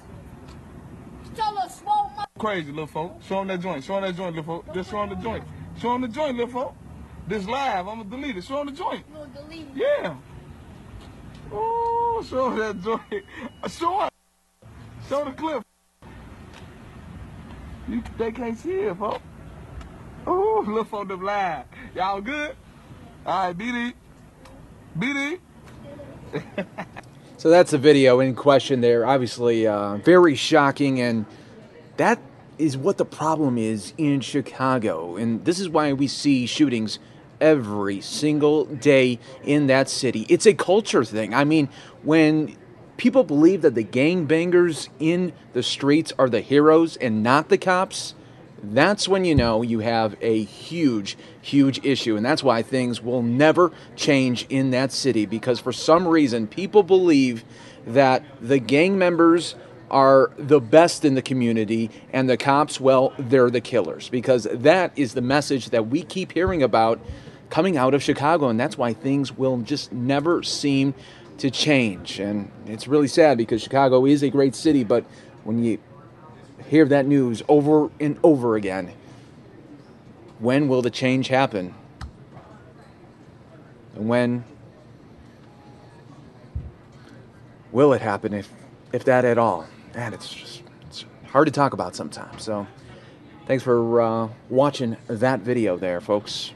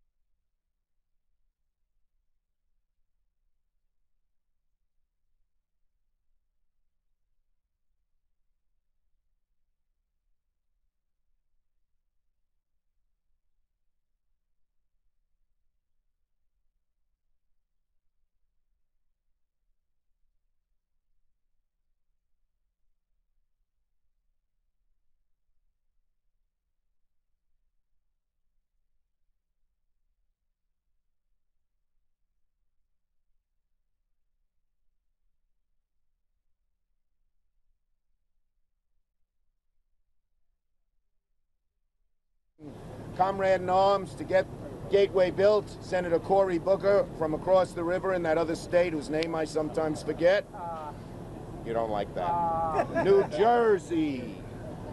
And we're joined by many of our friends in the construction trades. Let's hear it for the operating engineers. For the iron workers. And for the sandhogs of the laborers union. And I'm proud to say that my cousin was a member of 79 in the laborers, and they gave him a good pension and good benefits till he died. So we appreciate it. Now first let me say that we are here today. Today's the first day of the pain at Penn Station. Why did that happen? Because they didn't invest enough in keeping the infrastructure going. Neither the federal government nor the state government put the money in that was necessary. As these gentlemen will tell you, when you build an important rail station and rail commute, you need to maintain it and you need to keep it up to snuff. So the ties go bad, the signals go bad, you need new cars, you need everything. And there's $36 billion that the feds didn't put into Amtrak, despite Corey and my efforts over the years. The state and the MTA did the same. And that's why we're suffering today. We do not want to repeat the mistakes of the past. The ARC tunnel of Gateway would be finished by next year had they not pulled out of it 10 years ago. We would have had 2 brand new tunnels. But we didn't just say, oh, too bad. We put together a new gateway plan. This gateway tunnel is vital to our New York economy, is vital to the whole Northeast. The tunnels that now go under the Hudson River, the only 2 tunnels, are old, 100 years old, and Sandy was the final blow. If they collapse, if they're not used, if they fail, we will go into a recession immediately. No one will get across the Hudson, and the whole Boston to Washington corridor will fail. So the #1 infrastructure project in all of America is the Gateway project to keep our economy going. And in addition, there is no better way to provide middle-class jobs than doing construction and doing it through labor unions, which is how Gateway will be built.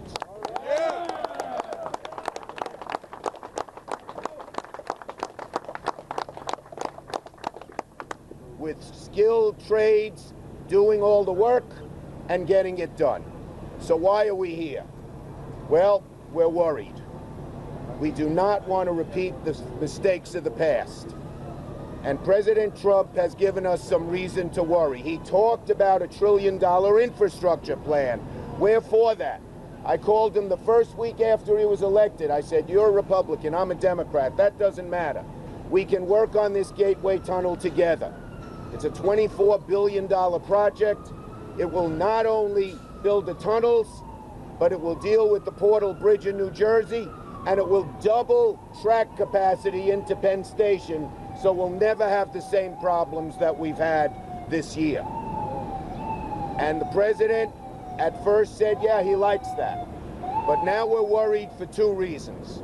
#1, in the president's budget, he eliminated the New Starts program, which would have put billions of dollars into that project. And just last week, we had set up a Gateway Development Corporation. We came to agreement with Governor Cuomo, Governor Christie, and the feds that the feds would pay half and the state, New Jersey, New York, would pay half. And we set up a development corporation to monitor the money. Last week, Elaine Chao called up the Secretary of Transportation and said they're taking their name off the Gateway Development Corporation. Now, she said it's for a technical reason, but they didn't take their name off other development corporations where the same technical reason would exist. So Cory Booker and I want to reach across the aisle and work with the president and work with our Republican colleagues to build Gateway.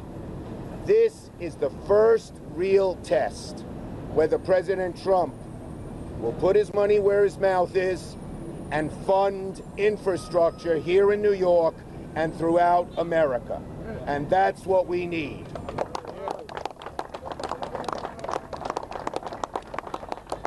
We're not saying he's no, but he hasn't said yes.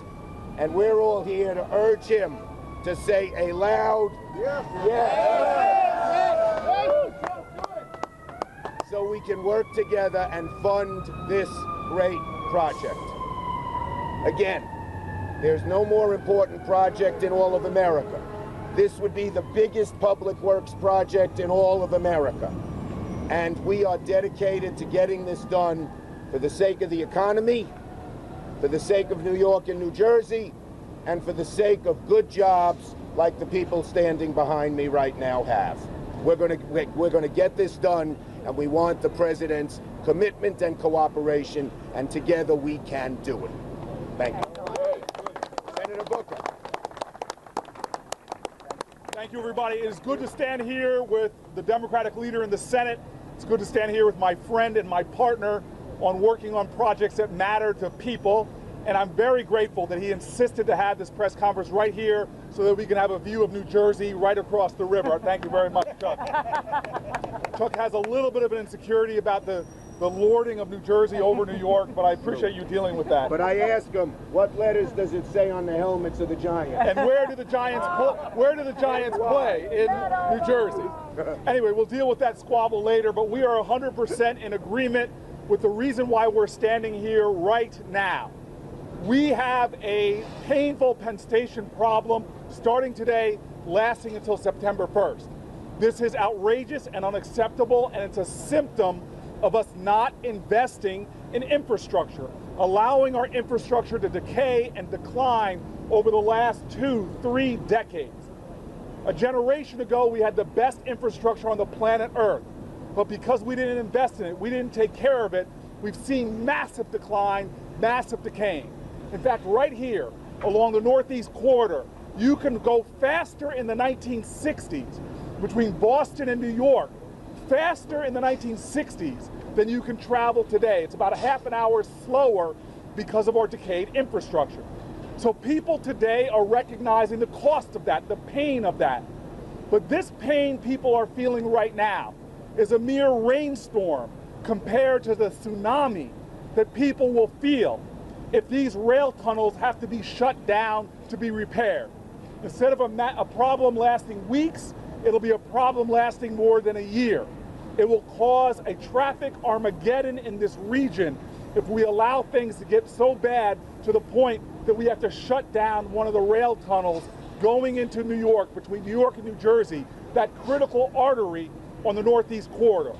When it comes to the nation of ours, the body politic of the United States of America, there are many veins connecting this country, many transportation arteries, but the jugular vein in the United States of America, when it comes to transportation, when it comes to economic vitality, when it comes to opportunity, is the Northeast corridor. This is the most productive economic region in the entire country, the most productive economic region in all of North America, one of the most productive economic regions on the planet Earth. And we have allowed the infrastructure to decay to an unacceptable level that puts in danger our entire regional economy and the nation's economy. One day of the Northeast corridor being down, just one day, costs about $100 million in productivity. One day. Imagine what it would be like to have those kind of problems going for more than a year if we don't invest in the infrastructure. And so I'm proud that I'm standing with Senator Chuck Schumer.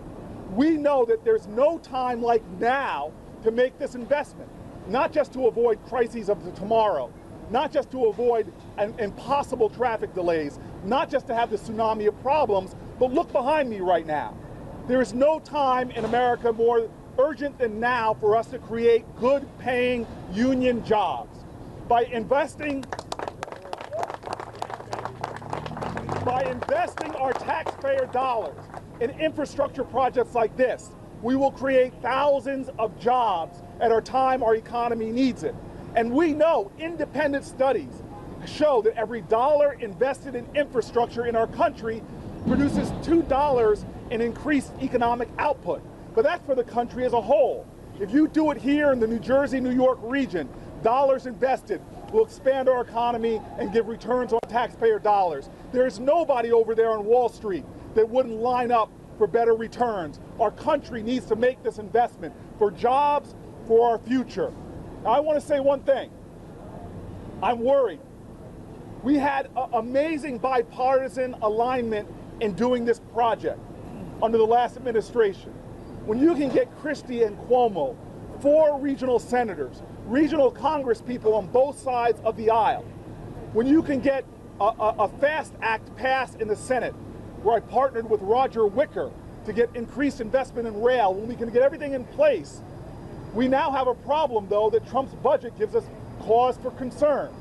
To zero out the funding for things like New Starts means that he's turning his back on his campaign promise to invest in American infrastructure, to give us a first-class infrastructure.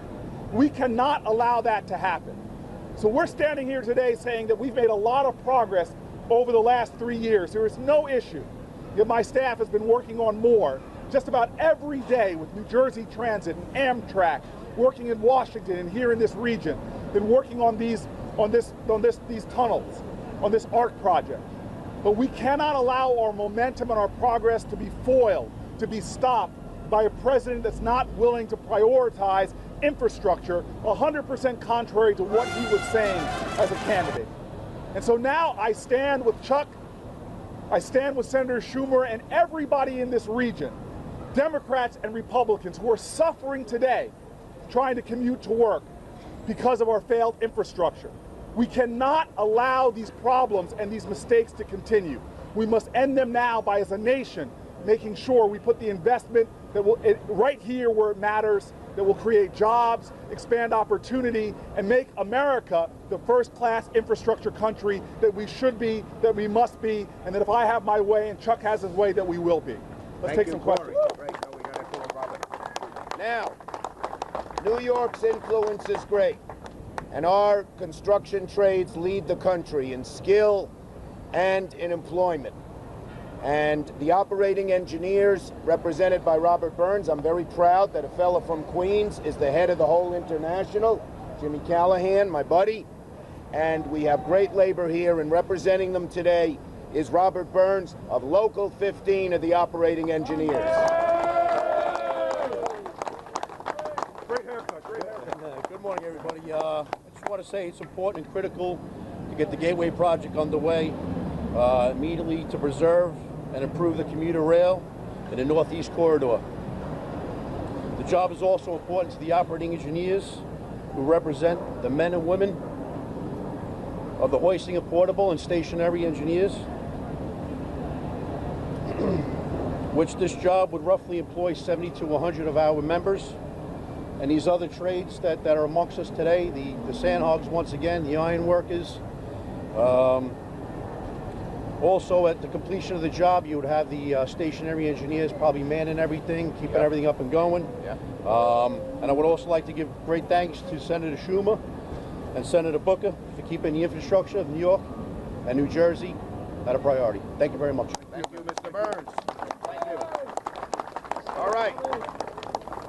We're ready for your questions. Can you explain New Starts and how that fits into the Yes. whole funding picture and where we are with funding? Yeah, New Starts was a program that said if you have a big new project, the federal government would put heavy money in there.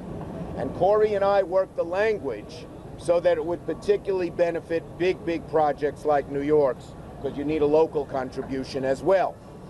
And so it's vital. The two places we were going to get our federal money, our 50% share, were one, New Starts, and the other is Amtrak.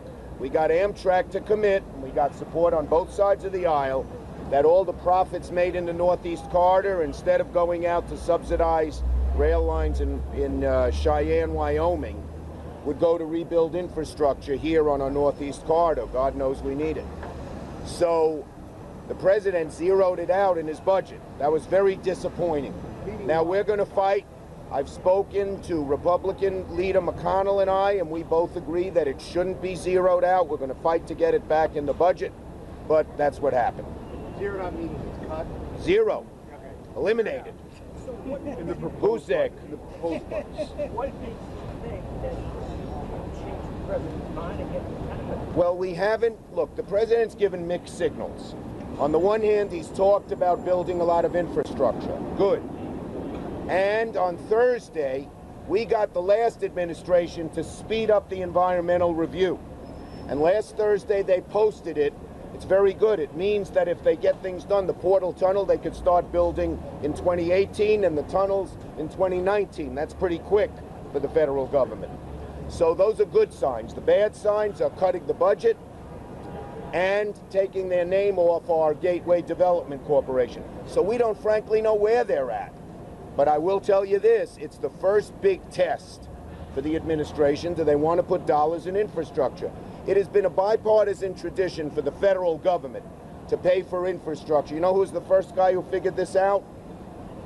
Somebody who lived in the 1820s, Henry Clay. He wasn't a Republican or a Democrat. He was a Whig. That was the party then. It was like the Republicans. And he was in Kentucky, and he said the only way Kentucky is going to prosper is if the federal government built roads over the Appalachian Mountains. And then who was the second person to expand our roads and highways big time? Dwight D. Eisenhower. He was a Republican president. Franklin Roosevelt proposed public works. A Democrat, Dwight D. Eisenhower, said, let's have a federal highway system. So this has always been bipartisan. Our hope is, our prayer is, that President Trump steps up to the plate and continues that tradition. He hasn't said yes, he hasn't said no. We need a yes now so we can start moving next year and employing these people and building our tunnel, building the Portal Bridge. And don't forget, it would double the tracks that come into Penn Station. So it would be brand new. We'd have two sets of two tunnels. We wouldn't have the problem we have now ever again, or for 100 years, if Gateway was built. Senator, how unprecedented is it to move forward with a project? I can't hear you. How unprecedented is it to move forward with a project of this scale without support from DOT? If DOT doesn't support it, we'll do our best, but we'll have real trouble getting it done. Corey? No, I'll just add to that. Again, there's some good signs. We have a lot of bipartisan support in Congress. You just heard the senator talk about Mitch McConnell. I've talked to people, I sit on a couple of the committees overseeing this, talk to Republicans, they're committed.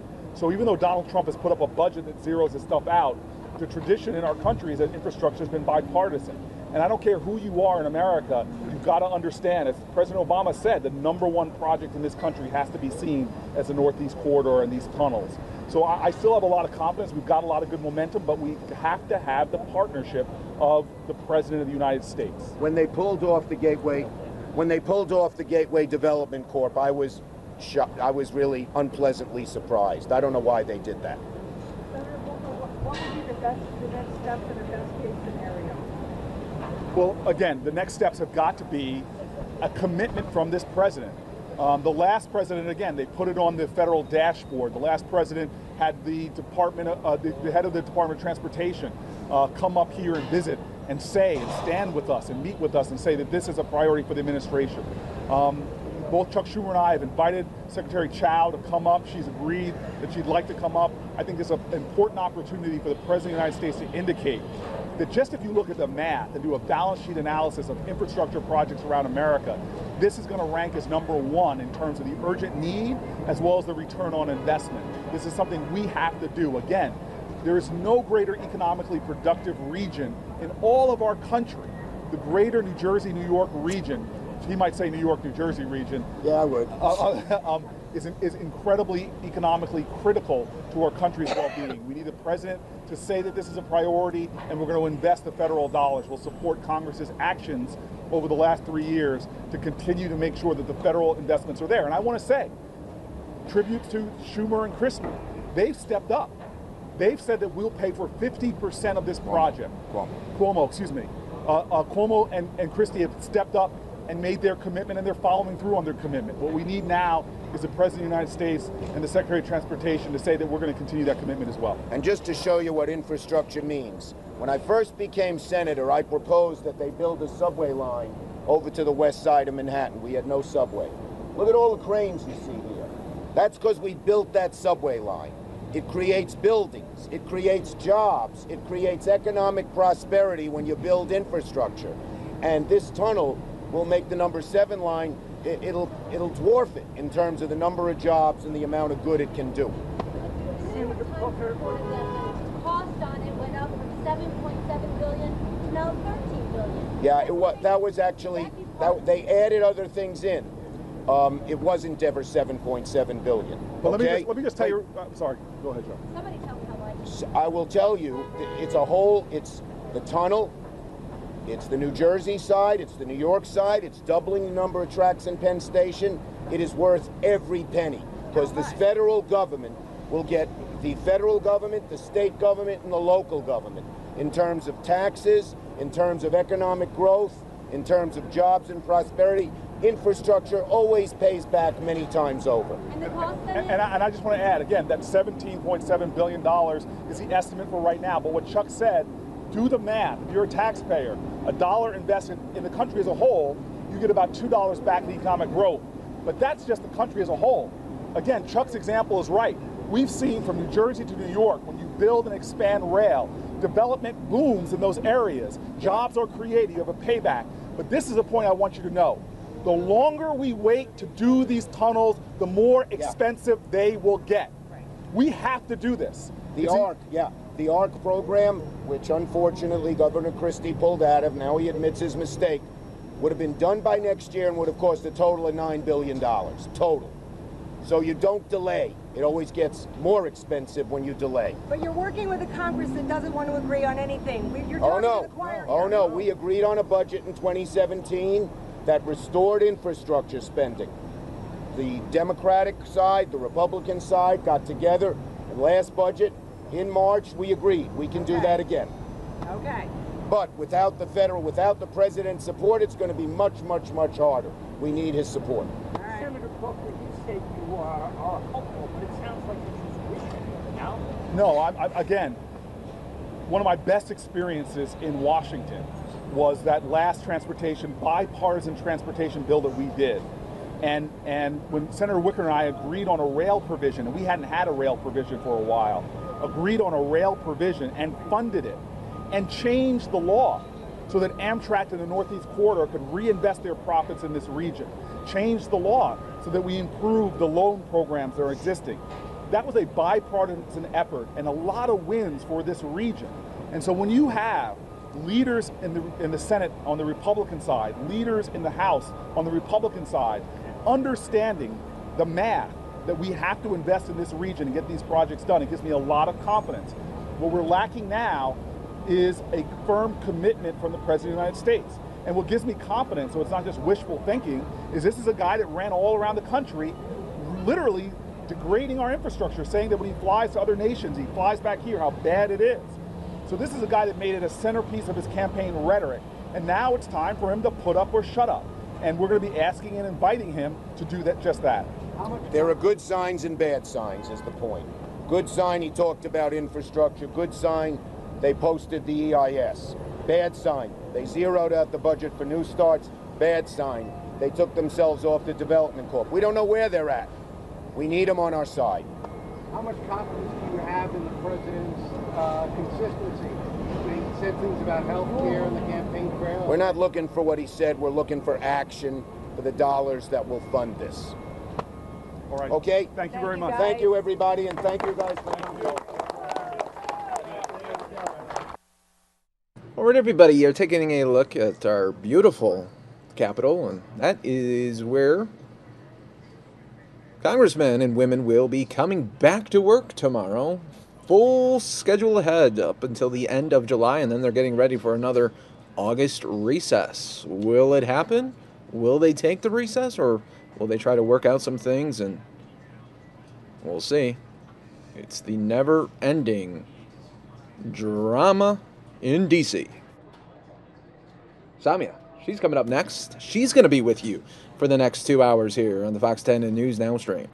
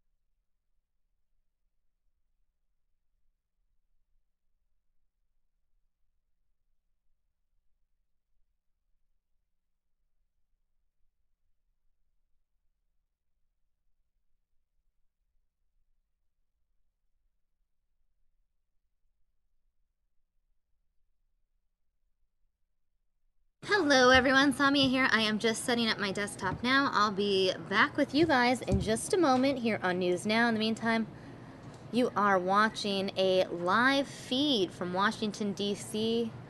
That is our state capitol. That is the location where members of Congress gather on a daily basis to keep our government running.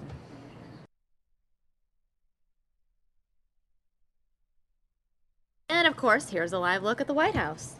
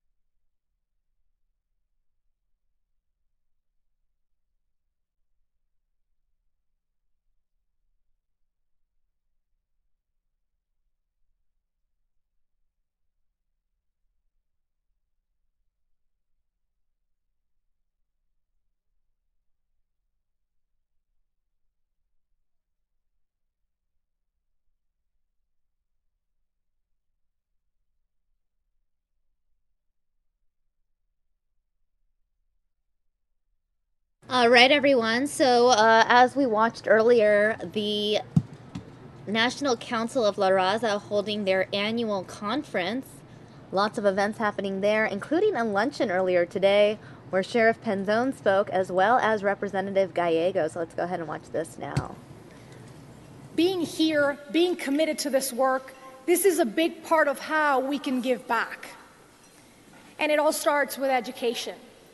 By sharing the information you gained here, by educating yourselves to educate our youth. Which is why it gives me a great pleasure to introduce our first co-sponsor from one of the nation's most respected universities. Please welcome, from Arizona State University, Foundation Professor of Psychology and Associate Dean of the Faculty of the College of Liberal Arts and Sciences, Dr. Nancy Gonzalez.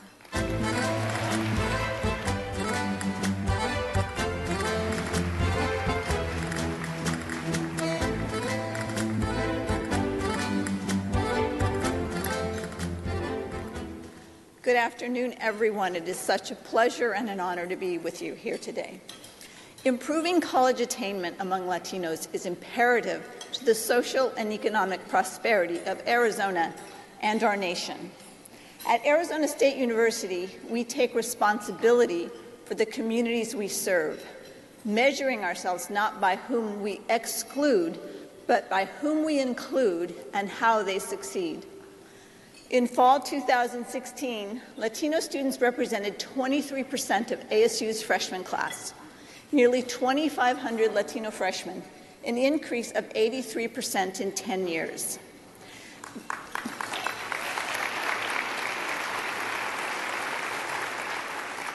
This last year, Latino students earned more than 4,000 degrees at ASU, making us a top national producer of Latino graduates and #1 in the Pac-12.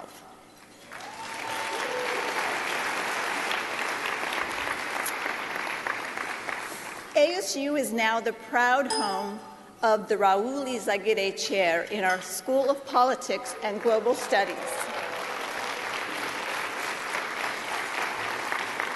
It's a recognition of the ambassador's life's work as an advocate for educational equity.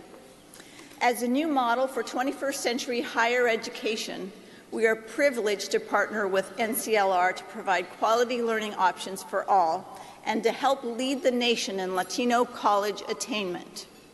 I invite you to learn more about ASU from a brief video that we will show now and to work with us to achieve this critical goal. Thank you. Human beings are each gifted with the capacity to be a learning, evolving, creative creature. There's no reason to say, well, that person can only do that, or this person can only do this. Learning is for everyone. Adaptation is for everyone. If we can make our universities produce master learners more dedicated to the betterment of our society, we will have had a major impact on the outcome of humanity. So our charter has emerged with three principal component parts to it. The first part is that we will be an institution deeply committed to inclusion and the success of our students as opposed to exclusion. Our research activity will be measured by the impact that we have on the public good, not the academic good only, but the public good. Did we better the outcome of our community or not in a measurable way? Very few colleges or universities could even complete the debate about whether or not they should take responsibility for the broader community. We have completed that debate. We have launched that mission. We are underway relative to that element of our charter. So in 12 years, we have proven that we can do it, that the institution has been transformed to be able to carry out that very complex charter, and that the charter is now the reason for existence of the institution. Thank you, Dr. Gonzalez and Arizona State University for joining us today. Damas y caballeros, representing our co-sponsor, Bank of America, please welcome Digital Banking Executive Henry Agusti.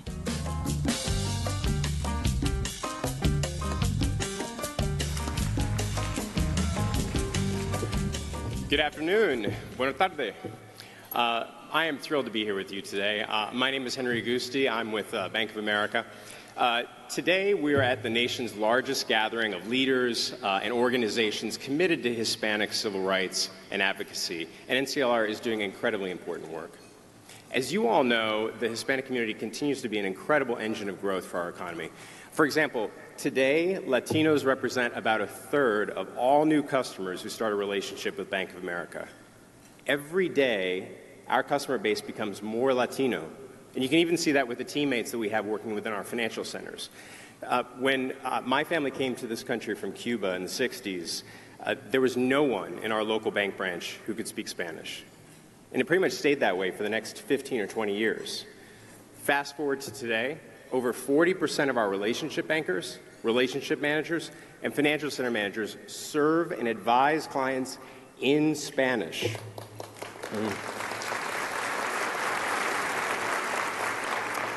And Latinos are increasingly joining the ranks of our leadership, from market managers to enterprise executives. At Bank of America, we also believe that all individuals should have equal access to economic and educational opportunities. However, as we all know, for many across our country, there are still real barriers to achieving these goals.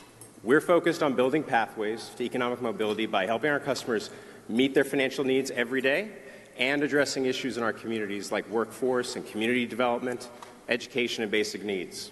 That's why, for over 20 years, we've collaborated with NCLR to advance access to housing, financial wellness, and education for Latino families. For example, right here in Phoenix, just last week, under the leadership of our local market president, Benito Almanza, more than 300 of our local teammates delivered foundation grants to over 30 nonprofits. They also provided $775,000 in economic mobility grants to nonprofit partners who serve the community's basic needs, including hunger, workforce development, and education. And finally, along with NCLR here in Phoenix, for the 4th year in a row, we held our annual Community Day of Service. This year, we led a back-to-school backpack campaign, and we delivered school supplies to 2,000 local students in grades K through 5.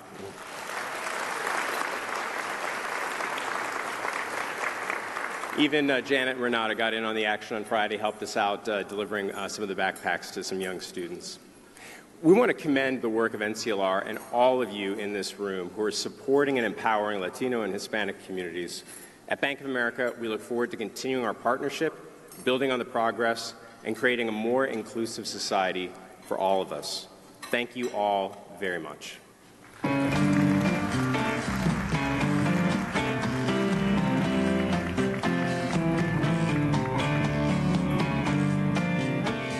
We are very grateful to Henry and Bank of America for continuing to support NCLR's mission. And now, mi gente, to present the Affiliate Award for Advocacy, welcome NCLR Vice President for the Office of Research, Advocacy, and Legislation, Eric Rodriguez.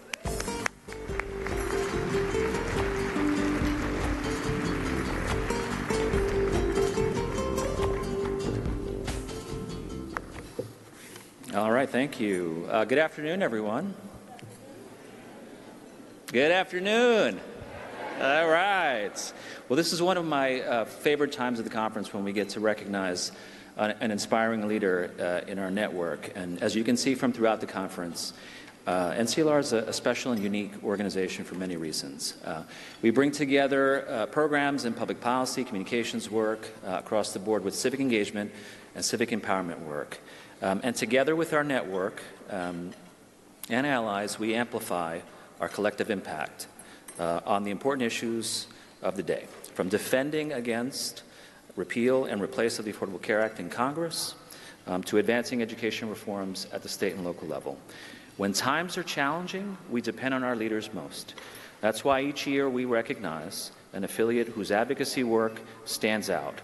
This year's awardee and her organization have been featured throughout this conference, and with good reason. It is very, very, very fitting for us to recognize Petra and Promise Arizona at this challenging moment in our time. Even the most hardened advocates from across the nation experienced the weight of this past election, and many struggled to find a path, to flip the switch from offense and advancement to defense and protection. Petra's work here in Arizona offers us a path. She shows that there is no easy fix. There is no blue pill or red pill that's going to take us out of this matrix. It is through diligent, determined hard work over time that we can assure that our families are protected from harm, our children and loved ones are treated with dignity. The story of Promise Arizona is that we must do more than advocate or mobilize. Long-term change demands that we organize. Today, Promise Arizona is a partner in our voter registration effort, and they have registered tens of thousands since 2010. They will join our Citizenship Now campaign in July, and they have been a leader year over year in our Community Leaders Action Summit in Washington, D.C. The positive changes that we've witnessed in Arizona in recent years did not just magically appear, but they were the culminations of years and years of hard work. This award and recognition is not so much from NCLR, the institution, but from the staff and the leaders of NCLR, the people who bring to life this work. And that's what makes this recognition so meaningful to us.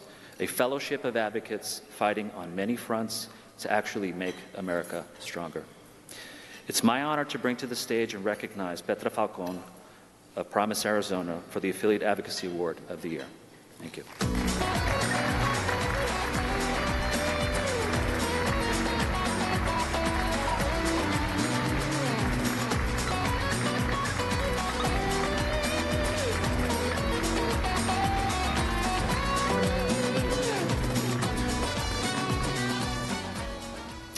Well, good afternoon, everyone, and welcome to my community. And thank you, Eric, for those wonderful words. The work that Promise Arizona has been blessed to do has been about strengthening the lives of immigrant families, Latinos, women, young people, and empowering them to really strengthen our capacity to build stronger communities. Everyone deserves to live their lives to their fullest potential. And Promise Arizona has been committed to engaging communities with the movement building skills they need to reach these goals. To receive NCLR's Affiliate Advocacy Award for the year is a great honor because it validates the critically important work we do to better people's lives. We live in a great nation. It's a nation of power and wealth. Yet the struggles we face now are greater than ever. Promise Arizona, like NCLR, believes we need to continue to fight for a future where we can all thrive. We can overcome all of this because we are willing to build lasting, trusted relationships as reflected in the national network of NCLR, building on values that strengthen us and open the door to real power, to opportunities where we can really win real change and build a future for a just and equitable society. The Promise Arizona team, that is a passionate, hardworking team. For the last several days, they've been doing voter registration here at the conference. They've been leading workshops, and they've been doing citizenship sessions for the community. And I would love to have them stand. They're sitting over. All right, everyone, we are going to cut out of this feed from earlier today. We're going to take you live now to Mississippi. We are getting a press conference in on the plane that crashed there in Mississippi. Let's go ahead and wait for this press conference to start. It should be starting any minute now.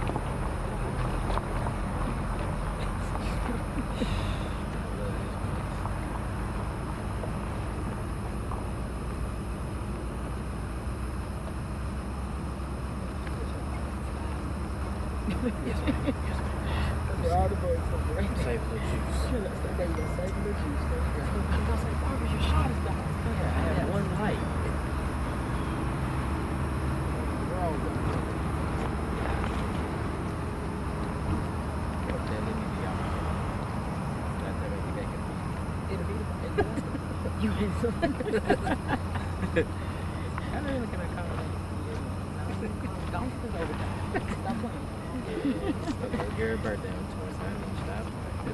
Just go pay for it tomorrow.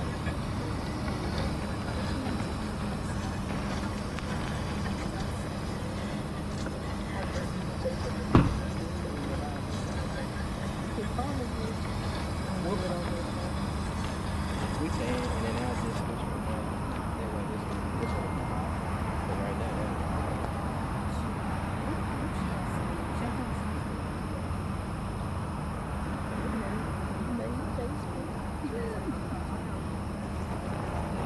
yeah, I'll just make sure.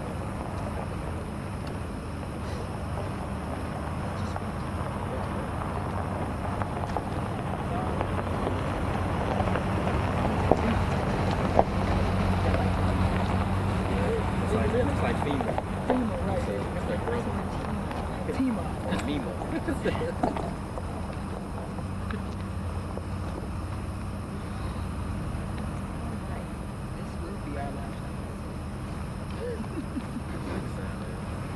They want us to go get in at 9:30. I'm like, we're gonna be in the middle of this. Right. You might as well just take this.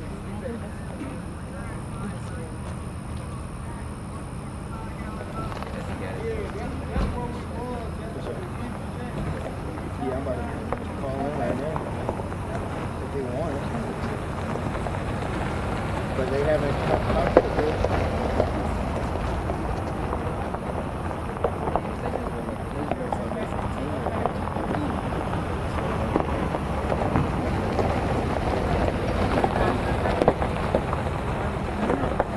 Everybody's here now.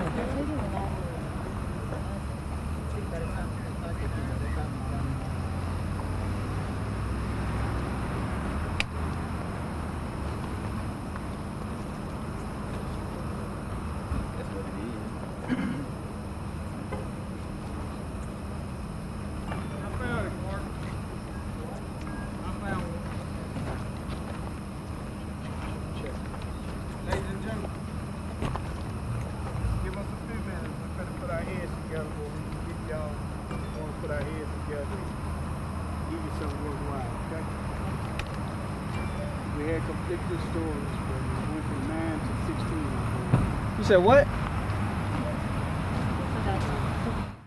All right, everyone, while we wait for this press conference to start, I also want to give you live aerials from Skyfox. This is in New River. We are getting these live aerials from Skyfox now. As you can see, there are concerns, weather-related concerns there in the area. I believe this is near New River and Interstate 17. A flood advisory was just issued earlier today.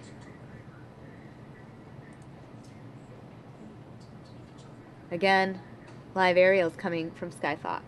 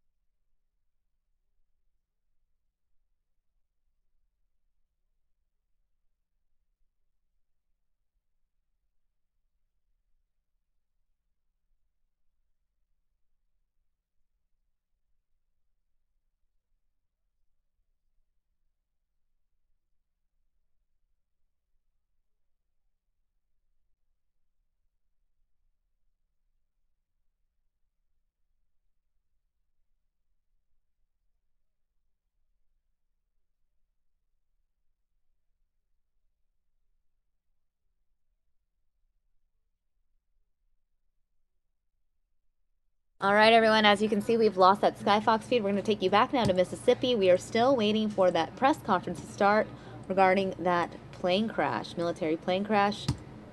8 people aboard.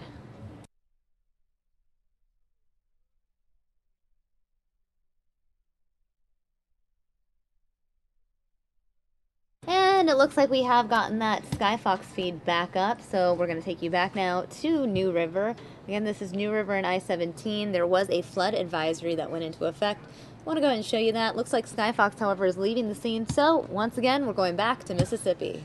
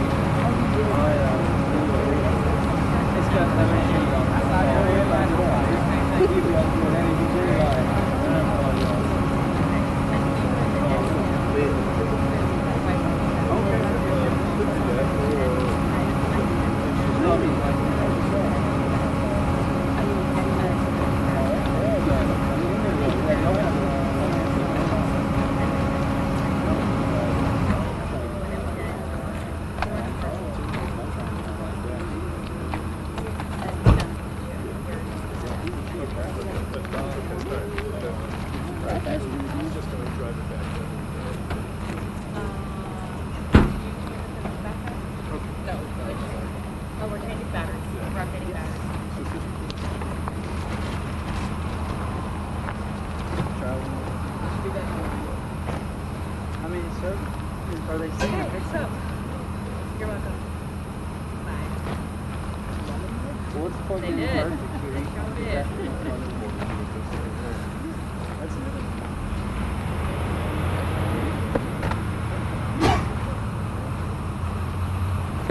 Everybody's all right.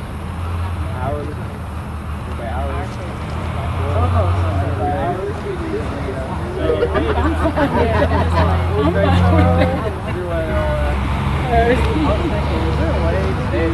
Since we there, they gonna squeeze that every year possible. You need to talk to somebody. What we got? Hard.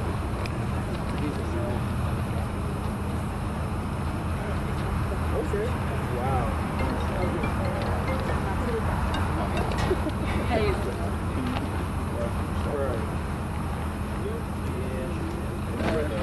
Yeah, let me get that. Yeah, I have on mine. Oh, yeah? Let me stop. I'm gonna stop.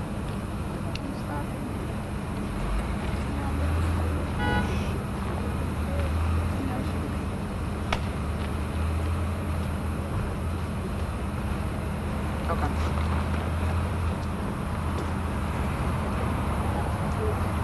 All right. Gotcha. Okay. All right. Well, I mean, I can, but it won't be. Yeah, you can. Yeah.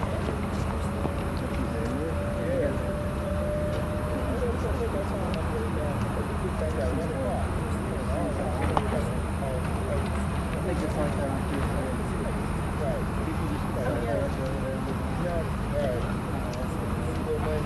Well, I think it's set up.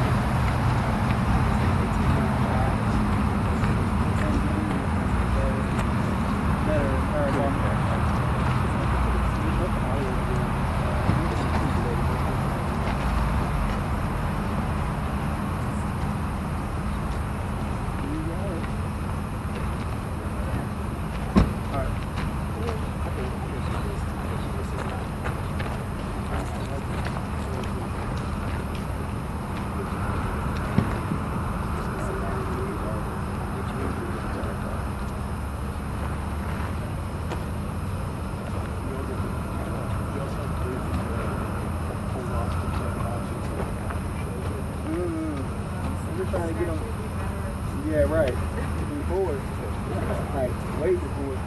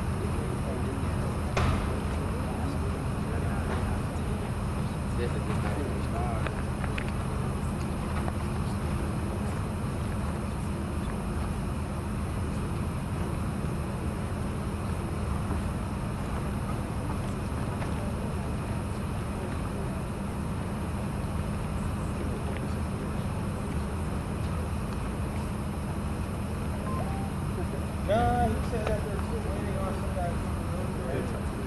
So, we're trying to...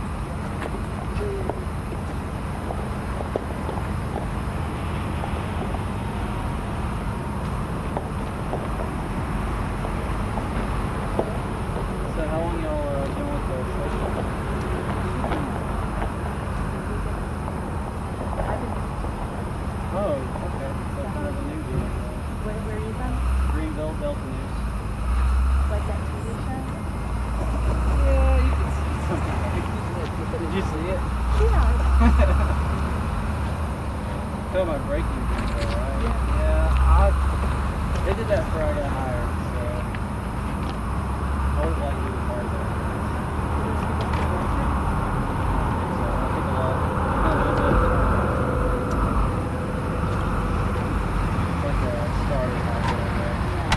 193. Remember it's like 150?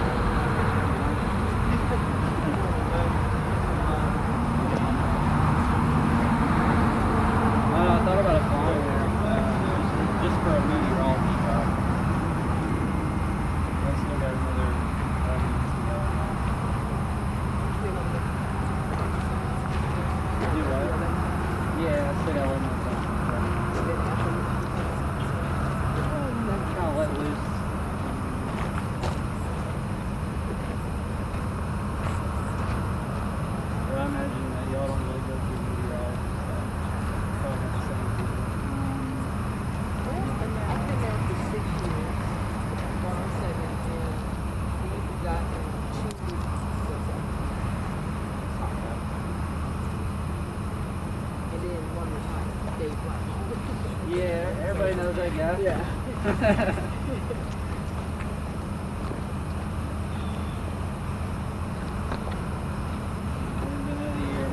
I'm still getting my feet wet.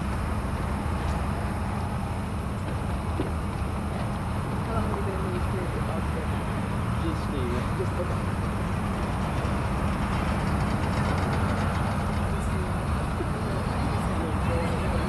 oh yeah, that's I didn't say yeah.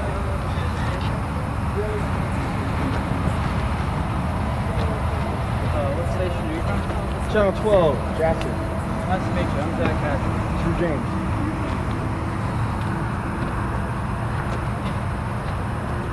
That's what the people call me. I'm Andrew Nomura. Well, you gotta have TV in your name. Right. Thanks.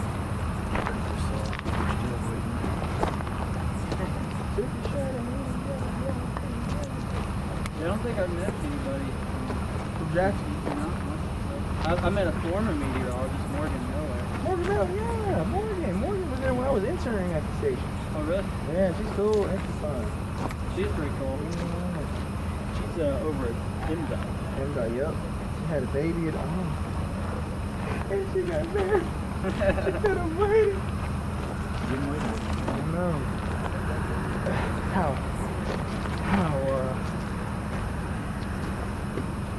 Y'all go through the meteorologist there? We just had like 3 new ones. Our station. Right. And we got a good turn. They supposed to be like, we got to get out. We got like our one chief and forever. All the others, pretty much. I wouldn't think people would be trying to leave there. But, I mean, it's like 95, right? Yeah, we all trying to leave here. What you mean, man? The younger. Yeah, the young folks trying to get out. Trying to get somewhere popping. We do our time. And our bid. We won. Cool. Well, how far did you go through Well, I was at Jackson State. But before this, I was in Baton Rouge for 2.5, and then I came here. Oh, so you had prior experience? Yeah, I've been with this for 4 years now. Cool.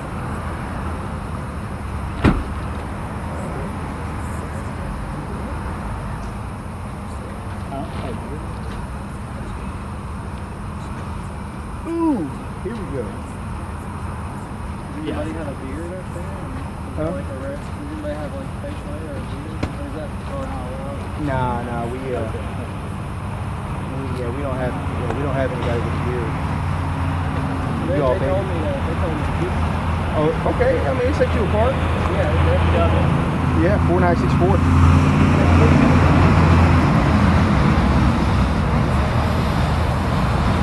Gotcha.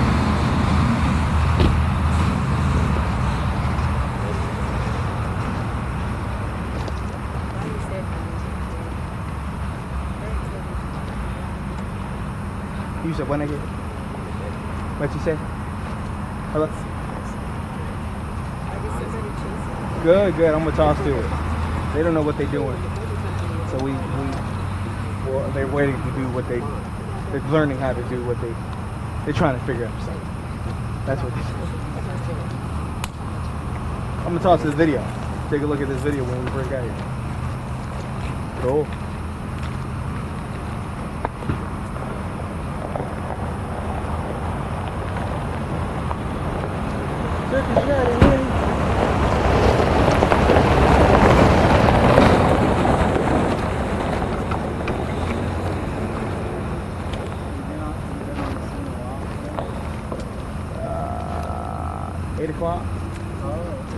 Drive.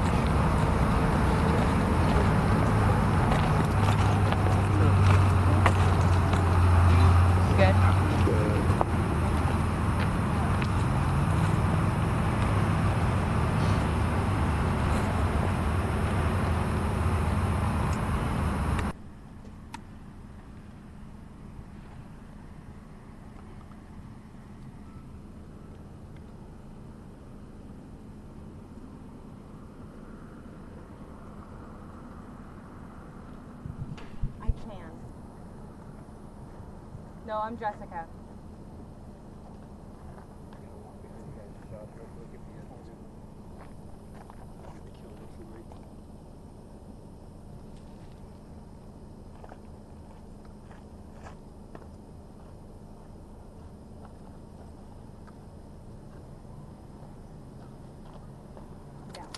I just saw another 2 folks walk inside. Do you want just like 30 seconds and then move on?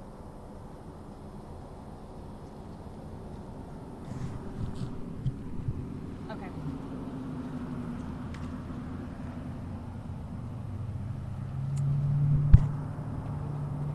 No, they rushed us off Highway 82 to get out of the way once it got dark. And then we've been just waiting here.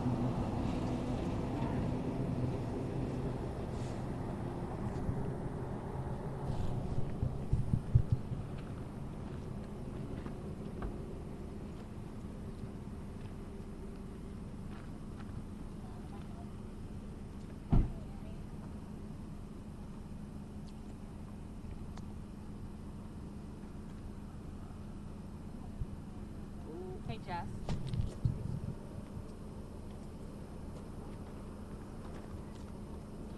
Can I say take a look at this video that we have from our sister station? Is that what rolls first?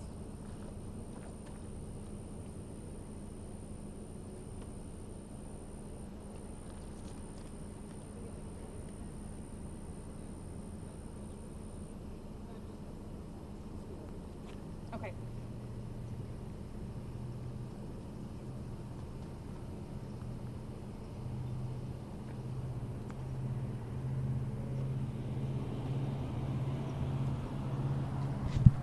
Just minutes away from news conference.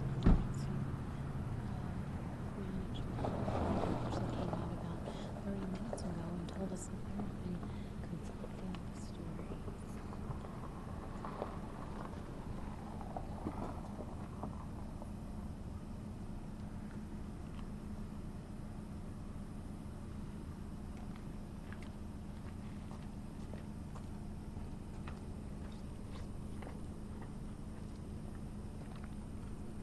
Minute and a half.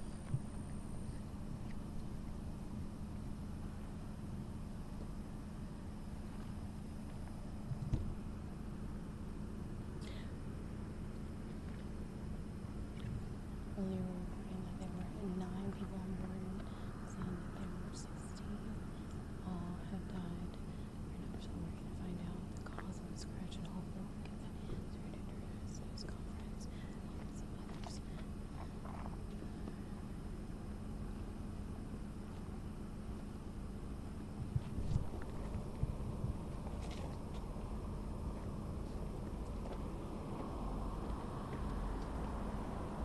Less than a minute. Less than a minute. You dial into the community. Okay. I'll let you know when you're out. We're in the commercial break after. Then you'll wire.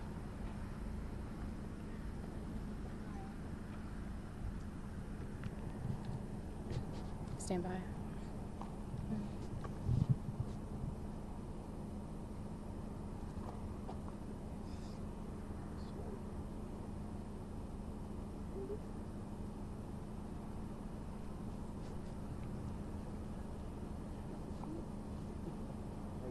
In the kitchen for a minute.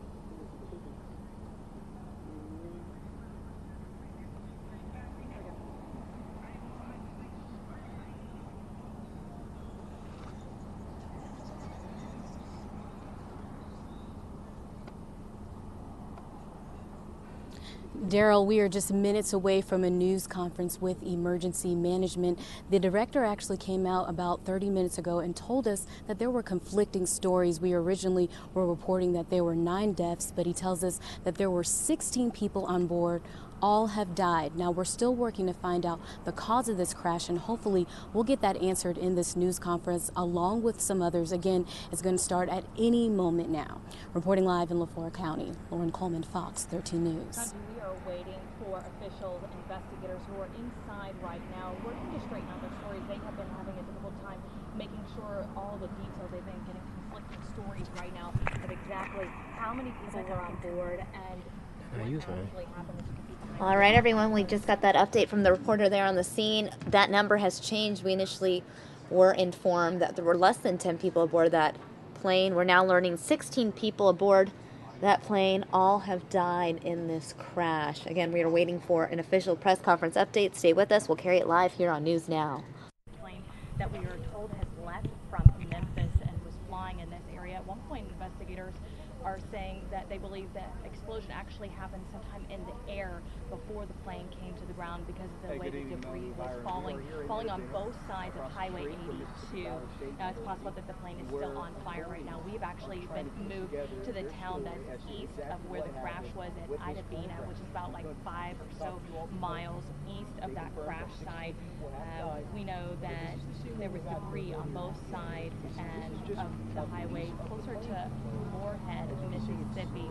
Again, we're monitoring the door over here, waiting for these investigators and the director of the EMA here for Leflore County to come out and to give us the official update on this. As we've been following the story all night, the numbers have just changed, and as those numbers change, the investigators want to come out and give us one straight story. So what they're doing inside right now is just straightening out all of those stories and will update us, and we will bring you that press conference live here on WMC Action News 5 at 10, and we will be also streaming it on our mobile devices. Reporting live, Jessica Holly, WMC Action News 5.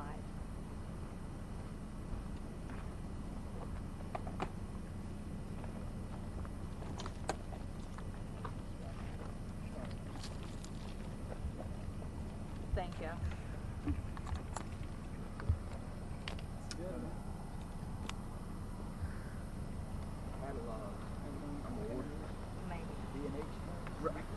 The ITTA last. You need the ITTA back.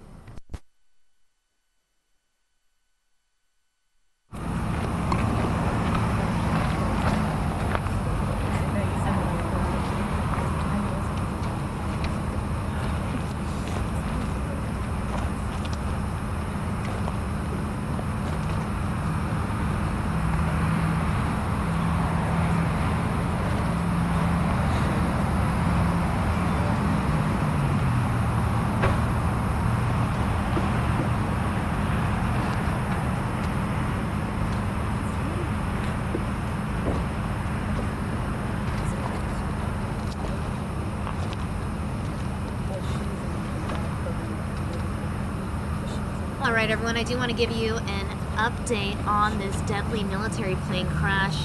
The latest news coming from the Associated Press. The Sheriff's Department saying 12 bodies were found in that Marine plane crash in Mississippi. They are searching for the others. We are being told that 16 people were aboard that plane and all have perished in this deadly crash. Again, a crash in Mississippi. 12 bodies have been recovered. Officials are looking for others who perished in this crash. Again, a military transport plane is crashing in Mississippi's Delta region. This is a C-130 military transport that crashed about 85 miles north of Jackson, Mississippi. At this point earlier today, officials did not have any information on where the flight originated or what branch of the military it belonged to. Now, that was earlier today. We now have been given an update that it was a Marine Corps plane that crashed in rural Mississippi. Officials again searching for the remaining bodies across a large debris field in the dark Monday night, more than 5 hours after this plane spiraled to the ground in a soybean field 85 miles north of Jackson. The Marine Corps said it operated the plane but has provided no information on where the flight originated or where it was going. One witness said he was working on his family's catfish farm when he heard a boom and looked up and saw the plane corkscrewing down to the ground.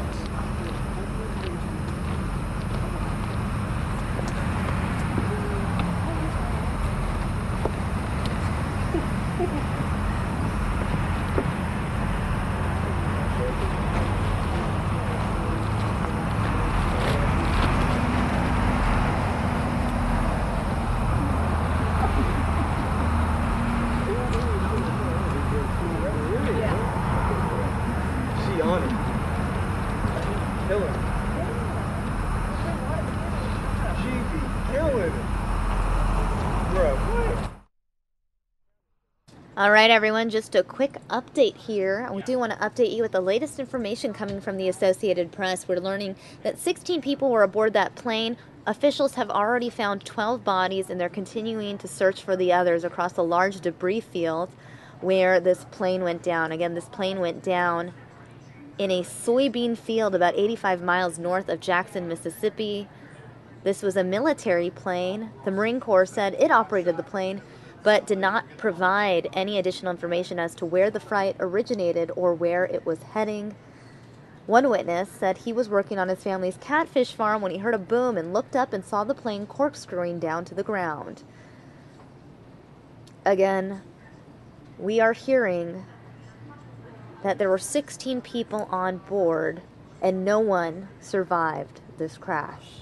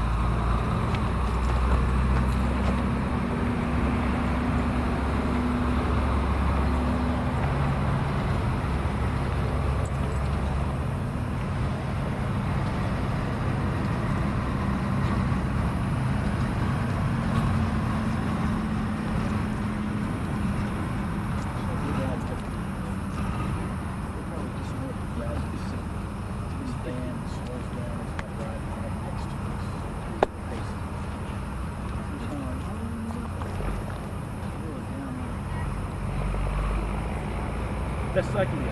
Okay. We're going to use this. Again at 10:10. Yeah, we're supposed to go out there. And then they were having the evil on again for JTV. Like that, like. She's saying there's something. She must know something I don't know. 1024. Huh? Like a 1024 here. Yeah.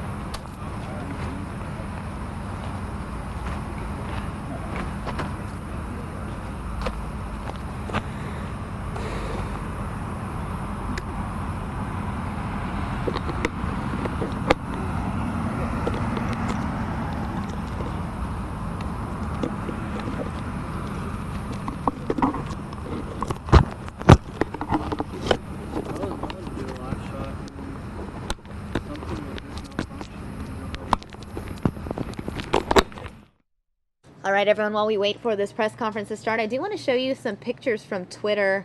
These pictures going around of that plane crash. As you can see when you search Mississippi on Twitter, these are some of the images that are posted. You can see this plane crashing into a soybean field about 85 miles from Jackson, Mississippi. A fiery crash.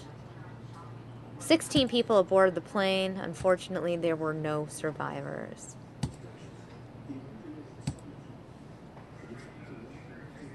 Again, we're waiting for this press conference to start. It should start any moment now. We're waiting for sheriff's officials to give us an update on the information they've learned in the last few hours.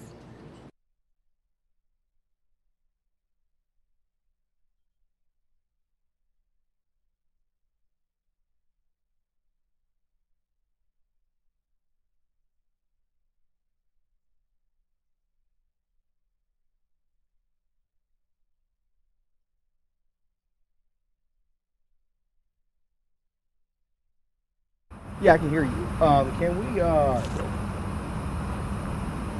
say that one more time?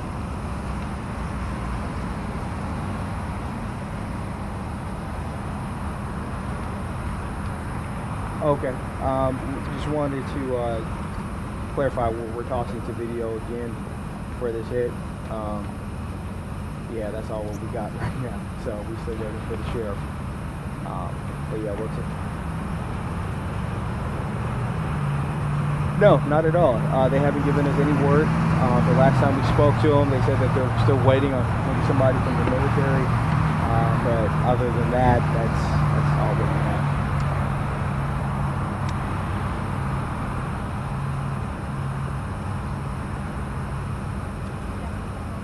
Okay.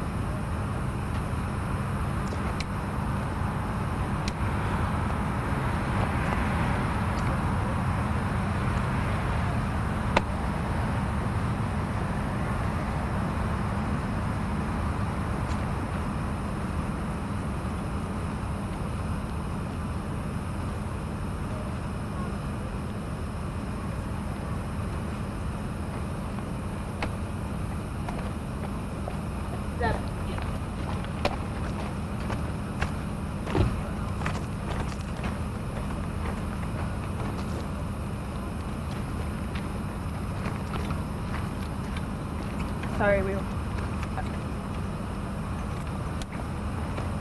Okay, we need to rewind balance. Give me some light. Bugs are getting on me. There's spider webs all over your camera.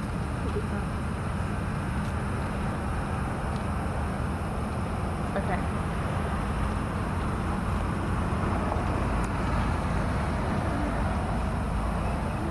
Is it catty of me to say that we've been waiting for over an hour on standby? Stand by. We go stand by.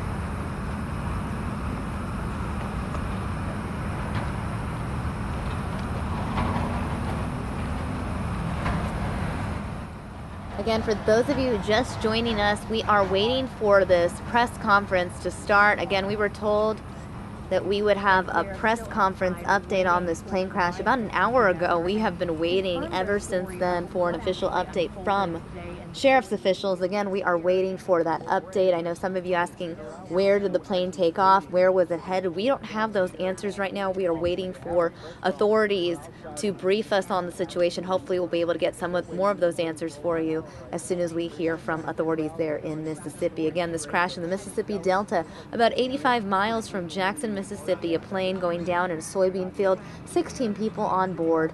Unfortunately, no one survived the crash.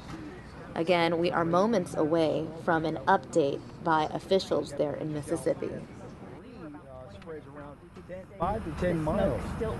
But they're still trying to figure out what exactly happened and what caused this crash. We're still trying to figure out. We're still trying to get word from the Leflore County Sheriff's Office. When we do, we'll be sure to let you all know on online. For now, we're live here in ITTA BENA, Mississippi. I'm Andrew DeMora for Local 24.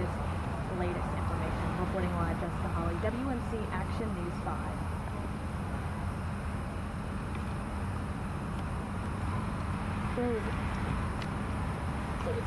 Spider webs are just flying in my face.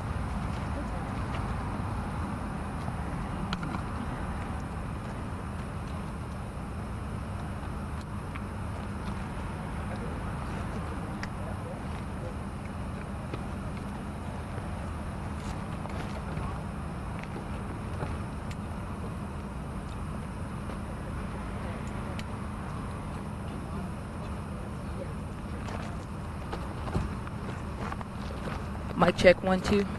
Good.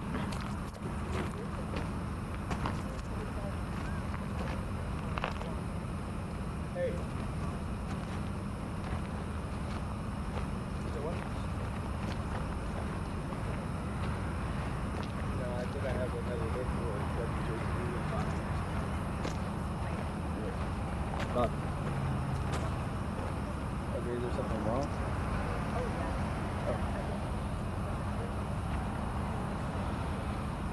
Okay, cool. Cool.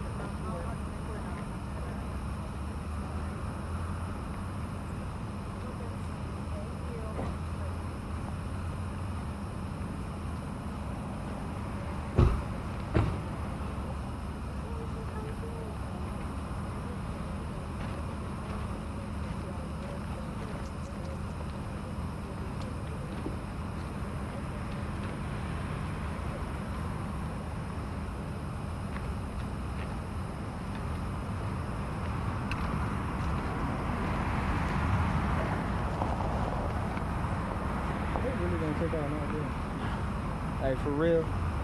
Like, are they really going to take all night? Like, tell us what happened. Like, please, like, 16 folks dead.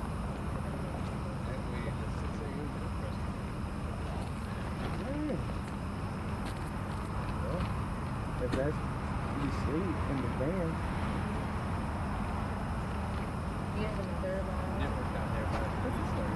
It's 24. 1024 in the E block. Oh, okay. I'm in the E block. What are they gonna ask? I don't know. Like, I'm like, I don't know what to say. Like, we're waiting. Right, what's new? We're waiting. We got a couple gnats on us right here. You know what I'm saying? A couple flies. Right. Right. Flies I never seen before.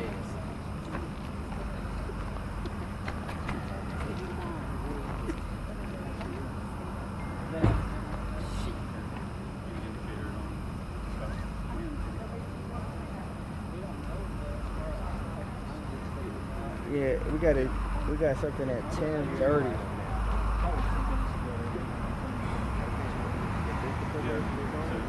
Gotcha. They said he was 10:20.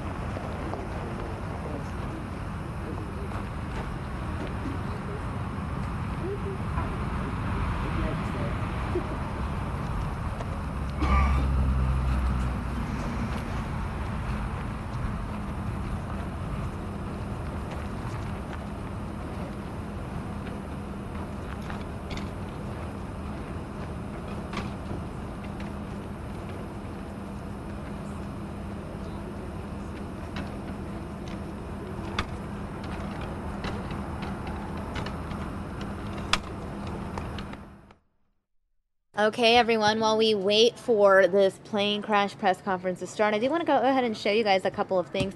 Here is our feed from our ADOT camera. You can see the clouds in the background in the distance. You can see a storm brewing there. I do want to go ahead and show you guys our weather feed as well. A quick look at the radar. You can see some rain activity there in Black Canyon City. Again, the monsoon has started. Monsoon season is here.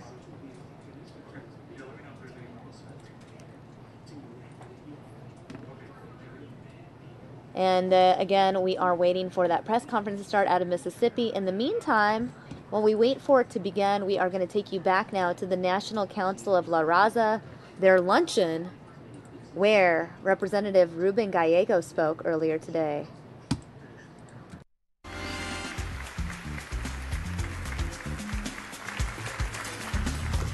Hello, hello. Welcome to Arizona. Welcome to Phoenix. I hope you're enjoying our beautiful weather.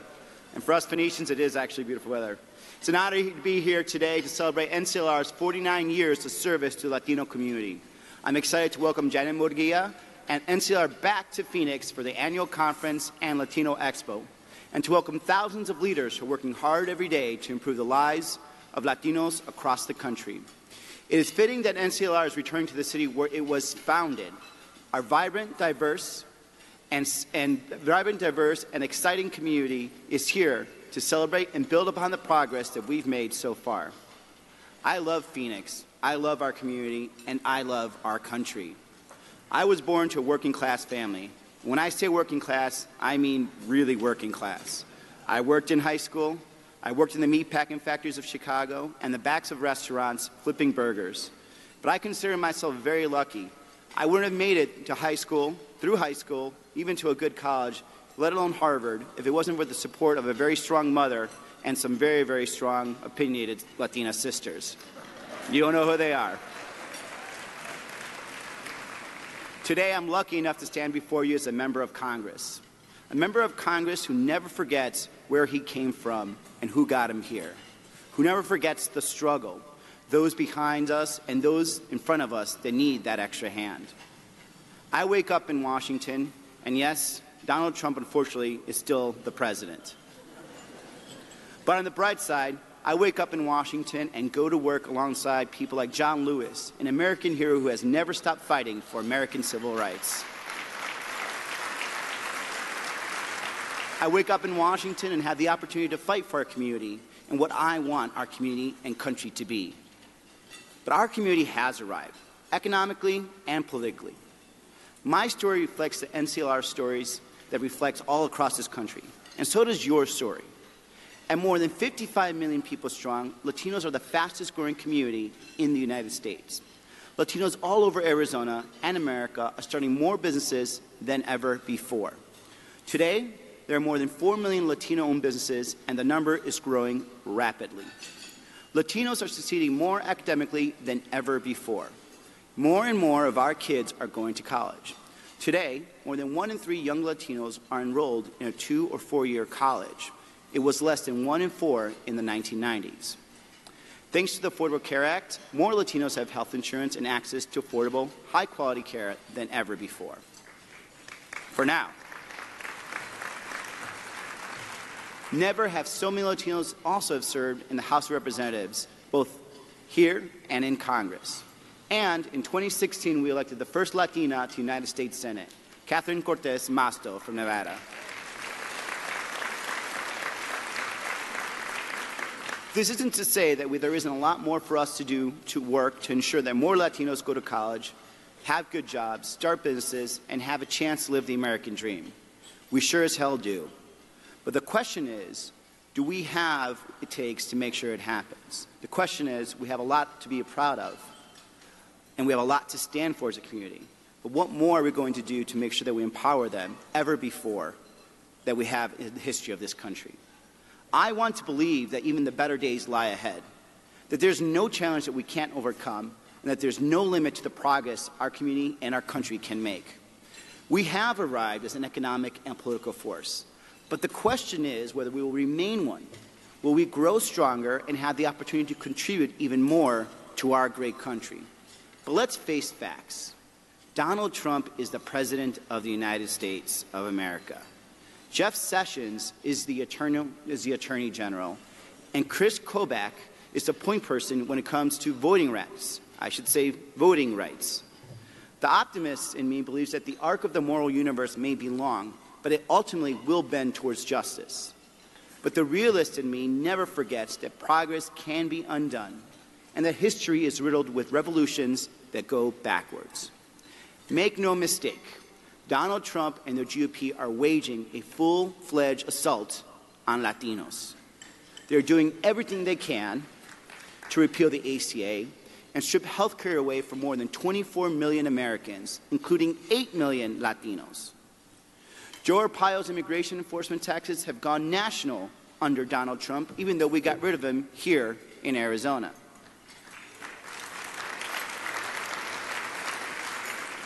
They threaten our families, our community, and America's proud heritage as being a nation of immigrants. When Donald Trump deported Guadalupe Garcia de Rayos, he did not make our country safer. Instead, he robbed 2 American kids of their mother. It's not just here at home where the GOP agenda imperils our families and our future. Trump put at risk the health and future of our children and our grandchildren when he pulled the United States out of the Paris Climate Agreement. If I didn't know any better, I think I was living in George Orwell's America. Because when I go back to Washington this week, I have to go back and fight Donald Trump's plan to set up a cybersecurity partnership with the Russian government that interfered in the same election to help him get elected. It sounds crazy, really sounds crazy, because it is crazy. No other way to say it. The stakes are so high. The stakes are so high, very high. But one thing I absolutely believe is that we are stronger together than when we are divided. At a time like this, it is more important than ever to cultivate the next generation of leadership and empower our communities as NCLR does. In 2016, the millennial population generation took over the baby boomers as the largest generation in America. No community counts a higher share of millennials than Latinos. I am not a millennial. Getting close, but not close. I'm closer to 40 than I am to 30. But as one of the youngest members of Congress, I see it as my job to represent that next generation. I believe the millennial generation has the potential to transform our economy and our politics. This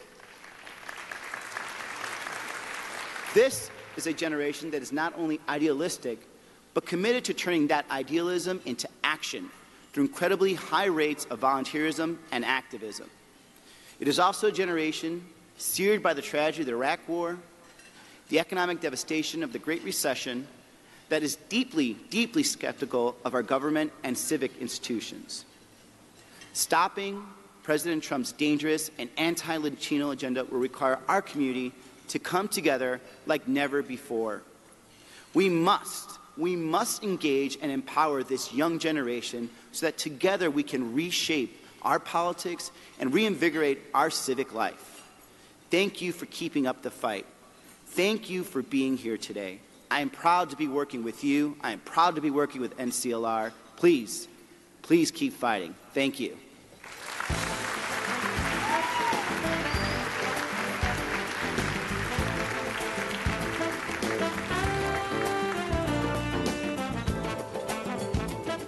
Thank you so much, Congressman Gallego.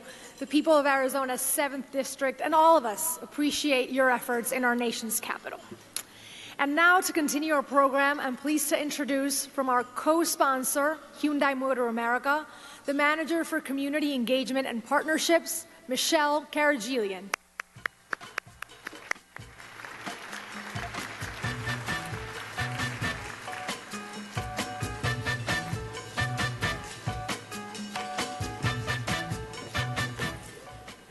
Good afternoon, everyone. I am thrilled to be with you all here today for the 2017 NCLR conference in beautiful Phoenix, Arizona. I came in from Los Angeles, and wow, it's pretty hot over here. I'm sure you've heard that today. What a wonderful venue, and my congratulations to all of you who organized such a fantastic event. I know what hard work it can be. I lead community partnerships for Hyundai Motor America. Hyundai is a long-standing partner with the NCLR, and we are proud to be with you again this year.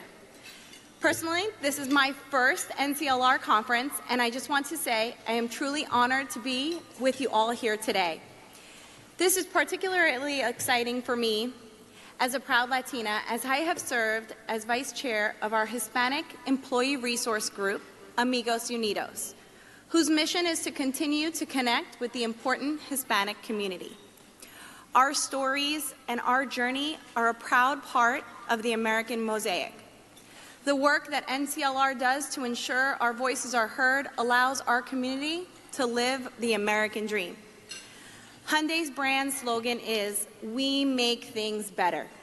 For us, the idea of better is born out of our desire to not only provide world-class products and services, but also to do our part to be better partner with society. That means better for our people, better for the community, and better for the planet. And one way we intend to be better is our commitment to diversity and inclusion, specifically within the Hispanic market. Our diversity vision statement is, our differences make us stronger. This is recognition that each one of us brings different and valid experiences to the table. By harnessing the power of this rich community and our unique American experience, it allows us to be a better company. I want to thank the NCLR. All right, everyone, we are going to cut out of the National Council of La Raza again to take you back now to Mississippi. We are still waiting for this press conference to start. Again, we are waiting for the press conference to start on this deadly military plane crash. 6 people aboard that plane. We're hearing no one survived the crash.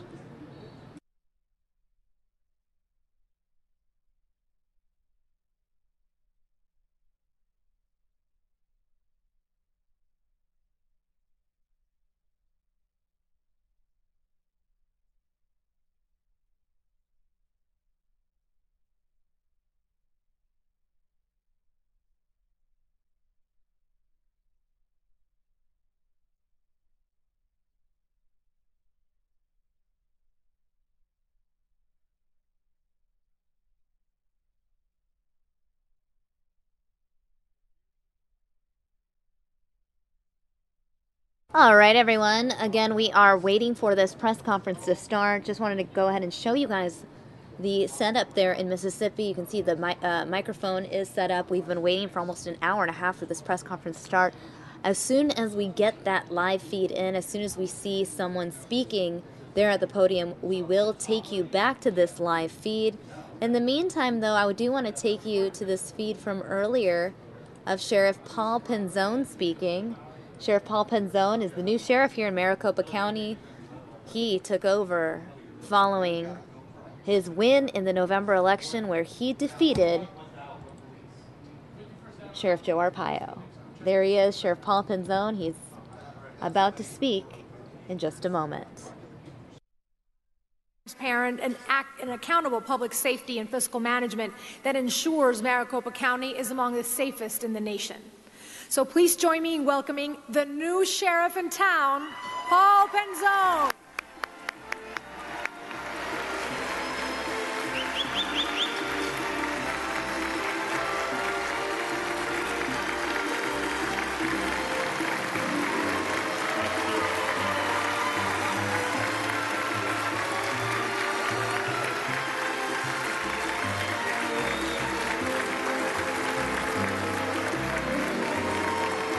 Thank you very much.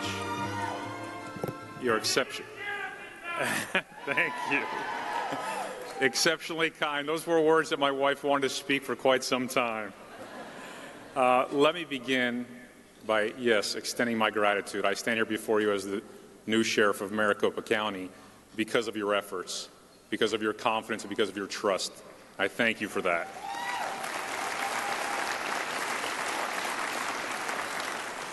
Law enforcement and having this authority is a privilege, not an entitlement. So every day when I wake up, I recognize that I must respect this power in the same manner that I respect the law, but most importantly that I must respect you and how we apply the law. And I take that very seriously.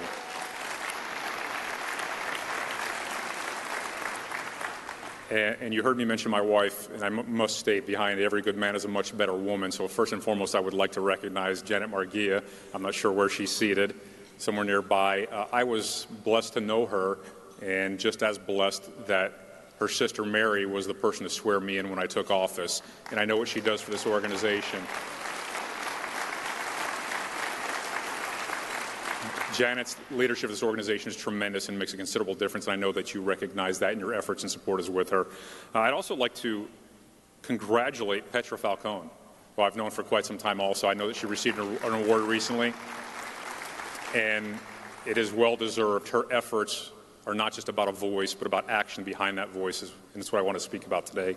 And lastly, I always recognize my wife, because I will tell you briefly, in 2012 when I first ran, she heard me complaining about my predecessor, and she looked me in the eye and said, "Stop complaining and do something about it." And when your wife takes your man card like that, you have no choice but to step up. And as a man of faith, although we weren't successful in 2012, I thought my path had ended there, and I learned in 2016 that it was not the end of the path when she again looked me in the eye and said, "Finish what you started." So I want to thank you for helping me finish what we started.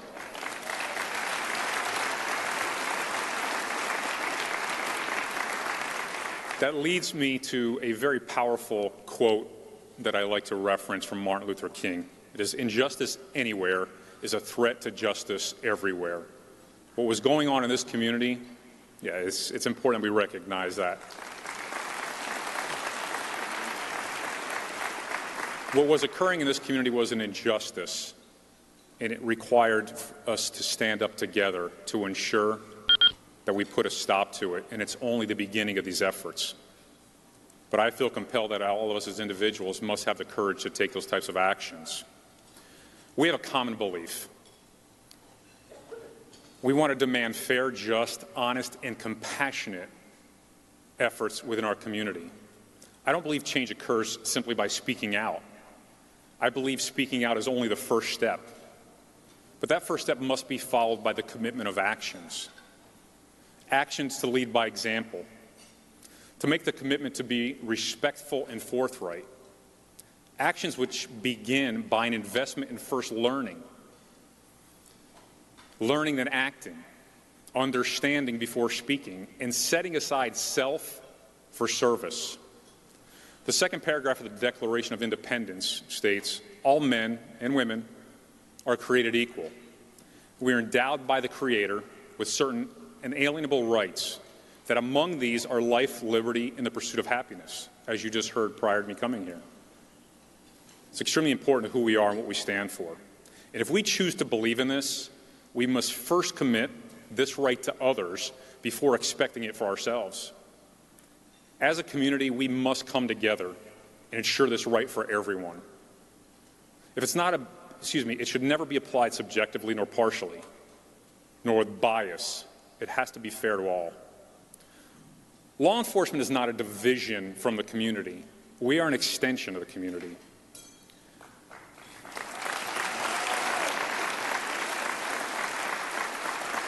We have the privilege and the responsibility to ensure that our actions clearly define, reflect, and most importantly, respect the rights of everyone. I believe our community here in Arizona, and I like to speak locally, has the opportunity to show the nation that we're capable of being unified, that we're united as one with many cultures but one community, and that our priority will always be the safety and health of those within our community. And we're a nation of laws and rules designed to protect freedoms provided due to the sacrifices of those who came before us.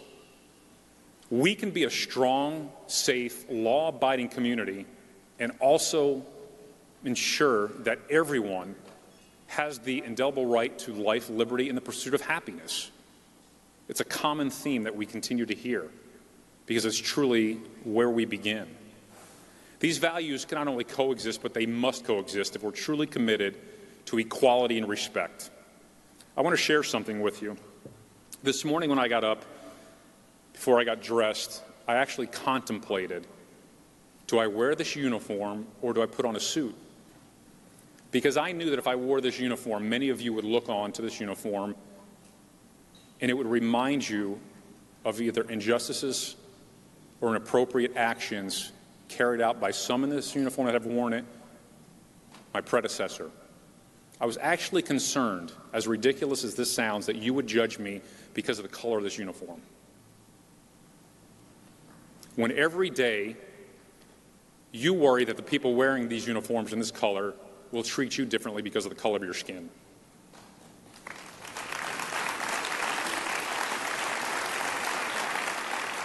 I wanted to stand before you wearing this uniform with pride to let you know that the majority of those men and women in law enforcement care deeply about the community they serve. And although these uniforms may come in different colors, and law enforcement in today's world faces different challenges and conflicts, and often our problems are self-inflicted, that there are great men and women in the Maricopa County Sheriff's Office and throughout the law enforcement communities that want to sacrifice on your behalf with true integrity and ethics.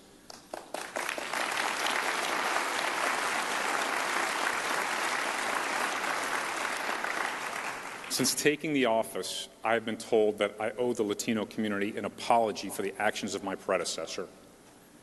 I've been told that if I don't, I'll be a one-term sheriff. Quite frankly, it's not my responsibility to apologize for my predecessor. It's my responsibility to ensure that I take actions that it should never occur again.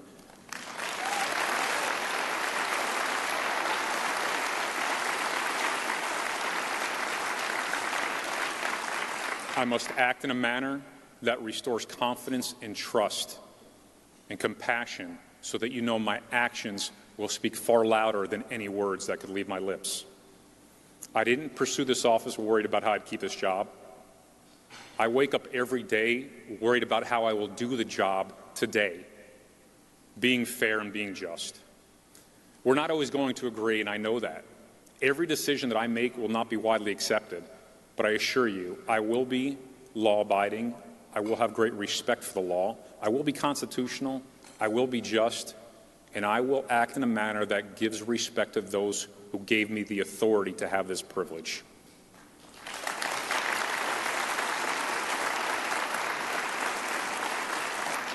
I've made considerable changes since becoming sheriff. The pink underwear are on their way out. So that may upset some of you. All right, everyone, we're cutting out of this. Looks like we're actually getting an update from Mississippi now. Fred, tell me the latest. Right now, we can't release any information at this time due to further investigation. Maybe tomorrow we can release more information, have a press conference. But at this time, we're getting more information to work this incident, this scene out, to see further what we need to do. So at this time on tonight, we will not release any information. Tomorrow, we will have a press conference tomorrow. You contact me tomorrow, I can let you know what time for that press conference, okay? Can you say that the plane came from Memphis? That's what we was told. It's not been confirmed yet. Was there any ammunition on board? I can't get that information as part of the investigation right now. Is it unsafe out there for Yes. folks in the community? Yes. We don't want nobody out there. You have fuel everywhere, so we don't want anybody without responders in the area or tamper around in the area.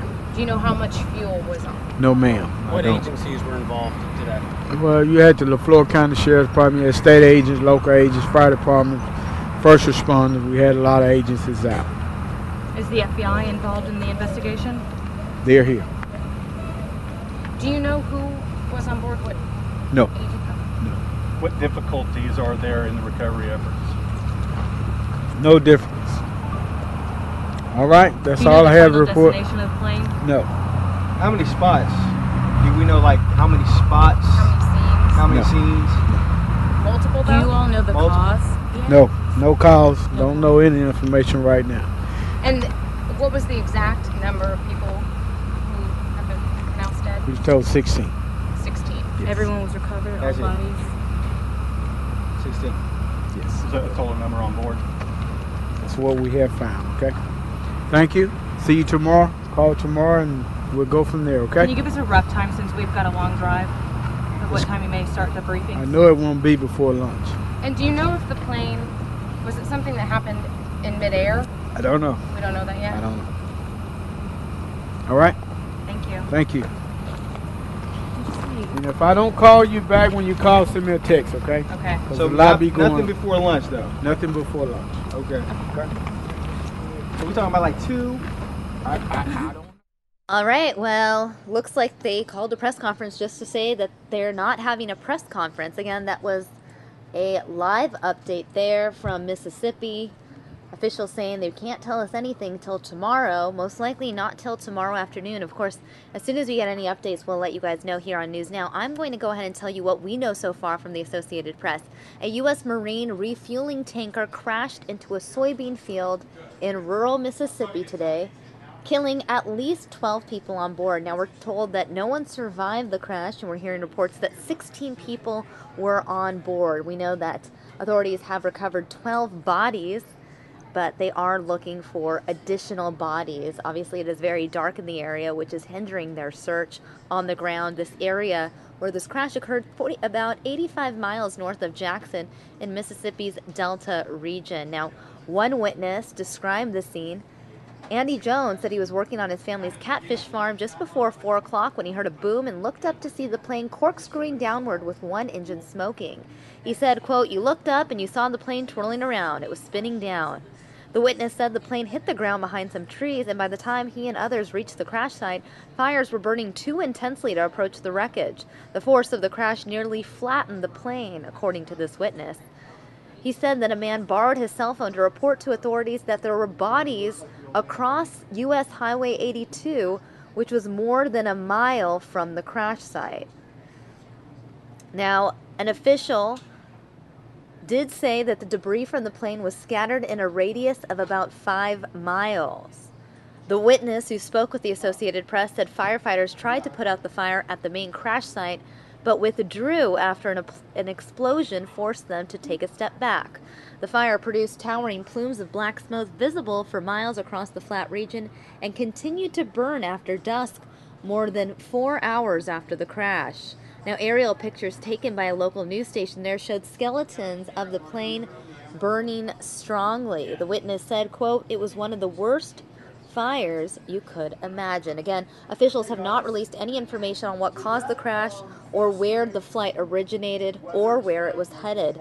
Now, if you guys did not see the photos on Twitter of this devastating crash, I want to go ahead and show you guys these pictures now. Looks like we have lost that feed from Mississippi, but I do want to go ahead and show you guys some of these pictures coming in of that plane crash. Again, a plane went down in Mississippi, no survivors, a fiery wreckage, a fiery scene there in the Mississippi Delta. Again, this is just one picture of that plane that crashed. Again, authorities say they will give us an update tomorrow, so we will carry that live for you here on News Now, so make sure to join us then. We want to go ahead and give you guys a quick look at our weather totals. The monsoon has started here in Arizona. We will have some monsoon storms over the next few months, and we did get some rain in parts of the valley today. Look at the rainfall totals. We know that there was a flood warning issued for the area of New River. These are some of the total rainfall today. Phoenix specifically not receiving much rain, but you can see some cities just on the outskirts of Phoenix did indeed experience rain today. We are now going to continue with our feed of Sheriff Paul Penzone speaking earlier today at a luncheon.